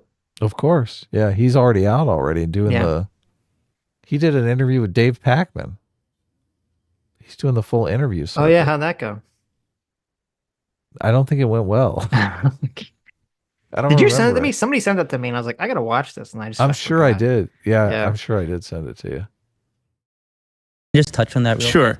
So you mentioned a few things I want to touch on. So you talked about how he whispered in somebody's ear and moments later that guy went in the Capitol. That was Mr. Samsel. Yep, that's right. And Mr. Samsel actually testified under oath. I believe he was convicted. He said that Epps actually told him, calm down, the police are on our side. He's changed his story. I wouldn't rest. Did you write the original Revolver article? Yes. Okay, thank you. Okay, I set aside 3 days to go over Ray Epps stuff, and it took me 6 hours to see it was one of the stupidest conspiracies I've ever seen in my entire life. So the other thing I just want to go for it real quick. That's a little mean. I don't know. I don't think that was warranted. Stupidest thing. I mean, first of all, I think it is the stupidest thing. But well, no, the other guy shouldn't have cut him off. He was going to launch into a diatribe. Let him go. Oh, okay. Yeah, right. Maybe. Yeah. But he's like, no, let me be nice to him for a bit longer. Okay. Sitch and I have this yeah. Well, you have this dynamic sometimes. Look, I'm ready for blood, and Sitch is like playing patty cakes with the people. That's true. I'm ready to call people stupid. He is stupid, Sitch. You know he is. I agree. Listen, the Ray Epps thing is retarded, and the fact that he's still buying into this nonsense. Well, it's weird because he makes an argument coming up. Darren does that completely disproves his entire point, and it's weird that he makes the argument, and then Destiny accidentally saves him by saying that he's just wrong factually. So we'll save. He didn't get convicted and he didn't get charged until 3 years later. Okay. So the people who were charged with anything but misdemeanors were people who used violence and people who went into the House chamber where the joint session was, and the people who were involved in a seditious conspiracy. It had to be a conspiracy. Ray Epps acted alone here. Well, no, I wouldn't. That's an open question. As far as we can see, he acted alone. Anything else beyond that would just be a conspiracy theory. So he falls into the same category. Well, seditious conspiracy is technically a conspiracy theory. It doesn't mean that it's not true, right? Seditious conspiracy is a charge. A conspiracy theory is a theory of the case. A theory that there is a conspiracy that took place. So he doesn't fall into any category that any of the other protesters fall in because he didn't fall into any of those three categories. So he got charged with a misdemeanor. Other people, the conspiratists, the people who used violence, and the people who went into the House chamber are the ones who were charged with felonies. For the Ray Epps stuff, if you look at his story from start to finish, it is incredibly obvious. The guy is a boomer. The guy was a huge Trump supporter. No, he used to be part of the Oath Keepers a while before. That's what he testified to under oath. He used to be part of the Oath Keepers years earlier than he'd left. I think it was the Arizona chapter. Ray Epps he was the head of the Arizona chapter. That's fine. Ray Epps went to the march. You said he skipped the speech. Tons of people were listening to the speech on cell phones and other things and broadcasting to other people. Ray Epps was outside the speech. There's on video, I know, because you posted in your article with him literally telling people, "Let's go, we're marching to the Capitol." That was before the speech. Sure, yeah, but he's out to the ellipse where he's telling people in advance of the speech we need to go to the Capitol because somehow he got it in his mind that everything would end up at the Capitol. I'm pretty sure he's doing it in his as Trump is making the speech, not before the speech has begun. No, when he began before the speech began. There are timestamps on the video. Then you can go back and watch it on the Revolver stories up there. For every single thing that you assert about him, that he's in video whispering into a guy's ear, you say it in the rest of your article. All he's doing on the day of when the protesting is getting violent is going up and down telling people, "Don't fight with the cops. Don't fight with the cops. The cops are on our side." That's what he's saying the entire time. The idea that he said that the entire day, but the one guy whose ear that he whispered into, that unfortunately we don't have audio capture of, that he and Samuel testified to, is he said, "Hey, the cops are on our side," or "the cops aren't enemies." They both say something to that effect. And that seems to synergize with everything else he said on that day. You go on to say that that guy immediately after was the one that broke down the fence. No, he's not. You can see like 15 people right next to him that are all trying to break down the fence. Yeah, the guy goes in eventually. But if we truly believe that this guy is a federal agent or is working to instigate the riot, we've laid out absolutely nothing supporting that. Just some video footage of another boomer being at the rally. No. That was there. If you want to say that, why was he removed from the FBI list? I mean, why was he removed from the FBI list? Like, all of the information is out there. He said that after his video was identified and people on X started to identify him, and then because all of his online stuff is incredibly easy to find, he started to get phone calls, he started to get harassed, he started to get threats. So he called the FBI as soon as this was brought to his attention, and he told the FBI, "Hey, this was me, and here I am, and this is what's happening." And the FBI took him off the list. No, you want to claim wrong. That there was some... Your timeline is wrong. He called the FBI when he saw himself in the videos. Okay, so focus on this part. This is the part I'm talking about. So Destiny makes the claim that the reason he eventually got taken off the FBI list is because once his identity came out, presumably from the Revolver article that this guy wrote, he started to get harassed. So then he called up the FBI to say, "Hey, can you fucking take me off this list?" Okay, that's the claim Destiny's making, right? Right. Wrong. Yeah, a friend told him about it, and that's what he said. That's what he testified. He called the FBI very shortly after January 6th because of his picture being on the most wanted list. He wasn't taken off the most wanted list. He said the fucking same thing. Wait. No. Wait. Listen to FBI very shortly after January 6th because of his picture being on the most wanted list. He wasn't taken off the most wanted list until the middle part of 2021. There were multiple months span between him calling the FBI in the first instance and being quietly removed. That's not true. Yes, it is. No, that's not true. Well, I mean, okay. Let's think about this for 1 second. Yeah, look, I don't need a second. It's so painfully obvious. I can't believe someone is this retarded. Okay, so Darren here is... So Destiny says the reason he got taken off the FBI list is because, he was informed by his friend or he was getting harassed. So he called the FBI and said, "Hey, take him off the FBI wanted list." And then they said, "Oh, well, we know who you are, so I guess we can take you off," right? That's the claim that Destiny's and the Krauses are making. Okay, Darren says that's not true. Darren says, no. My evidence that Ray Epps is a secret Fed is that a week after January 6th, he called up the FBI and said, "Can you take my name off the FBI's most wanted list?" And they didn't do it. That's the evidence that he's a secret fucking Fed. Yeah, that is that ridiculous. The most retarded argument you've ever heard? Yeah, if he was a secret Fed, they would have taken it off immediately. Yes, obviously. What the fuck is this argument? This is insane to me. Right.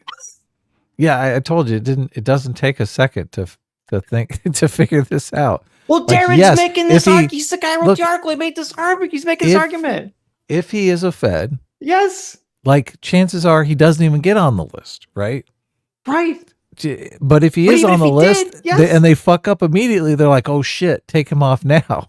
No, but apparently he's called multiple times and they still won't take his name off the list. And somehow that's evidence that he's a secret Fed. But let's leave him on as long as humanly possible is probably evidence that he's not a Fed, but that the person in charge of taking him off the list is probably just, fucking around. Why the fuck would they leave him on the list after their agent, calls them and tells them to take his name off the list for 6 months?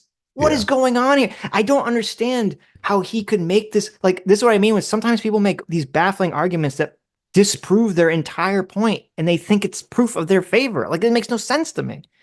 Yeah. This is not a point in your favor, Dan. No. Yeah. You need to rethink this one. Yes.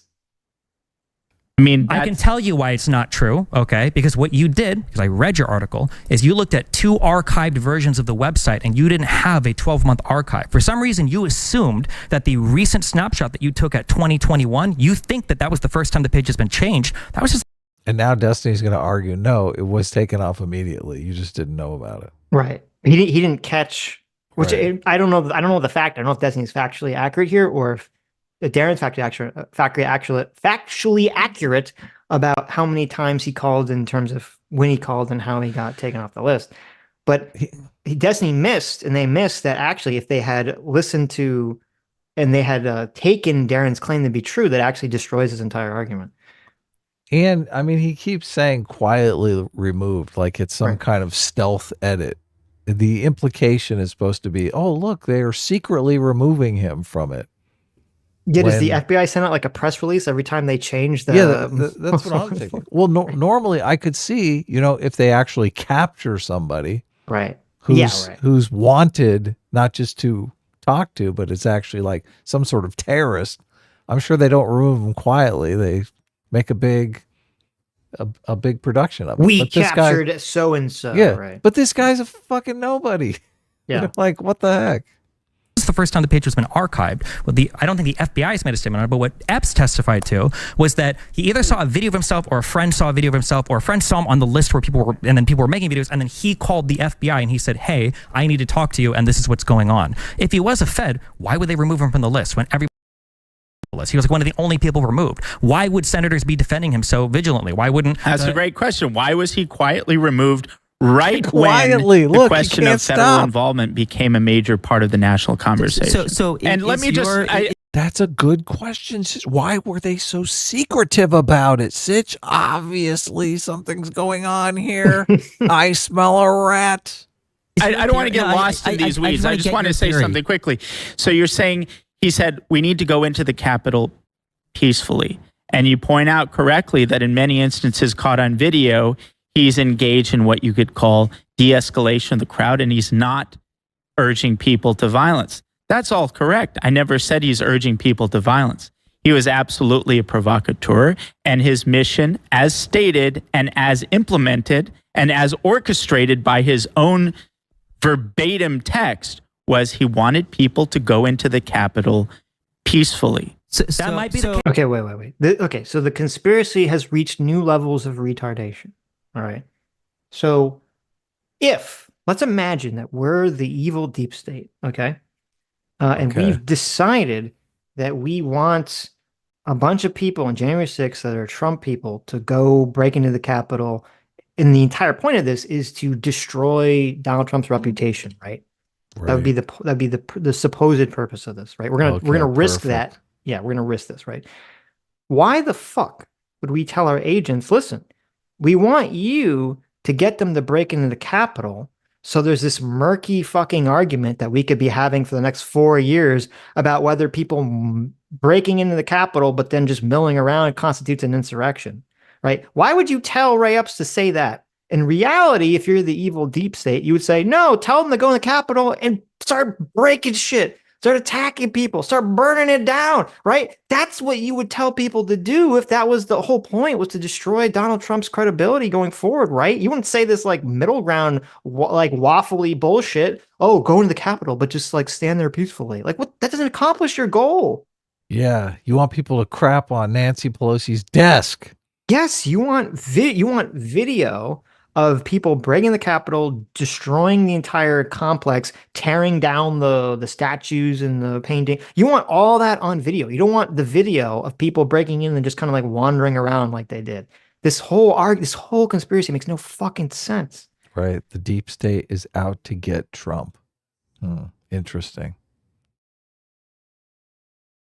Wait, that might be the case. And if that's all you're saying, it's not all. No, that's everything. That's everything. Nobody here is saying that he didn't say that and he didn't want people to do that. But the claim is that there's some sort of... That's illegal. That's fine, and he could be charged for it. Do you think anybody's here care if he gets charged for that crime? The issue is you're saying that he was doing it under the direction of a federal agency. Yeah, that the 6'3" guy that looks like he's dying of type 2 diabetes and arthritis is somehow some intimidating Marine captain that's sending people into the Capitol. That was your claim that you've provided zero evidence for, and you don't in either of the articles that you write about him. We've got Glenn back on the horn. And Glenn, we've been talking about Ray Epps. We played a video. I'm not sure if you saw it. Not Glenn Beck. Did I say Glenn Greenwald. Greenwald. The other Thanks, Glenn. That's so funny, Glenn. They're hard to tell the difference between nowadays. Glenn, Glenn has been very... Oh, did you catch that? Yeah, he got even with him. He got even with him for that Supreme Court knowledge remark. Wow, okay. We should hear from Glen Greenwald. Wait, where's Alex been this whole fucking time? He's been gone. He's been in the bathroom doing hot rails. Come on. Okay. Okay, listen, let's be a little good faith here. Maybe he was in the bathroom getting wasted, right? Or maybe he's like, listen, when I sit next to Destiny, I just get too crazy, right? And I want my good friend Darren here to have an opportunity to talk. So I'm just going to like wander around the studio and let Darren actually get a chance to have a conversation. Alex is hilarious. I can't hate Alex Jones. He's just so funny. Even though I do think this whole thing is like as bad faith as you can be. That's his power. Yeah. Right? He's just likable. Come on. He's just so goofy. What's happened, dude?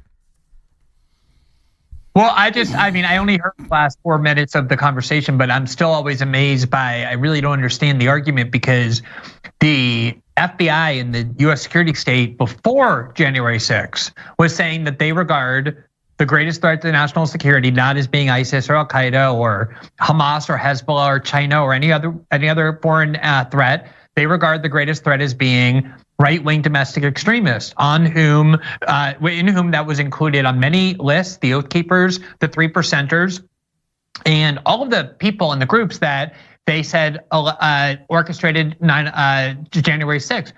Is the argument that you think that the FBI was not monitoring and infiltrating those groups? Because there's actually a ton of evidence that the FBI had their hooks in all three of those groups, and not only had their hooks in them, but on January 6th had informants on the ground who were pretending to be Trump supporters who were talking in real time to the FBI about everything that was happening. So I just want to understand what the claim is. That's a much more reasonable claim, because none of those people texted their nephews that they orchestrated all of this, right? Well, nobody knows who they are because they actually kept their cover. Sure. It's reasonable, but also bullshit. Because, well, you don't think so? Well, no. Well, what I'm gonna say is it's reasonable in terms of like, yeah, there probably were a bunch of FBI informants in all these various groups. I mean, we actually know that there were some FBI informants in some of the groups, and I'm sure there was FBI informants we don't know that were involved. Okay. But Glenn here is like doing this like fake obtuse shit where he's like, oh, what is the claim here? We know that the government has, informants in the Oath Keeper. The claim, which we know because Destiny literally just said it right before Glenn started talking, was that Ray Epps was working for the federal government in order to get people to go into the Capitol building. That's the claim they're having an argument about, right? Ray Epps was one of them. Right. So Glenn does this vague generalization shit. Was like, well, he's not saying whether he's not making a claim about whether that actually occurred, whether the federal government did, try to get people to jump in the Capitol, or whether Ray Epps was actually working for the feds. Instead, he makes this broad claim of, well, the government has other informants in other places, in the Oath Keepers and all this other stuff, right? It's like, well, and it's just annoying because like this is what people always do. You say like, well, do you have evidence of this one specific thing that you're claiming? No, but I have a bunch of general things about a bunch of, a general overlook of the situation. It's like, well, that doesn't prove the fucking claim. Yeah, well, I'm just saying, you would think that if there were federal agents that were embedded in these different groups, that the goal would be to make it through the night without the Congress building being burned down. Like right, that would be the goal. Right? But see, that's because you and I live in a world of reality. Okay? Right. Look, if I'm a federal agent, I'm trying to keep the violence down. Right. Yeah. You would presume that any federal agent would be there to get information about people that are doing crimes and probably try to stop people from doing like really heinous shit. Yeah. Right. Yes. Sure. Look, I agree with the claim that Greenwald is making. I feel like people are embedding themselves in these groups because they believe they are a legitimate threat and they want to neutralize that threat before anything happens. In the same way that we would go after any terrorist organization. Right. But we're trying to foil terrorist plots. Right. That is true. Now, Ray Epps goes completely against that because they're trying to say, look, no, the feds want to incite the terrorist plot. Right. But that's the bullshit part of Glenn's claim is he's trying to use that information to say the opposite, to say that this is proof, or to imply this is proof that the government is orchestrating January 6th or something. Right. Yes. Well, if Ray Epps was one of those federal agents that was trying to neutralize the plot, it wouldn't have played out like this. Yeah. And why wouldn't they just out him? Why wouldn't they say, yeah? Why wouldn't he be dead? He was an agent. No, seriously. The feds are going to kill their own guy? Their own undercover guy? Well, it's better than having him spend his life in a trailer being harassed by everyone who sees him, and now he's going to go to jail for 6 months, right? No, they would look because you'd be afraid. You'd be afraid he'd spill the beans at him. He's gonna let it slide that we actually did we did an entrapment. We did a honeypot on the January 6th. Yeah, if that was the case, they would kill him. If he was just a Fed that was embedded in these groups to kind of minimize the violence, they would just say, look, he was one of ours. His cover got blown. Now we're going to put him in the witness protection agent program. Yeah. Like it would be done. They would take care of him. The reason why he's got to stumble around on his own is because he does have not. He's just some asshole. Protection. Yeah, exactly. He has no government protection. They're like, look, you got yourself into this. You're a big boy. You get yourself out, shithead. And we'll give you 6 months in jail on top of it. Claim that the FBI was not involved in the groups that organized January 6th and didn't have informants with them that day? They weren't instigating. That's your claim. It came out that the vice president of the Oath Keepers was an FBI informant. The Proud Boys had at least 3 and as many as 8. And the New York Times itself reported that there were FBI informants in the Proud Boys who were inside. This has nothing to do with anything. It's so insane. Of course. Also, when who cares? When people, and I think one of the guys says this, when people say FBI informants, there's like this weird thing on the internet where people think FBI informant turns into federal agent. No, that's not what FBI informant means, right? That means someone who is feeding information, who's a private citizen, who's feeding information to the federal government. Oh, you could be a straight up criminal. A lot of criminals. Most of them are criminals. Yeah, of course. That's where they get the information from. Right. And they actually there's actually problems in situations where they're informants, we've all seen the movies where it's like, get killed. Or it's like, the guy goes to the drug dealer who's literally selling drugs. And they're like, oh, you're going to bust it. Like the rookie's like, you're going to bust him. He's like, I'm not going to bust him. This guy's my informant, right? Even though he's literally selling drugs on the corner. The street, right? Yeah. It's just, I don't know. It's frustrating the way these conversations kind of get muddied. The Capitol, texting their handlers as the event unfolded. So they recorded the garage. They recorded the garage meeting the day before, and the Fed said to the court nothing was said violent or no planning. Yeah. Brian, you wanted to say something? Yeah, so I'm just confused. So you're saying that Ray Epps was actually a federal agent who was indicted, who pled guilty, and is likely going to get 6 months in prison? Is that your argument? Well, the New York Times protected. Well, wait. They So defended him first. about Epps, so a couple of things there. You don't find it a little bit strange? Wait. I'll get to you. I promise you. I promise you I'll address that. But let's just consider the context. The context in the immediate aftermath of January 6th, by the words of Steve Sherwin, who is in charge of the prosecution, their posture was one of quote unquote shock and awe. They were going after everyone. They were hitting them very hard. Now, again, think about central casting.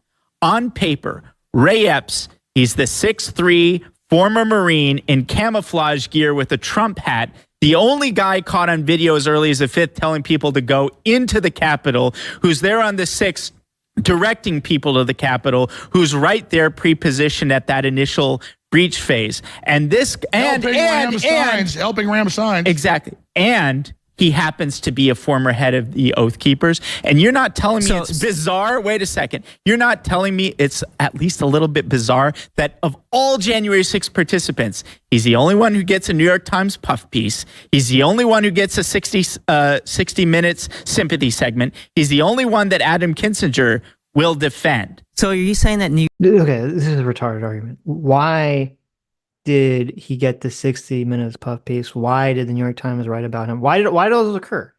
Because he was the only guy targeted by Tucker Carlson. Oh, that's right. Because it's so fucking simple. Doing the most obvious stupid thing that people do, which is, if I'm on the left and the right does something, I have to do the opposite, right? They're the most common shit that occurs in the world. Why was this guy even on Tucker Carlson's radar? Like, why was Tucker Carlson making stories about this guy? It's so weird. Because they've been trying to push the narrative that, listen, it's not Trump's fault for January 6th. It's not Republicans' fault for January 6th. It's the deep state's fault. The deep state, because they really incited the violence, right? And when you scrounge around to try to prove that claim, you end up with the very weak sauce claims about Ray Epps. Very sad. Yeah. It's very pathetic. New York Times is now working with the feds, working with Ray Epps. 100%. Yes. No, as a matter of fact, the question yes. is, why do you think? Why do you think they all wrote those articles? Why did they say there were WMDs in Iraq? Because they're told to. So going back. Why did they write those articles? Why don't you say that part? Why did they write those articles? I want to address your question directly. You're saying if he were an asset, and by the way, I'm not definitive in the sense that, I don't think he was working directly for the FBI. I don't even know if he was directly working for the federal government. He was an asset. He was acting on behalf of a third party. He was not an authentic actor on that day. That I will say. Okay. So wait a minute.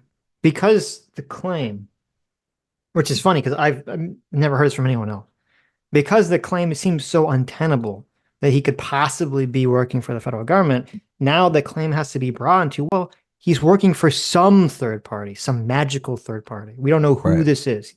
And now Alex Jones is saying he works for the ADL or the Southern Poverty Law Center or something. Some other third party trying to make Trump look bad. Okay, so the ADL or the SPLC or some other private organization is hiring some old guy to go instigate January 6th.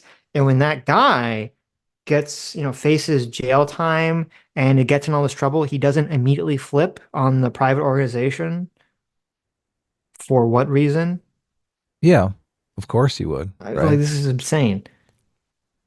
With a great deal of evidence. But wait a second. You mentioned victory. Let me say one thing. I've been gone for 10 minutes. It's a victory. They went from saying he's an angel, CNN, MSNBC, New York Times. He's perfectly now. Because of pressure, they've been forced to indict him. Alex, quick thing on that. The criminal complaint acknowledges that he engaged in quote unquote felonious behavior. But among the mitigating factors that they cite is, this poor guy was a victim of all these conspiracy theories, which is pretty remarkable. He was, though. He was. I want to address that. They do that for any of the other people. Why don't you answer? Why were Glen Greenwald's barely talked to. Why were people writing? I want to just quickly answer the question about your question. Basically, if he was an asset, why did they go after their own asset? Why would they indict their own asset? That happens all the time. In fact, that's almost the norm, that ultimately in the when mafia, the assets, when they have undercover people, they'll indict them just as a cover. when the assets become liabilities, they indict them. In fact, we don't have to go too far into the past to get a case of that. There is the Michigan Fednapping case, or the Michigan kidnapping case, where there is the informant, Steve Robeson, who is a long-time, over decade-long informant, who was part of the entrapment scheme in Michigan case with striking parallels to January 6th, by the way. And he, when he became inconvenient, was indicted by the government. There's so many breaking cases. the law, for actually breaking the law. Yes. We need a better argument. I want to get my point in really fast. I haven't been able to get my point in. So you're saying that Ray Epps is a federal agent. Well, I didn't say that. Well, I said he was acting on behalf of a third party. Oh, wait. Okay, so he's a federal agent, maybe, because that's an example of this other person, but maybe he's not actually a federal agent. Okay. He was an inauthentic actor on January 6th. Even though there's no evidence of this. And then you're saying he's turning around and he's suing Fox News for defamation, which is going to open up all sorts of cans of worms with discovery that he's going to have to provide legally in front of a court. You think that if he was a federal agent, he'd be suing Fox News for defamation? They know they control the jurisdiction, but he did say in a text message that day during it, I orchestrated the attack. You think he's going to sue for defamation? He's going to sue for defamation? So it's unfortunate because that's a really good question, but unfortunately, Alex is going to just blow over the whole thing. If he really was working for the feds or some other third entity, why would it would be such a tremendous risk to sue Fox News? Because Fox News could just say, well, he actually did, and we're going to try to find the evidence of that. You assume that he's already given up all the information that he has. I mean, that's how they got the text messages. Of course. But right. That's what I'm saying. He's got nothing to hide. Right. So, but if I'm saying, but this question is a good question, which is that if he really did have something to hide, why the fuck would he be suing Fox News for defamation? Yeah. Look, they're in a dreamland that he's some kind of federal asset or agent or informant or anything. Listen, it's not for the feds. He works for the World Economic Forum. Okay. Well, okay. He works for Klaus Schwab. Oh, yeah. That makes way more sense, actually. To his nephew that. Actually, I lied. He actually works for Victoria Nuland, obviously. Oh yeah, yeah. Look, when he whispered in that guy's ear, he's like, "Who do you think should be the next president?" Exactly. I think it should be a lady named Victoria Nuland. I think it should be a gentleman named Trump. There you go.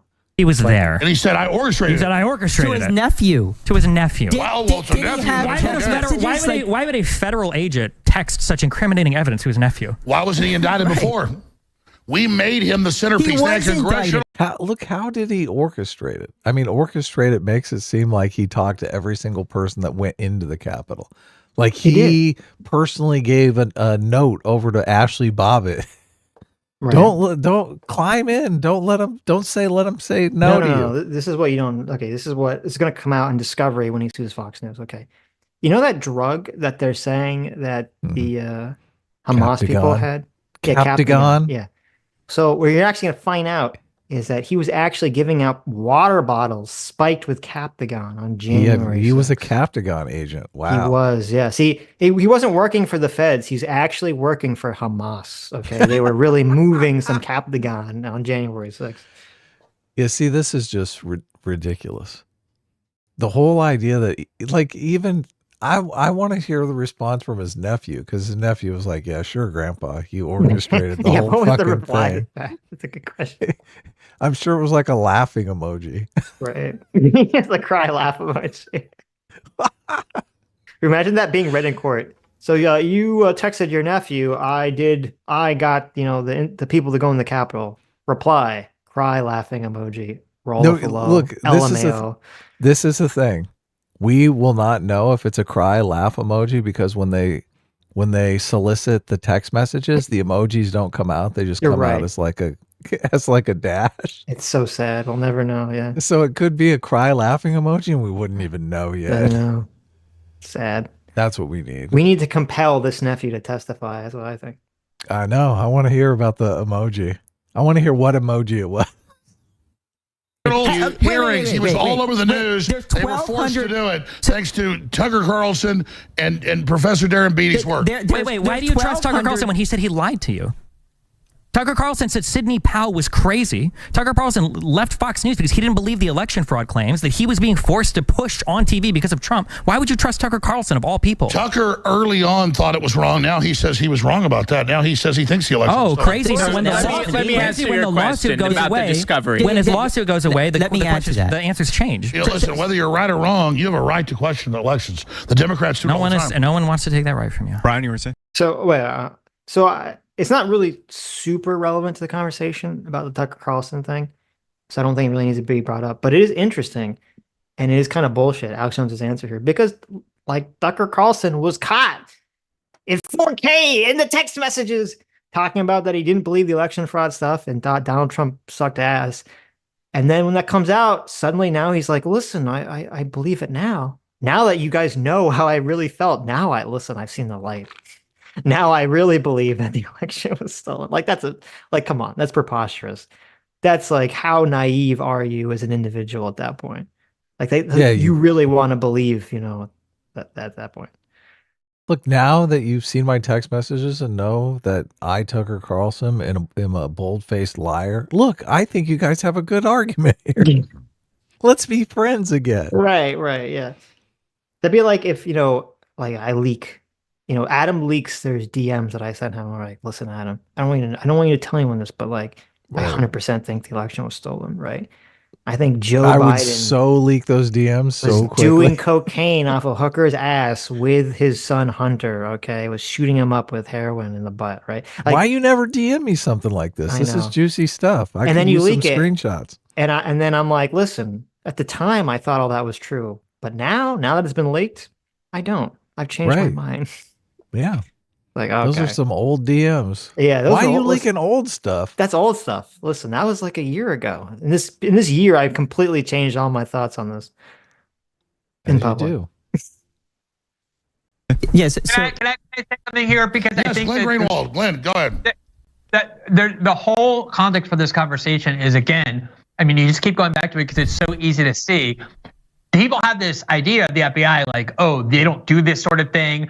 Earlier, I think it was Ed who said, wait, why would the New York Times run a puppies? Do you think they're working with the FBI? Like, that idea to him is so different. I didn't say that. I didn't say that. It was me. No idea what the history of the FBI is in this country. They have no idea that the FBI throughout the entire war on terror did this over and over. They would target and entrap all sorts of vulnerable Muslims to engage in plots that the FBI created in order to create a narrative that the FBI was needed because there was a much bigger threat of Islamic terrorism than there actually was. The FBI has been infiltrating and then using provocateurs to encourage groups to commit crimes so that the FBI can gain more power, can spread this narrative. You have to be incredibly naive or only paying attention to the news since 2016 and thinking Donald Trump is the only issue, not to understand that this is what the FBI has been doing for decades. And so to have this like naive attitude, like, oh, is the New York Times working with the FBI? That is what the media in this country has been doing. But you have no evidence of it. You're just making theories up. So the question on the table is, did the FBI incite January 6th? And was Ray Epps an asset? Okay. That's the question on the table, right? Very basic. Right. And so we have to pause that conversation because Glenn has to say, listen, did you know FBI bad? Exactly. I don't know if you knew this, but the FBI, they bad. Yeah. They've done this before, so obviously they're doing it now. In the past, they bad. So now they still bad. The FBI, they bad. Like this is retarded. And also, like, talk about mind reading too. Because so even if I were to grant, I haven't looked into all this fucking cases, so I don't even know if anything he's saying is true. But even if I were to say it is true, they always come out. Like the people get arrested and they're like, "Oh, we got tricked into doing this," and it becomes a big court case and shit like that. Right. Like none of that happened here. None of that happened here. I'm saying, like, even if that is true, that hasn't actually happened here.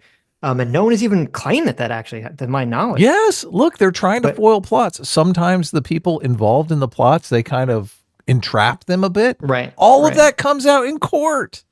But even if I were to grant Glenn's thesis statement, which, by the way, I don't know if you saw this the other day on Twitter, someone was posting the classic, like the most classic woke clip, okay, before woke even existed. And the classic woke clip was when Sam Harris was on Bill Maher. And remember, Ben Affleck was there. Yes. And that's where Sam Harris and Bill Maher are talking about like the dangers of radical Islam. And that's where Ben Affleck was like, it's gross. It's racist. Yeah, yes. I remember that. Like classic meme. Okay. And just the other day, this is being posted around on Twitter. And here we have Glen Greenwald defending Ben Affleck, siding with Ben Affleck here, saying it was gross and racist for Sam Harris to bring these accusations about Islam. And I bring this up because he's really? Yes. Wow. Yes. So he posted this recently. Glen Greenwald did. No, well, Mehdi Hassan, I think, reposted it, and Glen Greenwald like retweeted it, like supporting it. Yeah. That's like, first of all, that clip is 1 million years old, and who's gonna take? Nobody took Ben Affleck's side in the actual when that happened. Well, apparently Mehdi Hassan and Glen are taking his side now. Okay. Wow. Right. Okay. Calling Sam Harris a big racist because of the comments he made in 2010 or whenever the fuck this happened. I know. It's like so long ago. Right. So, and the reason I'm bringing it up is because he's going back to that well. Now, if you heard, he's like, the FBI is going around and they're entrapping poor Muslim men into, getting them to commit terrorist crimes they didn't actually commit. And even if I were to grant that the FBI was engaged in doing something to this effect, why is Glen making these? He takes something that may or may not be true, because I don't know the specifics of any of these cases, but then he creates a motivation out of whole cloth. And he says, well, the reason the FBI is doing this, the reason that they're going around the people and getting them to commit these evil terrorist acts by entrapping them is because the FBI wants to increase their funding and increase their power. And that's why they're doing all these things. It's like, is that why they're doing it? Or is it because people actually look around and they find people that they think are liable to do a terrorist action and they justify it, whether it's right or not, to say, well, I think this person is going to do a terrorist action, so therefore I'm going to create this scenario where they think they're going to do terrorism, but they don't actually do the terrorism. Right. And I'm going to take the person off the street. I mean, both could be true. Both could definitely be true. I mean, they want wins. They want to be able to come out at the end of the year and say, look, we foiled 175 terrorist plots. That's true. And, if we have to trick dumbasses into doing a terrorist plot so that we can foil it, well, maybe we do that. Look, none of that has anything to do with January 6th. Look, no terrorist plot was uncovered here. Look, you had all of these people. If Ray Epps was involved, you have all of these people that they're throwing the book at, that they want to, put them away forever for doing this stuff. If they can blame it on someone, why they are blaming it on someone? Why wouldn't they? Like if Ray Epps was talking them into doing this kind of stuff, wouldn't they flip on him? Wouldn't they be like, oh, look, there's this guy that told me to do it?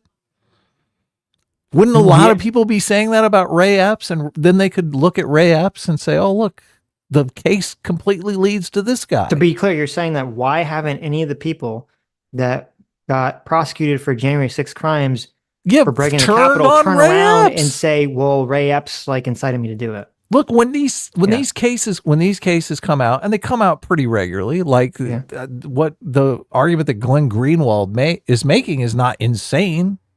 Like we're talking about it logically here. They want to say that they foiled all these terrorist plots.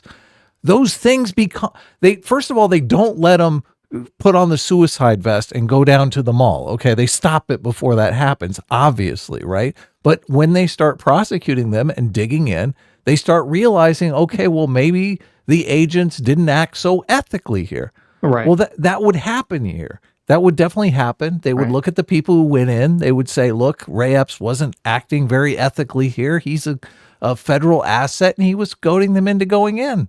This is entrapment. We can't arrest these people. Time, though. Yeah, but the people who are being arrested, they would be screaming bloody murder. But they'd be like, this guy Ray Epps was the one that telling me to go in. No, they wouldn't, because they drank the Captagon water, so they don't realize that they were entrapped. None of this makes any sense. None of this makes any sense.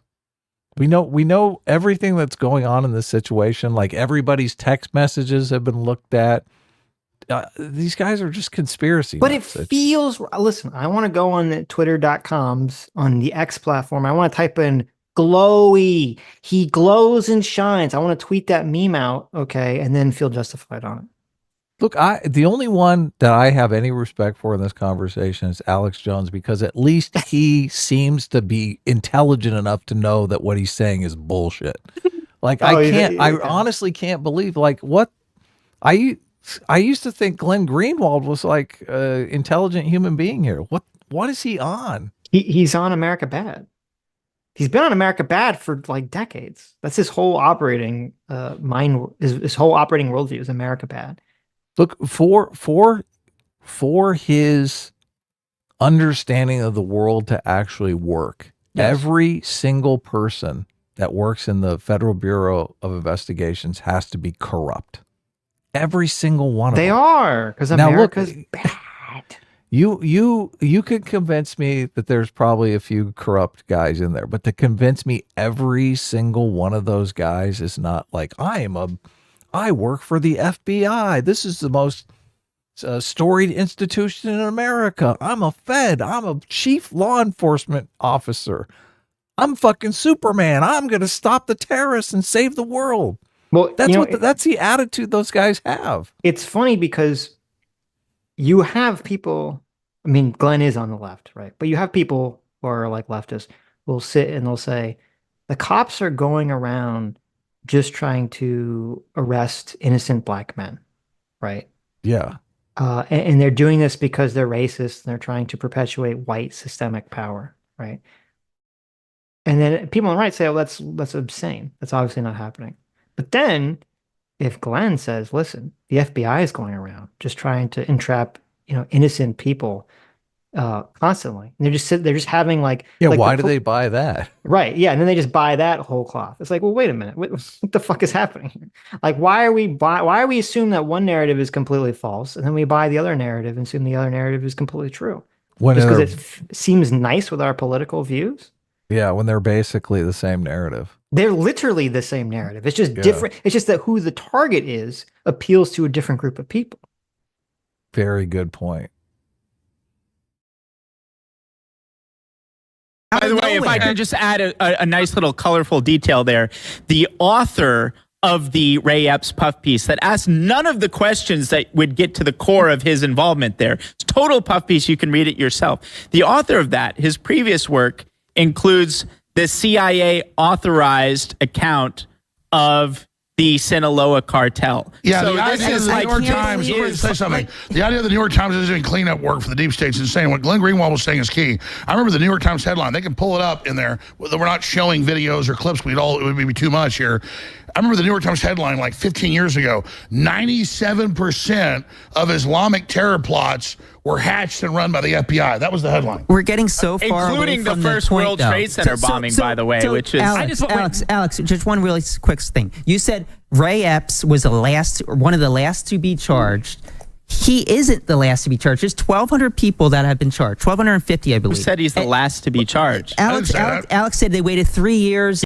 Be right back. Yeah, they waited 3 years. Do you realize that they're still indicting people and they expect that they're probably going to... They had puff pieces. He was on ABC. Let me finish my point, Alex. Oh, my God. So do you realize that they're still indicting people? There's likely going to be hundreds of people still indicted. Ray Epps didn't get any less a sentence than anybody else that did anything like him. Well, first of all, they could have hit him with far more serious charges than they did. He addressed me. Well, what would the charge be? Let me respond. That's an interesting question. What charge do you recommend? What charge would have been a fair charge? May I respond to what you said? Yeah, let Alex respond, and then I want to hear Darren's response. My God. The man is like a chicken with his head cut off for 3 days, including the day of the event, running around saying, go in the Capitol. He's ramming signs into people. He testifies, I orchestrated this attack. He did not testify. And then there was a Jan 6 committee. They asked about this text message. He said, I did that. The text. He didn't testify that he orchestrated. No, he testified to the Jan 6 committee. Then he sent the message to his nephew. No, he testified to the Jan. That he orchestrated it to the Jan 6 committee? You keep interrupting because you can't. I'm not telling the truth. I'm Michael Jordan slamming on you. And what's going to happen is everybody's going to get this clip. Yep. He testified to the Jan 6 committee. They said, is this your text message? Yes. He said, yes. I told my nephew I orchestrated it. Now stop. Let me finish my point. Okay. Thank you for being honest with you keep honest. He said I orchestrated it. You keep acting like he testified that he said to his nephew that he said that. Yes. Yes. In a text message. Okay, there you go. And he did orchestrate So he did testify. He did? So the point is, you keep acting like my victory is a failure. Wait, where's the evidence that he orchestrated it? I'd love to see He that. said it. But Oh to my God. his nephew. I text my friends things all the time that are embellishments. Because you guys, let me finish my point. They're all over every major corporate channel saying this poor little baby.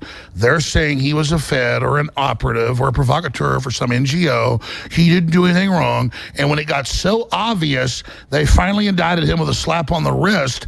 And then you're sitting here saying he didn't testify. He just testified.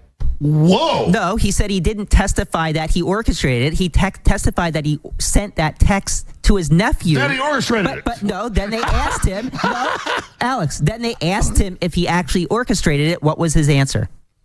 In the transcript, he said... it wasn't that he orchestrated it. So if I send somebody a message saying a bank is robbed, I robbed the bank. Have you ever embellished a text message to anybody that you know? Like you, like maybe not you. I can't see you doing that, but maybe. Actually, I'm kind of an understated kind of guy. Alex, you started bringing up a good point. If I send a text message saying I robbed the bank, can I get charged with robbing a bank if I didn't do it? If they got evidence. He's there. Exactly. They need the evidence. And he's not like he's there saying go into the building. They need it's the not evidence, like he's there saying go into the and ramming signs. You're right. He's not there saying go in for 3 days. He's not there ramming signs. You're right. Ray Epps is innocent. He's not there ramming signs. Can we get back to my question? Not innocent. You asked a question. So my question You guys are indefensible. My question is, what should Ray Epps have been charged with? What law did he break that instead of what he was charged with, I think, was obstructing the proceeding? Let me respond. No, he was not charged with that. That's the interesting thing. He was charged with He was not charged with obstruction of an official proceeding, which would have been a very easy charge and a fairly typical felony charge given to... Exactly. So wait, let me answer this comprehensively. So first of all... I'm ready. It's extremely strange given how conspicuous and egregious and concentrated his behavior was that he somehow was able to avoid the obstruction of official proceeding charge. Number one. Number two, there are even more serious charges they could have given him. In fact, in the series of videos that we put out, there's one specific exchange he had with another guy. He said, when we go in, leave this here. We don't want to get shot. The when we go in, leave this here, he's referring to that individual's bear spray. That individual ends up going into the Capitol, committing violence, and doing a whole bunch of other things. And this is a bizarre case because this guy, who is super egregious, has to this day not fully been charged. His case hasn't even gone to a district judge yet. So the obstruction case... So let me give you a sense. Let me give you a sense. Because when we're evaluating these things, we have to compare them to standards applied to others. Let me stop you. You'll go next. Owen Schroyer, I've known him 8 years. He's a badass guy that helps disabled children and is literally like a super good person. No criminal issues in his life other than protesting. He is with me saying don't go in. They charge him, and in the charging documents say, Owen's lying. He doesn't work for InfoWars. That's in the charging documents. The sentencing documents, the judge says, I'm putting you in these months in federal prison because you just questioned the election again and gave 3 examples of where he did it. So Owen spends months in a federal prison. Why don't you talk about the deferred agreement that he had in 2019? No, I agree. I will. Code Pink runs around and protesting. He put tape over his mouth when they were letting leftists run around and throw red paint in Congress, and they said, sir, you can't do that. And he agreed that he wouldn't do it, and he did. And then he didn't protest. He went there to cover it as a journalist. He was in a restricted area, though. No, he was on. Listen, Ray Epps is not spent. Listen. Owen is there with me saying don't go in. He agreed he would not protest. He was there saying don't go in the Capitol, and you're not going to defend him going to prison. But he pled guilty to everything that he got charged with. Because it's a rigged D.C. court. Or he. Oh, you laughed because that happened to you yet. Or you could explain. It's funny because like the problem is on our side. We've got testimony under oath. We've got judicial rulings. We've got jury trials. We've got full videos. Not Everybody's got the video. We have all of these. We have all of these pieces of evidence. And you say I can't finish a single statement. Yeah, wait, let Stephen continue. Yeah, the problem let me is. tell you something. Sam, my reporter, deserves to go to jail for being there and trying to keep people going to the building. He had a deferment. He pled guilty. Yeah, he did it. What do you do in a rigged DC court? Fight your case. Yeah. Oh, yeah. Innocent fight. If you have evidence that you're innocent, fight. But there was no evidence because he broke the agreement that he signed, and then he pled guilty and said, I broke the agreement that I signed, and agreed to the sentence that the sentencing guidelines. And Trump shouldn't be able to run for office. Also, this entire argument has been you, again, arguing for an insurrection, for rebellion. All we have, everything we have over here is actual testimony under oath, actual judicial rulings, actual rulings by judges, actual rulings by Supreme Court. I can't finish. I have to be able to finish. I got to be able to finish. I got to be able to finish. Yeah. Okay. Yeah. We can provide these arguments. We can provide the evidence. We can provide the testimony. And all you do is go, oh, well, I don't trust the courts. Oh, well, I don't trust statements made under oath. Oh, well, hasn't the FBI done this in the past? You can skirt by providing hard evidence. I got to be able to finish one thing. You know how much you can skirt by. You can skirt by on providing any hard evidence for literally a single claim that you've made today. There hasn't been any evidence provided to support any of the claims made today. And you are hand brushing away every single other claim that's made, literally testified under oath by people that were loyal to Trump, by people that Trump trusted over and over again. And at the end of the day, like, what could you possibly be advocating for besides an insurrection? I can't even finish a thing. You just said, I think it's because when I talk, you get really afraid. No, I actually respect. I appreciate that. You just said, I understand. Okay. You just said, when I defended Owen, you just said, here you are advocating for insurrection again. Exact quote. A guy saying, don't go in the Capitol as a reporter, and you don't even stand up for the First Amendment. Or you don't trust the court? Do you trust the courts? I don't think most Americans do, and that's when you have real revolutions. If you don't trust the court, real revolution, what do we do in a real revolution? Hey, listen, we're not trying to go there right now. We are there right now. We just were. It's January 6th. Listen, if there was any time to go there, don't worry. Don't touch me. Listen. If there is one, where would you? If there is one, you're going to lose. Sure. Buddy. Okay, we'll see. Okay. Didn't like 4 people dying on January 6th from obesity and meth? It's never good when the debate breaks down into one person touching you saying, listen, if it comes to violence, you're going to lose. You're going to lose. Okay. Things have not gone well. Or maybe, they've gone well for us, the audience, I guess. They haven't gone well for the sake of, having some sort of conversation that's, Go ahead. I keep interrupting. No, that's it. It's fine. Do you agree with the assertion that if the shit hits a fan, it's the right that has all the guns and is gonna? That's not untrue. Yeah. Look. Yeah. I think the right. There's probably more right wingers in the military than left wingers in the military. I just want to point out. Look at my pause game. This is like a meme. This is like a piece of art right here. Okay, this should be hung in a gallery, right? How many memes could you create from this image of what is Alex Jones telling Destiny? What is the fatherly advice Alex Jones is trying to tell Destiny at this moment? Okay, son, let me tell you about the deep state. Exactly. Okay. Let me explain to you about the frogs. Let me explain to you how they're making the frogs gay. Yes. Let me tell you about Owen. Okay. Did you drink the water, Destiny? Did you get the Catholic on? Right. Perfect. I'm going to save this for future use. Don't you love the fact that everyone is wearing headphones except for Alex? Alex is like, you make my mic loud enough. That's how you know it's his studio, man. It is. Well, it is his studio. He actually made some comment about it in the course of the conversation. But I don't know. I've never been in this situation, but I would be annoyed to wear the headphones too, especially those big headphones. They're always so annoying. They are, but you don't know what the mic mix is if you don't have the headphones on. But Alex knows that the guy working for him is going to get his ass fired if the mic mix isn't in Alex's favor. Is that why? Oh, I see. I assumed it was because if someone's like across the room or somewhere, like Glenn, you needed to hear them. Yeah. Okay. Yeah, that's it. Right. Well, then how's Alex hearing Glenn? Yeah, you're right. I'm assuming there's got to be sound coming into the studio or something. But... Yeah, you're right. Does he have an earpiece or something? Because like they don't want. Maybe he does because they don't. Obviously, they don't want speakers because if there was a speaker playing the sound, it would get picked up on all the other mics and it'd create echo effect and it'd be like a big annoying thing, right? Yeah, that wouldn't work. He's got to have an earpiece though. Maybe he does. Yeah. Yeah. If these are the people we have. The problem with the earpieces, you can't give them out to multiple guests because it's like you're sticking it in your ear. Like Yeah, it's not hygienic. They're expensive. Feedback. Yeah, there's a bunch of So you got to have the big bulky mics. But if he's got an earpiece that like I use an earpiece because it's just my ear. So I'm not sharing the earpiece around. Oh my God. Does that mean you're fed? Do you have one of those secret earpieces? I'm not sharing my earpiece around. Okay. Yeah. Look, that's where I learned to use the earpiece was as a Fed. Okay. That's where you get all your earpiece experience. Love it. We got him. We got him. To fight. I think we'll be okay. Ashley Babbitt, you're dehumanizing her? Was she on meth? I don't think she was one of the 4 that died from meth. She definitely got shot.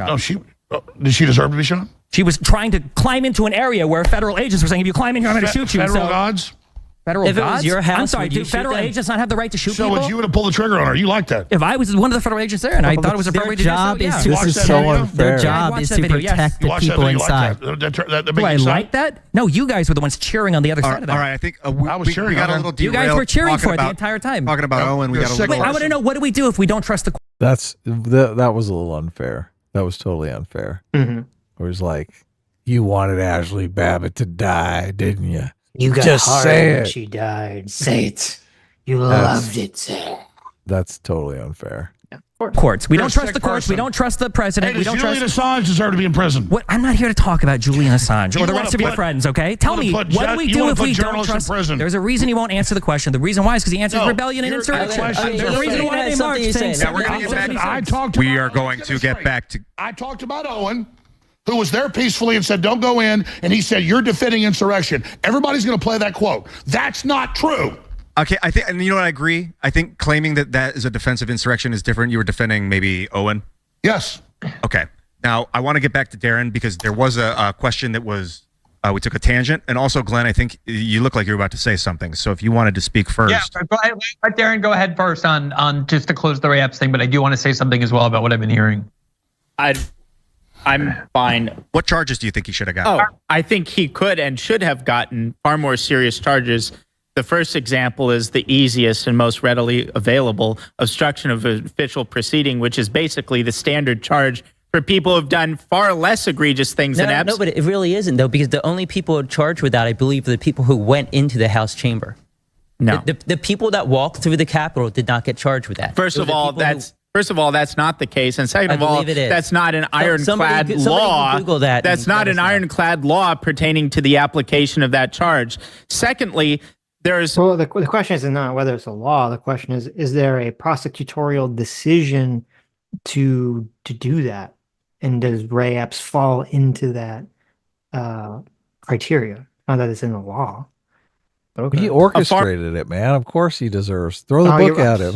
What are you talking about? He works for the Southern Poverty Law Center. And so because they're also part of the deep state, they don't want to arrest him. He orchestrated the whole thing. He gets 10 years. True. Far more serious conspiracy charge that the government had available to them if we use the standards that they've applied in similar January 6 cases. Yeah, he was way worse than Joe Biggs or Stuart Rhodes. I mean, he's literally, we're Stuart Rhodes saying invade the Capitol. We're Stuart Rhodes attacking people or ramming signs. Ray Epps did that. Stuart Rhodes literally said that if Trump doesn't impose the Insurrection Act, that we need an insurrection. And he said, storm the Capitol. And he went into the Capitol and he hurt police officers. He did not go to the Capitol. And he called for people Joe Biggs did. Joe Biggs went into the Capitol. You just said Joe Biggs or Stuart Rhodes. Either Joe Biggs or Stuart Rhodes. Stuart Rhodes did not do that. No, one of them, I forget which one it Joe was. Biggs. He said that. Yeah, Joe got No, you don't even know what I'm going to say. He deserves a year in jail. He doesn't deserve. You don't know what I'm going to say, though. One of them called for people to defend the White House and shoot to kill the National Guard. Let me just answer really quickly. Let me say something. Stuart Rhodes did say that on air, and I told him he was wrong to his face. So I'm going to be honest. Wait a second. One thing. Before it happened, he did say if Trump calls us out for a civil war, and I was like, dude, I'm not for this on air. One thing, you're right. That's very quickly. I agree. There's a lot of rhetoric on both sides. You wanted an example of somebody who Why didn't are we go into the watching that Capitol, who clip? got obstruction from the official proceeding? Yeah. Thomas Caldwell. That's one of what did many. he do? I'm not familiar. Well, I'm going to be honest. Stuart Rhodes did say what he just said. So and I think you guys confused that Ed O'Brien. I'm sorry. You put that. So if you put that together with no, I get there was some rhetoric. It was dangerous. So I mean, if you put that together with the planning, him and Biggs were planning on two different ends. One Oath Keepers, one. There's no proof they planned it. Well, if you look at the Telegram message, an undercover agent recorded the conversation in the garage. But have you looked at the Telegram messages where they're basically instructing people where to go and where they're at and that. Saying, hey, we stormed the Capitol, we took the Capitol. Yeah, there's no doubt there was LARPing without Trump's directives of some people talking about that. This adds a whole new level to the Epps stuff because evidently Alex Jones is involved with people who were basically planning some shenanigans at the Capitol. Yeah, but it was Ray Epps. Look, this is why they want Ray Epps as a fall guy for themselves.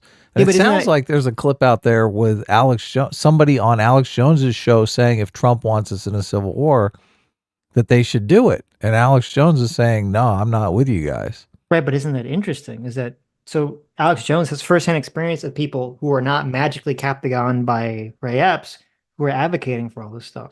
Yeah, I wonder why somehow. Oh my God! I wonder why they came to the conclusion that they should do something like this. Maybe because the election was stolen. Right, maybe. Yeah. All right, wait, why don't we trust their messages, but we do trust Ray Epps bragging to his nephew that he orchestrated? Good point. Well, no, I just said they were talking about it. We're gonna go. Yeah, Glenn. It's called being honest. Let's let Glenn. Look, he's like, I was trying to be honest with you. Look, I know these people. They're crazy. I'm giving you everything here. I finally conceded. You're not even accepting it. Mm-hmm. If I was in this chaotic situation, I'm not sure I could even really listen to what's being said around me. So I just want to, because I never heard about this Caldwell guy until they talked about it. So Caldwell was accused of, and I don't know if it's true, this is what the accusation was. And I guess he was found guilty of it.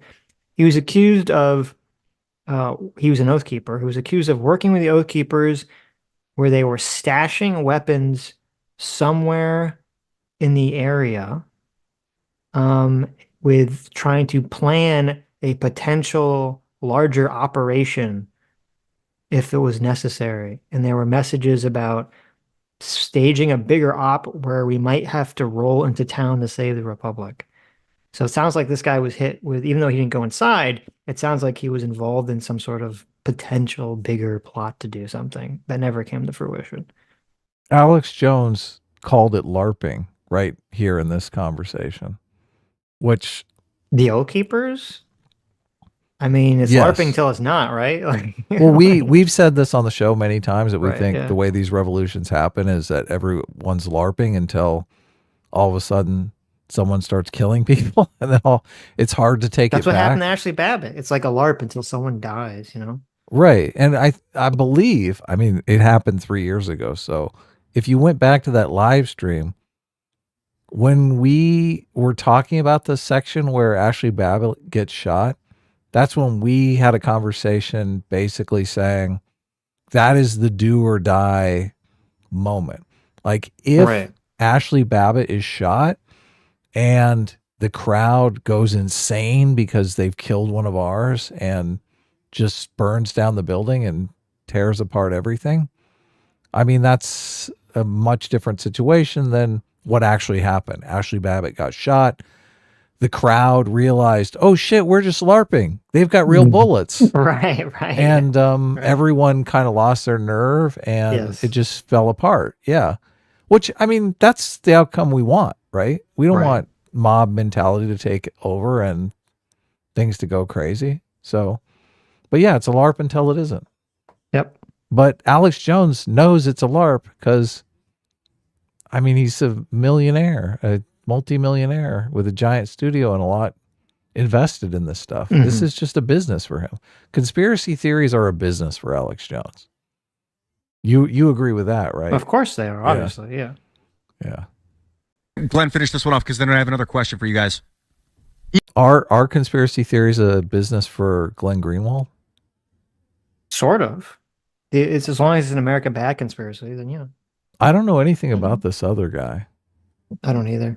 Yeah, so I don't know if he's in the conspiracy theory business. Well, I mean, he's obviously either. he was the Ray Epps guy, so mm-hmm. That's obviously a ridiculous conspiracy theory. Partisans can dip into conspiracy theory. Like, I do think Russiagate was obviously a conspiracy theory, but I see Rachel Maddow as a true believer, not necessarily like a conspiracy peddler. Well, wait a minute. When you say when you say someone who's peddling conspiracy theories, are you saying that's the person doesn't believe it? Yeah, yeah. Oh, okay. That's not what I see. I think you can peddle conspiracies and believe them. Like, I think Glen Greenwald believes all his America bad conspiracies. Right. But I still think they're conspiracies. Right. I guess, yeah, the nuance is that whether or not you believe, whether or not you're a grifter, I guess. Right. I mean, I do think Alex Jones believes a lot of what he's saying. I don't believe that he's just. I don't think he believes any of it. Okay. I mean, that's my take. If someone has evidence that is closer to why you think he's a true believer, I don't know that Greenwald believes this stuff, and I don't know anything about this other guy. So, but I guess I feel like Rachel Maddow is a true believer. I could be wrong. She could be. I mean, yeah. She could be a grifter. I think Rachel Maddow believes the crazy shit she says. I think Glenn does too, but I do get, now this is entirely mind reading, so you can take it for what it is. Yeah, speculation. My speculation, my sense, my gut, my elephant, what it whispers into my ear is that I do think Glenn 100% left-wing America bad, but he understands that because he pushed back against Russiagate stuff, because he has alignment with some of the populism of the right, and he's thus gained a large right-wing audience, that he intentionally frames things in a way in order to not be incendiary to his right-wing audience. I think in his mind, if I were to completely mind read, is that I think he's sort of trying to pull his right-wing audience that he's gained now into believing a bunch of left-wing economic populist stuff. That'd be my guess. That'd be my complete speculation. Wow. Okay. Yeah. Well, I mean, I think he's a true believer on the populism stuff. No, I think he's a true believer, but I think he's sort of he's framing things in a way to not upset his giant audience he's now amassed, who a lot of them are right-wingers. Right. So, but I don't, this whole idea that he doesn't understand the Ray Epps situation in the way that we laid it out and the motivations there. I mean, it's hard for me to imagine that he doesn't seem that unintelligent that he can't figure out. Yeah, but the American bad frame is so all-encompassing. Remember, like, the tribalism knocks your IQ like 20 points. Right. 30 points, right? So it doesn't matter how smart you are, So he would believe that all the feds are corrupt and in agreement. Like, they have meetings talking about how corrupt they are. They openly have dialogue about it. I don't know if Glen Greenwald specifically believes that January 6th was, entrapment by the federal government. I don't know if he specifically believes that, but I wouldn't be surprised if he does. Okay. Yeah, the whole thing, like listening to them, honestly, it's like listening. I don't mean to be insulting. I'm just saying this, it's what it sounds like 7th graders who learn civics class and have this understanding of how the U.S. government works. But but in a non-offensive way. Yeah, but listen, they're all 7th graders who don't listen. Glen Greenwald, okay, he paid attention to politics before 2016. I don't know if you know this. Glen Greenwald has been an America bad leftist for decades, right? So that means that he's like really on top of things. Now, I don't mean this to be insulting or anything, but I mean, this sounds like a bunch of fucking retards sitting around here babbling, learning to speak for the first time. Right. But I don't want to be insulting or anything. And with respect. You should have said that at the end. He should have said with respect. Oh my God. This is so good. This is so good. The FBI investigate and they discover crimes and then they go to the courts and the courts are very honest and the courts are apolitical and the courts make rulings and everything that has happened in January 6th, and you can even look at the people they picked and choose who to expand the law, the people who ended up getting prosecuted on felony counts, even though they were nonviolent, had these incredibly novel interpretations of law that were used against them to turn nonviolent demonstration and nonviolent political protest into felony by taking this post-Enron law and giving it a stretched meaning that it never had before. And the reason so many of them plead guilty is because they know that if they go into court, they're going to have rulings against them, because a lot of these judges, especially in Washington, are not only Democratic Party judges, but the entire system is furious to watch people go and put their feet up on Nancy Pelosi's desk. So the entire system decided that this has to be punished regardless of what the law provides. You had the FBI with their hooks inside all of these groups, but I do understand that if you believe in this like story of American propaganda, that the FBI is these upstanding law enforcement people and they don't do that, and then the courts go and make rulings, then you're going to end up with this image of what the three of them have, which is this idea that this was one of the worst attacks in American history. The courts have ruled. Everything the government did in this case is consistent with their longstanding view before January 6th, that these groups are criminal groups. They need to be criminalized. Trump's movement is a threat to the United States, and the entire part of January 6th was designed to define them as an insurrectionary movement so that they could criminalize them, which is exactly what they're doing. 809.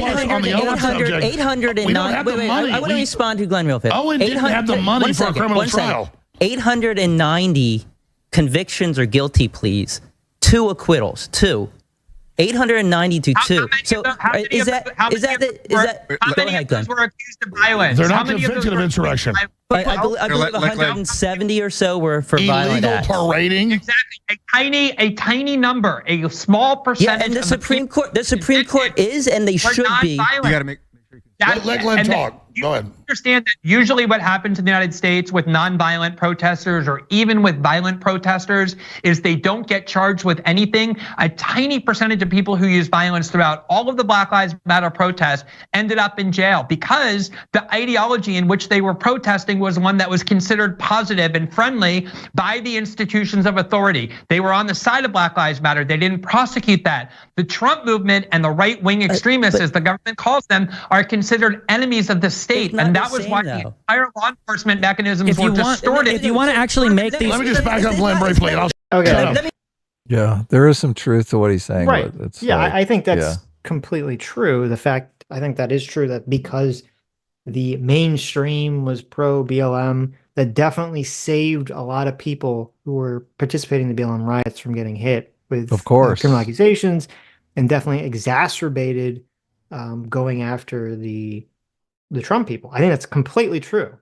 Now, I don't think there were FBI agents embedded in the BLM stuff either. So, right. Yeah. Even though those accusations were made by people on the left. You know, oh, look, they intentionally left bricks here. Oh, look, there's a guy who's doing this thing. He's a Fed. Like we heard all those same accusations, right? Exactly. Yep. But so, I mean, I think it's the bias is completely true. I don't see how it has anything to do with anything. It's not relevant about January 6th. Right. Who cares? I mean, it's completely irrelevant, but you know. Yeah. Okay. The argument is that this was a setup by the Fed. And look, if the if federal agents embedded themselves in these groups and pushed them into entrapment type situations, and then those entrapment type situations got pushed in front of judges, and judges said, you know, we're going to throw the book at them regardless. We're going to look the other way on this entrapment. I mean, I think that could happen. Definitely. Yeah. Mm-hmm. That could definitely happen. I don't see how this changes anything. Changes the situation. Right. I do think obviously the Democrats have a political, I mean, it's politically good for them to cast this as an insurrection and the end of the world and all that stuff. All that's completely reasonable. Mm-hmm. So yeah, there's politics. There's people are playing politics with this stuff. What is the point of bringing all that up? Glen Greenwald bringing all that up. I have no clue. Mm-hmm. I don't know. Okay. Look, and also another big difference is BLM was burning down restaurant chains, car lots. They didn't come to Washington, D.C. and go after the people who are actually the decision makers, the people who have the power to like make your life a living hell. right? I'm sure that those guys in Kenosha that own the car lot, if they were senators or Congress people, I mean, things probably would have turned out differently there too, right? You would think. Yeah. Let me finish. I'll take a 5-minute break. No, 1 second. Well, let me finish. It's not the same to compare Black Lives Matter protesters and protesters who entered the Capitol building during the certification of the election. Those are not, that's like Democrats have bombed the U.S. Capitol. Democrats have bombed it. Courthouses and burned down police stations. And they had within them people who were insurrectionary. And they got charged, and as they should have. They got charged. Barely any of them got charged. There are plenty of them that were charged. There are plenty that were charged. Can I just say one thing? I'm going to say one thing. I'm going to take a break here. Yeah, we're actually all going to be taking a short 5-minute break here in a moment. But Alex, I'm just going to say this right now. Ladies and gentlemen, we saw billions of dollars of stuff burned down. We saw all the killings, and we never said all Democrats are involved in that. Biden gave a speech yesterday that was Hitlerian, in my view, literally saying everyone in D.C. was a terrorist. They're all bad. You can't vote for Trump. We're taking him off the ballot. America's going into martial law to stop him. Our republic is in danger. I got the transcript right here. Yeah, quote him where he says that.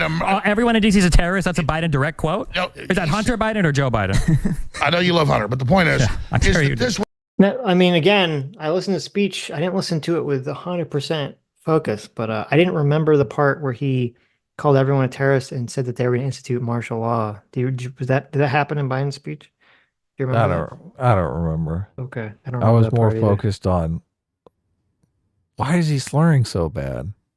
Well, you know, that's interesting that a lot of the focus on that speech hasn't been Joe Biden is old and senile. It's been mostly Joe Biden is evil Hitler.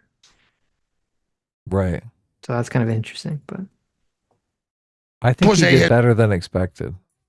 Well, that's why. As far as the speech goes. Right. That's why that is the focus. If he could, I mean, there is a lot of slurring there, and I don't know. You know, people say, "Oh, it's because of the speech impediment," right? Oh, speech impediment. Who knows? That's what's going on now. I'm sure that the speech impediment. Well, he's always had one. I'm sure as he gets older, it's going to get worse, right? Because as you get older and you get weaker, everything about you that's a problem is exacerbated. Right. Right. So, but I mean, if he could maintain that level of togetherness, right? I mean, obviously he's reading a script, so that definitely helps him. If he could maintain that level, I think he could do a debate and survive it. I'm not sure if he can maintain that level of togetherness if he has to answer questions without a script, right? That he's just reading. So yeah, I guess we'll find out going forward. Yeah, look, he's going to be a year older by the time the election is here. That's true. Hysterical diatribe. This is dangerous. So, Alex, what if instead of the Capitol is the White House and there's thousands of people at the White House fence and they push through the fence? Do you think those people deserve more of a criminal penalty than people that were rioting in, I don't know, L.A.? No, I mean, if it turns out they were under the directive of a foreign power.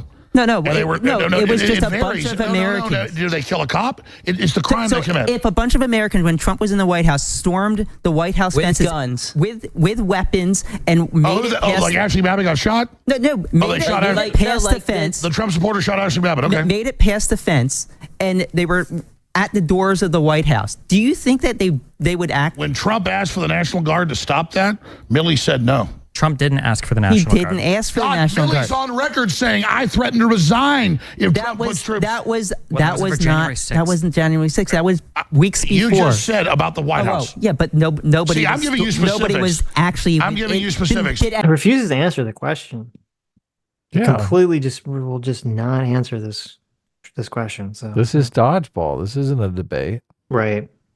So I found by happenstance.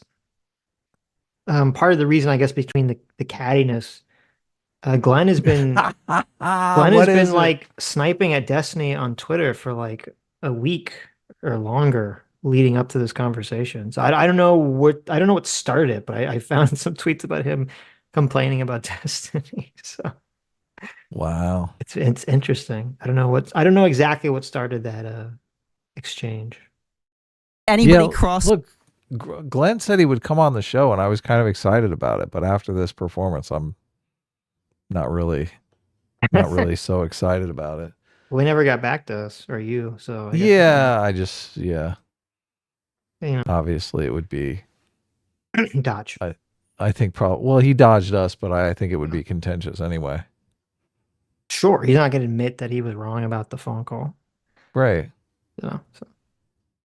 Police barricades into the White House. You know what I saw was the police, after a little bit of a fight, opened the doors and waved people in, and a bunch of them... They didn't wave people in. Oh my God, everybody, get the footage of there's the one police clip waving out of 40,000 hours. There's hundreds. There's no hundreds of clips of people waving people through the door. What I saw was people breaking the windows, climbing through broken windows, unlocking multiple doors, and letting other people in. Once in, police were forced to basically de-escalate the situation and make sure that the Congress people were protected. At that point, they were outnumbered 10-1, the Capitol Police to the rioters. At that point, those videos where they're walking alongside people, they're funneling them into the rotunda. I was there. You weren't in the Capitol, and I give you credit for that. You knew when to turn around. The Wall Street Journal said I was cowardly on top of a car commanding people to invade. But thank God Jack Posobiec, because I didn't have a Twitter then, put the video out of me saying don't go in. I got there in the middle of it. Man, I'm glad you didn't, and you made the right decision. When you're there with 300,000 people, it's 1 million in town, and they don't even know what's happening in front of them. They're being guided in. A lot of those innocent people that just walked in the Capitol have been sent to prison. All right, we're going to take a, well, no, actually, we're not going to be taking a break. You might be, but I want to ask you. Here's my question. Here's my important question here. Okay. Do you think Glenn regrets being in this conversation? Of course. Well, I guess, listen, at least he didn't, at least he stayed in Brazil. Can you imagine flying to America to partake in this conversation? Oh, that's got to be what is so painful for Destiny as well. Destiny is like, I got on a plane to come here. Well, where is Alex Jones's? Right. Oh, it's Austin, Texas, right? In Texas, yeah. But I mean, I guess, I'm saying that, but this video got, I'm sure it has astronomical views on Glen Greenwald's Rumble channel. So I'm sure financially it was completely worth it. I don't does Rumble even give ad revenue? I don't know. I guess they do. They do run ads. They pay people. I mean, I think they're paying, not just they have ads, but they pay people to be on the platform, don't they? Right, yeah. I'm assuming Glen Greenwald is being paid by Rumble to be on the platform.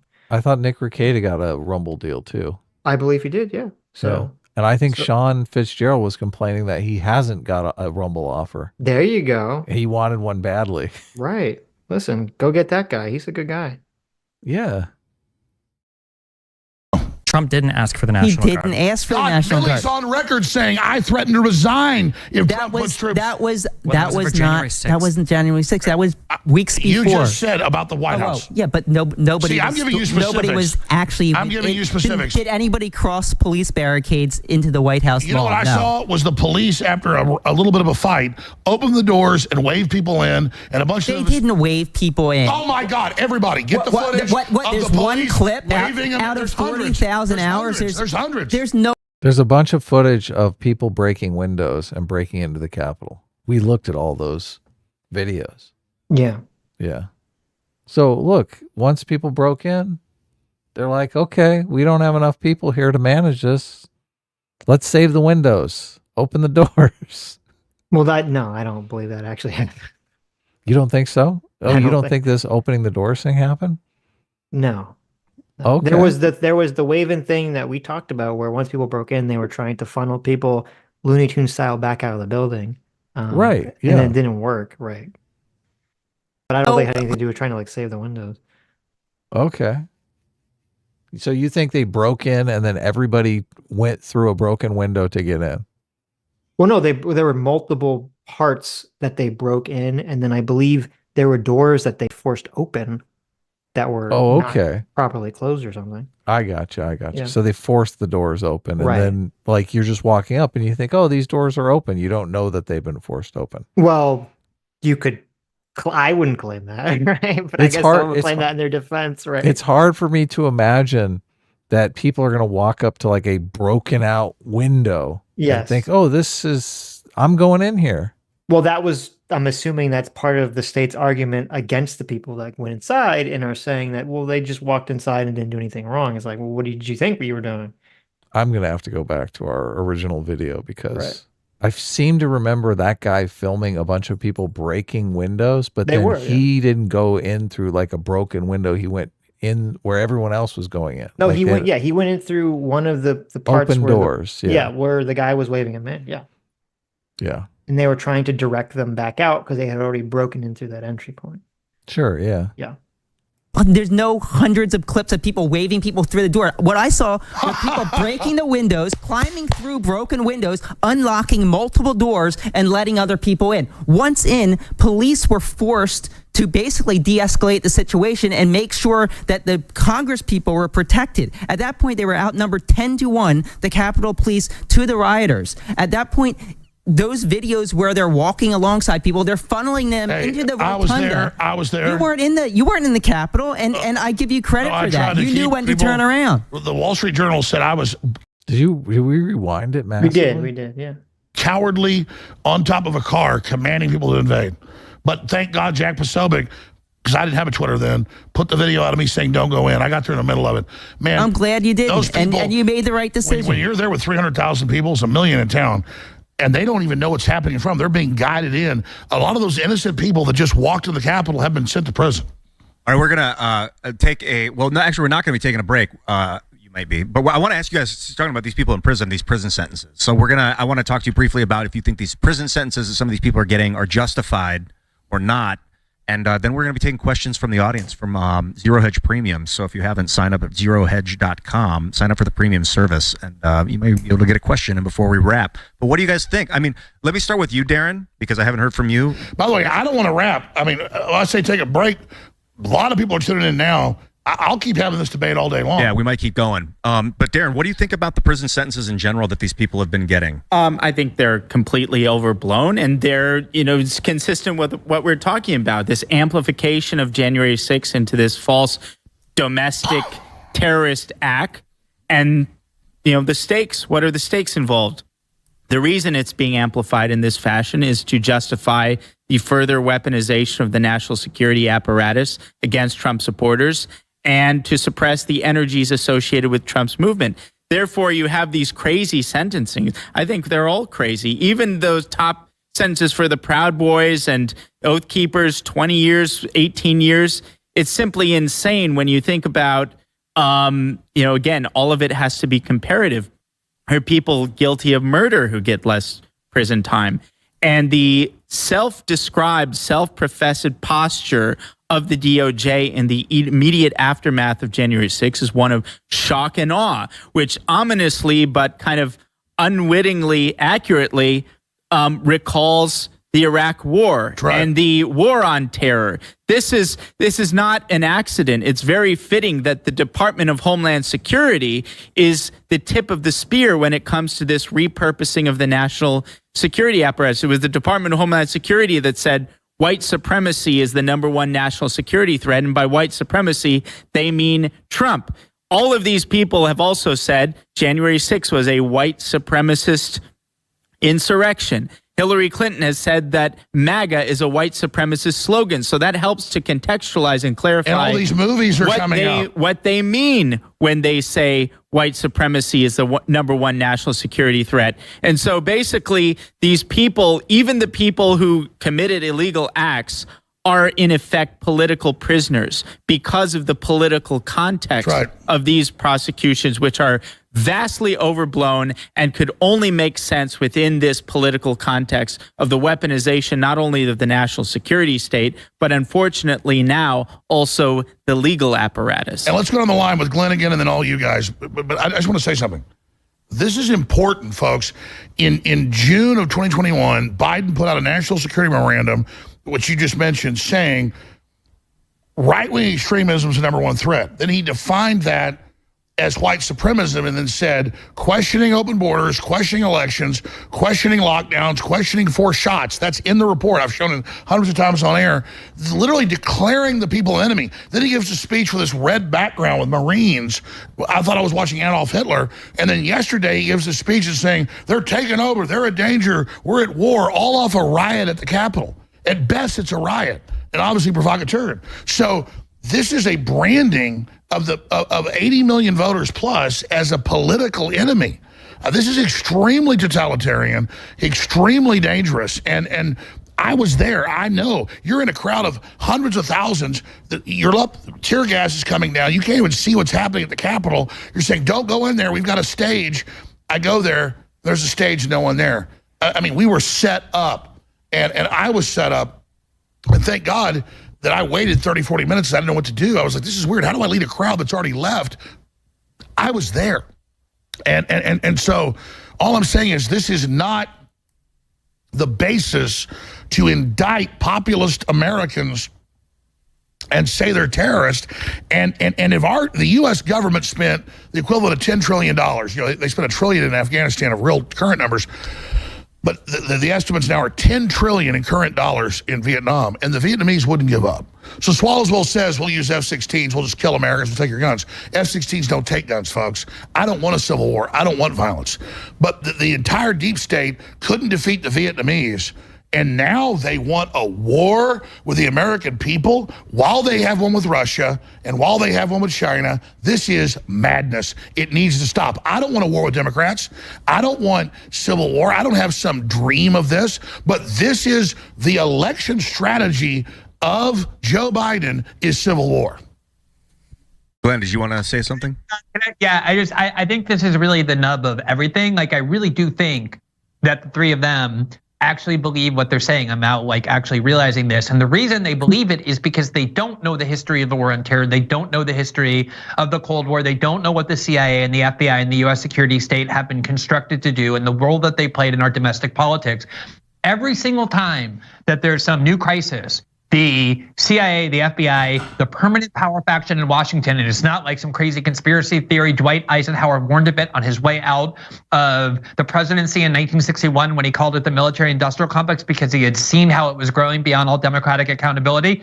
Every time what they need to do is convince somebody to be scared of something, to be scared of communism, to be scared of terrorism, to be scared of domestic terrorism. And they convince people that some minor event, relatively speaking, in the history of the threats to our country, like the 9/11 attack, which is a terrible thing, but they exaggerated wildly the threat of foreign terrorism to basically institute the Patriot Act and warrantless eavesdropping and all of the things that turned our country more authoritarian.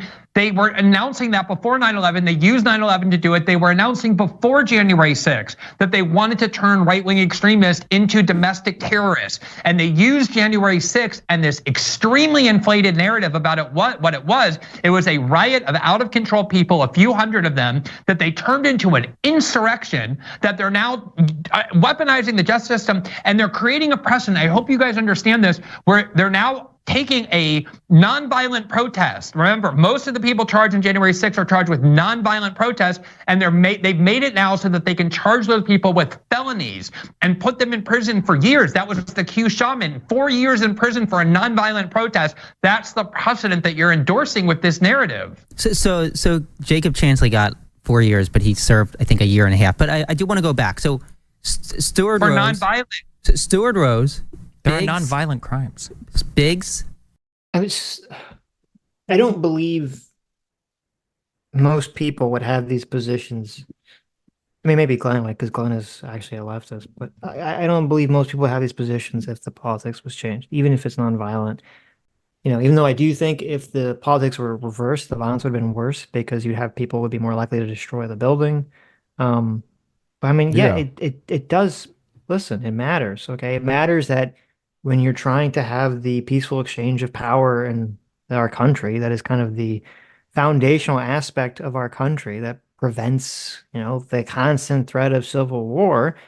You know, people can't via force, whether they're going in with clubs or they're just going in to stop the proceeding by going in there. That just cannot be allowed. And obviously the fact that this is an unprecedented action, there's going to be a response to try to prevent people from behaving this way in the first place. You have to say, listen, to both left and right, listen, do not fucking break into the Capitol on January 6th and try to stop, you know, the peaceful transition of power. And that's the way it should be. People shouldn't be fucking doing that. It's very simple. It's very clear. The party of law and order should not be basically advocating that people should be allowed to just break the law when, they believe something is wrong there. Not only the party of law and order, but the party of moral hazard. Yes. Like everything that you're laying out is perfectly speaks to the idea of moral hazard. Like if you want to go ahead and try and disrupt a legal election, obviously they're going to throw the book at them, right? They don't want people doing that next year. They don't want people doing that next election. Yeah. Right. It makes perfect sense. It is wild to me that this, did some people get overcharged? Probably. I'm sure they did. Did some people get entrapped by some federal agency? Probably. Right. But it's very fucking simple. Don't do it. Don't go into the Capitol building. The people, I walked in. Like, come on. Who the fuck, you're there on January 6th. You see that the people that got in the front broke in. And you're just like, I'm just an innocent person wandering in. Like, come on. You know that you're not supposed to be there. You know that this is not the right thing to do. That's what I'm saying. If you're stepping over broken glass. Right. Like, what? Who are you kidding? What do we fucking think is going on? Yeah. And even they had it in their minds that the BLM riots were crazy. They burned down stuff. They broke stuff, and nobody went to jail. That's what they were thinking. Yeah, 100%. Yeah. And listen, if you want to castigate the left and to say that they definitely create a precedent of allowing that, I agree completely. I do. Yeah, 100%. Because if they had thrown the book at the BLM people, then maybe January 6th would not have happened because people would have been more aware of the consequences. Right. But look, their politicians are all pieces of shit. They're not going to throw the book at somebody because a car dealership got burnt down. Right. Unless they give them a healthy... then they're going to throw the book at you. Right? Of course. Yeah. No, look, it's people take care of their own. Right. Like, yeah, unless you're doling out a giant campaign contribution, like who cares about your car a lot, right? Yep. But if you're in my office and it's up to me, oh my God. Yeah, we got to make sure this doesn't happen again. Right. So it is what it is. Everybody's laying it out like, is it unfair? Yes. Yeah. But does that mean that those people should have done that action? Obviously not. Right. Yeah. A lot of people did go though. And look, they didn't go in the building. They didn't get close to it. I mean, various YouTubers were there. Yeah. And look, they didn't go to jail. Alex Jones didn't go in. He told people not to go in. Right. He didn't go to jail. Right. I'm sure they probably talked to him because someone went on his program and was trying to say about Civil War or something. Well, he was probably smart enough to realize that this was a mistake. Mm-hmm. When people started breaking in, you could probably see the writing on the wall to see the direction that was going to go and how that would be played in the future. And he was correct. Stuart Rose and Enrique Tarrio, they were sentenced to some of the harshest sentences out of all the January 6ers. Who was the judge? It was a Trump-appointed judge, Timothy Kelly. Now, if you look at the worst convictions, the ones that received the largest sentences, 80% of them were actually under the sentencing guidelines. 80%. These people didn't receive sentences that were any more harsh than anybody else in other crimes. And these were people sentenced from a Trump judge, a Trump-appointed judge. So you're all saying that the courts are rigged against conservatives or Trump supporters. But these are Trump judges. Many of these were Trump judges that actually not charge these people, but sentence these people. I think that if we want to talk about knowing history and understanding history and contextualizing history, I think if we want to run with that argument, then we need to do real journalist work while we do it. It's not enough to say the FBI or the CIA has done this 10, 20 years ago and then blindly assert it every single time it happens to fit whatever political narrative you want to tell. If you want to tell a story, the person telling the story needs to find evidence to support it. Sure, if you want to say the FBI or the CIA or any other domestic agency has been involved in spying on Americans or doing bad things, that's fine. We all know that it's happened. That doesn't mean that you don't don't have to find evidence in the future of it happening. And so far, there is no evidence of it happening on January 6th. As many times you want to throw around the follow politics before 2016 or whatever, well, we're in 2024 right now. Find some information from today, or find some information from January 6th to today. It's not enough to just keep appealing to the past and pretend like that's going to do your homework for you, and that somehow you can make all of these accusations without having any real evidence. As far as this claim of like there are novel uses of charges or people don't. I'm glad that he said that, because that is basically like so much of Glen's argument is just America did bad, so therefore, shut up. You're young. You don't know. I'm an old man. Yeah. Do charges like this. As was said over here, like most of the sentences have been within sentencing guidelines. A lot of these have been done with a Trump appointed judge.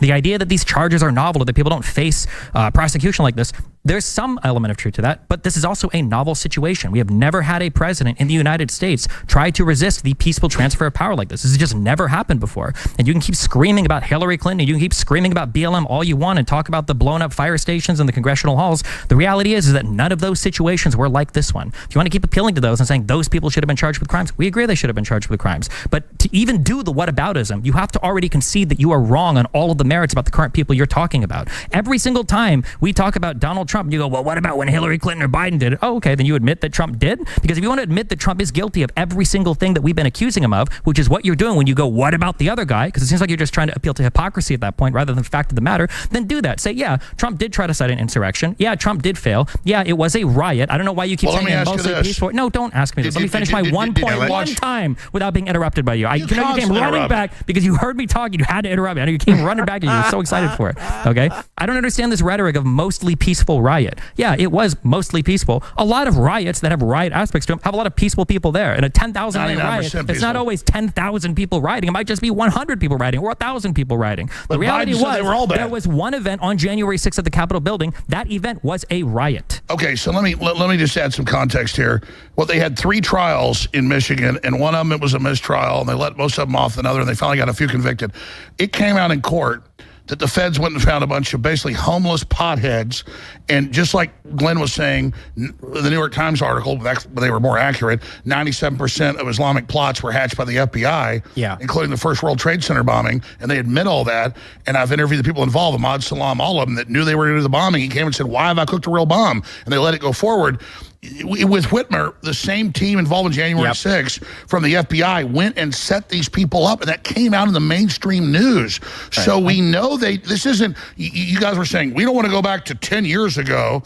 I've sat there for 6-7 minutes, out there smoking a cigarette while you're just going on and acting like you're being censored. You're like, there's no example recently of them doing something corrupt or bad. Never said that. It's a great example, Alex. If I can add some detail I said find J6 evidence. He said you can use stuff. No, Destiny, this is a great point. This is a great point that Alex is making. You don't need to go back to the original war on terror. You don't need to go back to the ample antecedents that exist going way back into our nation's history. Just go back to the Michigan case. And the parallels to January 6th are striking.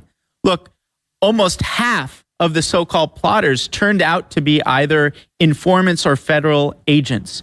One of those federal agents had to recuse himself from the trial because he beat his wife on the way home from a swingers party. The second one had to recuse himself because he was moonlighting in his private security firm and leaking details of investigations in which he was involved. But in every single, it wasn't just that there were informants. Every active step instrumental to this so-called plot was undertaken by one of the informants or one of the agents. One of the informants, as I mentioned him, Steve Robeson, in the context of, does the government ever burn its own informants? Almost all the time. And how many of the BLM riots were instigated by FBI? What? How many of the BLM riots were instigated by our own intelligence agencies? Well, they had agents in there. In fact, one of the guys, Sullivan, one of the guys, Jake Sullivan, he had a very complicated relationship. Antifa basically excluded him because of his relationship with the government, and they thought he was a Fed. Absolutely, the Feds infiltrate BLM. Why didn't he get excluded because of his relationship with the government? He got excluded because that guy was insane. Because he was screaming at people to do all sorts of violent stuff constantly. Nobody wanted to be around him. And at some point, they thought he was on video in the Capitol saying, I told you we were going to stage it. Yeah. I told you it was going to happen. Yeah, but again, for Sullivan, there's no evidence that Sullivan communicates with why are we moving? You talk more than all of us. You guys, these guys haven't talked to them. Why is it that when BLM BLM pro rioters, I guess you could say, aren't arrested as much as you want. Like, you say the January 6ers were arrested at a much higher rate than the rioters. That's true. Okay. How come you don't say and that? much more property damage as a result of BLM. So here's the thing, though. Why don't you accuse those who aren't prosecuted for those riots of being federal agents? Well, in some cases they probably are, but at that scale, it's hard to. Maybe they just have more there. How do you know? No. Like, if you want to go conspiracy theory, I mean, let's touch all the bases. But I mean, Michigan is on record. Can I interject first? The idea again that. Well, I mean, I have an answer to that, even though I don't believe it.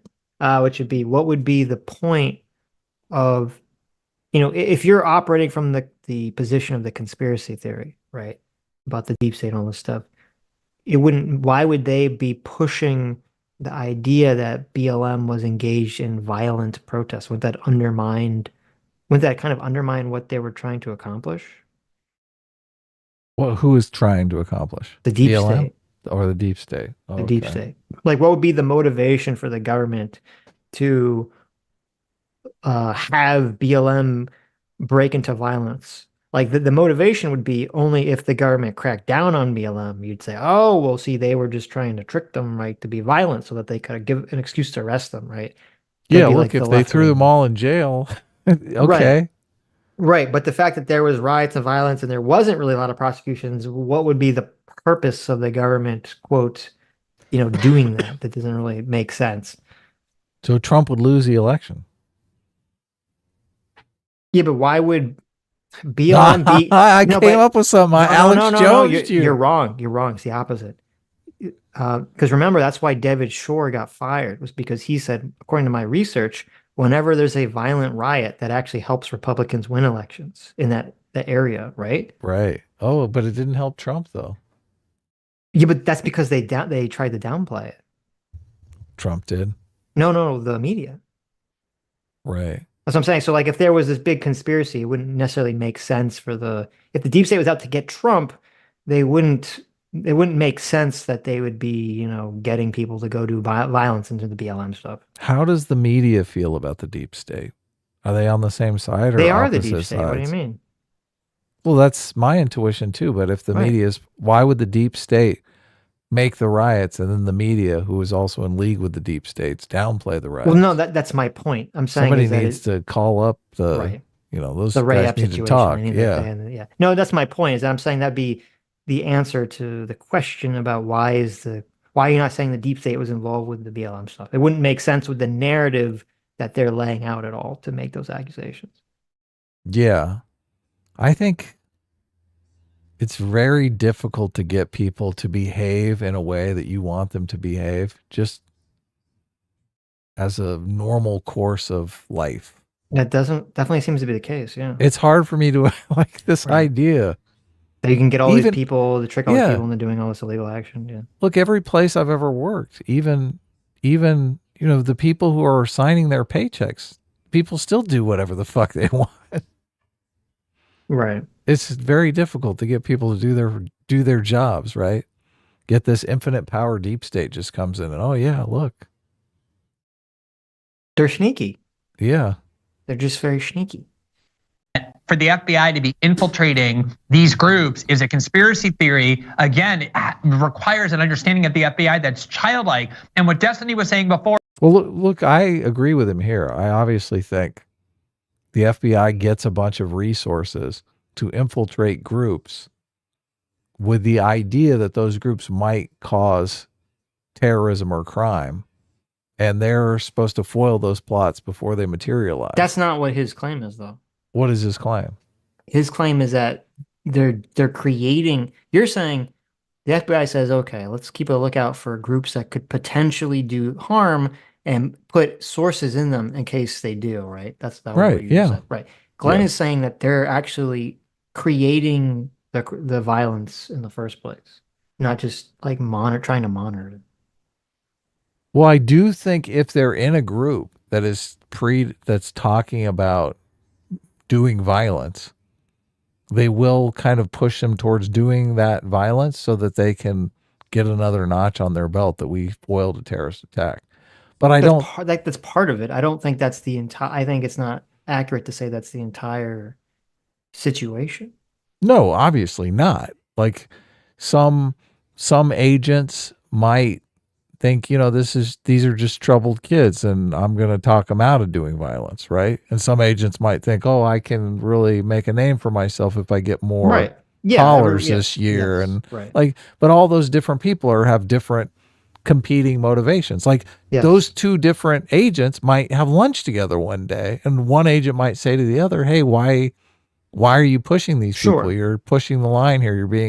You're going close to being unethical here. Right. And the other guy might say, why don't you mind your own fucking business, or I'm going to be a problem for you. Right. Or right. You could have this, right.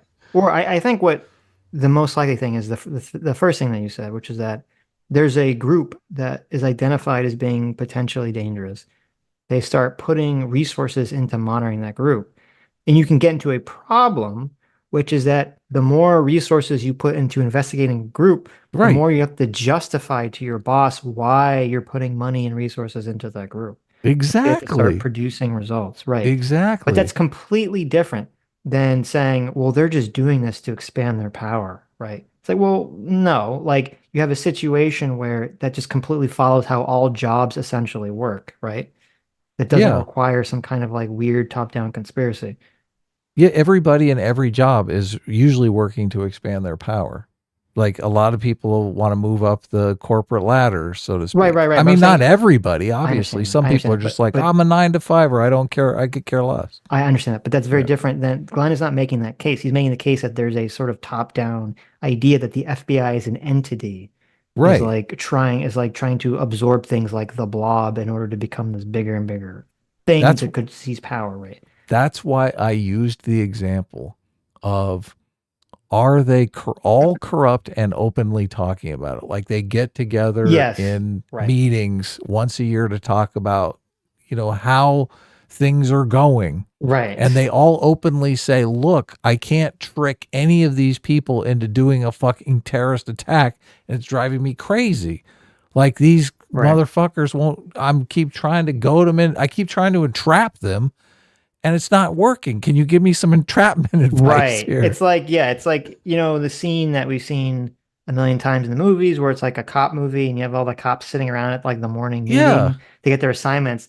It's like, instead you have the feds all sitting around and they're like, okay, guys, who can we entrap today? Right. Like that's sort of the impression that Glen is kind of. How are our entrapment numbers doing this month? Right. Look, we need some idiots out there. Well, how about this January 6th thing everyone's talking about? That seems like a cavalcade of funding. Well, exactly. See, that's the problem, is that so after 9/11, at those meetings, they're like, okay, what kind of innocent Muslims can we trick into doing a terrorism to increase our funding, right? To increase our power. And like for like a decade, the FBI did that. Then, after doing that for 10 years, all the Muslims wisened up. Okay. They're like, listen, like, don't believe, if anyone comes to you talking about doing a terrorism, like they're probably a Fed. And then the Fed's like, shit, none of the Muslims are taking the bait. We need to find a new source of people, new source of stooges to trick into doing terrorism. And then they're like, oh, what about all these right wingers? Yeah.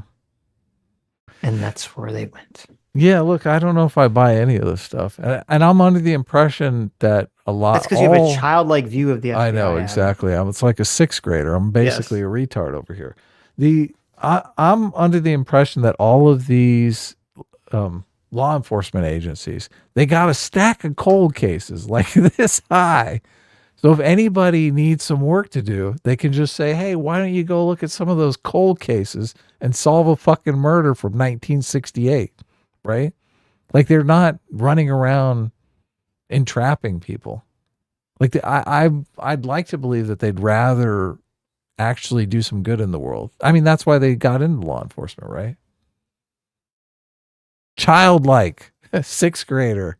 Okay, we can move on. Or is, we're just using what they've done in the past and therefore concluding they must be doing that in the future. He just ignored all the evidence we've been presenting for the last 2 hours, including the fact that the FBI, by their own admission, had informants in all 3 of the leading groups that organized January 6th and were talking to informants on the ground at the Capitol on that day. Who is the head of the FBI? Who's the head of the FBI?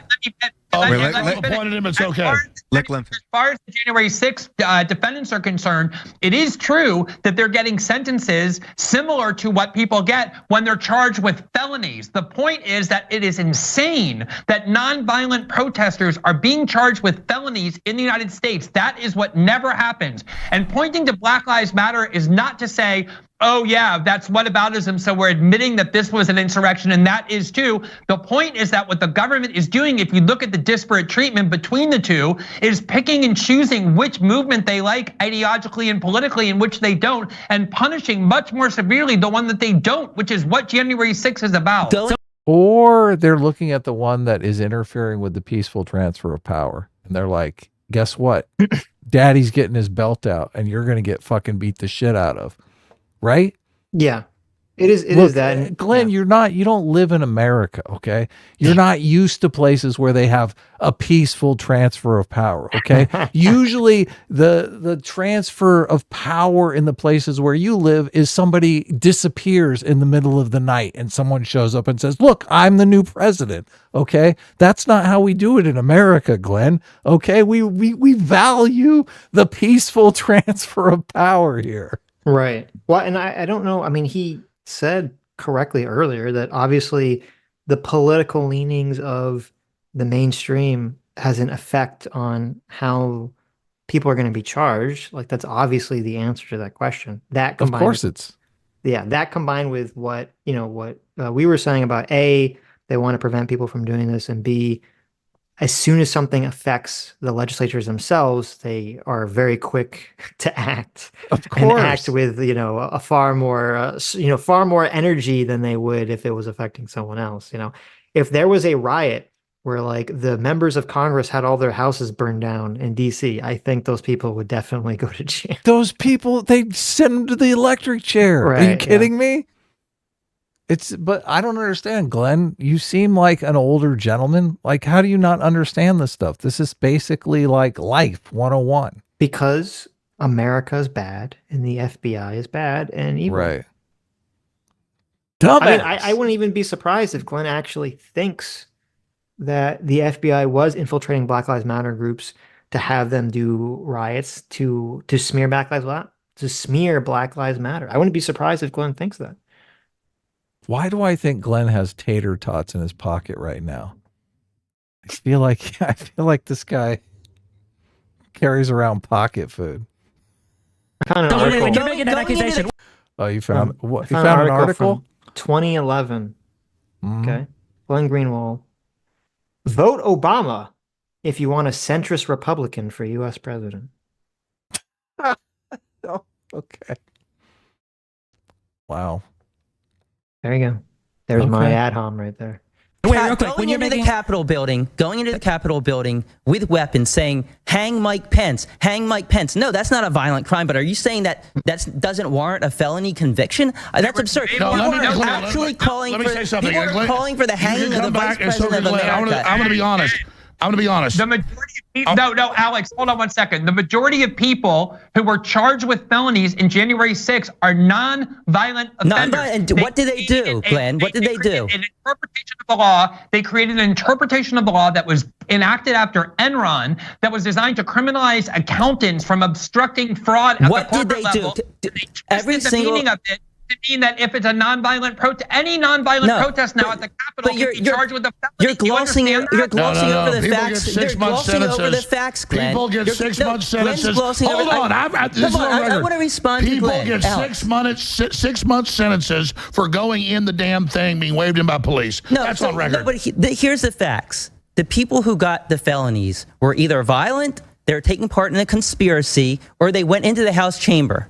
Those are the people who got it. The people who walked into the Capitol building. That's not true. It is true. No, it's not. It absolutely is true. I just gave you a specific example earlier. Like one or two based on conspiracy. Give me the example. What did he do? Thomas Caldwell. He was not violent, and he did not go into the Capitol. He didn't go. What did he do? What was he charged with? What was his conviction? What was his conviction? What was Caldwell's conviction? Let's talk about. Did not go in the Capitol. Let's talk about Thomas Caldwell for a minute. And then also, real quick, to Glen's point, keep in mind that when you're saying that BLM wasn't treated the same because of the government and how they, you're not just alleging the federal government at that point. You're alleging every single state government and city municipality that's in charge of arresting people are all on the same page in terms of unfair. Almost all of us in D.C. Wait, the feds are in charge of prosecuting everybody in every state? Thomas Caldwell was part of the seductious conspiracy. He was part of the conspiracy by the Oath Keepers. Let Glenn come in, That's and then I why want to he hear got about charged Caldwell. with a felony. Go for it, Glenn. When Black Lives Matter happened, every single blue state mayor and every single blue state governor weighed in on the side of the rioters because they were petrified of being demonized as being racist if they didn't support everything the Black Lives Matter movement did. So yes, the Black Lives Matter movement had corporations sponsoring them. They had Kamala Harris urging and raising money for people to get out of prison who were imprisoned and prosecuted for having engaged in violence as part of the Black Lives Matter movement. The entire establishment was on the side of the Black Lives Matter movement. The entire establishment hated the January 6th defendants. That's the reality of our government that you don't understand. Because the reality of our government that you don't understand. No, the reality of our government that you don't understand is that police orders don't come down from the federal government or even from the governors. Policing is done at the municipal level. The idea that governors are dictating. This is federal. No, the BLM riots are not all federally prosecuted. These are state crimes that are happening. So I don't. This is weird. Okay, this is dumb. I have no clue why Destiny or any of them are fighting on this. I mean, this is obviously true, right? That there is a difference of how these things are going to be viewed publicly and charged publicly, and their different opinions on or different motivations here. Like, I think that is completely true that not most, but a lot of governors, especially governors in blue states or in blue cities, were afraid to go hard after a lot of the BLM people. I mean, that seemed to be the case at the time, did it not? Yeah, they were worried that first of all, there was this huge situation with George Floyd. Yes. So if they went after those rioters, it would be easy for their political rivals to pin them as racist pieces of shit. Yes. So that's a huge component here. And I think, especially now, it's in the year 2024, it can be hard to remember the mindset at the time period.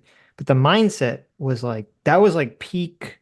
It was like that and Me Too, where like when you had the peak elements of wokeness, of like insanity, was like right after George Floyd. Whereas you said like that was when you had, doctors coming out and saying, well, maybe you won't spread COVID because you're outside in a protest of like 1 million people, right? Because you're outside, it'll be totally fine. If you're wearing like a little mask, it'll be totally fine, right? Like that was like kind of peak insanity for, people kind of losing their mind because of the George Floyd situation, and thus basically, being afraid of getting called racist and validating all sorts of terrible behavior. So I definitely seemed to me, my recollection of the events was there was an insane amount of leniency by the media and by a lot of local governments in terms of allowing, a lot of rioting and crime to go unchecked. Mm-hmm.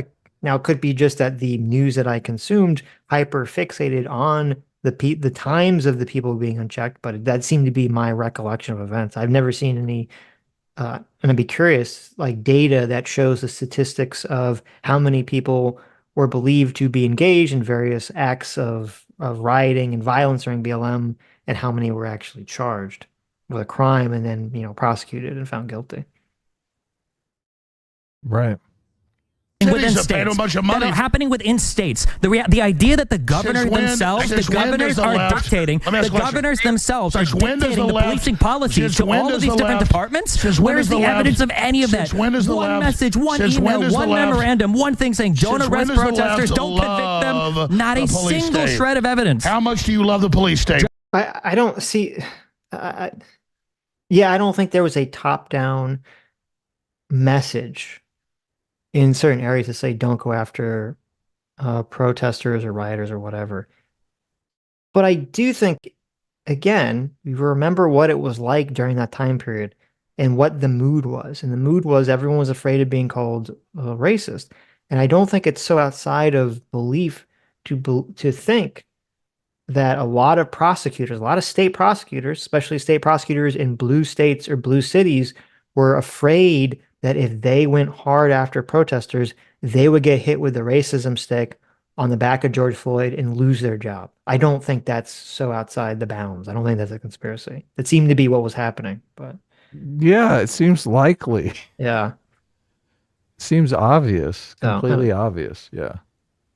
Why do you suddenly love it? Stories and isn't that weird? That's the most you guys have. The police isn't state that weird? And got arrested by George W. Bush against why are we Iraq forgetting war. something? We're forgetting one thing, and that is that you can commit a crime, you can commit a felony, and it doesn't have to be violent. There's plenty of felonies on the books that aren't violent, including breaking into a federal building, breaking through police lines and going into that federal building and going into the Senate chamber as Congress people are trying to certify an election. How is that going over your head, Glenn? Let me ask you this. I'm asking you this and everybody. Please answer my question.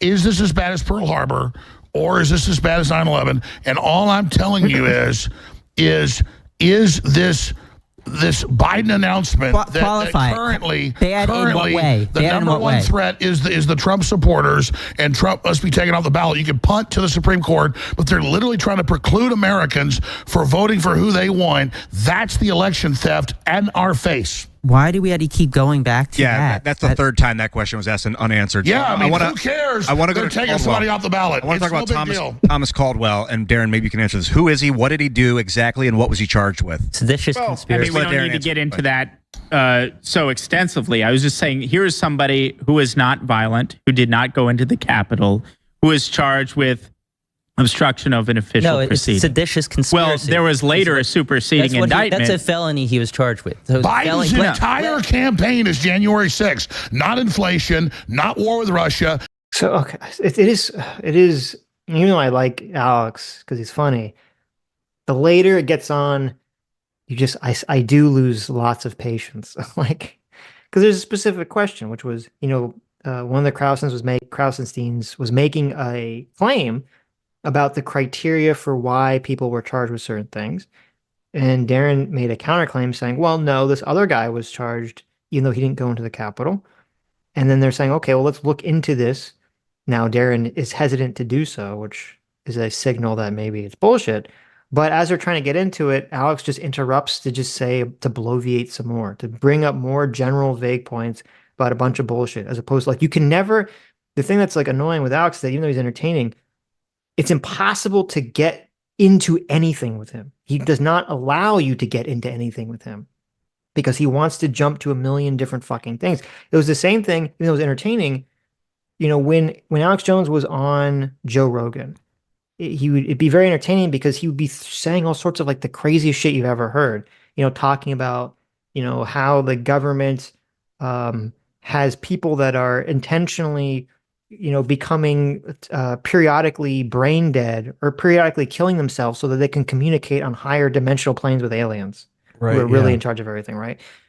And it would be like, but he would say so many things that Joe Rogan would be like, well, you just said something crazy, I want to talk about it. And it'd be like, it was impossible to like try to pin him down to talk about one fucking thing because he's just going in like a million directions at all times. And you're like, just stop, please, God. I just want to tell you, said one thing. Let's just concentrate on one thing. You're exactly right. I do think it was a little bit better on Joe Rogan because it was a friendly environment. Of course, so they did obviously go deeper on stuff. And the place that I think he went the most was the most substantive and stayed on topic was his talk with Kanye West because he was trying to get Kanye West. He was in the reverse role. That's why that interview was so funny because he was in the reverse situation. Yes. Kanye West wouldn't let him pin him down, and he's trying to get Kanye West to admit that he's not some sort of white supremacist Hitler worshiper. Yes. And he just won't do it. He won't do it. He keeps fucking with him. So now he's basically doing the Kanye West with everyone else here. He's like, you can't pin me down. Got him! Right. And it's funny because as I said when we covered that, that's why that interview is so legendary, because it's like Kanye West is the only person that out Alex Jones to Alex Jones. Okay? Yes. Yes. Yeah. Oh God, that stream was so much fun. But yeah, look, it's Sitch and I, it's no mystery here. Like, we like to go deep on a topic, right? Like, we like to follow the substance of an argument and look at it from a bunch of different angles. That's not what's going on here. It's gish galloping, intensive gish galloping here. And you can tell Destiny's kind of just checked out on it. He wants to go into the substance. He wanted to win this debate. And you just got Twinkle Toes Alex Jones over here. He's just bouncing around the ring. No one can land a punch on this guy. Well, when I heard that this was going to happen, and I saw Destiny doing all this research for it, I thought, like, why is he doing all this research for this? Like, I knew that this is how the conversation would go. Did you really? Of course. When has any human alive ever seen a conversation with Alex Jones where he's like able to just go into a conversation and be like, okay, let me just very meticulously lay out my case and go through it like step by step with you? That's like impossible. That's not who he is. I don't think he's physically capable of doing that. Yeah. Yeah. No. Look, I do think this is the winning debate strategy, though, for Alex Jones. I mean, he's not going to win. Going into the substance of this argument, that's not a winning debate here. Of course. Yeah. Right. You're not going to win that one. It looks bad. Not open borders. I mean, give me a break, man. We had 1 million+ people there. A few hundred got in fights with the cops, and you act like it's the biggest thing since It's a pretty big deal when a president tries to overturn a legitimate election. That's a really big deal. That's a really big. You had all your investigations, and you lost every single one. When you lose in court, you go to the next day. That's what you do. Remember in 2016 when all the conservatives said, well, you know what? If we would have lost the election, you know what we would have done the next day? We would have went to work. Well, here you are 4 years later, still crying about the outcome of the election. So if Biden's going to win by landslide, why are the Democrats not winning on the ballot? It's up to the Supreme Court to decide. Can I just say what my dream is? My dream is that Ed and Brian and Destiny have to actually live through a real coup so that they can then come back to the set and be like, oh my God, you know what? I'm so sorry for saying that what happened in the Capitol for 3 hours against the most militarized and powerful government to ever exist in human history got anywhere near a coup or an insurrection. A coup or an insurrection. Let me say this and I'll shut up. I will leave for 10 minutes. I will leave. Let me ask this one question to Glenn. I want you all to answer this. Humor me. I agree. Because Glenn is a really great writer. I really respect him and follow him for decades. Can everyone describe a coup to me? Because usually it's helicopters, taking over media, killing the opposition, troops. And then do you think if Trump was successful getting Pence to throw out the votes and the Supreme Court stood by it, and then in his second term, there was a big push to try to make gay marriage illegal, do you think that would change Glenn's thought process on the coup of the situation, whether this was a coup or not? I mean, this whole argument just seems so it would. ludicrous. Well, because there's worse coups means that this was, not this thing, right? It's like, okay, well, whatever, who cares what you want to call it? This was obviously not a good thing that we should be endorsing, right? Yeah. I don't know how you could call this this is not the peaceful transfer of power. Right. Yeah, it's a bunch of... It's obviously thrown the country into chaos. A lot of people believe the election was still stolen, and people still believe this stuff. I just can't wrap my mind around this idea that like anyone's going to say it would be okay for the vice president to even attempt to take a paper that's essentially worthless, okay, the alternate slate of electors, that the vice president should have the authority, you believe in your heart of hearts, that the vice president should have the authority to unilaterally throw the fuck out the votes of certain states that they didn't like. I mean, no one who's making that argument now or justifying that argument now would have said, would fucking have sat by and not be screaming bloody murder if Biden tried to do that for Hillary. If Biden, listen, and we could very easily see some scenario. You can imagine some scenario where Obama and Biden are like, Donald Trump is such an existential threat to America, in 2016, that, we have to do this insane action in order to stop him from being president. Biden, you throw out the votes, right? And to tell me that like all the people that are totally fine with, trying to get Pence to this would have been totally fine with Obama trying to pressure Biden doing this. It's obviously they wouldn't have been. Obviously. And you're claiming women with American flags and being waved in by police as a coup. So define to me, all of you first, and then Glenn and then the professor, what is a coup? Since this was the most devastating evil coup ever, a coup is when you enact a scheme to try to circumvent the peaceful transfer of power, like Russiagate. No, they didn't take any action. They tried to remove him on a line. There's nothing illegal done there to try and remove the intelligence agencies censoring, putting out fake dossiers. Oh, that was illegal? Wait. Trump wasn't. No one tried to remove Trump over Russiagate. What is he talking about? There was an investigation.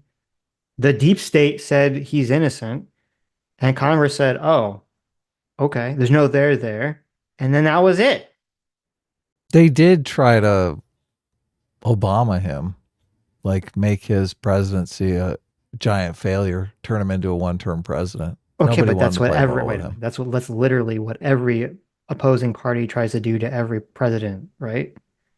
It's still not cool. Well, I understand that, but I'm just saying that's why you said Obama him. They're trying to do the same thing to Obama. That's what everyone tries to do to everyone. Did they try to do that to Clinton? I don't know that yes, they did. Yes. What do you mean? That's where it started. Did they try to do it? Yes, with the Monica Lewinsky stuff. Did they try to do it to Bush? No, he got September 11th, and everyone was like, rah, let's do everything together. Woo, woo, Patriot Act, tax cuts, privatize Social Security.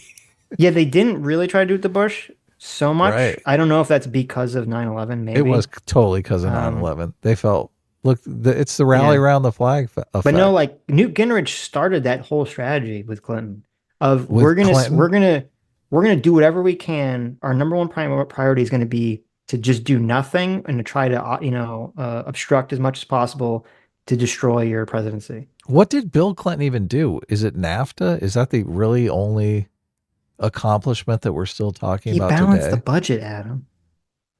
Oh, what a sucker. What a sucker. Right. Yeah. I do remember listening to a State of the Union speech, and he was going through all the things that he had accomplished, and I was like, man, this is a lot of accomplishments. But who? Clinton? Bill Clinton, yeah. Mm-hmm. But all of it was stuff that really didn't affect me. So I was like, you're like, I don't care about any of this. Yeah.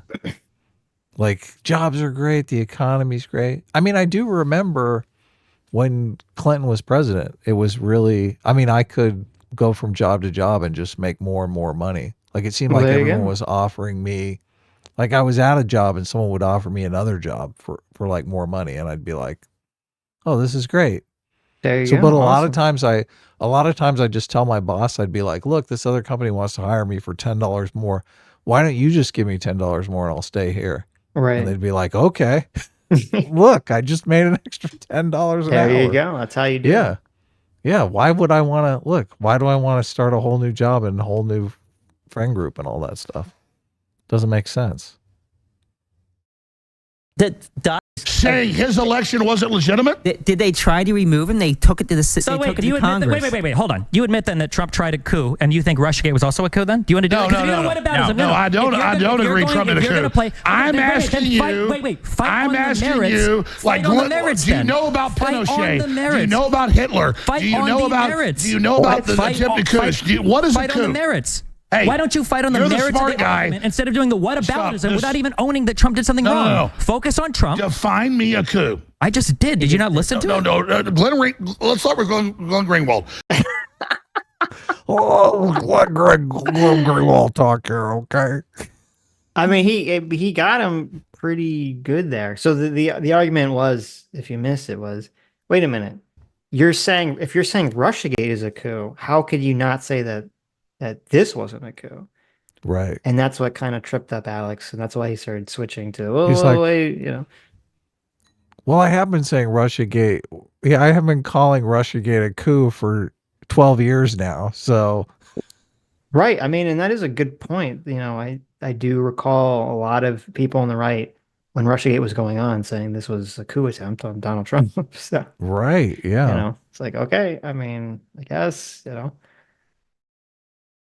Glenn, you're a well-respected journalist. You look at that's why he's punting to Glenn. He's like, oh, he's like, can I phone a friend?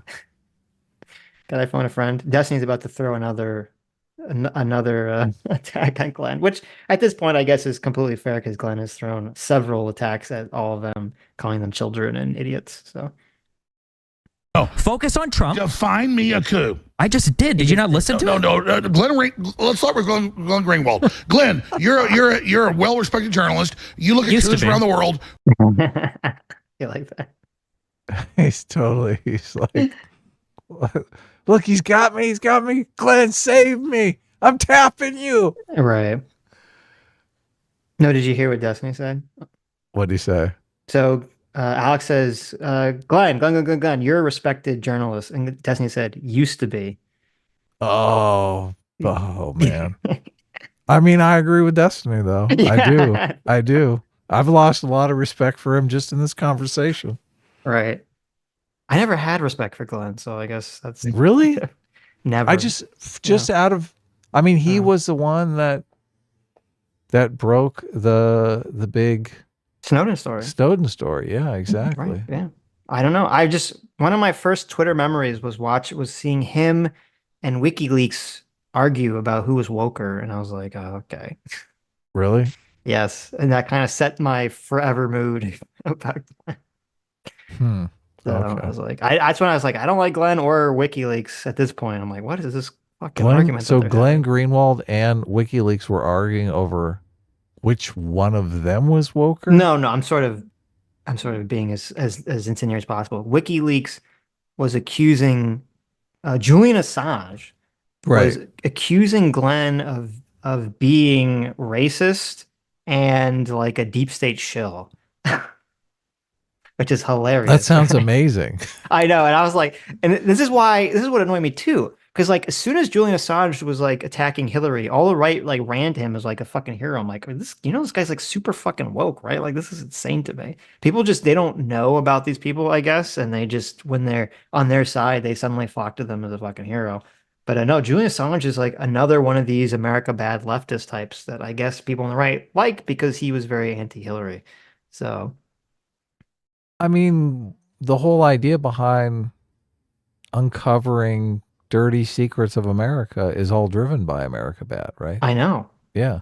But I get you're not going to have a bunch of people who love America doing that. Why do they want to uncover it? They don't want to hear about the dirty secrets. But that's the irony. So, or I guess not the irony. That's what should be apparent, but is not.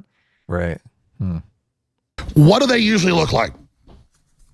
I know. No, Destiny is now the incredible giant of journalism and the constitutional scholar I used to be, as Destiny said. But anyway, a coup is generally when people in power or people who are trying to get into power marshal the force of the armed factions of that country and use it to eliminate the legal process and take over. So, for example, if Trump had called in the military on his side on January 6th, or he had gotten the military to block people from trying to remove him from office on January 20th, that is always what we say is a coup. Nothing that looks like what happened on January 6th. The other thing I just want to correct, Destiny seems to have this like debate me sort of point that he thinks he keeps making that's so smart, which is when you say— Why does he waste so much time on CADDY comments? There must be something better for him to say. No, you're the one that does throwaway lines. All right, better for him to say. We're about to change gears. I mean, to be fair, you did throw out the CADDY comment that created that situation in the first place. I think it was warranted. I think it was fine to do it, but then complain about CADDY comments is kind of a silly thing to do. Look, Constitutional Coup even has its own Wikipedia page here. Yeah, I know. So does Self Coup and all these other ones. You think like a journalist would know that? What's going on, Glenn? Yeah, you would think so. This whole idea that, look, because Trump didn't call in the military. Here you go. I think Trump would have called in the military if he could. He tried to do that thing with DOJ and just stopped because he's like, well, everyone's going to resign and I'm going to look bad. Well, that's the interesting question, and this would be an interesting question to ask this panel, though I don't think you get an answer. Do you think if Donald Trump thought that the military would back him, do you think that he would call them in? Yes. Right. Of course. Look, I know you think that, but I mean, you know, I think he thought that the election was legitimately stolen. So I think he thought nothing is off the table here. I mean, yeah, he did want the military to seize the voting machines. So would he have gone further than that? I think he had this probably, yeah. But he had this Milley piece of shit, and he's like, "Look, I tried to just do a letter at the DOJ, and everyone threatened to fucking resign. Right. If I tell Milley to, get the troops out, fucking grab Mike Pence, he's probably gonna cry. He's probably gonna threaten to resign. All the generals are gonna resign. Right. It's gonna be a big headache for me. Right. Right. There you go. That's true. Look, the institutions have held. I know. Good for he's worried about this. This is why he kept I'm certain this is why he kept the documents. The documents. Yeah, the top secret documents, because he's like, I gotta have an insurance policy. This woke Milley motherfucker hates my guts. Look, he probably wants to trans me, this Milley fucking crazy motherfucker. Mm-hmm. Milley was the one that went in front of Congress and he was talking about reading Karl Marx and shit. Do you remember this? Well, yeah, but I don't like Milley. Right. And he seems kind of woke. So I think in the broader context, the Karl Marx comment could be like, but the Karl Marx comment alone isn't necessarily a bad thing. Because it is true if you're saying, well, everyone should have information on like all the various philosophies if you have to engage with countries that are interacting with these philosophies, right? Of course, yeah. So I just think from Trump's perspective, he would not have the same takeaway as you. Right. He would see that as obviously a communist or something. This Milley motherfucker trying to trans me. I could believe that. God, what I would give if you could do like the mind swap thing, you know how they do in the movies with one of Trump's kids, and just sit down and have a conversation. Like, you want to feed all this stuff as Don Jr.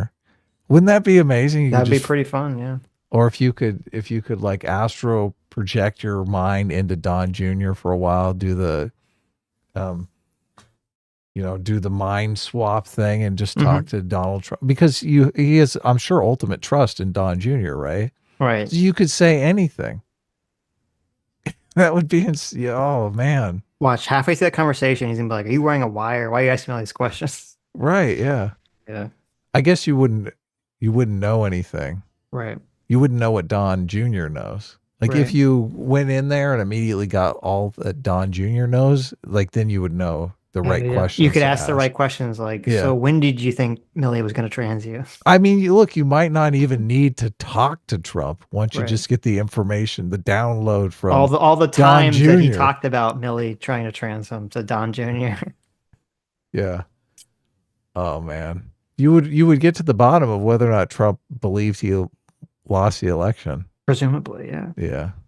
I hope this is a B story in the Civil War movie. I really do, because that would be good. Well, no, I hope this is a non-story in the non-Civil War movie, because there is no Civil War movie. No, look, they're making a Civil War movie. Oh, I thought you meant in the like a future Civil War movie about the upcoming Civil War. You mean the in the literal Civil War movie that they're making? I hope there is a B story where some astral projection. I don't think that's a B story. Basically, they do the psychic power thing. I don't think one of the journalist heroes is going to astral project into the mind of the evil president. Come on, it'll be amazing. It'll be amazing. Look, they're gonna, basically go into the president's son and do like an Inception thing with him. Right. Why don't they just go into the president and try to it'll be great. Okay. He's got some psychic shielding available, but his son doesn't. I think the Civil War movie is going to be a serious movie, and I think it would be better as an action comedy. Myself. Yeah, I agree with you. That would be a good action comedy. That's what the country needs. Make it just like the most absurd, over the top, stupid, Yeah. Yeah. The country needs like The Other Guys meets the Civil War. There right? you go. There you go. Finish this thought, and then we're moving to our audience questions. Has done this little debate tactic like 8 times. I've listened to it for 2 hours.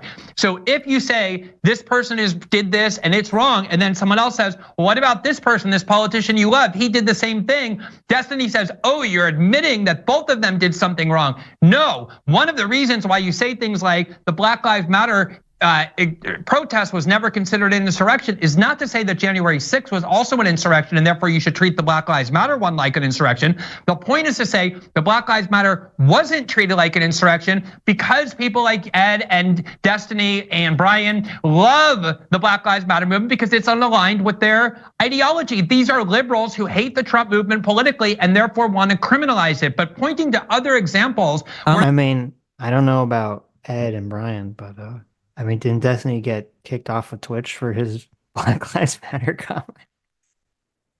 What was the comment? I don't remember. The rioting needs to stop comment. Oh. The whole, you don't remember the rioting needs, there's a famous clip, the rioting needs to stop, and if it requires rednecks going around with guns and trucks. Ooh, Destiny. What? Why would you say something? No, So that's not a good. Glen, it's interesting. Glen Greenwald is painting Destiny as a big BLM fan, but okay. Right, yeah. This happens a lot. These people they have a simulacrum of the individual. Yes. You know, that's the word that's the word. That's one of Destiny's words. Oh, is it? Yeah. I don't think I've ever heard him say it. He's always, I've heard him say it like 50 times. Yeah. Interesting. It's a simulacrum. Vosh is creating a simulacrum of me. It's a good word. Not a real image of me. Look, all content creators are kind of busy doing their own content. They don't have time to keep track of all these different personalities. So, sure. Yeah, but they have their fans send them little tiny clips of the people that kind of run a narrative on what they are. Yeah. I'm against all rioting, just to be clear. Isn't admitting that that the one that you start with is wrong? You're just trying to show that you're not applying consistent principles when your ideology is at stake. Look, he just said, look, I'm against rioting. Consistent principle. Bam! This is the case, then when you're accused of defending a coup, then you argue why it's not a coup. That's how the argument works. If somebody says, I think that Trump engaged in a coup, one of the ways that you show that it's not a coup is by saying that the things that you like that are done that are far more insurrectionary are things you won't call an insurrection because those things done to advance. Glenn, I'm sorry. No, Glenn, that's called an appeal to hypocrisy. The way that you argue against something being a coup. You actually believe what why has Trump not been charged with it? Why have they not charged Trump with insurrection? You just say Jack Smith already said why. Go read some of his documents if you haven't already. It's like the main Secretary of State. She says he's guilty. If you don't think it's a coup, then we agree on what the definition of a coup is. If we don't agree on the definition of a coup, which you said it requires military presence, I don't know if anybody would necessarily said. All right. Well, it's not going to get resolved tonight, although we have tried to resolve it. Why are we shutting this down? I'll go. We're not shutting it down. We're just moving to the next phase of the organization, which is let Destiny and Glenn finish his point because we're going to comments. I think this. Fine, if you want. They must have mad viewers right now. That's why Alex is like, no, let's keep going. Oh yeah, I mean, I don't know what was like. I saw on I don't know what their Twitter numbers were, and I don't know if this was on Alex Jones' website, but I saw on Rumble, which on Glenn's site, his views were like it was like crazy, 35,000 live viewers. Is what I saw. Yeah. I don't know if it got higher than that. I think it got higher at some point, but so he's probably got, I don't know, he's looking at 100K on his website or something. He's like, let's keep going. Yeah, I know. You're right. We got 100,000 live viewers. Why don't we shut this down? I didn't even think about that. 24-hour stream. I didn't think about that, but that's obviously what's going on here. Yeah. Look, he loves the spotlight. Right. Want to shut it down? That's fine. I do want to shut it down. I want to move on. Okay. In fact, he's been instructed to move on, so that's what we're doing. By who? By who? By who? By the producers of the show. Let's move on. zerohedge.com. I mean, we can, if you guys want to go in circles and yell over each other for another 10 minutes, I don't want to do it. I want to go to these comments. But I bet there was a 6'3" Marine, ex-Marine that told you to Thanks, dude. Thanks, dude. Shut it down. No, but I mean, listen. This is the heart of it. Coups are militaries seizing the telecommunications and the government institutions and killing their opposition. You could do lots of different If Trump was going to do that, I would be against. Trump did not do that. That a bunch of fucking people being led into the Capitol is not a freaking coup, man. We have an electronic coup, said otherwise. But let's go on. These are from zerohedge.com. From some of the premium users of the website have sent in some of the questions. This one's actually a question for what they call the blue team, which right now is going to be the three of you guys, Ed, Brian, and Stephen. The question is. The New York Times acknowledged that there were FBI informants in the Capitol on January 6th, and then they give a link to the New York Times article. Given the agency's history of entrapment, is it a stretch that some agents may have provoked the riot? And then there's a follow-up question. Why was law enforcement so ill-prepared for the insurrection, in quotes, despite the presence of informants? So the first part of the question is it a stretch that some agents may have provoked the riot? So first of all, that's a terrible question because that was basically the argument that Glenn made and they all made again and was addressed, I thought. But I guess we have to go over that again. Informants He's or like, something. I don't want to go in circles, but here, let me ask something that we've just asked. Right. FBI has been using for years, decades. Is it illegal? No. They can do it as long as they do it within the legal means. If an informant is in the Capitol breaking the law, that doesn't mean that the FBI is behind it. Informants are also people who live their lives. Like, I could be an informant for FBI. I could go and murder somebody. That doesn't mean the FBI had me murder that person. So I think there's a lot of misinformation there that gets conflated with facts. Well, and number two, do I think it's possible that an FBI agent could have done that? Sure, anything's possible, but it put out the evidence. There isn't evidence of this. The whole Ray Epps thing. Show us the evidence that he actually works for the FBI. He orchestrated it. He just said I orchestrated it. You're right. I robbed the bank. Come arrest me. Should I get arrested? I just said I robbed the bank. You're right. You said orchestrated. You're right. Did Ray Epps say that he was an FBI agent? You guys are just coming to We're that not saying he works for them. Probably. Random dots. If I had to guess, I'd say Southern Poverty Law Center. If Ray Epps set them up, why isn't a single other person there attesting? Oh, he just throws that in there. So if I had to guess, what? I say it's George Soros. It's like, oh, okay. The Southern Poverty Law Center. Now, I am curious to go down that rabbit hole about why the Southern Poverty Law Center is doing this, but okay. Why doesn't he interview Ray Epps? Oh, that would be, Ray Epps. I don't think Ray Epps would ever agree to an Alex Jones interview, right? If he was smart. That'd be like a disaster for him. Well, he's like smart now. He wasn't smart at the time. That's true. Got a big lesson in street smarts. Yeah. To that. Out of the if he whispered into people's ears, if he was leading breach teams, why didn't any of the arrested why didn't a single person come out? I'm asking why. I'm asking this though. The next reasonable question: why isn't a single person come out of testimony? Because we exposed him. Because he's the leader there. And he's there doing it. He did it on video. He said, I led this. I did this. You're not answering my question. I'm saying, why hasn't anyone else come out and attested to this? Not a single person. You know what an orchestra is, right? So, okay, but this is, again, and this is why, listen, you can like Alex Jones because he's funny, but this is obviously dishonest, right? I mean, this is like kind of the tactic that he does. The question was asked, if Ray Epps was inciting all these people to do some action, how come no one who was charged with these actions pointed the finger and blamed Ray Epps? Look, they made my argument. Right. Good. Finally. Right. That was the argument. That was the question. And then Alex Jones's answer to this is to just keep saying he orchestrated it. He text messages. He admitted it. It's like, well, you're not answering my question. You're just saying a bunch of other things. And then that's kind of like Alex Jones's tactic. You ask him a question, and if he doesn't have a good answer for it, he just shouts a bunch of things that are kind of related, but not answering the question. Right. Yeah.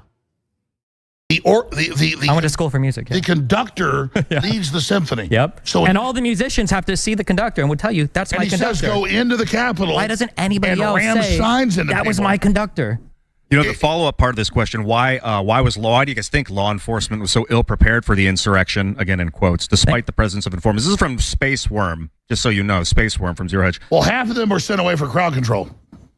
I think the ill preparedness came because Trump's deployment of the National Guard in the past, especially in D.C., had caused a lot of people to be uncomfortable with National Guard being present in the Capitol when the certification of the vote was happening. So as they were having conversations prior to establishing security, I think they took a lot of extraordinary bureaucratic measures to make it so that I think that day, if the National Guard was going to be deployed, it either had to be, I think, Miller or Walker. I think one of those two had to be the direct authorization. Let me respond briefly.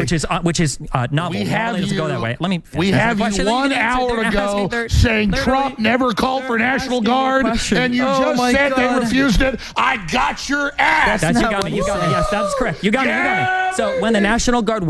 So okay, here's my question. Look, everyone. Right. Look, every single person aside from Destiny is fucking busting up laughing. Because it's right. Well, because it's just preposterous, right? Because it's so stupid. It's funny, right? No, it's hysterical. But here's my question. That's my question. Is that relating to what this argument is? So what happened was, Destiny said the reason that he believes that the reaction was very poor, that the police reaction was very slow, was because Trump in the past had essentially used or threatened to use, I guess, the police or National Guard in such a fashion that it made everyone gun shy.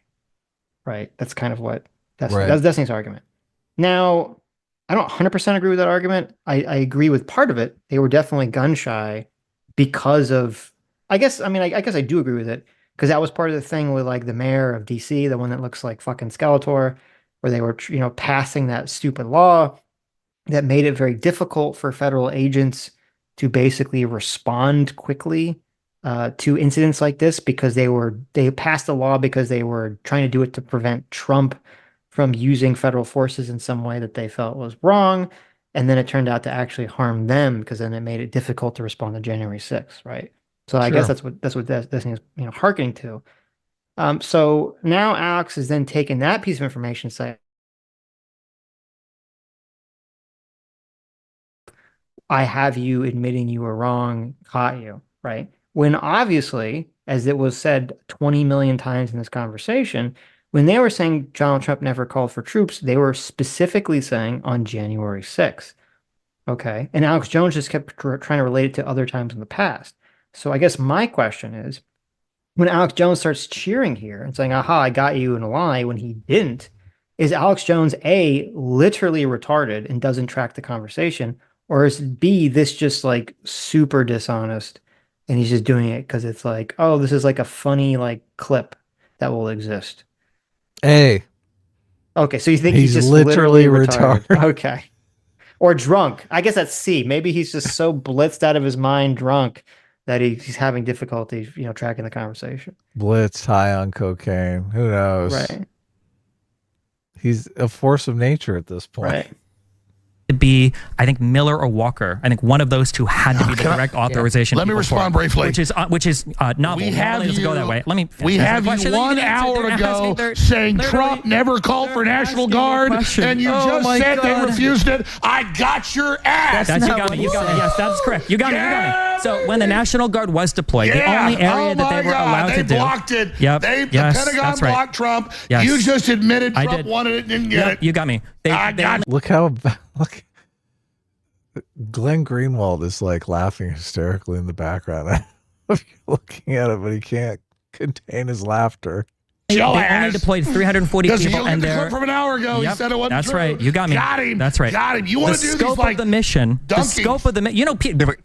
Rhetoric like this is why Ashley Babbitt got shot. You realize that, right? I'm gonna get shot? No, people like Ashley Babbitt died because of people like you driving people onto this, right? It might be funny for you. I don't know if it's funny murdered for them. Ashley Babbitt? You're more or less responsible with this kind of talk, yes. Oh my God, yes. I'm murdering. Yes, play in a factual world. You At love least, the tie yourself to the ground. You said an hour ago that Trump never asked for National Guard. I'm not sure that was the good tactic to go there persuasively.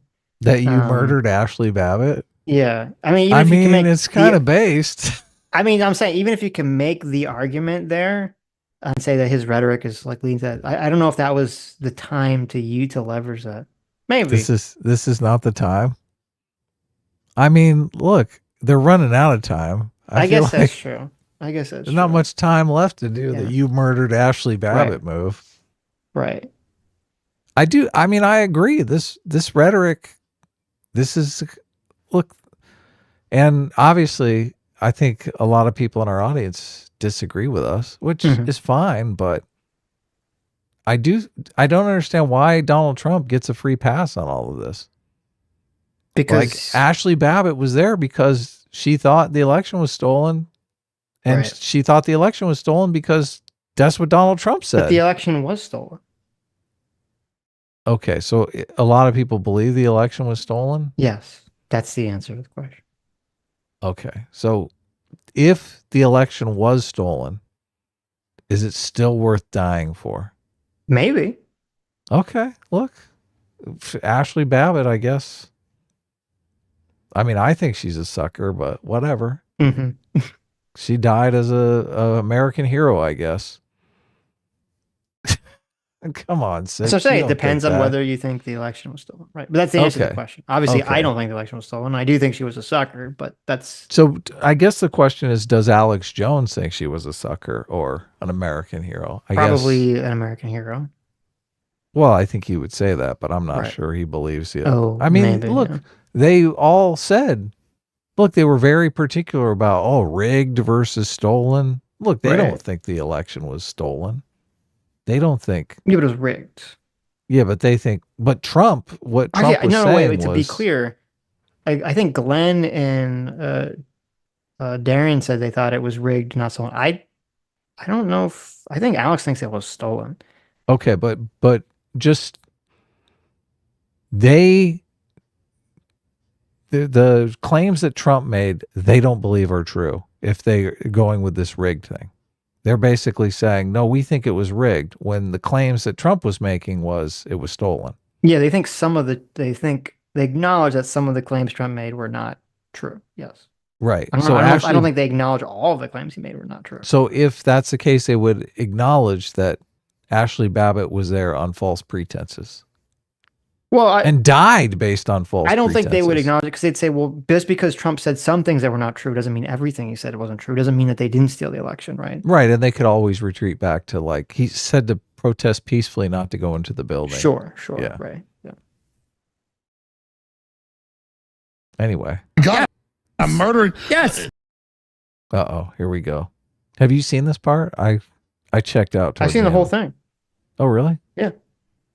I was watching something else. Okay, fair enough.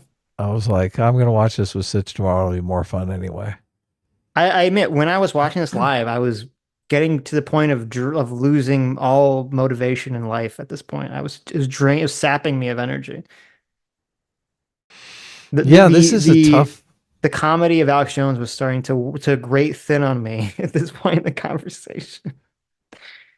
This is, I mean, for us as content creators, this is, I mean, I look at this as, how would I react in this kind of situation? So I think it's interesting from that perspective, but I don't necessarily know if I was just watching this as a regular person, not as a content creator.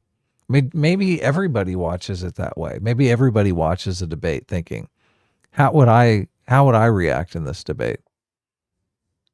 I'm not sure. I mean, I don't know. That's the way I've always reacted to everything forever.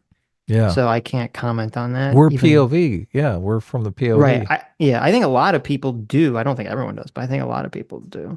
Right. Yeah. They're like, how would I react if Alex Jones was just shutting me down every 10 seconds? Right. It was just shouting garbage at me. Yeah. Right. And I couldn't. I mean, he's basically like the drill sergeant, You're trying to put your rifle together and he's yelling, why aren't you run faster, maggot? What the hell? Let's go and put this together. You're like, I'm trying to make my argument here. Can't you shut the fuck up? Right.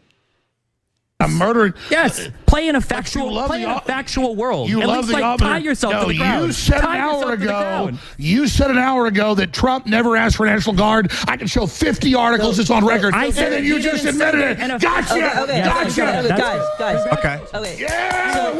So here's the thing. Glen Greenwald.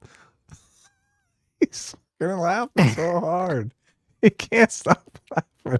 Yep. Play in a people were authorized to be there. all you do But is in order to one-liners, actually call and I them can- to the Well, Capitol Alex, themselves, it was an extraordinary process. And when you read the J6 committee in the Situation Room and Sund and everybody else complaining, where's the National Guard? Where's the National Guard? There was a whole bunch of stupid bureaucratic red tape and optics concerns that people had to cut through to get them there. So if you believe the official story and the 15 to 20 people 1 that hour testified ago, under oath, he said but, Trump never won National Guard. Now Trump wanted it, but he didn't get it for a good reason. Okay, we're talking. Okay, so Alex, so you're claiming that this is staged. You're claiming the FBI was behind it. In 2019, you like the Gulf of Tonkin. Huh? No. You specifically said, I almost had like a form of psychosis where I thought everything was staged. Is there like actually a human being who watched this whole conversation and changed their mind? No. That's obviously no. Is there a human being alive, I wonder, who saw that interaction with Alex accusing Destiny of hypocrisy there, or changing his story, and actually agreed with that, believed that to be the case in that instance? Not any other part of the conversation. In that one specific instance, they're like, he really got him there. Does anyone actually think that? That he caught Destiny in a big oopsie? Yeah. Because that's baffling to me. Nah. Does anyone actually think that? Does anyone in our chat think that? Because that would make me lose faith in anyone that says that. I hope not. Right?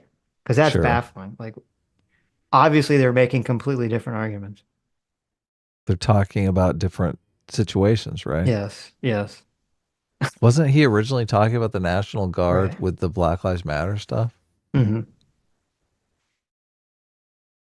Yeah, and then it switched over to January 6th, but yeah.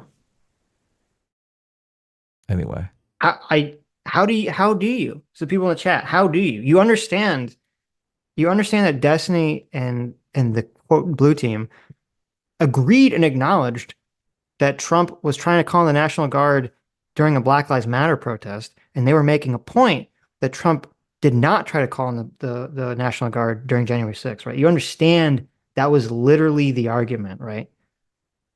Do you actually understand that? Do you understand that was the argument? The National Guard situation where Trump tried to call the National Guard was when the Black Lives Matter protest was close to the White House. Yeah. And that's when he came out after the fact.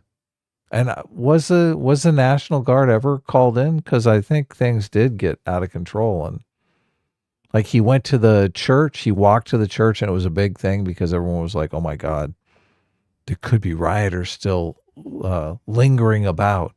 Mm-hmm. And he's walking all by himself. The President of the United States, remember, he marched all the way over to the church, held the Bible up upside down, and was like, oh shit, upside down, let me flip it around. Okay, that's fine. That's the situation, right? No one knew. No one has an actual answer to the question, so it's okay. I get it.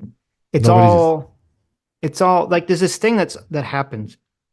I call it performative stupidity. Mm-hmm. It's very annoying.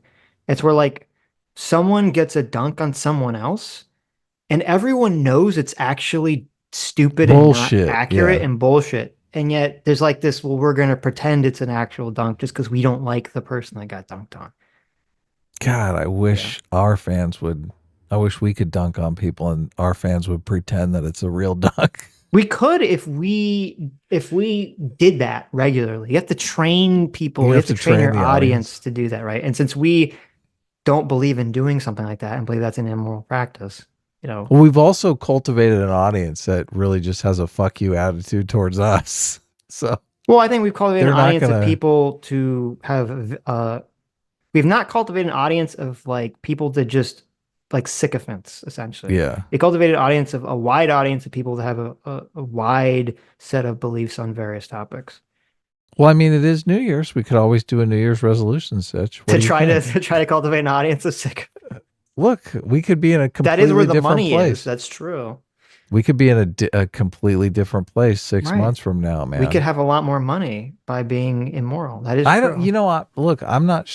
It's not really a money thing. I think a lot of people they get off on. I do think.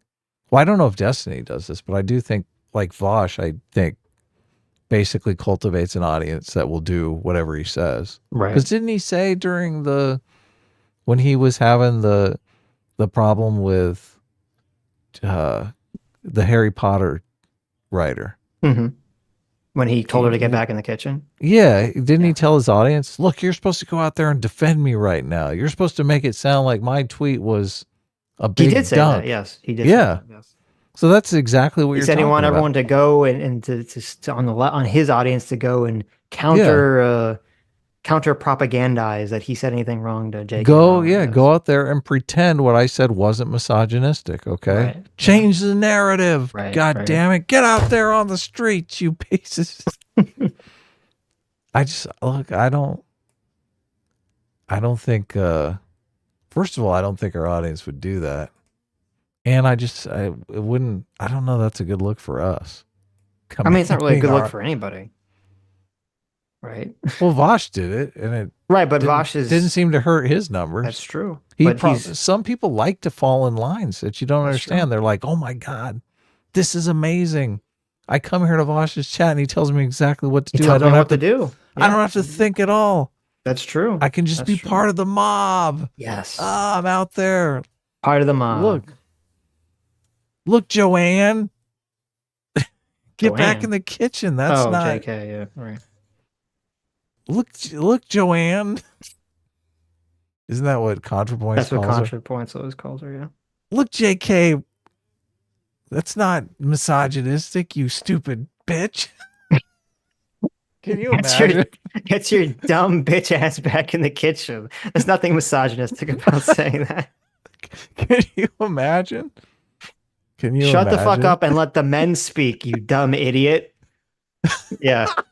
I'm all for women, rights and liberation. So shut your dumb woman mouth up and get back in the kitchen. Just what you want, an army of Vosh clones representing you. I know, it's terrible.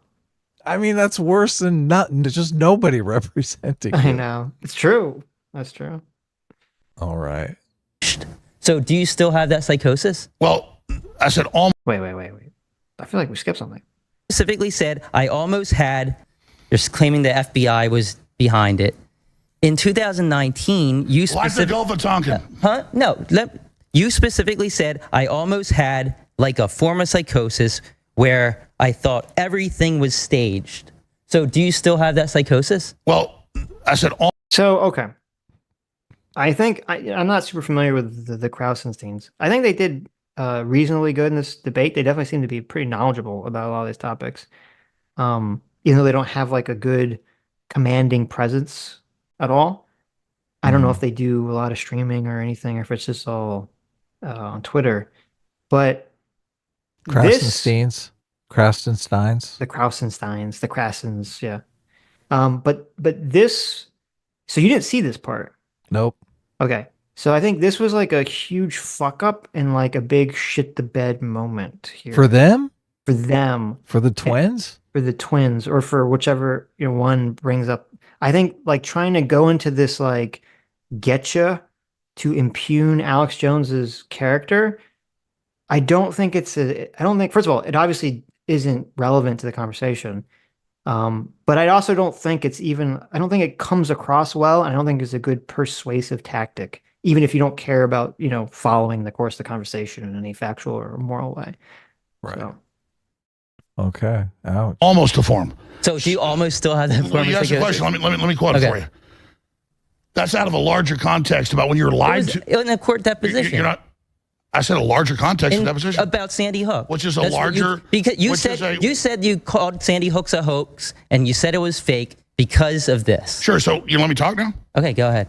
Yeah. Look, now the demeanor is completely changed. That's because everything is so serious now. Right. I see. Because that's when you're like, maybe I've gone in a direction that people don't like. Yeah. Right. So I said a larger context, which is a larger 5 hours, 8 hour deposition, right? Okay. So I just told the truth. I said a larger context. I'm explaining that the public's been lied to so much, there's a major loss in confidence where people then don't believe anything they're told, and that's dangerous. That's not what you said. That's not the context you said it. That's not the context you said it. I know what I said. But I read it. I read the deposition. So put the full thing out. I don't have it with me, but I read it. The point is, stop. Somebody Google it. You're scared to let me talk? No, go ahead. So That's a whole nother PR firm thing, things out of context to blow that stuff up. All that PR firm is telling you what you say in court under oath? You're not. We got to let Alex finish the short question, and then we're going to go back to the user's question. Madeleine Albright told Leslie Stahl of 60 Minutes, I ordered 500,000 children killed because I thought it was a good thing to do. I'd do it again. She's a great person. I question Jussie Smollett. I question WMDs in Iraq. I question everything, and I'm proud of everything I've done, and all that stuff is PR firm garbage. When I talk about the general public, because the media lies about almost everything, loses trust in anything, that creates a general form of psychosis and is very dangerous. I talk about that every day on my show. And Joe Rogan just last week said, you know, Alex Jones isn't totally right, but he means to be right. He's more informative than CNN. They lie on purpose. And the public has lost trust in the system. That's dangerous. What do? So that was the full discussion. Let me give you another example. Jesus, did Joe Rogan really say Alex Jones is more informative than Steve? Yeah. Well, I will say, I did pull up the quote. The quote is, Alex Jones said, quote, I almost had like a form of psychosis back in the past when I basically thought everything was staged, even though I'm now learning a lot of things aren't staged. And then it jumps ahead. The trauma of the media and the corporations lying so much, then everything begins. You don't trust anything anymore. Kind of like a child whose parents lie to them over and over again. Well, pretty soon that they don't know what reality is. Which this was Sandy Hook testimony, right? This was what he said in the Sandy Hook. Yeah, I remember watching this. Right. Which it's weird because Alex basically said that almost verbatim just again right now, except he's saying that he's distancing himself. He's saying I wasn't necessarily affected by this, but the public is. I don't know why he's doing that act. But they say in court, Jones in a custody battle said, I'm an actor. Everything I say is fake. I've offered a $1 million reward for that. I didn't say that. They wanted to put now a 15-year-old video. Back then it was like a 9-year-old video of me as the Joker saying all these horrible things. Take drugs, kids, you'll die. It's great. So kids wouldn't take drugs. It's reverse psychology. Okay. And hold on. They wanted to introduce that in court. And my lawyer said when Jack Nicholson plays the Joker, he's not really the Joker. And when Alex Jones is in Waking Life or Scanner Darkly or any of the stuff, when he's being an actor, it's not what he really means. In the scope of when Are you being an actor now? No, see. How do we know? How do we know? No, how do you know? See, maybe you still have psychosis. But see, that's the game you're playing. No, I'm not playing a game. I'm serious. No. I am 99. Psychosis is a serious problem. No, when I'm on this show, this is Alex Jones, the analyst, Alex Jones, the pundit. Well, Alex Jones, we'll get to you in a moment. Covering. Yeah, Glenn's about to jump in. I mean, this game that I don't mean when I say Ray Epps said I orchestrated it. That's a real thing. Yeah, we're all playing a sort of character right now. We're all on a stage. I was actually in that Twitter space with you, with Elon Musk. What was it? 4 weeks ago or so, and you tried to claim that you didn't push the Sandy Hook conspiracy theory. Excuse me. We're getting a field here. I'm basing this on the whole psychosis thing. I have a point. This is a field. This is not in the scope of the discussion. Yeah, we really got to stick to the question. Focus on the user's question. You lied in that space. You did push it. You did say that was fake. You did. I have the quote right here. Let me read the quote. The whole okay. Ed, we're done. Glenn, I want to hear from Glenn. Glenn's about to speak. But I got to say this right now. Let me finish. I said in the context of everything I've done, I wasn't deplatformed for questioning a school shooting. They dredged that up afterwards, and I barely ever talked about it. It wasn't even on our radar. But you said it was fake. No, if I'm on the air... You said after examining it for a year, you found that it was fake. That's what all right, you know what? That's it. We're done with this fucking conversation. We're moving on to the user questions. As told, Glenn, you had something to say? Glenn, please. Yeah, first of all, I want to say that... You missed Ian. Wow. Best rage out. Yeah. Wow.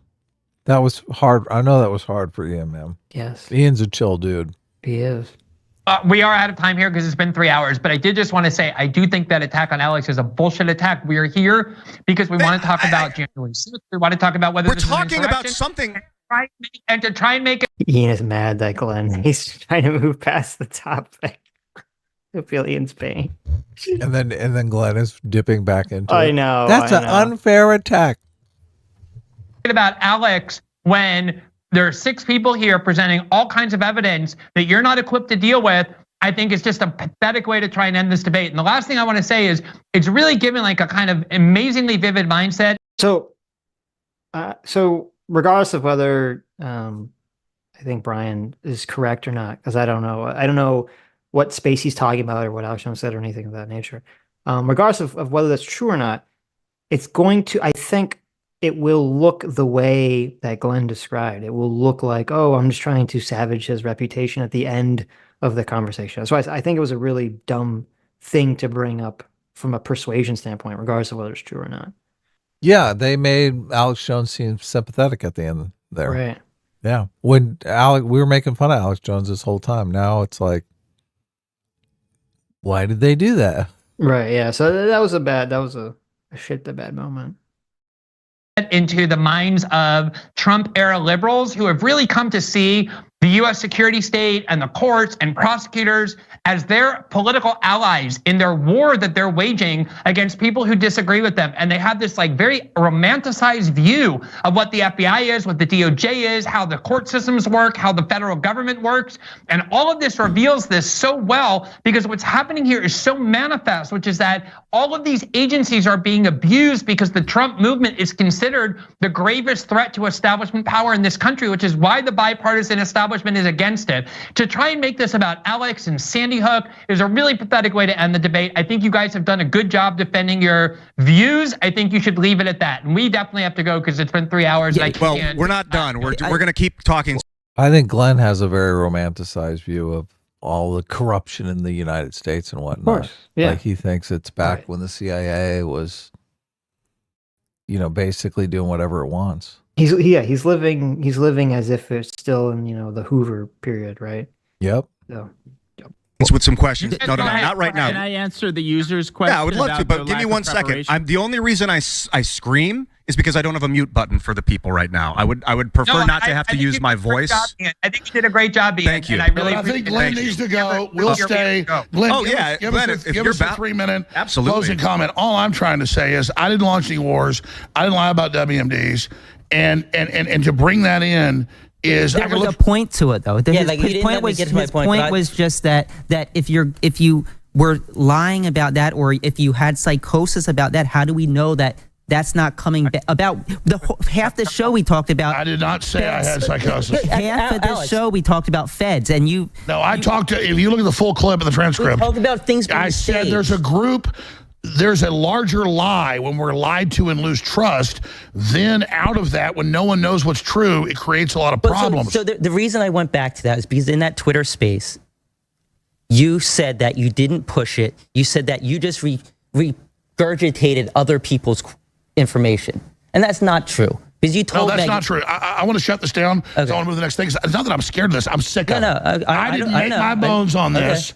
I barely ever talked about it. Wanted to correct they introduced that wasn't true. 22 minutes in these court cases over a decade. 22 minutes, dude. No, I didn't.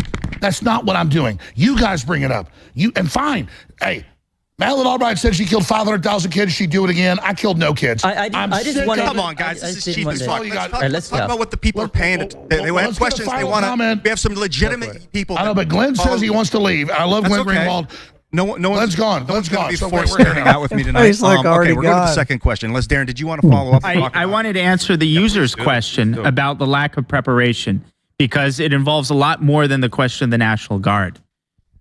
For additional context, there's the Norfolk memo coming out of the Norfolk office of the FBI, extensively cataloging threats to the Capitol, including maps of tunnels, all kinds of indications that there was going to be a major event at the Capitol on that day.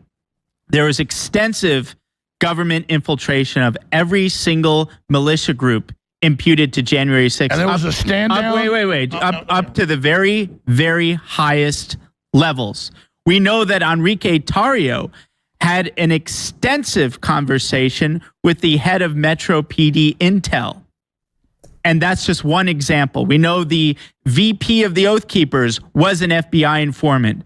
We know there are at least 8 other informants in the Proud Boys, including informants who were texting their handlers simultaneously as they were in the Capitol and as the events unfolded. We know of the Oath Keeper Jeremy Brown, who has been attacked and persecuted by the government. Why? Because when he was approached by JTTF agents in December of 2020 to recruit him as an informant, he recorded the exchange and the encounter and put it out there on the internet. The JTTF agent said, there's something going to happen in January. We want you to be an informant for us. We know that there were several influencers, including Milo, who parlored. Doesn't this guy's voice just put you to sleep? Isn't it like Ambien? Yeah, he doesn't have a lot of to the ear. Listen, just because he has Asperger's, Adam, okay, Are you doesn't following mean that you should be attacking him. He can't control his autism. All right. Are you following Darren's argument here? Because I mean, no, this is I'm really falling boring. asleep. Yeah, Darren, I jeez, get to the point. God, this guy doesn't know storytelling. Bring Alex back. Or whatever the tweet version is for Parler, put out a message on January 5th saying, I was just approached by federal agents. Whatever they have planned on the 6th is huge. Don't go there. That's just a number of examples. Oh, yeah. And there was Donnell Harvin. I was fucking with my friend, so I texted him. I'm like, oh, January 6th is a setup. Don't come. Blah. I'll be honest, I did miss like 90% of what he said, so I can't really make an effective comment. Were you reading something or? No, I just was zoning out because okay, that's what you said. Yeah. The chat is like 10 times. Our chat is 10 times more interesting than Darren here. True. Head of the Homeland Security Office for the DC Fusion Center. His predictions were remarkably specific and accurate. His office came up with the idea that we need to have body bags. We need to focus on the Capitol at 1 o'clock. Specifically, we need to be concerned with explosive planted on side streets that could serve a diversionary effect, therefore allowing for an attack on the Capitol. These are just some of the highlights of examples of the government being in a position to know in advance what was going on. And it wasn't just that there was but is that a government agency that he's talking about there? Look, you're going to have a bunch of random bloggers speculating on what's going to happen. One of them is going to get it right. Mm-hmm. Once finding that random blogger after the fact is not really scream to their magical predictive abilities. Right. It's an ordinary level of security at the Capitol, which is inconceivable when you think of the fact that there was a major proceeding there, that Trump was there giving a speech. Ordinarily, there would be threat assessments, which there weren't. It's not just... the irony is, I think that if the politics were reversed, so like if Trump won the election or something, I think that because of BLM stuff, they would have anticipated a far like they would have been prepared and anticipated like a violent riot. I think they would have had, yeah, of course. Because they've been like, oh, we had a summer of people on the left being violent. They would have had the National Guard ready. They're like, oh my god, they're going to burn the Capitol down. They would have been all super packed, like prepared for that. That's hilarious. So, I think part of why they were not prepared is because they didn't think that the right was going to engage in that behavior. Right. To be my guess. Well, and they didn't mostly. I mean, they didn't burn the building down. No, right. But they didn't think they were going to just break in or do any of that crazy shit. Right. Yeah. They're the party of law and order, of course. They're going to keep the law and order. That there was ordinary level of security. There is a uniquely absent security on that day, uniquely poor security on a day with a major certification proceeding. I don't believe that's accurate. There was a lot of security there. There was a normal amount of security there. They just didn't think people were going to try to violently break in. On a day in which President Trump was there to give a major speech on a very controversial question directly pertinent to that proceeding. So Darren, there's 1,250 people who were indicted thus far. How many of them brought up as evidence in court that they were enticed or led into the building or led to do crimes by federal agents. Well, there 1,250 people have been brought up on charges for January 6th. 1,200. 1,200. Yeah, wow.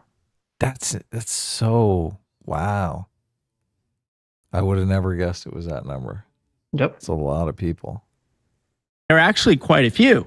How many of those? Well, I wouldn't count them, but it's not. But was any of that evidence actually admitted in court? In some cases, yes. And as you can imagine, the judicial process is. I mean, I'm sure people. This is like I think it's kind of a dumb question because I would imagine whether it was true or not, people that were charged with going into the Capitol, they're obviously going to make the argument. Well, he should be more specific. They'd obviously make the argument, oh, the person waved me in, right? Like that's obviously going to be a defense. Like if someone experienced that, right? The question would be, how many of these people said that they were, entrapped, or convinced to do this by like a federal actor? Because I don't know if any of them actually made that argument. Right. Is very aggressive in pushing against any types of entrapment defenses. And many defense lawyers, in some cases reasonably so, want to dissuade their clients from entrapment type defenses because their goal is not to uncover the truth about entrapment. Their goal is to do the best for their clients in those specific cases. So out of 1,250 cases, not one of those defenses were actually pushed forward by any of those defendants. I didn't say not one. No, there are some, but not as many as you would think, but not because this isn't relevant to the truth, but because if you're a lawyer, even a good faith lawyer, you are required to give advice to your client that's not, what's most likely to uncover the full truth about the broad event of January 6th, but what's most likely to keep my client out of jail or to minimize the time that my client the truth is exculpatory. Right. I would think that evidence that a federal agent led you to commit a crime or acted in a way that made you want to commit a crime would be pretty exculpatory evidence right there. Yeah, it would in certain cases. And like I said, there are people who are pursuing that. There's a significant backlash to that within the judicial system. So even given how much it's rigged now, it's additionally rigged when it comes to those specific types of defenses because they're so subversive to the larger narrative that the government's trying to promote. Why wouldn't McCarthy put any Republicans on the J6 committee then and investigate this? Well, McCarthy isn't exactly someone who's aggressively interested in pursuing the truth on this either. Okay, why not appoint like a special counsel or appoint something separate then from Congress? Well, I think that would be a fantastic idea, but again, why didn't Trump do it? Why didn't Trump do it? Trump's not in a position to do it. Yeah, but right after J6, before he gets kicked out, why not appoint a special counsel? Or why not in the days before if he thinks that there's? I mean, there was not a really window of opportunity for that to happen. A lot of other stuff was going on. So doesn't it suck then that like you can provide absolutely no smoking guns? I provided a ton of evidence. No smoking guns. I provided overwhelming evidence. You have not provided evidence for anything. You've given You've given a lot of stories, and now you've got an escape for every single way that you might actually discover what happened. Congress would never hold them accountable. McCarthy. I've been long a proponent for an investigative committee, but not the sham J6 committee. Well, they tried. No, the J6 committee is total sham. Why is the J6 committee a sham? You really want to hear a good faith answer to that? Why it's partisan?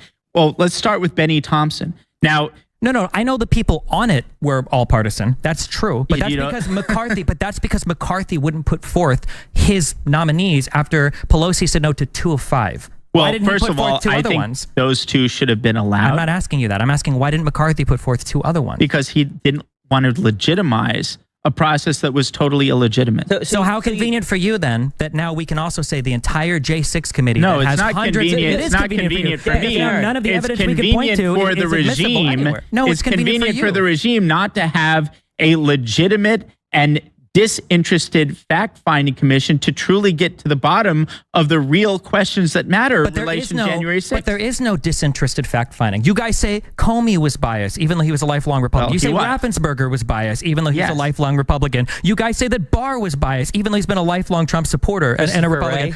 You say Ray is biased. Like every single person you can. Yeah. So then there are no unbiased fact-finders. I didn't say there are none, but the specific names you mentioned, absolutely. How about William Barr? And how about yes? So all these Trump appointees, Trump Yes, he made terrible appointments. Ever do hire people, right? That's I didn't say that's not my contention here. Who would be able to investigate this? I think there are some people who could.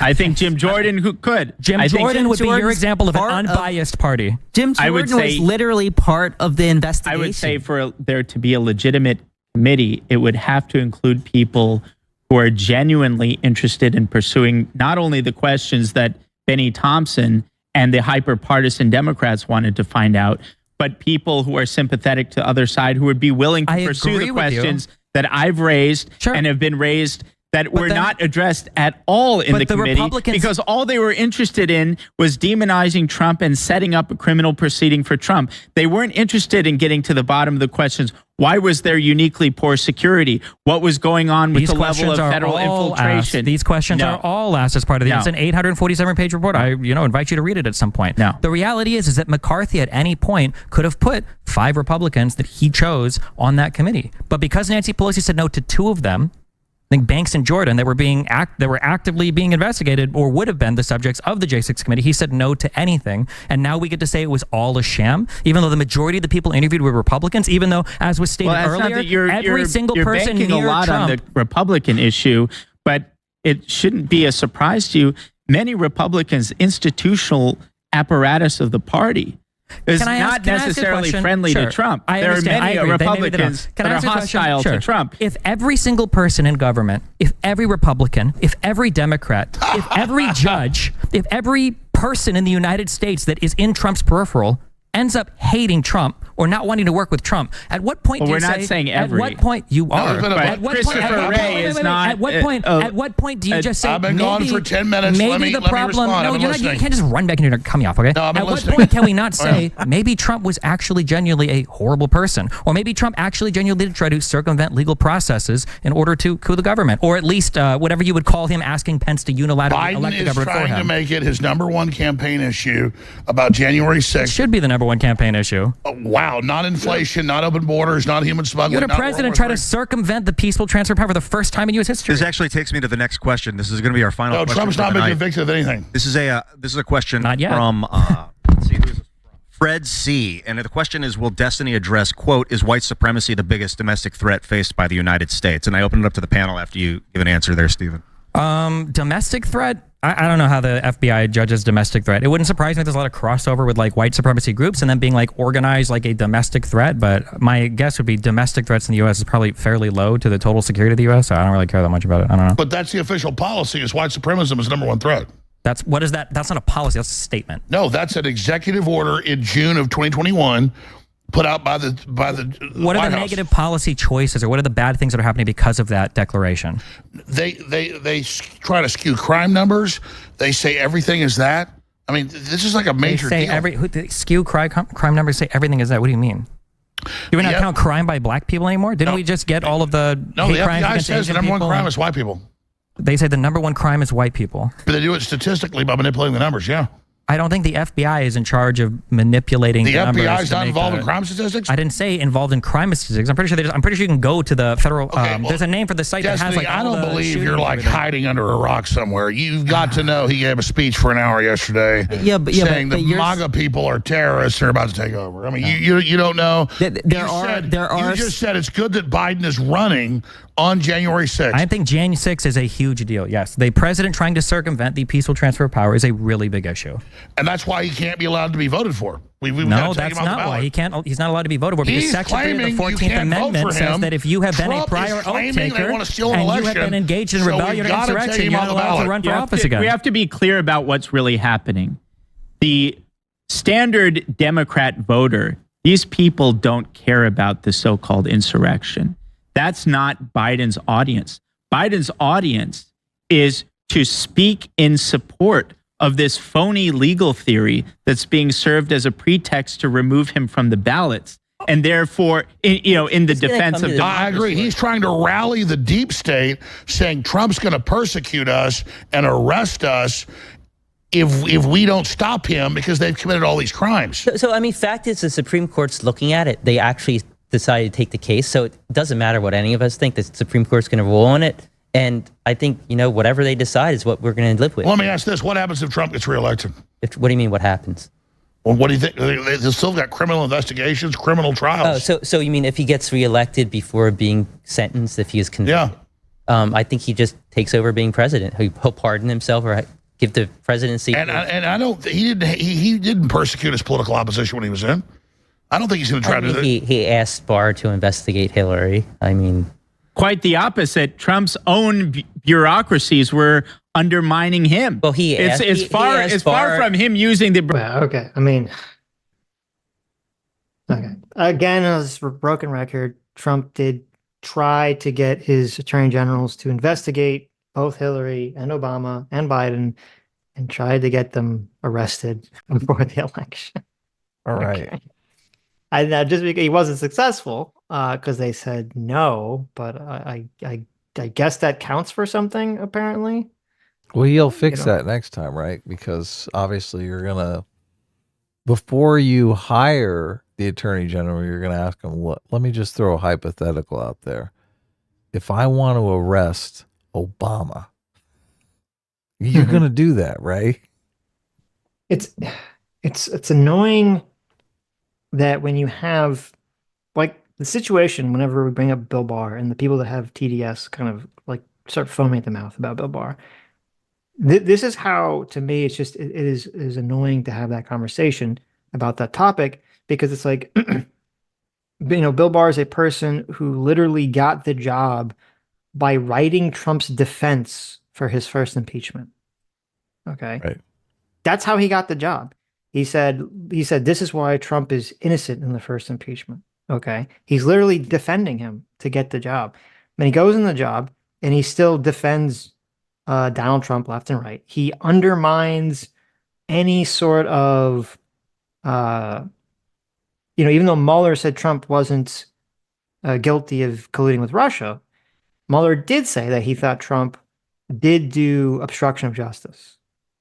And Barr completely undermined that by not releasing the Mueller report for a month and kind of putting out his summary statement where all they did was focus on the fact that, Donald Trump was found innocent of, or not found guilty of colluding with Russia. Right.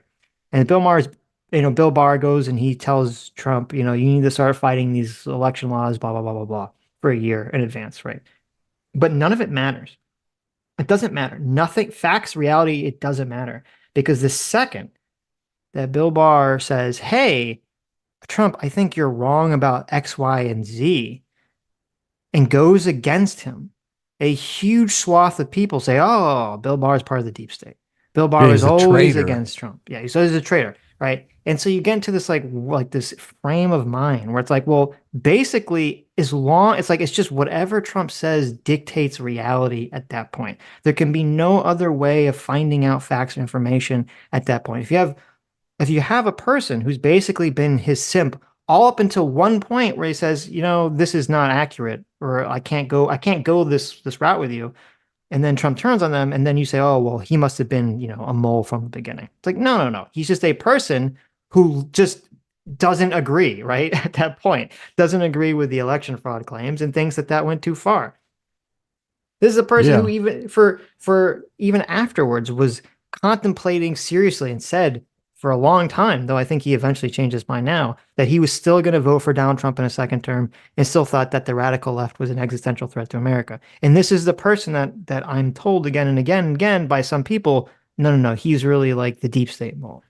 Right? It's just, and Bill so Barr is going to vote for Donald Trump in 2024. Like, that's going to happen. I think he might have changed his mind recently. I'm not sure if he said that, but I thought I heard him say that he's contemplating whether he's going to do that or not. Like, recently. I don't know. He's going to vote for it. Maybe. But my point is, it's just, there's like almost no point in these conversations where you basically get to this worldview where like Trump could surround himself with people, he can handpick people, and yet a lot of those people will say, no, I disagree with Trump on XYZ, and then they end up getting fired. And it's just like, nope, well, they disagree with Trump, so therefore they must be they must be wrong, right? There can be no way of finding out information that proves or that shows that Trump was incorrect about something. at this point for a swath of the population. Yeah, they're just playing team politics. You get that, right? Like a large number of people, maybe 30% they're playing team politics. It's not even team politics, it's personality politics at that point. Right. Yeah. Right. They're it's like Trump cult supporters. leader politics at that point. Right. He's their guy.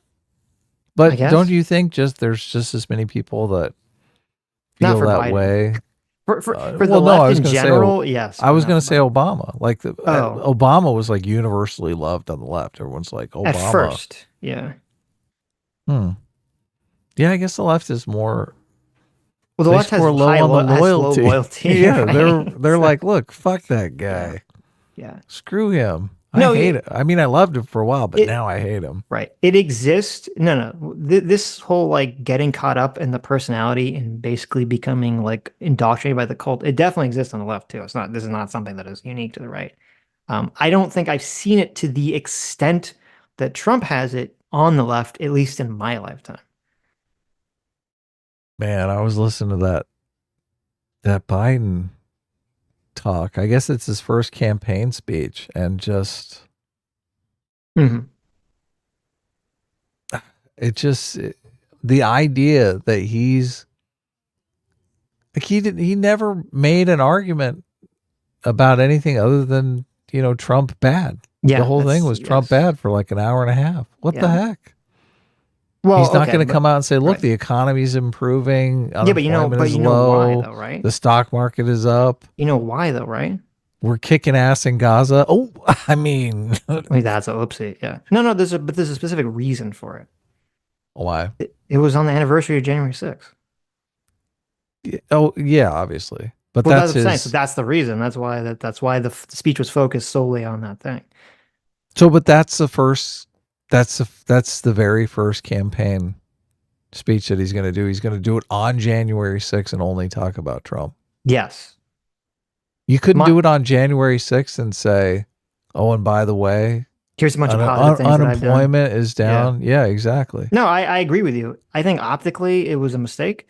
I think if he wanted to start with that, he should have, and then it should have gone into a more positive direction of things that he's done. Yeah.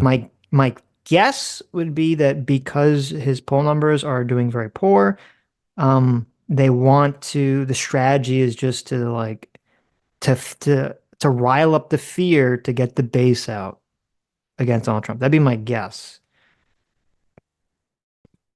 Right. Yeah. No, I look, I'm convinced. I'm going to the mat. He's going to have a big problem doing a base election because of October 7th. Trump is or Biden? Biden. The idea that Biden can just do a straight base election, just turn the base out. The base is furious over the Palestine thing. I'm not sure it is though. Okay, the kids are furious. They're not the base. I looked into this after we talked about it, and it was young people and suburban women that tipped him over the edge in. Okay, yeah, but to be clear, I wouldn't call them the base, but you could be right that they couldn't. That if they need to really get out the vote, and part of the way to get out the vote is to appeal to the young people who don't normally vote, then you're right. The October 7th could have an impact. Not only that, the 2020 election had massive turnout over normal elections. Yes. Like 10 million people voted that don't normally vote in elections. Right. You think this election is going to be a 10 million extra people show up and vote?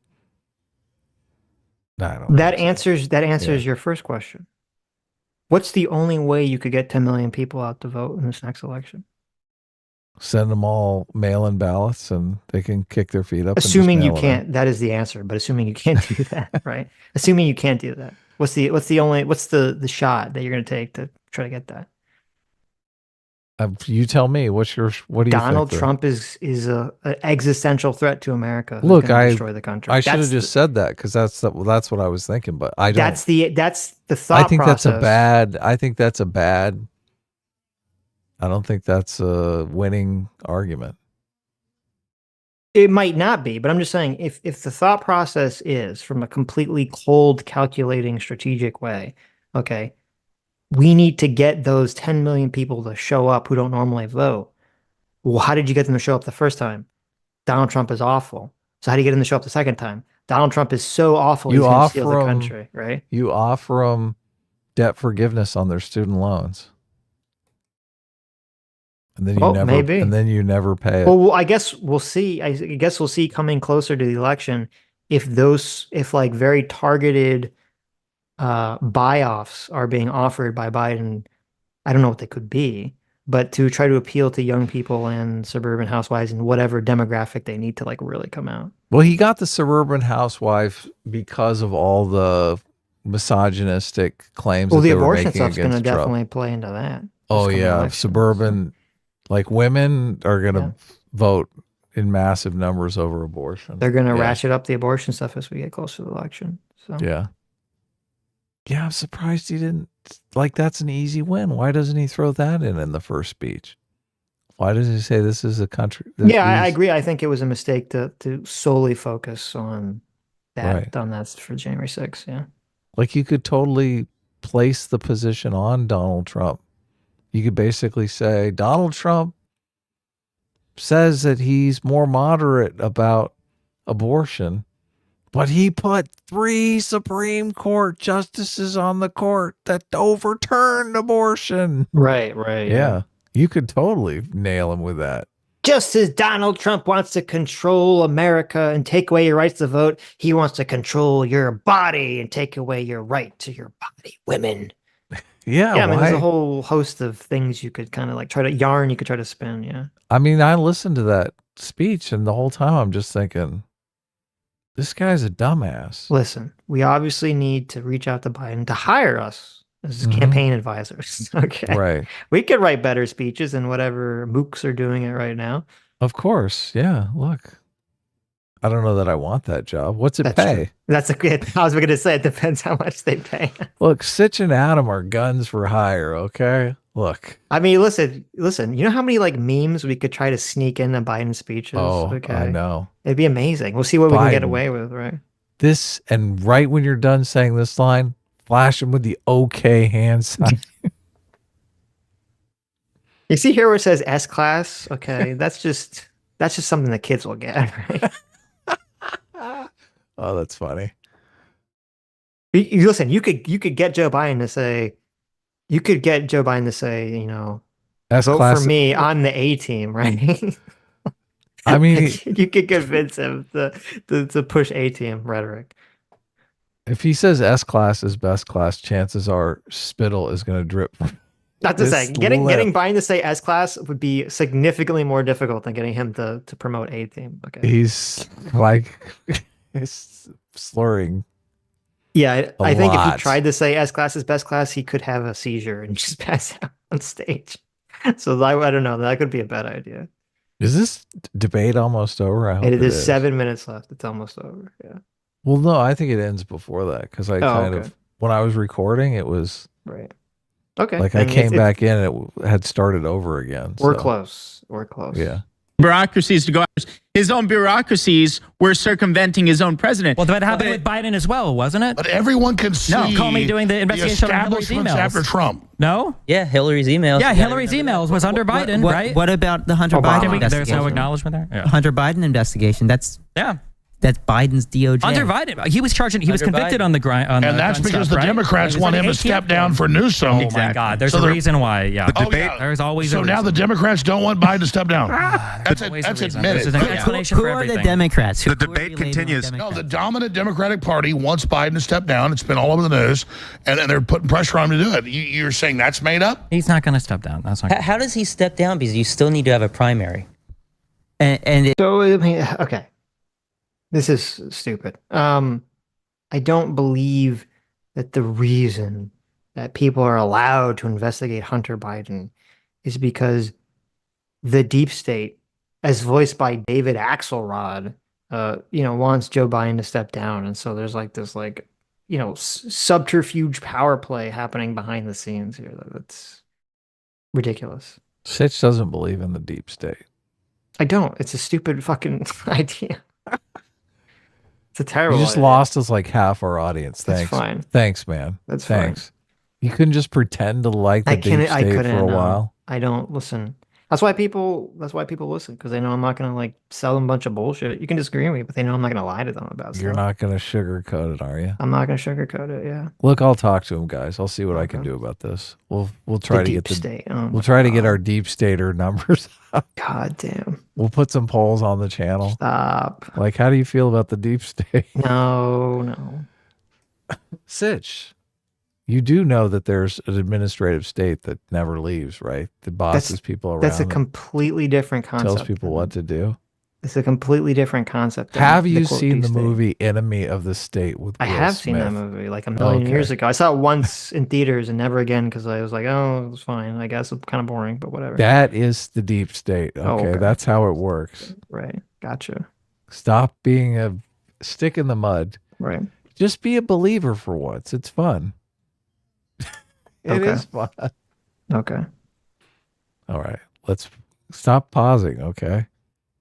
This is the delirious part of the live stream, which I always love. Yeah. It's past the deadline. He's frozen out the other candidates in his primary. The deadline has passed, so if he was to step down right now, Harris would likely be who the nominee would be.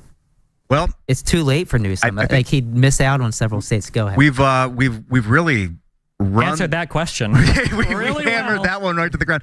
Ladies and gentlemen, tonight is coming to a close. Zero Hedge, thank you so much for putting this debate on, and everybody on the panel, man. Darren Beatty, Alex Jones, Steve Bunnell, Brian Krasenstein, Glen Greenwald. Tell us about your show, what you do. Oh, I'm the co-host of Timcast IRL on YouTube, Monday through Friday, 8 p.m. Eastern Standard Time with Tim Pool. It's a blast. We talk about technology, politics, and culture. Darren, you? Yep.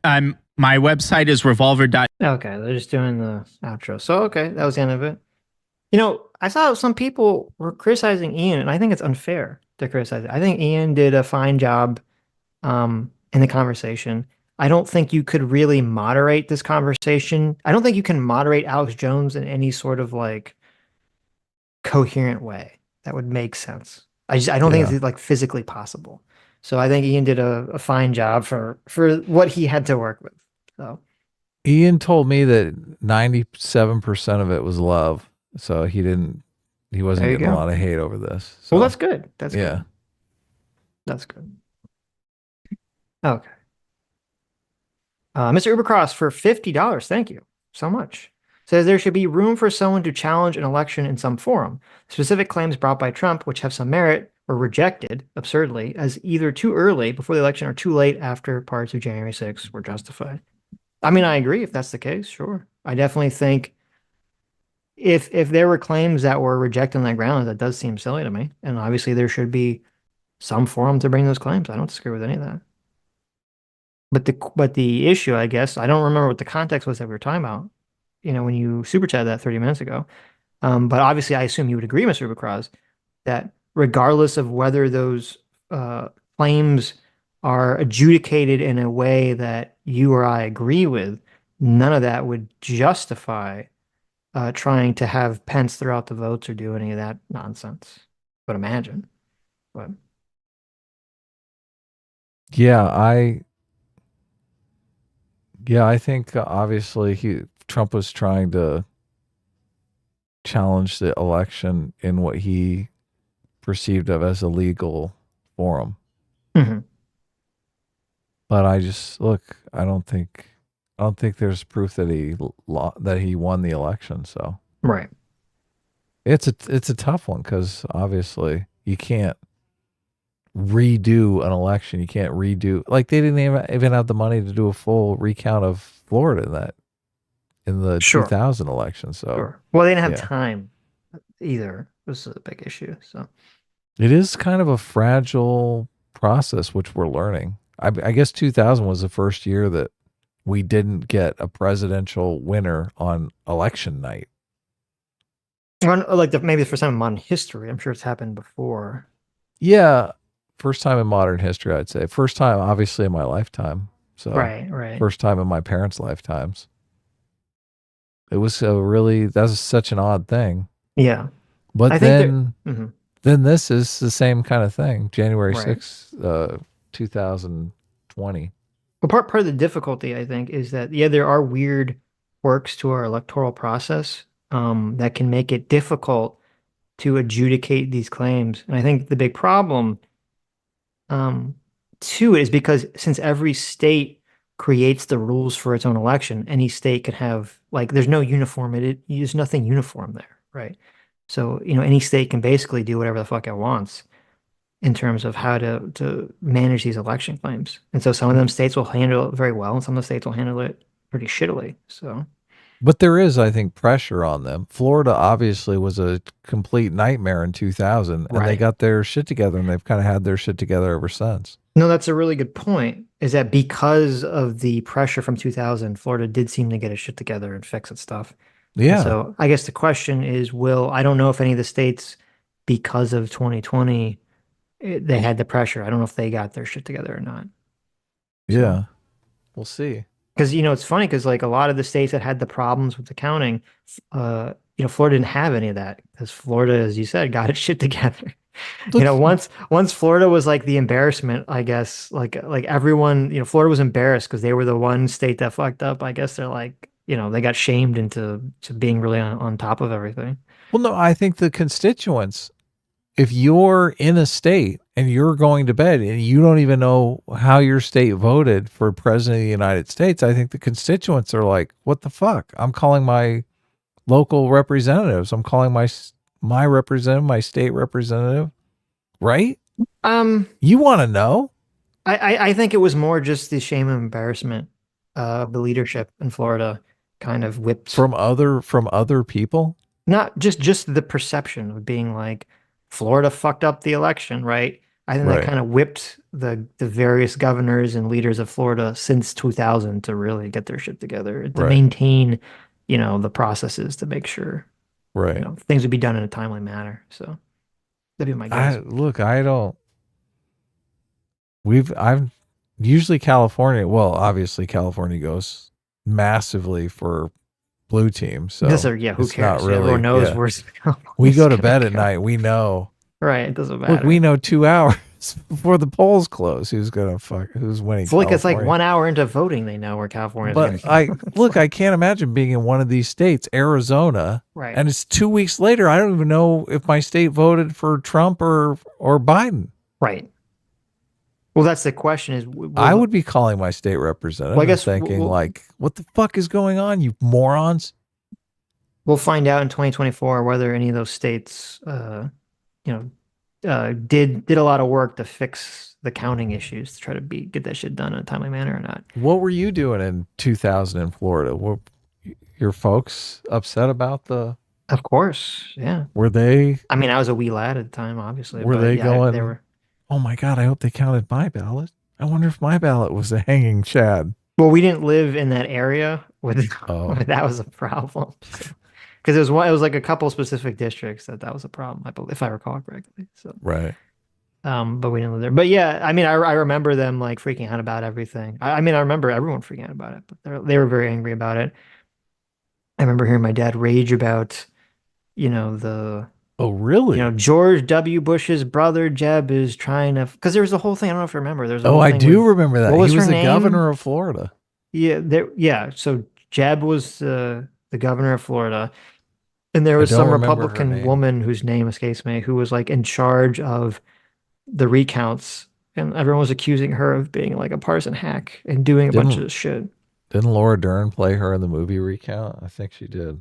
Probably. Yeah, I don't remember what her name was, but yeah, I remember hearing my dad complain about her being like a hack and Jeb trying to run the election. And Catherine Harris. Catherine Harris, thank you. That was her name. Yeah. And Laura Dern did play her in the movie Recount. There you go. So yeah, I do kind of have some vague recollection of these conversations. But I was too young to really understand. Recount. Al Gore played himself in the movie Recount. Wow, he did. Are you sure? Crazy. According to. Maybe they just used a clip of him or something. I've seen Recount once. I don't remember it very clearly. But Crabs Go Pinch for 50 Canadian. Thank you so much. Says, I love you guys for standing up for the truth and being reasonable. Standing up for things needing to make sense at least. Let's go evidence for shit. Obama. Well, thank you, Crabs Go Pinch. Yeah, thanks. Thanks for the 50 Canadian too. Very generous of you. Loser Thank you, Mr. Ubercross, too, for the 50 Canadian. That's obviously very generous. For the 50 American. Oh, 50 American, right. Mr. Ubercross is a good American.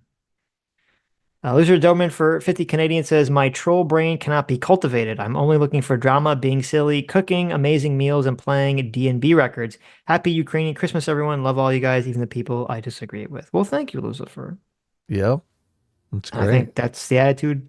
That's probably a healthy attitude to have in these sorts of conversations. Yeah,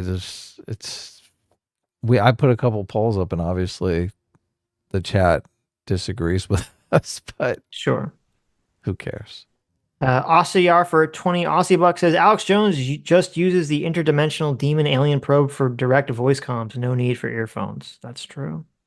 Oh, that's nice. He had an earpiece though, because he left and he said he could hear when he was gone. Right. So when he was drinking alcohol in the bath, smoking cigarettes. He said, "I've been gone for 10 minutes. I just smoked a cigarette." Pentoki, I like this for 9 months. Says Destiny is genuinely depressed that he did all that research for the debate for absolutely no reason. that was my take. Yeah.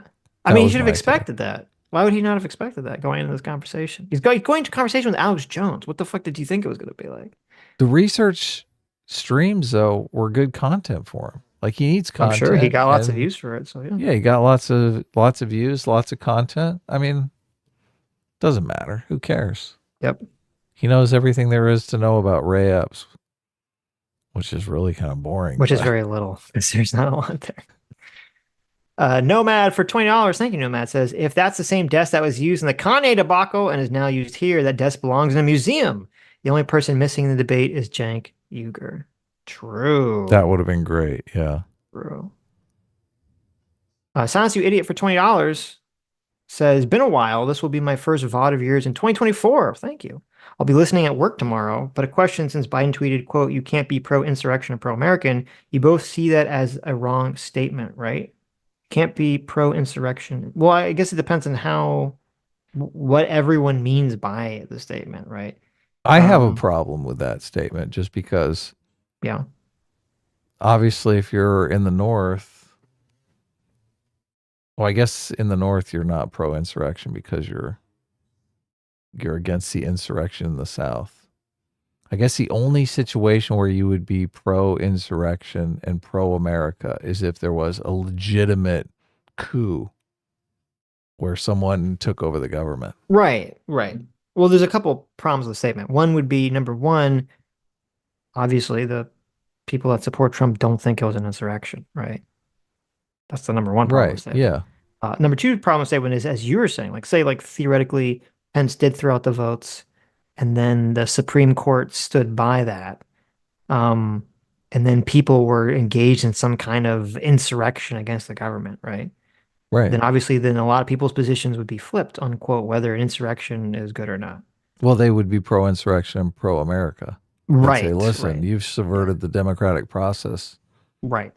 Yeah. So, yeah, I mean, we're taking our country back. It is a stupid tweet. Because, yeah, I mean, obviously we can create a scenario where you would be, quote, pro-insurrection if some kind of illegal action took over, like, the government of America. Biden said this in his speech, and I was thinking, well, that ain't right. Yeah, so. During the speech. PC for $20 says, what do you think about making all votes public? I think a large CSV file that has all the votes made. You could have a unique ID name to stop doxing, and then votes could be publicly checked. Maybe that's expecting a lot from the government. Well, if you don't associate a name, like if it's a unique ID that only like a handful of government people have access to, I don't know if that would solve any of the problems. Because then wouldn't people just say, well, I don't know who's the names. If you don't know who the public names are, then, how could you check? They could all be fake numbers, right? So I'm not sure that would actually solve any of the problems that people are talking about. Right? They have like the number of voters, and they have the voter rolls, and also the party affiliation and all that stuff. But as soon as you vote, your vote is separated from your name and signature card. Yeah, it just becomes an anonymous thing. But I'm saying, like, the problem with having people, obviously the problem with having people's names be associated with votes, because they actually used to do sort of something to that effect, is that people would pay for votes because they had a receipt that they voted a specific way. Right. Because now, like, paying for votes isn't a smart idea because you could try to pay someone to vote and you have no fucking clue whether they vote one way or the other. So, I mean, I guess you could now with mail-in ballots, you could actually do that. Well, also, it's just a secret ballot. You're not supposed to. Right. Because they don't want you to be pressured by the public on how you vote. That's exactly. That's part of it, right? Right now, everyone's running around going, if you vote for Trump, you're a Nazi. Right. So people are like, I'm not voting for Trump. But then who knows? They go in and they're like, Trump. Right. Nodar Hart for $40. Thank you. Says, I've been catching up on your old streams and was watching the one about surrogacy and gene editing. Most people seem to be concerned with the effects of that on the people it's done to. I'm more concerned on a societal level. My thought is that what if gene editing causes genetic overproduction of the elites? And what if the correction of the problem amounts to something like Brave New World? Well, first of all, thank you for the $40 and the 5th ever Streamlab, or Super Chat, I should say. Yeah. No, I think that is a real concern. I don't disagree with that. Well, the idea. Go ahead. You finish. I think what's more likely to occur if things continue the way they are, which obviously things could drastically change, right? And American culture could drastically change.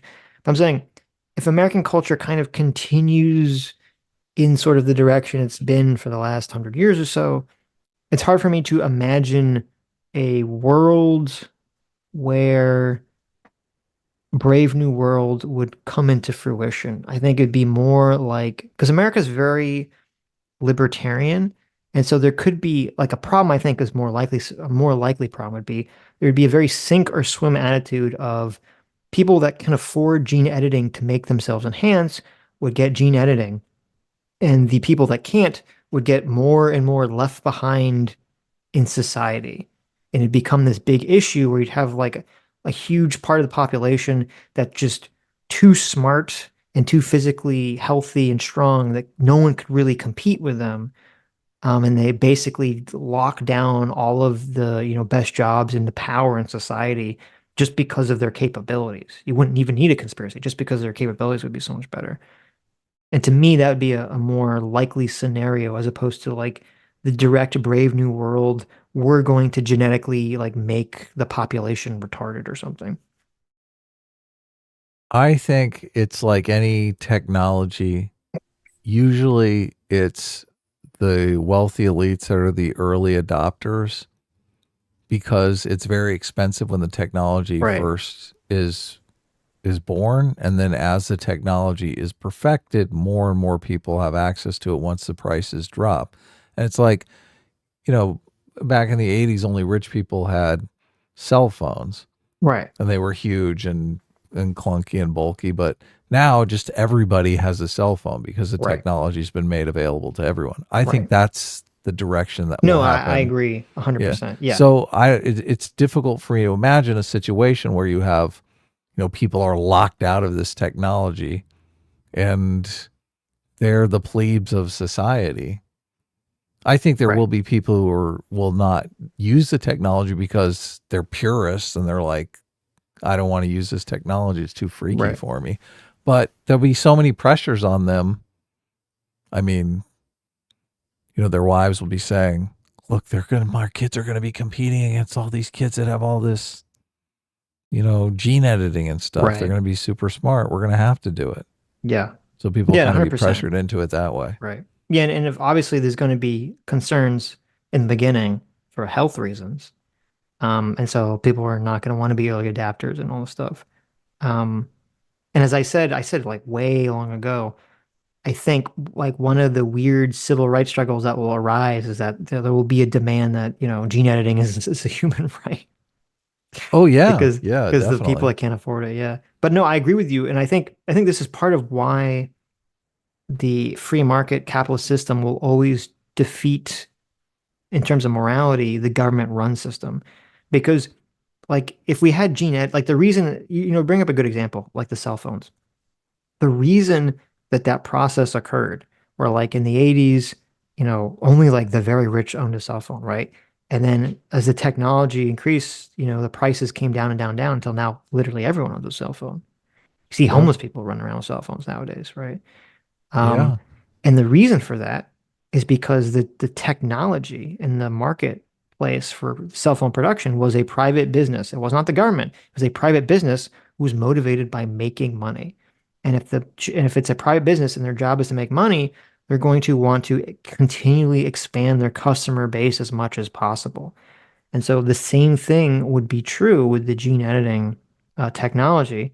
If it's a private company, they're going to want to make it cheaper and cheaper and cheaper because they want to have more and more and more and more customers.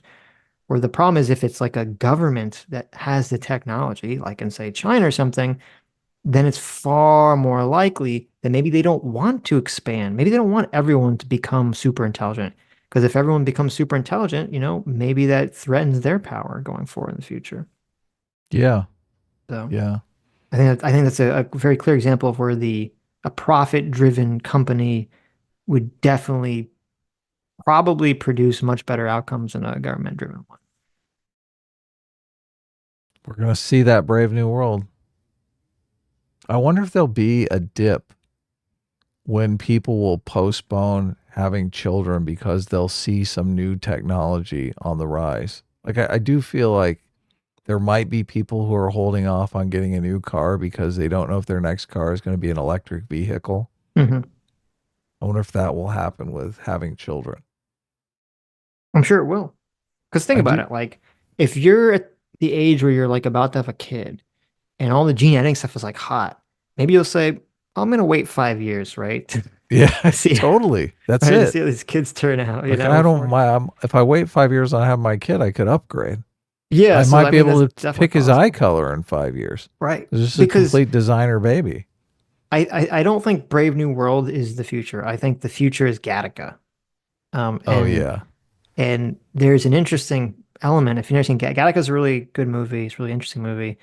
It's all about this. It's all about when gene editing is the norm and how this affects society. And the main character is a guy who was not gene edited. And so he suffers all this discrimination. He can't get he wants to be an astronaut and he can only get a job as like a janitor. But his brother was gene edited. Right. And so it's like there's all this conflict, it has all these flashbacks of him as a kid and all the conflicts he had with his brother who was just like genetically superior to him. And that is going to be a psychological issue that people will have to deal with in the future, is that there will be a lot of people whose siblings are, quote, genetically superior and gene edited, and one sibling is natural, right? And that's going to create a host of issues. Yeah. I wonder if they'll ever be able to edit after you're born. Well, that is actually seems like the direction we might be going in, actually. So that's a good point. That whole conflict might not be a thing because you might be able to edit people after they're born anyway. Right. Yeah. So you're just constantly getting edits, upgrades. Yeah. Right. Grendel Vivat for $20. Thank you. Says if Destiny and the others are right about the 14th Amendment being self-executing, specifically ignoring Section 5, then why did Congress have to pass the Civil Rights Act? The 14th Amendment had been around for nearly a century beforehand. I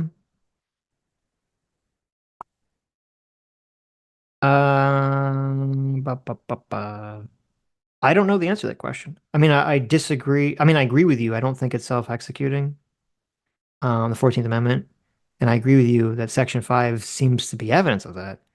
I don't know if the Civil Rights Act was because it wasn't self-executing, or if the Civil Rights Act was created to specify, to be more specific about things. I don't know the answer to that question. So that you could be right, but there could be another reason for it. Like Civil Rights Act could just be like, we need to clarify specific things. What does self-executing mean? So like when it says like you have to be 35 to be president, right? Right. It's you have to be 35. It's just a self-executing thing. Like there's no interpretation. Right. There's nothing to adjudicate it. Right. You're 35 or you're not. Yeah, makes sense. So Right. Now, obviously, I think part of why it's why I don't agree with that in terms of the insurrection thing is because, like, obviously, it's very simplistic to find out whether someone's 35 or not, or at least it should be. It's just like a yes or no fact question. The insurrection it could be thing more is complicated if they don't have a birth certificate sure, or something like that. Sure, there could right. be some gray area. Insurrection, there's massive gray area. right. It's Yeah. like enormous. Right. Yeah. Podvoisky for $20. Thank you. Says, have you watched Razor Fist video on Abraham Lincoln and the Civil War? He tears Arab a new one and makes a fairly compelling argument for the states' rights stance. So I have seen that video. I actually think it's a really awful video. We never Why really don't we ever did cover it because it would be way too much work that I don't care to do. Is the answer to the question? It was just laziness. Vlogging through history did, I thought, a pretty good response video. There was a couple other people I thought that did pretty good response videos where they went over all the specific claims he made and kind of gave the other side of it. So that's what I would recommend is watching Vlogging Through History or other people's response videos to it. Because I thought that they gave pretty good compelling responses to it. Razor Fist is very, very, very ideologically motivated. So from his like ultra libertarian perspective. Someone asked me to watch Vlogging Through History's video where he's talking about Candace Owens. I didn't think it was that bad. I think it was kind of him like he's trying to like look for areas of disagreement, but it didn't seem like there was a lot of big fact, claims being made by anyone in those videos. So Angry Man for $20 says the Civil War was obviously fought over economics, a large portion of which involves slavery as a large source of profit, but it's dishonest to say it's the primary issue. Fort Sumter and tariffs had nothing to do with slavery. Well, thank you, Angry Man, for $20 and the 10th ever super chat. There you go. Obviously, the economics. Yeah, I mean, I don't think anyone's ever disagreed. I mean, I don't think the point, at least I never made this point, that the South wanted to maintain slavery because they're just morally evil. They obviously thought that was what was required to maintain the economic situation of what was going on there.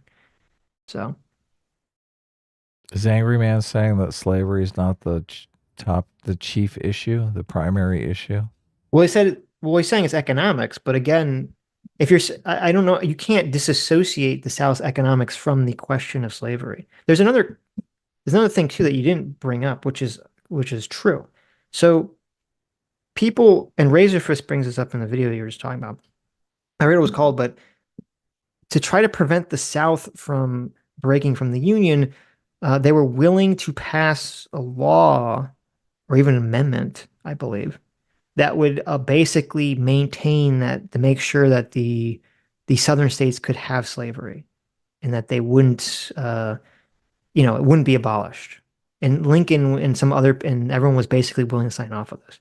And this is pointed to as evidence to say, aha, therefore that means that is an example that shows, or evidence that shows that the Civil War wasn't about slavery because the South didn't accept this deal, right?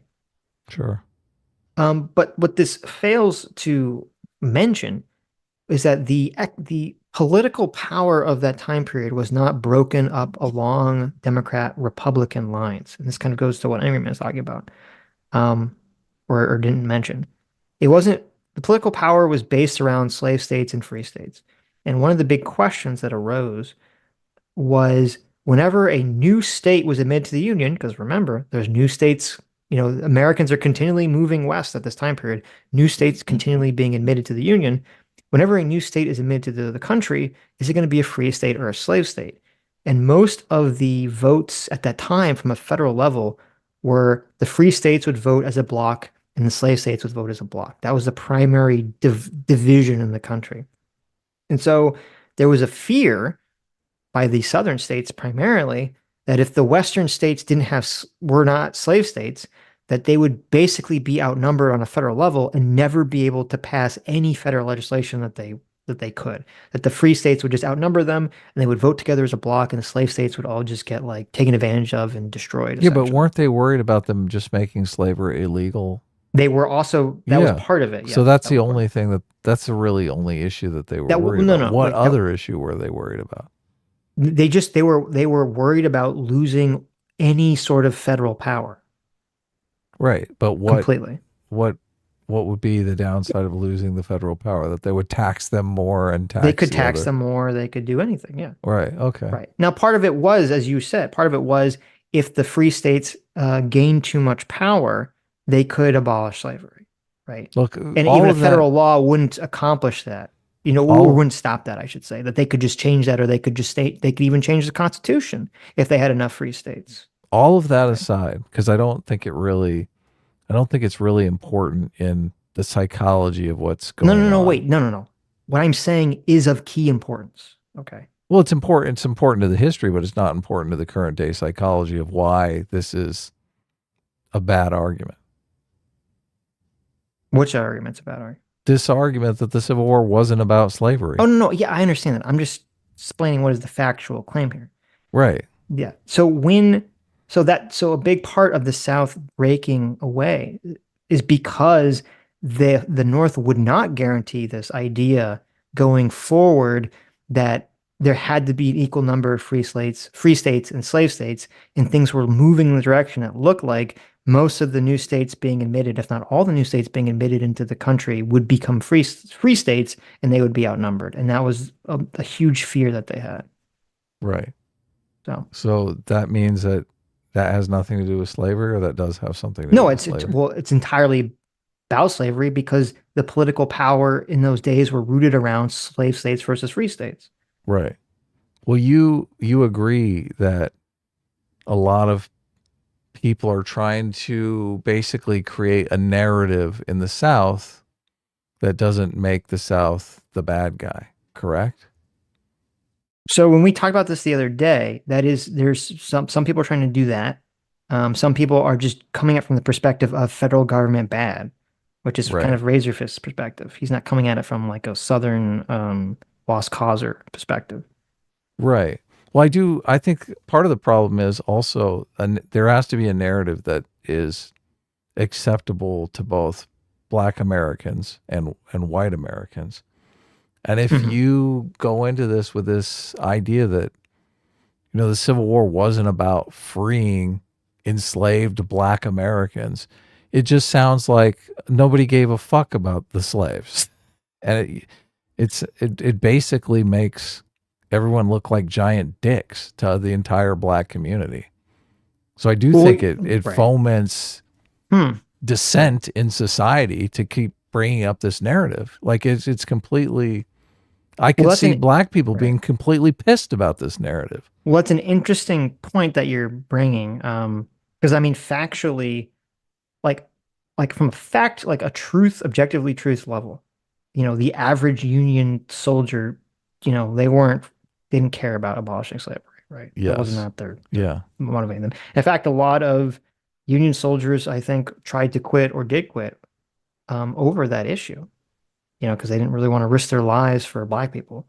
But you bring forward an interesting question, which I never thought about, or an interesting psychological aspect here, which is that it's actually stupid from a psychological perspective, and actually fuels the fire of woke leftism to make the argument that the Civil War was not fought over slavery. That is kind of a CRT argument to make, or to fixate on that point.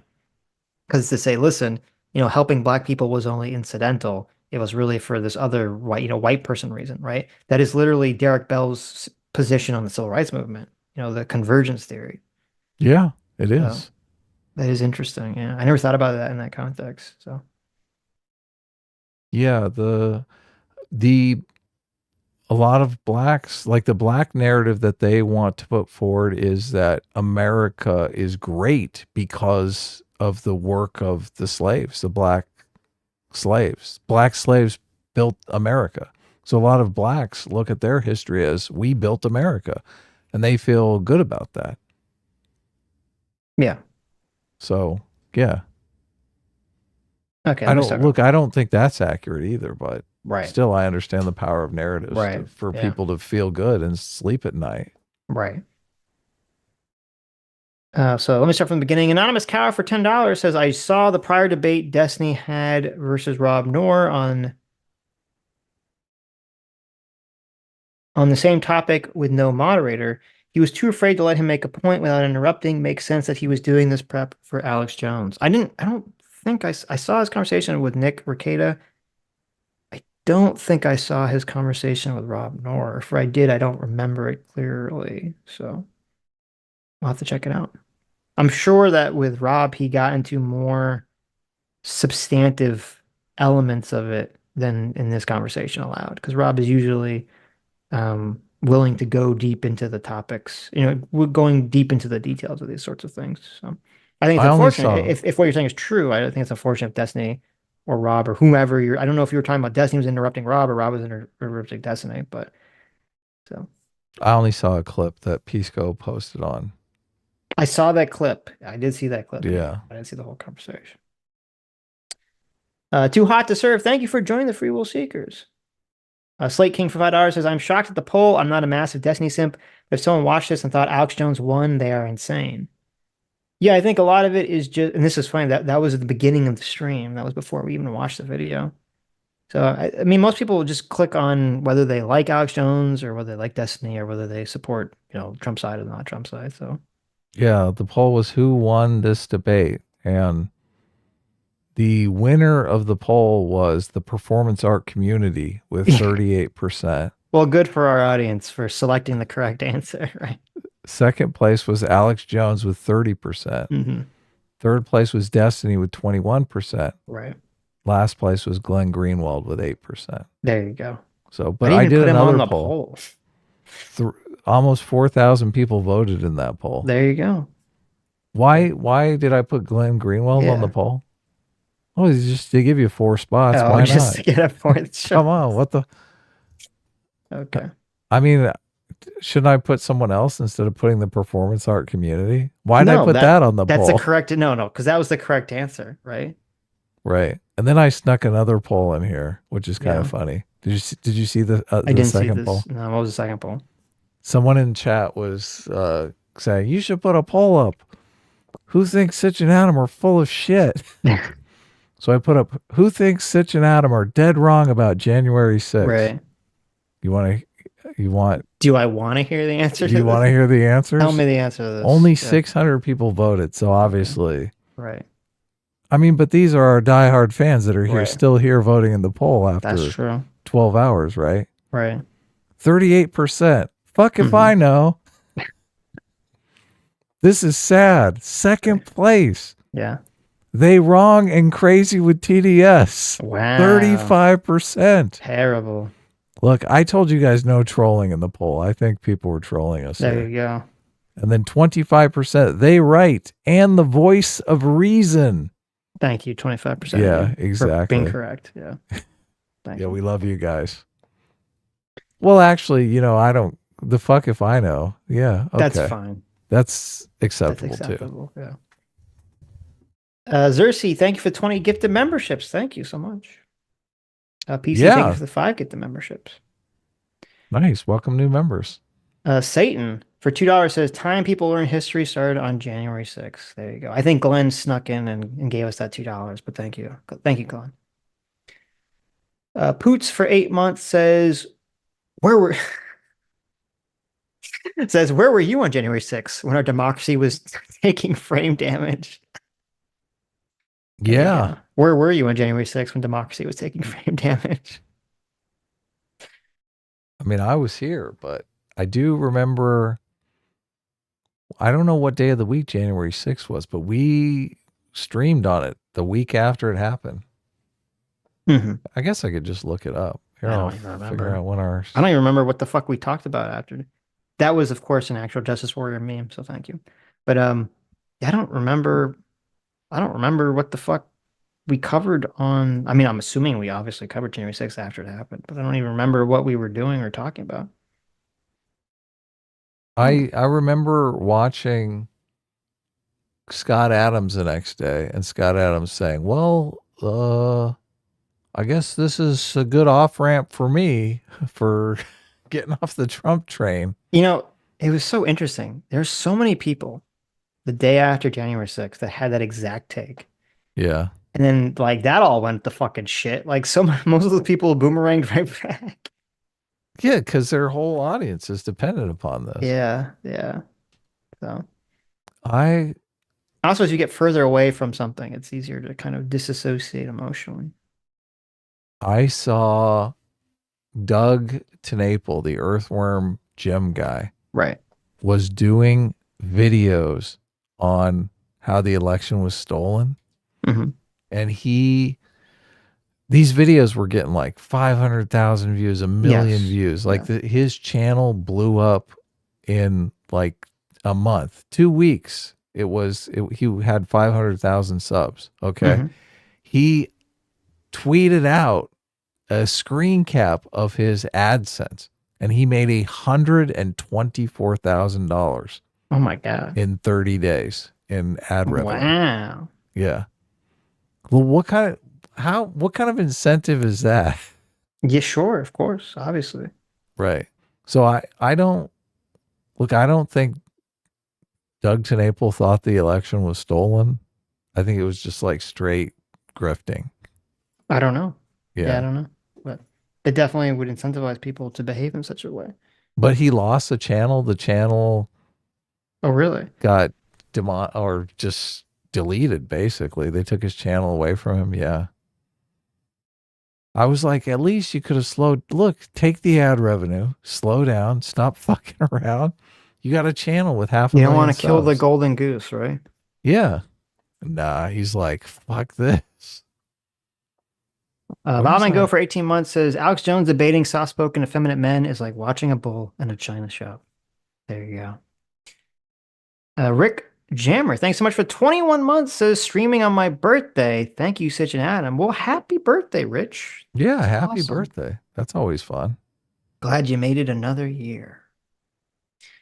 Malice, thank you so much for upgrading your membership to Discipline Equals Freedom. Thank you.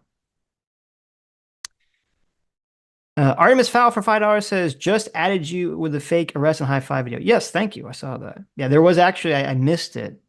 There was a fist bump from some individual, from someone in that video. I did see the fist bump after the fact. Kania X122 for $2 says, one man's insurrection is another man's revolution. That can definitely be true, yeah. Majin for 17 months says, I don't care about January 6th or the Civil War. It wasn't about slavery. It's a comfortable way to flatten a complex issue with a simple good, bad. What was it about then, Majin? Civil War? Yeah. The correct answer is slavery. I don't know. I like that even Trump said it was obviously about slavery.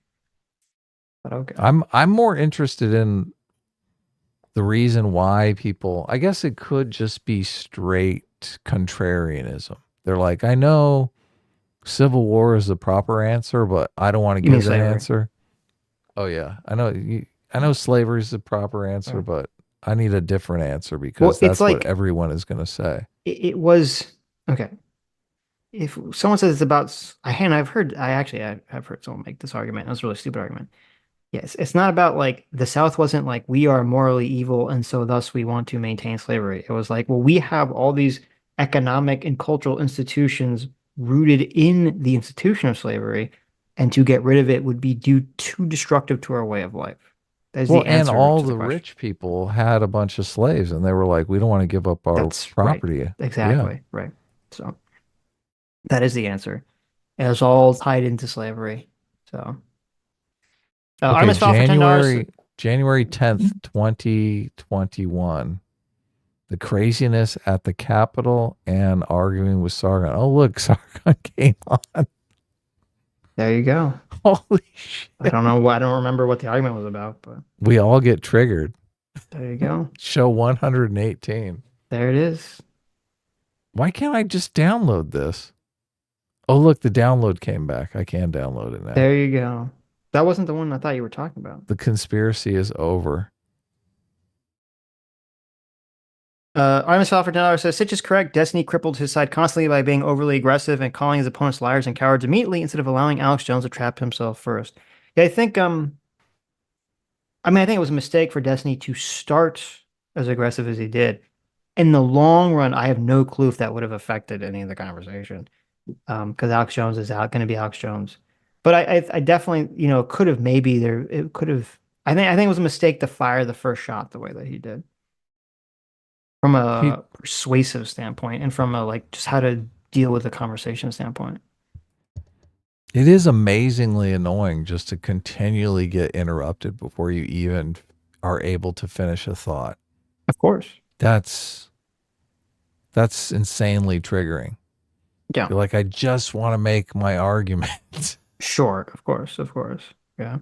No, but he was referring to like because I think the first thing in the conversation with Destiny, jumping on Alex saying, you know, you wouldn't say, you know, well, you know, you won't admit that the Confederacy was engaged in insurrection or something. Oh, you're I right. forget the way that was framed, and then Alex perceived that as Destiny saying that he was in favor of slavery. Right. Yeah, right? that was straight out of the gate. Yeah, right. And that created obviously a lot of negativity in the beginning from Alex's perspective. 16-pound ham for $10 says the debate ends around the 50-minute mark when Glen bends Destiny over his knee and says, "Listen here, you little punk, you don't even know what a coup or an insurrection is. Team Glen won." You see, a lot of people's perception is just entirely dependent on where they already believe in the first place. Because to me, Glen making his argument like you're a young child who doesn't know anything, to me, that's such a horribly not persuasive argument to make. Condescending. Because you're not really saying, you're not making an argument based on facts. You're just saying, well, you just don't know what you're talking about. It's like, oh, okay. I mean, I guess if I agree with you already, that would be fine. But if I don't agree with you, and I don't agree with Glen, then it's just, you know, it doesn't convince me of anything. A lot of people use the term ad hominem and personal attack interchangeably. Right. So I noticed we were calling personal attacks ad hominem in the jank stream that we covered, and a lot of people were triggered in the comments saying, look, that's not a ad hominem, that's a personal attack. I do think the purpose of a personal attack in a debate like this is to make the argument that this person isn't credible. Like obviously when Douglas Murray is saying you really should leave your bedroom, he's saying, look, you're not qualified to weigh in on this because you just stay home. Right. And what's the difference between an ad hominem and a personal attack? The difference is they're saying, look, his argument is bad because he's a bad person. Like, that's why it's a fallacy. Right. Ad hominem is where you attack the person rather than attacking the position. Right. Yes. How is that not a personal attack? Well, it is a personal attack. Oh, okay. But people often say, if you're not linking it, if I'm not saying specifically, you know, this argument is false because you're retarded. Oh. Then it's not. Gotcha. Right. They're like, it's just a personal attack. You just said he's retarded. Yeah, but it's implied. I'm saying, you know, when I say you just don't understand because you live in America, I'm saying, look, your argument doesn't make sense because you don't have the proper experience. You know, you don't have the worldly experience, lived experience from Brazil. Yeah. Right. Yeah. So I just, look, I don't think people should get hung up on that because it's just language. Well, I mean, I would say that, you know, Glen's point about like, oh, I mean, it's a little ad hominem, but I'd say, you know, Glen's point about, you know, you just don't know. I would say it's less ad hominem than like the stuff that was going on in the jank, what's his name, conversation, Douglas conversation, right? And you really should leave your bedroom, jank. Right. Yeah, that was less ad hominem than that comment. You really should get out of your bedroom. You've just done it. You've just done it now. But I never find these arguments persuasive to the people just say, I'm going to make a broad appeal. Yeah, I'm just going to make a broad appeal to either knowledge or lack of knowledge. It's like, okay, just tell me what the information is and I'll make the decision myself. Right. Right. Which I don't think Glen did anywhere remotely any good or interesting job in terms of that. And I know that Destiny has been pushing for a one-on-one conversation with Glen. I mean, honestly, if that comes to fruition, I really would be shocked if Glen does not get eviscerated in that conversation, judged based on his performance in this conversation. Because it did not seem to me. Now, again, I could be wrong because maybe Glen didn't want to get into the facts because it's impossible with Alex there. But it didn't seem like in this conversation, Glen was like really wanting to get deep and down into a lot of the details of some of the statements being made. So you and I have disagreed on like credibility, the idea that people have certain, like a certain experience, a certain, what would Scott Adams call it? I don't even know what you're talking about. A certain talent stack. Mm-hmm. Well, look, I'm a believer that people look for shortcuts to determine whether or not somebody is credible. I've never disagreed. I would agree with this 100%. What was the disagreement? Okay. Well, I feel like we've argued over, like I've said things about, certain people have certain qualifications, and you've said like people don't care about qualifications. People don't care about your backstory. People don't care about your job history. People don't care about any of that stuff. I mean, it's all in the context. I probably said it YouTube. in a context of something else, though. I mean, people care about. You those said things it. You said it. Right? You said it in the context of YouTube. I think we were talking specifically about YouTube. Oh, I know. Okay, first of all, the conversation we had was private conversation that was not on stream. That was in a completely different context. So yeah, I understand. I know what you're talking about. Yeah. Okay. Right. Yes. So look, I don't want to out you or anything. I didn't think it was like a big deal. But. No. I'm just saying the conversation that we had about backstory. Right. I don't want to have that conversation publicly, and it has nothing to do with this conversation or any of the points that I just made about Glen Greenwald or Destiny. Okay. No. So, but you do think, just in the context of this conversation, like Glen Greenwald is basically sending cues to assault Destiny's credibility. Of course, and also Destiny is doing it back to Glen Greenwald. He's basically saying, yeah, you were a reputable reporter at one time, right. Yeah. but now you're just a crazy piece of shit who just fucking rants into his... Exactly, yeah. So this is all... Yeah. I agree that a lot of people do look at it in terms of like, well, what is Glen is a journalist who's done journalistic things, and Destiny is a streamer who just plays video games. And I understand that for a lot of people, that is a big thing that like pushes them one way or the other. For me, partially because I'm been burned too many times by believing that I tend to like throw in all that as, useless information and try to fixate on just whatever the specific argument is being made at the time is. And also because I am admittedly very biased against Glen because I've never liked him. So, well, look, I agree. And like, I think a lot of times people put too much faith in people's accolades. Mm-hmm. Like I don't think you should just trust a doctor because they're a doctor, right? Of course. Like you should get a second opinion. People say that oftentimes. So right. Yeah, I get it. But I do think people also look for just shortcuts. Like who's credible in this conversation? Who can I look to, That's the whole point, is to look for shortcuts, right? Because then otherwise everyone would just spend all their time doing their own research. So yeah, I get that. Right. Not enough time to do that. Right. Not enough time, not enough energy, not enough motivation to do any of that stuff. So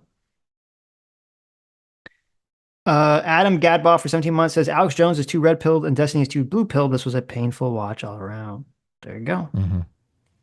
The IJP Mexican for 16 months says this is your last warning. Either smash that like button or Adam will never finish the comic and Sitch will ban you from the chat. For real, on God, no cap. That's true. That's a true statement. That's true. Look, we're right now, we've got 875 people still listening, and we've only got 523 likes. Look at that. You know what? Look, if we get to 800 likes, I will finish the comic. Otherwise, you're shit out of luck. Right. No, look, I don't think we're going to get to 800 likes. I'm going to finish the comic. It's just funny. I almost said we need to get to 1,000 likes. Call your friends. We're super bad about that. True. And one of the reasons I listen to a lot of YouTube, and I get so fucking tired of hearing people telling me to subscribe. Like, I've stumbled on your channel for the first time. This is the first video that I'm ever watching. I kind of feel like, look, it's like a first date and you're asking me to fuck you already. Right, yeah. You got to wine me and dine me a little bit first. Come on. What the heck? I don't even but know if for a I lot like of people, you. that's been there. That's like their 20th date. So, you know. So it's, yeah. I That's guess why maybe they we should just do like a dedicated video and say, look. Smash that like button. Subscribe. Hit the bell, you motherfuckers. We never ask you to like our videos. So subscribe. There you go. Ralt of Givia for $5 says, I woke up this morning plastered all over the profound cleavage of a life-size Sitch doll, along with a few million of my new friends. Wow. Look at What that. happened there? Oh, wait. He continues for not $5, explaining how that happened. Suffice it to say, I think I've been eviculated from Dev's balls. Wow. Wow.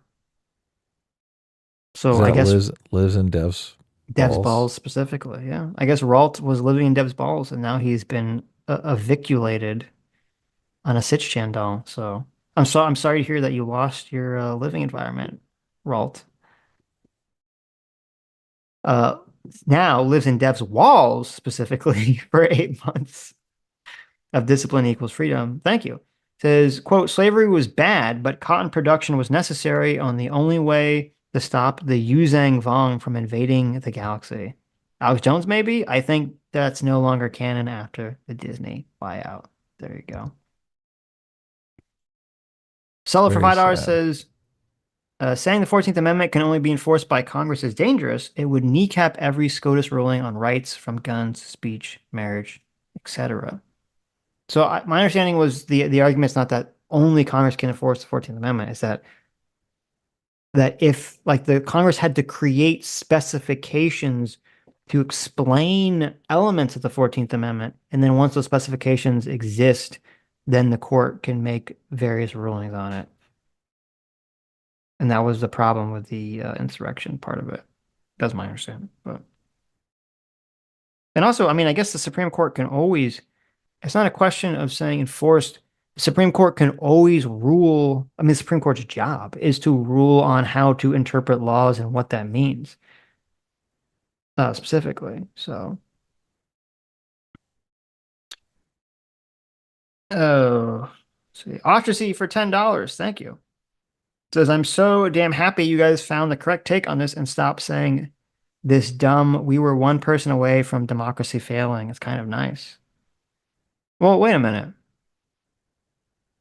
I mean, Ostracy, that's always been, I've never had that position. I mean, in the contentious conversation I had with Destiny about this topic, was I was saying that the institutions held because none of them buckled to Donald Trump's pressure. So, I mean, I don't believe I ever made that we were one person away from democracy falling. That was never my argument.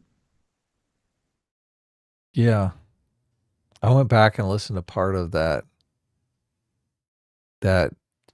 panel. Oh my God, it's so horrendous. Yeah, I was thinking we might have to do a debate breakdown on a Tuesday stream just to horrify ourselves. I have no interest in doing that. But I just did such a terrible job in that conversation. Yeah. Just ill-prepared, like terrible communication. Well, look, I don't think you did a good job either, so you're not scot-free. Well, I think we both walked in that conversation thinking it was going to be something completely different than what it was. Yes, yeah. We got blindsided Destiny by being that. in like ultra debate brain mode. Yeah, and also pondering politics being, I don't know, there's just a lot, there was a lot of, well, look, I'm the kind of person to rewatch a debate and try to figure out my mistakes and fix them going forward. I guess you're just not like, you're like, nah, fuck it. Moving on. Yep. How do you, well, I guess you're not really down. You're not really like a debater, so. Artemis Fowl for $5 says 51% of the country believes that cheating in the 2020 election had very or somewhat effect on the outcome of the election. I know, it's 51% of the country believes that yeah, that's because of Donald Trump. What are you talking about? Yeah, those are all the people that voted for Donald Trump. Well, not 51%, because then he would have won, right? Oh yeah, you're right. But a lot of people. That Gotta includes redo people who your thought numbers there. That includes people who are on the left that thought they tried to cheat in the other way and just failed. So, right. Well, no, those are probably people that thought the January 6th was cheating. sure, and also people who didn't vote. Armis Fowl for $5. Thank you. Says if Meadows or anyone made such a statement against Trump, it would be all over the news 24/7 if it existed. Says it hasn't, it doesn't. Oh yeah, no, I agree, it doesn't exist yet. But I don't know if he's actually. I don't know if he's ever been compelled to make a statement like that yet. I don't know what the terms of his various plea deals were. So I'm skeptical that a statement like that will ever come into existence. But I mean, they would definitely have to ask Meadows to either confirm or deny the Cassidy Hutchinson statement. So I would be very curious to see what he says about that. And if they do, it's like a interview. Don't they do? They interview witnesses before when they're compiling evidence for cases. Depositions and stuff. Depositions, exactly. That's what they call them. Like if they did a deposition, does that immediately become public? Or is it, I mean, it's shared with the defense and the prosecution, but it's not made public, right? No, but I think Artemis is saying that if that came out in a deposition, it would be leaked, which I agree. It's, if Mark Meadows said in a deposition that Someone Donald would Trump immediately walk out of that deposition. Yeah, I think there's no way that would not Oh. leak like almost immediately. Yeah, I think that would be leaked pretty quick. that's probable. Sulla for $5 says, would it have to be a criminal trial or could he be removed from the ballot with a civil trial? I assume you're talking about like if Trump was accused of insurrection. Well, I mean, how could he be accused of an insurrection via a civil trial, or would it have to be a criminal trial? I feel like it should have to be a criminal trial because the point of it is the whole point of the law is someone who committed the criminal act of insurrection should not be allowed to be on the ballot, right? Should not be allowed to be president. That's the whole point of the law. So I feel like it should have to be a criminal charge and a criminal conviction. Yeah, but it seems like the people who were bringing the case against him, that was the 5 Republicans and the 1 Democrat, they were saying that he was preventing other candidates from being on the ballot, and they would be harmed because they couldn't vote for those other candidates. Wasn't that I don't know if that was the crux of the that argument doesn't make sense. They could suit? still vote for whoever they wanted, couldn't they? Yeah, look, it the didn't primary? make much sense to me when I heard it. So I don't know. I didn't read the original complaints. I don't know what it was. Yeah. They were saying that they were wronged, that's why I thought it was a civil case. Well, they have to. I mean, for a lot of cases, you have to create a reason for like what is like that you were wronged. Like, how were you wronged? Because if you weren't wronged, then they say, well, then you have no way of suing, right? You don't have standing, right? Yeah. Saul for $5 says, I know a person who thinks Pence could throw out the votes just because Mark Levine says it's okay. That's unfortunate. Unfortunate, yeah. I'm sure that's a lot of people. Yeah, it's sad. It's just sad because I don't believe any of those people have any consistency in that beliefs. That, that a Democratic vice president, that Biden should be able to have thrown out the votes and declared Hillary president. So, yeah, of course. Bob Higgins for 9 months. Thank you. Says Alex needs to put down the bottle. His frequent pee breaks and inability to follow the conversation shows he's drunk. Never mind his swollen alcoholic body. Wow. Okay. It did seem like he was drunk to me too. Right. Guru Ralph for 17 months says if Pence didn't have that power, then why did Congress change the rule to strip the VP of that power? So the Congress didn't change the rule. Congress created a rule to clarify that he didn't actually have that power, which, by the way, doesn't actually matter. And I'll tell you why. So Eastman's entire point was that the Electoral Count Act, which was a federal law, was unconstitutional. His claim was that the Constitution provided the president with this power. And guess what? They didn't pass an amendment to the Constitution to clarify any of this. They didn't write a new Constitution? They did not write a new Constitution, nor did they amend the Constitution, right? They passed a federal law, like the Electoral Count Act, to clarify specifically that the vice president doesn't have that power, which, by the way, wouldn't actually have changed Eastman's argument, because he would have just said, well, that's just unconstitutional federal law. So that law is unconstitutional too. But does the law say if they do it that they get hung from in the public square? They don't hang them high. Right. Yeah, it does not. It should say that. That'd be good. Right.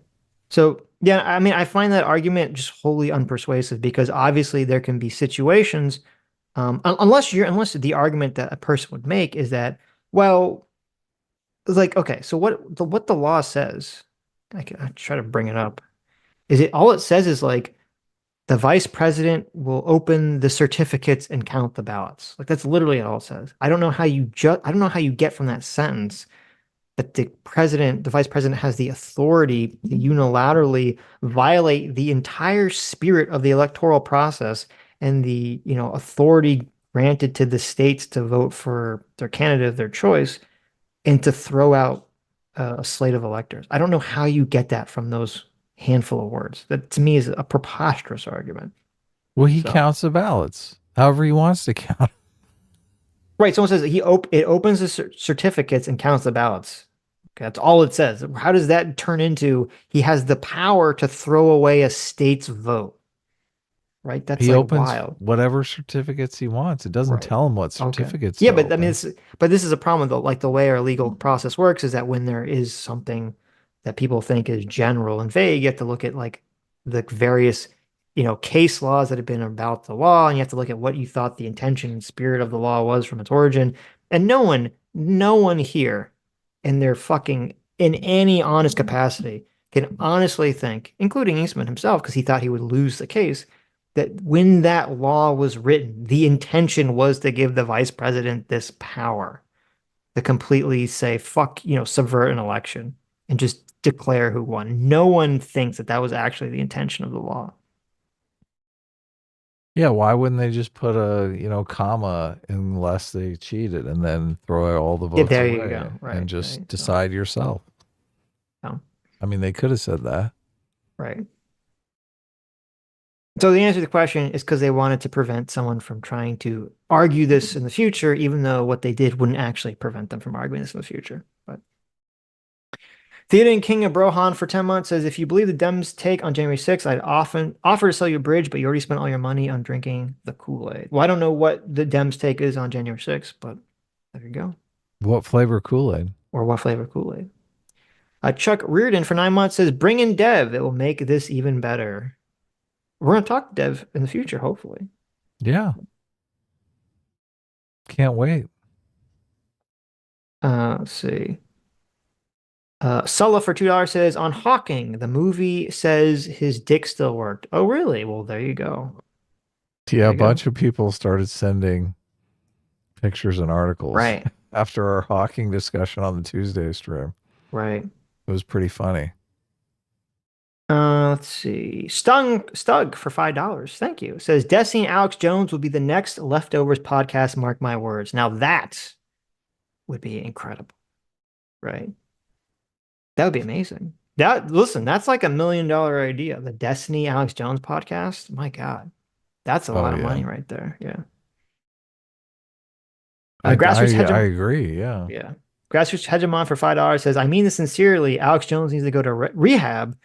With all peace and love, the guy is waxed in this conversation. It's funny. When I saw the conversation the first time, I didn't perceive Alex Jones at all through the lens of drunkenness. But now when you said that, I couldn't get that out of my head. So I can't tell if he is on something or if that's just the standard Alex Jones energy that we get. I mean, he was doing the drunk girl woo. Come on. That's what I'm saying. I don't know if that's just standard Alex Jones energy or drunk Alex Jones energy.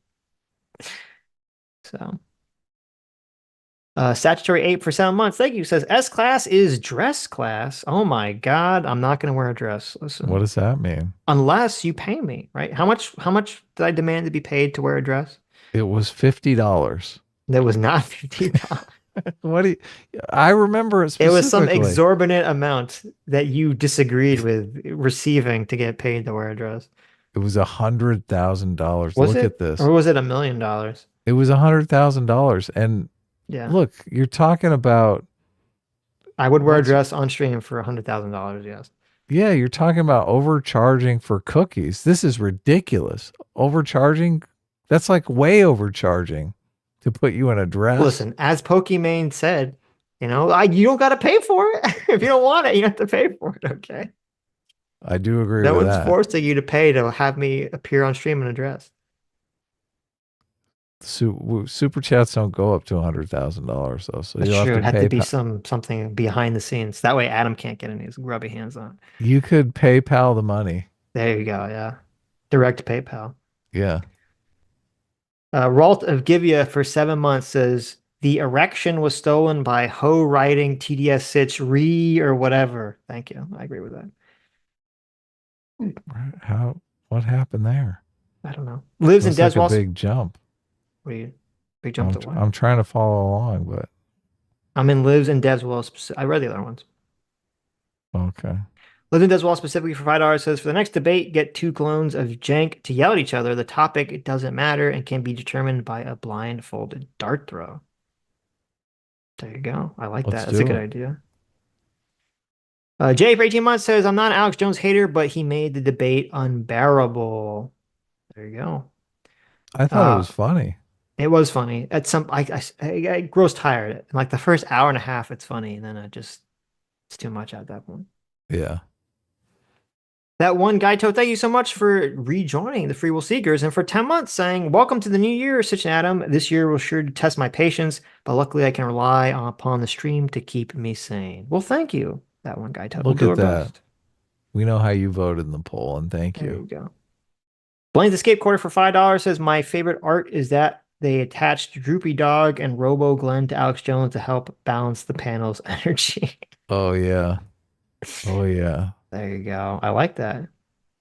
Droopy Dog and Robo Glen. Glen couldn't stop laughing when Alex Jones was going crazy. Yeah. Get out there, yo, for 1 month. Says, thanks for the stream. Happy New Year's. Thoughts on the U.S. Australia Virginia class nuclear submarine deal turning Australia into a greater naval power? I know nothing about. Yeah, I know nothing about the. Are we selling nuclear subs to Australia? Yeah, I'd heard about that briefly, and I had no thoughts about it. So sorry. I can't believe I said your pronunciation of nuclear. Nuclear? It's rubbing off on you. Okay? It is. Yeah. Nuclear subs. It's fun. It's funner to say nuclear than nuclear. Come on. Nuclear. I mean, I guess I'm fine with it. We're the allies with Australia. We're worried about China. So base to Australia, I guess. Yeah. Give them fucking nuke subs. Go for it. We like our Aussie brothers here, even though we make fun of them. And their poop closets. Matt Thorne Square, thank you so much for joining the Free Will Seekers. Yes. Lawrence for $5 says, just tuned in. What do you think of the moderation? In my opinion, he throws to Glen too much. Well, thank you, Lawrence. Thank you for the first ever super chat. I think, Glen is like a big name. Glen's not there in studio. He wants Glen to speak. And Glen's not really going to burst his way into the conversation. So I think that's why that's why Ian was trying to continually give Glen the ability to talk into the conversation. So I don't really have a problem with that. Right. I think Glen is 1 million followers on Twitter. I'm not surprised by that. Stock for $5 says, got to be honest, I don't think Trump's base actually gives a crap what he says at all, whether or not they believe in the war of northern aggression. I agree with that. Yes. Yeah, I don't think so either, obviously. Angry Man for 17 months says, it was an insurrection if you want to take Trump off the ballot. If their goal was a coup, they would have come armed. They were just rowdy over the L. Yeah, I don't think the goal of the people rioting on January 6th was necessarily the coup part of the thing. Or I think some of them probably had that idea, but I agree that like probably the overwhelming majority of people who went into the Capitol were not thinking of like, my intention is to do a coup. I would agree with that. Well, I do think they wanted to pressure the government into doing some kind of investigation because they were rowdy over the injustice of all the cheating that went on. Yeah. But that's not, in their mind, that is not a coup, right? To pressure the government to investigate the claims or even declare Trump the rightful, Of course not. Right. It was in Trump's mind that the coup was going to take place. There you go. Not in the people's minds. The people, right. I agree with that. Stock for $2 says, this extends beyond the topic to be clear. Okay. Oh, right. Okay. Solo for $2 says, thoughts on NGE? I don't know. Do you mean Neon Genesis? I don't know what NGE is. If you mean Neon Genesis, I think Neon Genesis is very overrated. But that's my personal opinion, because I don't like that. I cannot stand shows where the main protagonist is a whiny little bitch, and Shinji is a whiny little bitch. And so, from my own personal preference, I can't really get into Neon Genesis, even though it's beautifully animated. So Evangelion? Neon Genesis Evangelion, yes. Yeah, I think I watched part of this. Right. This is the one where... the giant purple robot. That's the Punch space aliens. Yes. Right. So... But that's my own personal hang up about those things. Filthy Casual for $2 says, Sitch, reminder, QXC condensation. Oh, that's right. Supposed to watch a video. I'm so tired. XCC You're bald. Is about You're bald. You're bald. You're so You're bald bald right now. You're so bald. Right. Okay, let's watch this video real quick. Oh, you're going to bring it up? Nice. Yeah, it's 1 minute. Let's see. Let's watch this. This is a video where XQC learns about the concept of condensation. Okay. When I go downstairs, I have a Coke bottle, yeah, from the machine or some shit. I bring it back up, right? And when I touch it, I don't get wet at all. Like my hands are fine, right? When I let it there, after a couple times, dude, I play the fucking game. I get it, and it's fucking full of water, dude. It's full of fucking water, dude. Look at that shit. Look at that. Dude, it's dripping.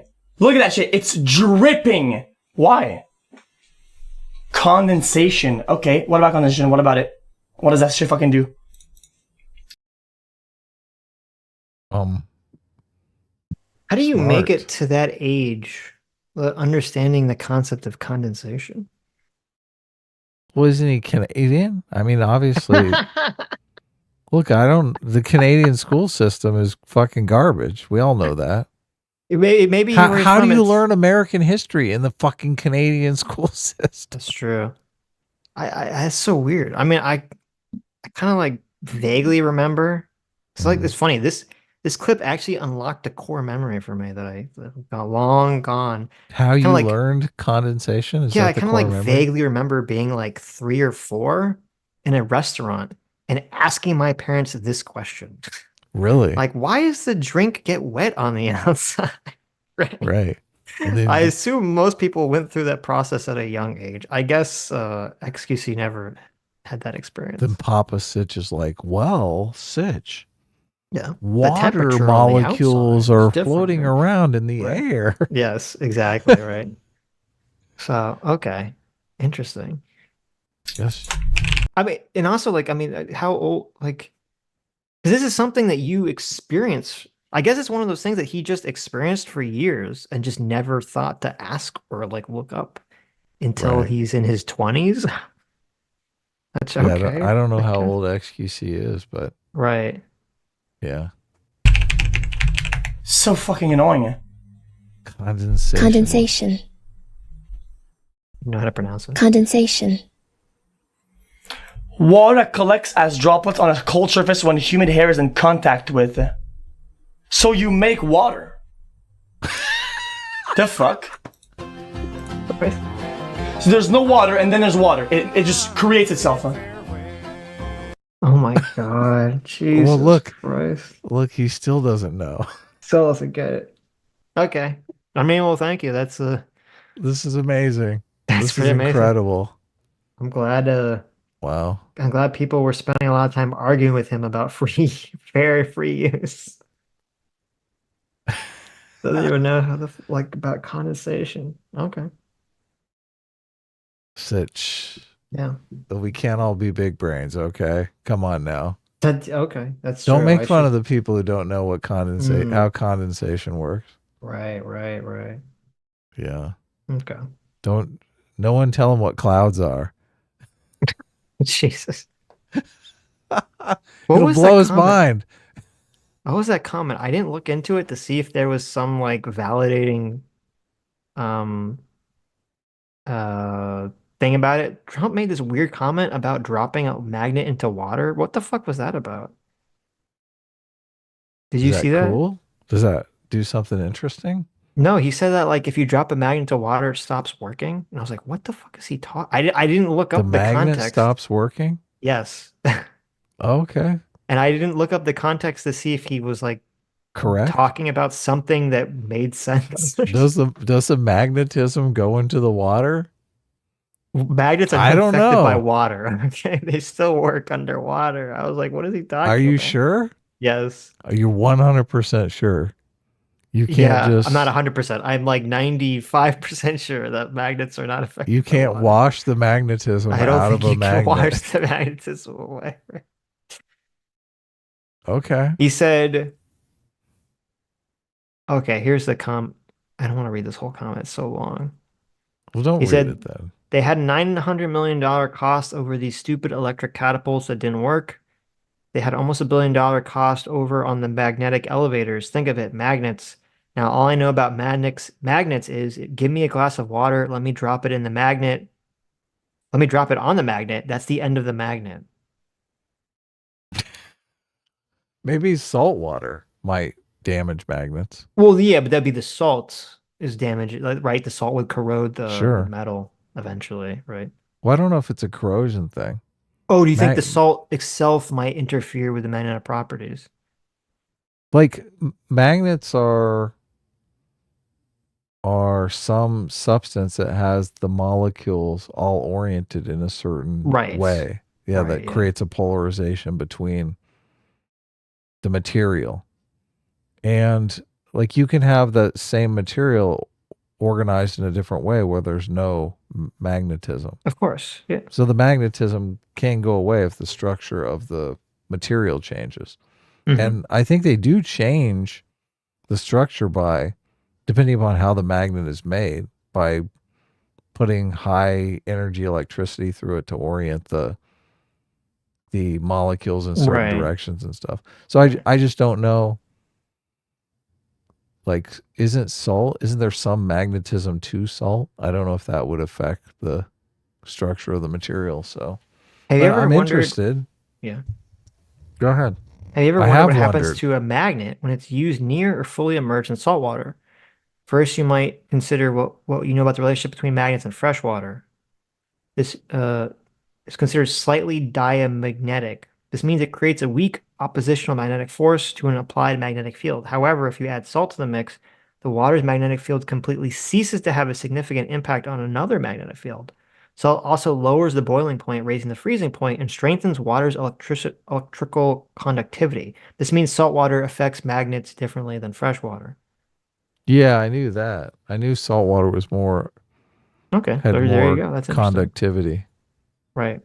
Yeah. Salt water conducts electricity more efficiently than fresh water, and its conductive properties creates a moving magnetic field when an electromagnet is placed nearby. Salt water creates an opposing magnetic field, causing turbulence in the water. When a charged magnet comes into contact with salt water, the ions flow through the metal to become stabilized, resulting in the electrical field. Well, I don't know what that all means, but... Get all that? Did you get all that? It does. That makes perfect sense. Right. There you go. It does the thing. It does a thing. Yeah. You drop the water on the magnet, no more magnet. Maybe he means it dissolves. I don't know what he meant, but that was a weird comment. Didn't you know all magnets are water soluble? I didn't know that. No. Oh, okay. No. Yeah, Listen, you do. I'll give some benefit to say there's some context that he's referencing that makes some kind of sense to something. So. Condensation. The water just forms from your body. That's true. That's a far worse comment than the magnet comment. So listen, Trump's got one over on XQC. Okay. Okay. This clip's too short. We never know if he figures it out. I know. It's okay. Lives in Dev's wall specifically for $5 says, as Destiny's body convulses in primal ecstasy, he hears the low whisper of his debate partner in his ear saying, I'm dominating and you can't handle it. I'm dominating you. You can't handle it. No, you. No, you. There you go. No, you. 99 IQ, near perfect score. Thank you for the $5. Says no more hall pass talk. However, Adam has my golden ticket to the chocolate factory. What the heck? S-Class goes fast. A-Team kicks butt. There you go. These super chats are getting dirtier and dirtier. There you go. Yeah, his golden ticket to the chocolate factory, Adam. Wow. Maybe he makes, chocolate at home. You're just a degenerate for thinking about it in a sexual context. Yeah. Look, I'm going to just think this was an innocent super chat. There you go. AKA Batosai for 5 memberships. Thank you so much. Yeah, thanks. Why did David Bowie just pop up in my search bar? Oh, is it his birthday today? Maybe. There you go. On the bottom left, the weird search bar that exists. David Bowie's face just popped up and I was very confused. Oh, really? Maybe he's on Steam right now playing a game. Well, I think he's dead, so that'd be very difficult. Oh, mean. So cruel. Right. I'm just being real here, okay? Metalworks 411.90 for $5 says, I would like to see you guys talk to V about January 6th or whether or not the U.S. government as an institution is less corrupt than countries like Russia. Okay. Okay. I don't know what his take is on that, but. Well, I think he would agree. I'm assuming isn't agree, V is from Romania, right? Yes, yeah. Right. We've talked to V before, but it's been a while. It was once. Yeah. It was a long time ago. Philip Kogan's for $10 says, this is an example of why Mark Twain said never argue with an idiot. There you go. Yeah. It's just Abby. Funny. True. It's just Abby for 5 Aussie bucks says, don't be surprised when Viva Frey says something dumb. His brain melted during the last election cycle /COVID. That's unfortunate because I used to like listening to him and what's his face a lot, but now I can't. Barnes has won him over to the dark side. Now he's a full. Yes. Yeah, Trump supporter. Which, look, I mean, Trump might be our president again, so I don't think neither Sitch or I. This is how I think you can tell if someone legitimately has TDS. Like if Trump wins the election in November, the person who has TDS is the person who's not going to be able to sleep that night. They're going to call in sick to work the next day. Right. They're going to talk to all their friends and families. It's going to be a catastrophe. It's going to be my family. Yeah, look, I know plenty of people like that. Right. Yeah. I'm not really going to care. Look, that's not going to be me or Sitch. We're probably going to be streaming on election night. And it is what it is. We're not going to cry.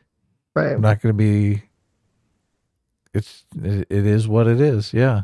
I mean, we might even make fun of the people who legitimately lose their minds just because that's kind of it's kind of funny. It is kind of funny. Yeah.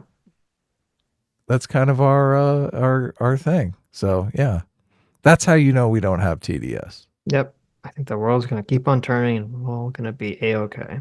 Yeah. Look, we might get him. We might trick Trump into signing an executive order against all these Congress people insider trading. There you go. Yeah, I don't know if he has the authority to do that via executive order, but you can try. look, all these who has the authority? These executive orders are just like they just do them, man. They don't have the authority to do any of them. What the heck is an executive order anyway? Right. Yeah.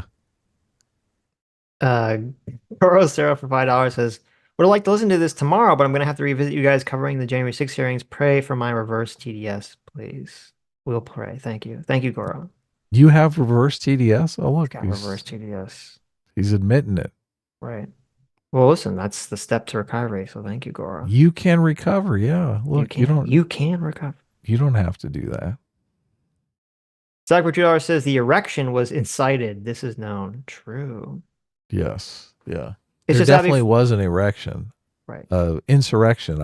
We're iffy on that. It's just Abby for $2 says voter ID, yay or nay. I have absolutely zero problem with voter ID or just someone having to show a picture ID or something to that effect. I have no problem with that at all. I want voter ID with a retinal scan. There you go. That's what I want.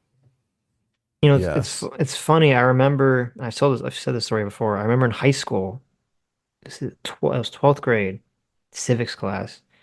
We had to have a thing where our teacher wanted us to debate a topic that was the opposite of what our stated political beliefs were. Ooh, that's tough. And so she had us, write down a paper like whether we were more left or right. And obviously I was left. When was this? This was when I was in 12th grade. 12th grade, okay. Yeah. Senior year. Yeah, senior year. It was an interesting idea. So she gets all this information, then she hands out the topics, and we're supposed to debate the opposite side, in favor of the opposite side, right? So she hands me the paper. Young conservative. Right. No, young liberal Sitch. Yeah, but you're debating as a conservative. Right. She hands me the paper, and I look at it, and it says voter ID. And I read it, and it says, like, you have to support the idea that people should have an ID to vote. And I looked at it, and I went up there and I said, I thought you're supposed to give me something that I don't believe. I said, what's wrong with this? And she said, she like kind of looked at me blankly and it's like, oh, like the left generally argues against voter ID. And I said, why? She didn't have a real good answer to give. And so I was like, oh, okay. I remember I went home and I had a conversation with my parents. I'm like, wait, why do people vote against this? And they're like, oh, well, they kind of explained the whole, like, the left-wing argument against it, which is... They're like, look, we're trying to get as many illegal aliens voting in the election as possible. That's not what they said. They said, like, all these illegal aliens don't have voter ID. That was not the argument. The argument is, they're could possibly disenfranchise poor people who don't have voter ID because they don't have a car or driver's license, blah, blah, blah. All these arguments we heard before. Sits them down. Right. You don't understand, Sitch. Black people don't know how to get a driver's ID, license. Yeah, right. There you go. That's what his dad. That's what my dad told him. Actually, my parents. It's funny because even though my parents are very, very left wing, I don't know. I don't remember where they were then, but I know now they're actually totally fine with voter ID. But yeah, so I just remember hearing the arguments in favor, and I'm like, that's so utterly not persuasive. And I was like, okay, this is gonna be a very easy assignment. I'm gonna have to argue in favor of something I agree with. Right. So there you go. So yeah, I have no problem with voter ID. If you want to say that like people who are very poor can get an ID issued to them by the government, for free or for very cheap, I'm fine with that too. Whatever. But I don't have any problem with voter ID. And where I vote, they always ask to see my driver's license anyway, and my voter registration card. So I basically in Florida, they already do have voter ID. Yeah, I don't get that. Every time I go to the poll, they ask for my California driver's license. Right. So I don't know where it is that people aren't being asked to show their registration or their ID anyway. This is like a non-issue. This is one of those issues that they try to say the Republicans are racist because they just don't want. They're like, black people can't get IDs, you racist. Right. How dare you? Have you seen that video where the guy goes around New York City and ask black people if they know how to get a driver's license? They all just look at him like he's insane. No, I haven't. It's hilarious. Yeah, that makes sense. Yeah. He's like, do you know where the DMV is? And they're like, yeah, you need a ride or something. If black people know where the DMV is. Okay. Yeah, exactly. Right. It's just Abby for I almost said something very racist. It's just Abby for 2 Aussie bucks. Oh, no, I read that one. WTF 1A for $2 says in Vermont, non-citizens can vote in state and local elections. Yeah, well, there you go. Well, I'm assuming so. I guess they have to give them a different ballot. So get out of Vermont. Wow. Yeah, I don't agree. I think that's kind of wacky as fuck. So I don't agree with that. That's a teeny tiny little state anyway. They don't, matter. Well, I mean, that's Bernie Sanders' state, right? They're very left-wing. Yeah. So. Asayar for 17 months of discipline equals freedom. Thank you. Says everyone won like a streaker. The objective is publicity, not to score goals. That's true. True. And I do think everyone won in that capacity. We're talking about, everyone's been talking about this. So bunch of clips, bunch of memes. True. Todd Sullivan for $2 says 24-hour stream. Let's go. Well, unfortunately, we're not going to have to go for 24 hours. But yeah, this is definitely a long stream because it's a long fucking conversation. Yeah. Bricknose for $10 says pretty far behind me, but I take issue with using insurrection or coup as synonyms for obstruction of or political action. Insurrection is rebellion or revolt. Coup is overthrowing the government. There you go. Right. Hail the free voice for $10 says Destiny is clearly ignoring the fact that our government can be very untrustworthy, let alone the fact they commit psyops on us regularly. Why do you think he's unable to see outside of stats? Well, I mean, I don't agree. I think our government definitely can be untrustworthy. I don't agree that our government regularly commits psyops on us. I have to see, not only would I have to see that, evidence for that, but I think even if you believe that, I think you should still have to operate under the idea of not assuming every new thing that you see is a government psyop. Yeah, what are the psyops that they're running on us? I don't know the answer. Just out of curiosity. I don't know. Todd Sullivan for $5. Thank you for the emoji of a pear. Yes. Dropping a mic. Oh, wait. Yeah, you're right. That's a mic drop. Look at that. Mike Gal for 15 months. Thank you. Says you guys are being disingenuous. Bum, bum, bum.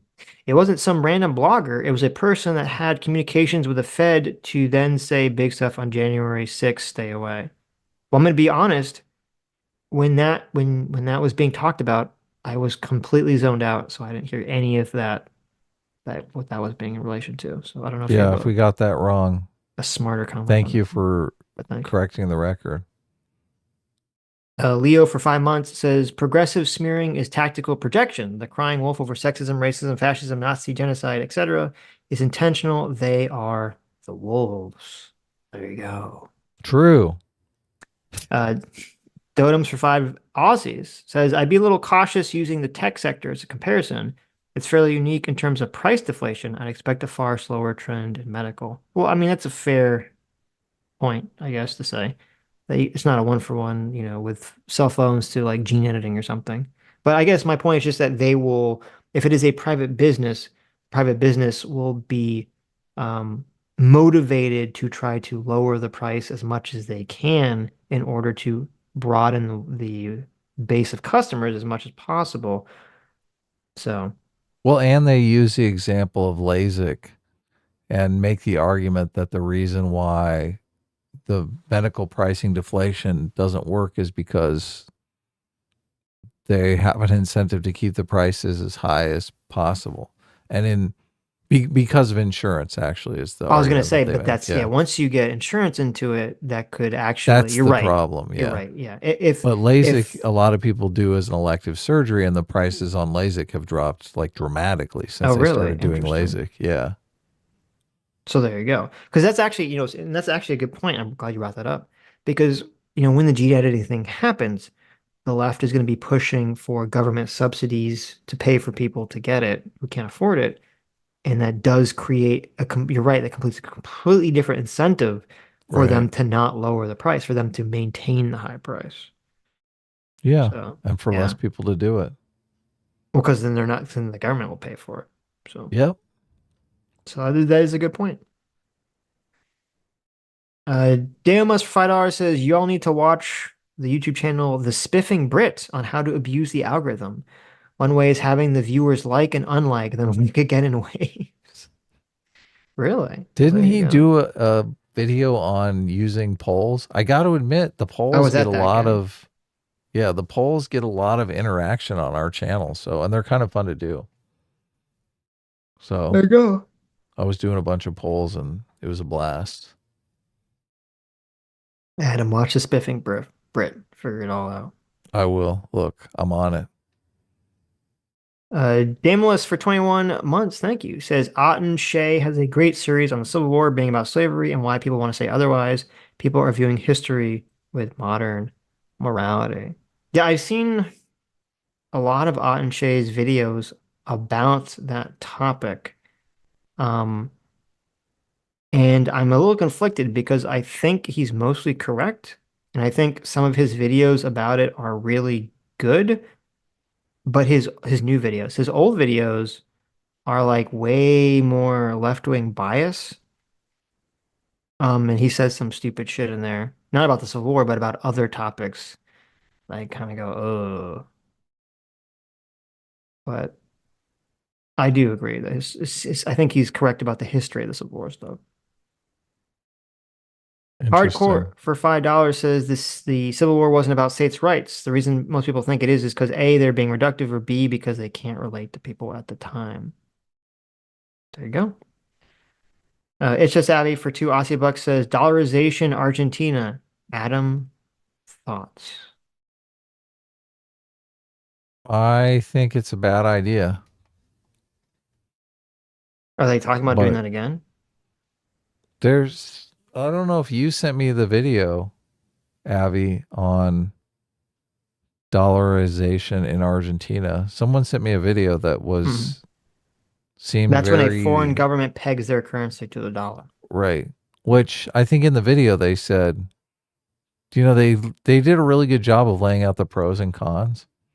And maybe in Argentina's situation where they're just have runaway inflation and everything's all fucked up. Maybe it's the least bad option. Maybe it's like dollarization is. Yeah. Yeah. But they are going to run into the same kind of problems that they did with the euro. So right. Yeah. Well, it would be temporary, right? It wouldn't be forever, presumably. Well, yeah, that's the thing. They could do it for a while and then kind of phase it out once things get normalized. It said they did it in 1990 to 1999, and then they stopped in 2002. So they did? They did the period. Okay. Right. So. Yeah, they're going to give it a shot. See what happens. They got to do something. Somebody left a giant comment on a video where we talked about this. And they're like, I'm in Argentina. And they completely just laid down how it is. And I believe, if I'm remembering correctly, they said that most everyone does business in dollars already. So it's really not that big a deal. So it doesn't matter. Yeah. Right. Yes. Interesting. What was that? Dodoms for $5 says submarines. Everyone knows that's just the cover story for the nuclear-powered war emu development program dating back to the 1932 Emo War. True. Yeah. True. Nuclear emus are very cool. Christoph Keating for 12 months says, can't everyone agree to both require voter ID and pay for everyone's ID? Also, why isn't Election Day a holiday or at least taking place on a Sunday? Totally agree. I mean, I agree with you. 1000% agree. Why do it on a Tuesday? It's completely messed up. They do it to suppress the vote. That's why they do it. They don't want you to vote. Nowadays, I don't think it matters as much because I think most places have early voting anyway. Oh, yeah. Yes, you're right. Because people are going in on like Saturday. I remember when early voting first started to become a thing and there was actually a lot of fighting over it because there was a lot of like people trying to clamp down on early voting, in districts that voted against whoever was in charge of making those decisions. Right. How dare you vote early? Right. But yeah, I do agree that obviously it seems insanely stupid to me. election day should be on a weekend and should be a national holiday or something to that effect. But early voting, I think, is a good workaround, right? You go early on, voting has solved that. Saturday before the Tuesday or whatever. Right, because you Sunday, usually have whatever. 2 weeks, 3 weeks, however long. And also, just everyone waiting in line on election day. Like the poll it's so much better when you can just go in randomly. So I know you like, because I remember this very vividly. Because I remember when I went to vote for Obama twice. Both times I went with friends. And both times the line, and I went with early voting, the line was like insane. It was like a 3-4 hour wait to vote. Yeah. So it was just completely ludicrous. I don't know why. I'm not waiting in that line. I'm skipping it this year. I'm not voting. I only did it because I was, we were hanging out. I was hanging out with friends and we were like having a good time, talking in line and shit. Oh, and none of you wanted to step out? All of you were like, look, if you leave now, you're racist. That's what we said to each other. You gotta stick it out. It was really funny, actually. I remember it was with 2 different friend groups. In 2012, the second time, when I was with my friends, we were waiting to vote. This guy comes up to us who's like doing interviews. He's like, "Can I ask you some questions?" And one of my friends said, "Sure." Exit polling. And he's being filmed. He pulls out a wooden gun and he points at him and he says, "Give me, what would you say if I said, give me your money?" My friend says, "Well, I'm not going to give it to you." He says, "How is this any different than taxation?" No way. Yeah. And they had like a 20-minute like interview conversation about, is taxation theft? Wow. I was like, what the fuck? Wow. This is so silly. He's like this asking interview people is in line theft of my time. Yeah, I know. I was like, it doesn't matter. We're staying in line for like 4 hours fucking anyway, but like, so. Oh, wow. They obviously fixed whatever that issue is because, ever since then, I've never had the super long votes. I mean, waiting in line. So I don't know what the fuck was up with that, but. Yeah, I can't remember waiting any longer than like 10 minutes ever to vote. Never. Recently, after Obama, my longest has been like 20 minutes or so. So I don't know. But to answer the first part of that question, yeah, I mean, I don't think everyone, I would imagine, I don't think the left they just don't seem like to want to agree to voter ID, period. Just because they think it will create some amount of friction, which will lower turnout. And the view is that increased turnout will always help them, which may be true. But I think that's why they don't want to agree to it. Because it just, even if you paid for it, it still adds some level of friction that they don't want. But I also don't think the right would ever agree, probably, to pay for it broadly. So the left is like, all of our voters are poor because they're communists and poor none of them and have lazy. jobs. Yes. Yeah. Right. So and dumb. Yeah. Yeah. So like if they have to go somewhere to get an ID, it's too many steps. Okay. We need them to show up in their flip-flops and say, I'm here to vote. I just remembered it's election day. Right. Oh, I'm sorry I missed this earlier. An actual American flag for $20. I'm saluting. I'm crying. Thank you so much.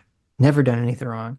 Says I can send other channel super chats, but not you guys. Maybe accidentally blocked. Anyway, here's to the new year. I'm sure it'll be totally boring and nothing noteworthy will happen. Well, thank you for the $20.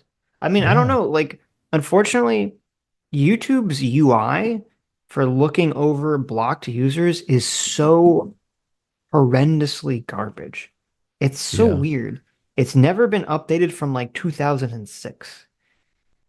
It's like you can't really search through it effectively, but I did look through it from when, like, while we were watching the stream, because I saw your Streamlab, and your name is not there, or at least I don't see your name there. So I have no clue why you can't donate to us specifically. I mean, I never blocked you. Do you remember blocking an actual American flag? I would rather die. Yeah, than block an actual American flag. Are you kidding me? The only thing. Can you chat in the chat? Yeah. If you can't chat in the chat, then obviously you're blocked. Right. Then maybe a mod blocked you or something. I don't, because I looked through the name. I didn't see your name. It doesn't appear that your name is blocked. So I don't know. Yeah. Unless there's like another name and they changed their name. No, it was an actual American flag because I remember. I blocked Doomer. Biggest mistake of my life. Oh my What? God. How dare you?